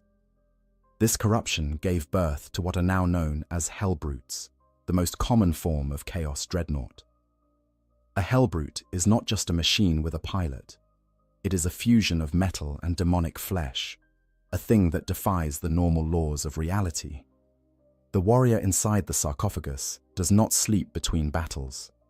Instead, their sarcophagus is disconnected from the hellbrute's body and hung in special chambers, surrounded by warding runes that barely contain the demons that claw at the imprisoned Marine from the other side of reality. The Marine inside is not at peace. They are awake, aware, and suffering. They have been awake for centuries, perhaps millennia, with nothing but their own thoughts and the whispers of chaos for company. The body that was once theirs has long since fused with the interior of the sarcophagus, flesh melding with metal until the two are inseparable. The pain is constant. The madness is inevitable. When the Hellbrute is activated and reconnected to its mechanical body, the Marine inside is given brief moments of release through violence. They fight with a fury born of desperation, knowing that when the battle ends, they will be returned to their isolation and torment. This makes Hellbrutes incredibly dangerous, but also unpredictable. They have been known to attack their own allies in the midst of battle, so consumed by rage and madness that they can no longer distinguish friend from foe. Unlike loyalist dreadnoughts, Hellbrutes are not honored relics to be preserved. They are manufactured in grotesque daemon forges by warpsmiths and the Dark Mechanicum. The sarcophagi used are parasitic in nature, designed to accelerate the fusion of flesh and metal, to enhance the suffering of the Marine inside. This is not accidental cruelty, it is deliberate design. The more the pilot suffers, the more rage they can channel in battle, the more useful they become as weapons. The physical form of a Hellbrute reflects this corruption. Where loyalist dreadnoughts are noble and carefully maintained, Hellbrutes are twisted mockeries. Their armor plates might appear to be made of demonic flesh rather than metal. Faces might appear in the metal, screaming silently. The weapons might leak ichor or drip with warp-tainted energies. The entire machine exudes an aura of wrongness that can unsettle even hardened warriors. Older Chaos dreadnoughts, those that date back to the Horus heresy itself, sometimes retain more of their original form. These Ferrum Infernus patterns are relics from an age when the traitor legions still possess the technology to create proper dreadnoughts. They are less overtly corrupted than Hellbrutes, but this does not make them less dangerous. The Marines inside have been conscious for 10,000 years. They have witnessed the long decline of their legions, the slow descent into madness and desperation. Some have maintained their sanity through sheer force of will, becoming tactical geniuses whose experience spans millennia.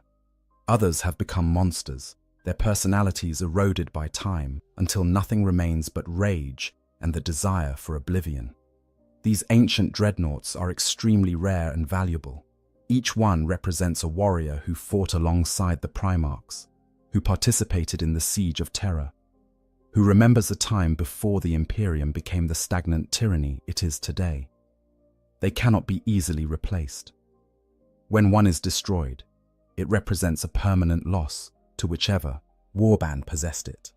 And then there are the Sorcerer Dreadnoughts, the rarest and most dangerous variant of all. Sorcerer Dreadnoughts, psychic power entombed. The creation of a Sorcerer Dreadnought represents one of the greatest technical and occult achievements of the traitor legions, particularly the Thousand Suns.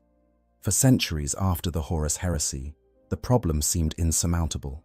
How do you preserve the psychic powers of a mortally wounded sorcerer when you seal them within a dreadnought sarcophagus? The difficulty is multifaceted.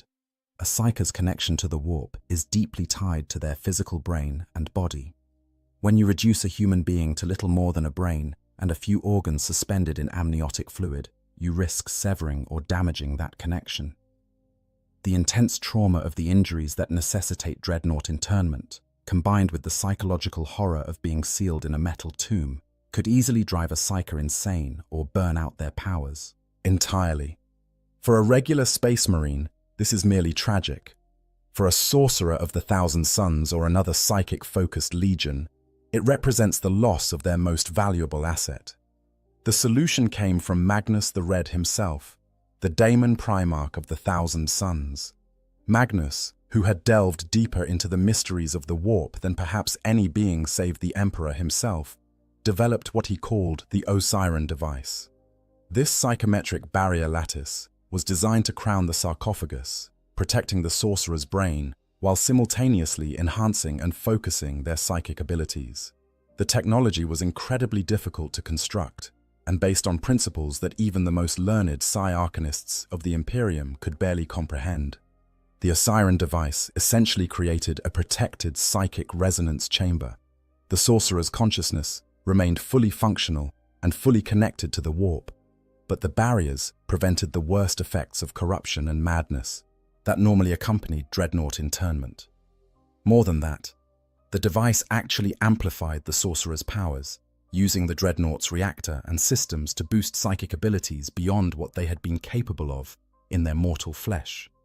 The result was the Osiran Pattern Contemptor Dreadnought, a war machine that combined all the firepower and durability of a Contemptor chassis with the reality-warping abilities of a powerful sorcerer. These dreadnoughts could wield force weapons, massive blades that channeled psychic energy with devastating effect. They could cast the full range of psychic powers, from bolts of warp lightning to mind-crushing telepathic assaults. They were, in every sense, mobile psychic artillery platforms wrapped in tons of ceramite armor. Magnus, generous in his scholarly enthusiasm, shared the design of the Osiran device with other legions. The Blood Angels, with their own tradition of psychically gifted warriors, made use of it. The Grey Knights, when they were founded, incorporated similar technology into their own sacred dreadnoughts. But it was the Thousand Sons who made the most extensive use of these machines, seeing them as the perfect way to preserve their most powerful sorcerers. After the Thousand Sons turned to chaos and became embroiled in the machinations of Tzeentch, these sorcerer dreadnoughts took on an even more sinister aspect. The psychometric barriers that had once protected against madness now contained and focused corruption. The sorcerers inside were no longer merely powerful psychers. They were conduits for the raw energies of the warp, channels through which demonic entities could exert influence on reality. Their armor became covered in blasphemous runes and sigils, each one a focal point for dark rituals and forbidden sorcery. A Chaos Sorcerer dreadnought is not simply a pilot in a machine. It is a walking convergence of multiple dangerous elements. The sorcerer inside is often ancient beyond mortal comprehension, having existed since the Horus Heresy or before. They have spent thousands of years studying forbidden lore, making pacts with demons, and delving into mysteries that would shatter the minds of lesser beings. They are no longer entirely human, if they ever were. Their consciousness has been stretched and warped by millennia of exposure to chaos, until they are as much warp entity as mortal. The dreadnought chassis itself is corrupted. The metal is not simply metal anymore. It has been exposed to the warp for so long that it has taken on properties that defy physics. It might be harder than it should be, lighter than its mass suggests, or respond to the pilot's thoughts in ways that normal machinery never could. The armor is covered in runes that serve multiple purposes.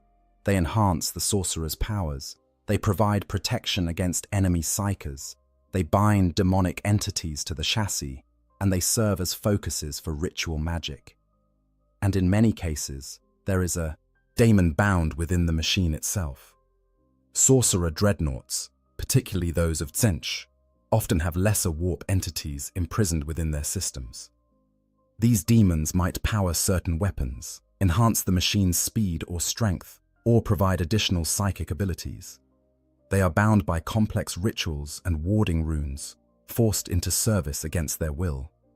This makes the dreadnought not just a vehicle with a pilot, but a prison containing at least two sentient entities, one mortal and one demonic, existing in a state of permanent conflict and cooperation. The weapons of a sorcerer dreadnought reflect this dual nature. A force blade, already a weapon that channels psychic energy, becomes something else entirely in the hands of a millennia-old sorcerer bound to a demon. It does not simply cut through physical matter, it slices through reality itself. It can sever souls from bodies, open rifts to the warp, or channel bolts of warp lightning that can melt through the heaviest armor. The combi weapons and heavy weapons mounted on the chassis are similarly enhanced. their ammunition often inscribed with curses or soaked in warp-tainted energies. The psychological impact of encountering a sorcerer dreadnought on the battlefield cannot be overstated. Even before it begins to fight, it radiates an aura of wrongness. Reality seems to bend around it. Shadows fall in directions that make no sense. Temperature fluctuates without reason. Those with even minor psychic sensitivity feel physically ill in its presence. And when it speaks, which it rarely does, its voice carries the weight of the warp itself, sometimes speaking in multiple voices simultaneously, as if the demon within is contributing to the conversation. In combat, a sorcerer dreadnought is a terrifying sight.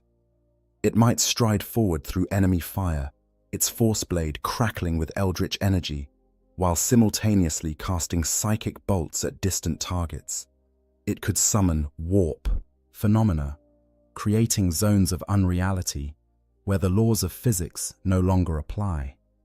It might perform ritual magic in the midst of battle, speaking words of power that cause reality to tear and demons to manifest, all while shrugging off weapons fire that would destroy normal vehicles.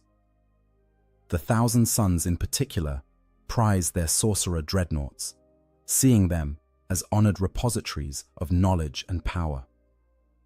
When one of these ancient warriors falls in battle, it is a loss that cannot easily be replaced.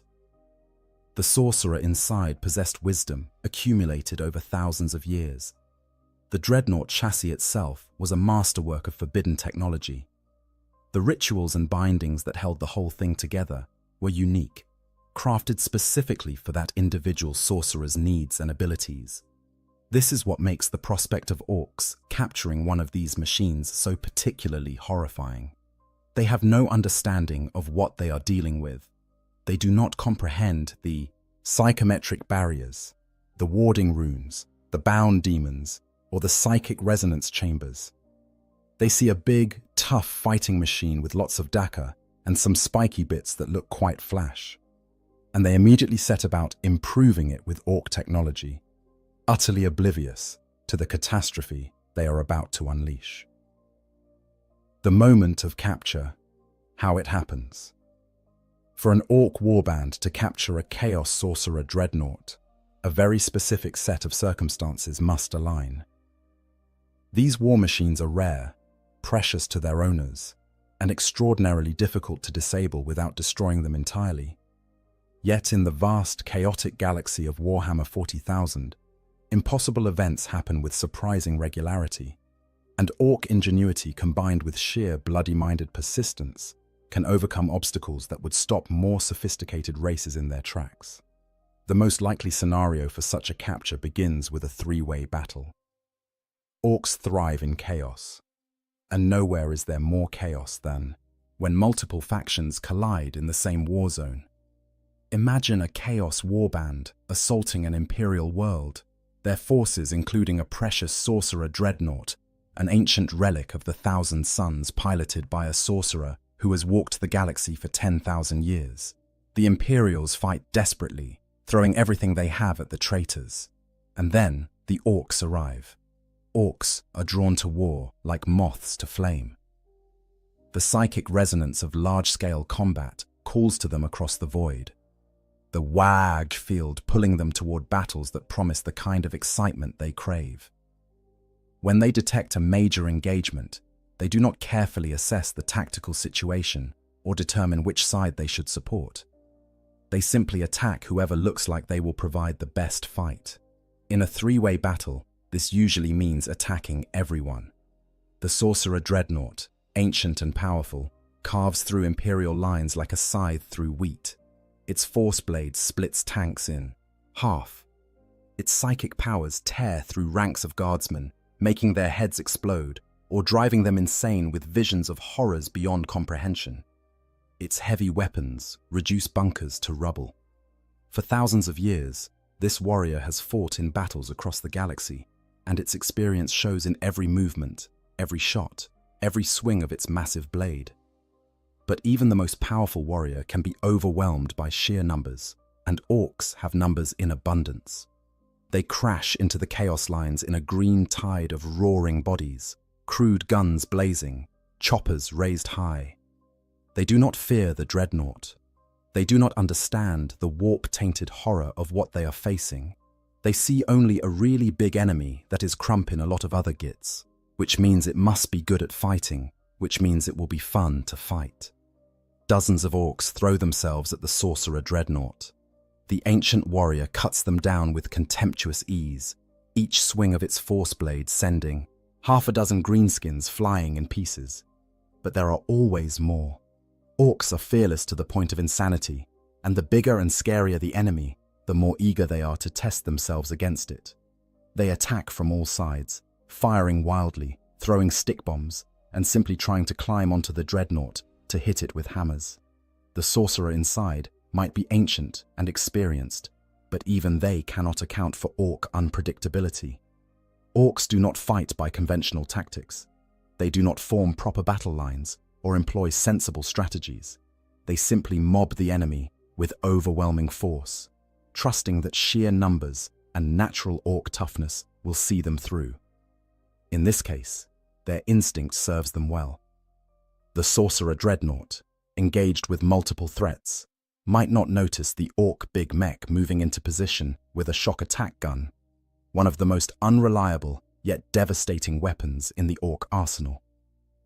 Or perhaps a mob of tank busters has positioned themselves with their rockets, waiting for the perfect moment. Or maybe a particularly cunning orc war boss has realized that if they can damage the dreadnought's legs, it will topple and be easier to loot. The critical hit, when it comes, is almost certainly accidental. Orc weapons are not known for precision, but when you are firing thousands of rounds at a target, statistical probability eventually works in your favor. A rocket might strike the dreadnought's leg joint at exactly the wrong angle, severing critical hydraulics. A shock attack gun might malfunction in just the right way, teleporting a handful of angry snotlings directly into the dreadnought's engine compartment, where they wreak havoc on delicate systems. A lucky shot from a big shooter might penetrate a viewing slit and damage optical sensors. The sorcerer dreadnought stumbles. It tries to right itself, ancient gyroscopes compensating for the damage, but the orcs are already swarming over it. They pull at cables, hammer at armor plates, and generally tear at anything that looks like it might be important. The sorcerer inside unleashes psychic fury, casting spells that would level buildings and incinerate entire squads of normal enemies. Flames erupt from the ground. Lightning arcs between orcs. Some of the greenskins simply explode into clouds of spores as their brains are turned to mush by telepathic assault. But orcs are partially resistant to psychic attack through the sheer density of their WWA-AG field. A psychic assault that would instantly kill a human might only daze an orc, and a dazed orc is still an orc, still swinging, still fighting. The more orcs that gather around the dreadnought, the stronger their collective field becomes, providing a kind of inadvertent shielding against the worst of the sorcerer's powers. Eventually, through sheer persistence and an overwhelming expenditure of orc bodies, critical damage is achieved.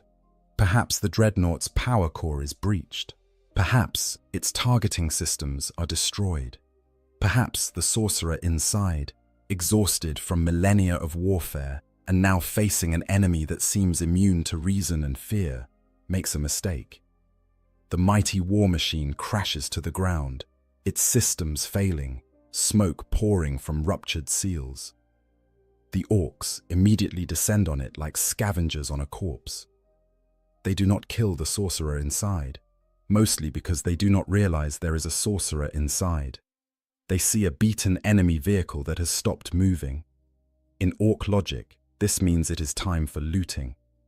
They tear off weapon mounts, pry open access panels, and begin the process of disassembly that precedes any serious looting operation.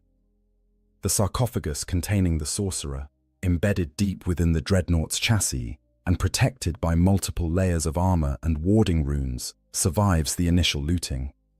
The orcs do not recognize it for what it is. They see a weird metal box covered in spiky symbols, and they decide that it probably contains something important or valuable. Rather than trying to open it on the battlefield, which would require actual work, they simply tear the entire compartment free and drag it back to their camp. Inside the sarcophagus, the sorcerer is trapped. Their consciousness remains intact, their psychic powers still potent, but they are disconnected from the dreadnought systems and unable to interact with the physical world. They are aware of being moved, of orc voices shouting in their crude language, of the jolting journey back to the orc settlement. They try to reach out psychically to either summon aid from their warband or to strike at their captors, but the warding runes that protect their mind also limit their ability to project their power outward without the dreadnought systems to amplify it. And so, a 10,000-year-old sorcerer of chaos, a warrior who has stood beside demon primarchs and witnessed the fall of entire civilizations, finds themselves being dragged through an orc camp by greenskins who are arguing about whether the shiny box would look better mounted on a truck or sold to a big mech for a bag of teeth. It is a humiliation beyond measure, and it is only the beginning of their nightmare. Initial looting. The mech boys' first examination. When the orcs drag their prize back to their settlement, it makes its way through the standard chain of orc property acquisition until it finally reaches the workshop of a mech boy. This journey itself might take days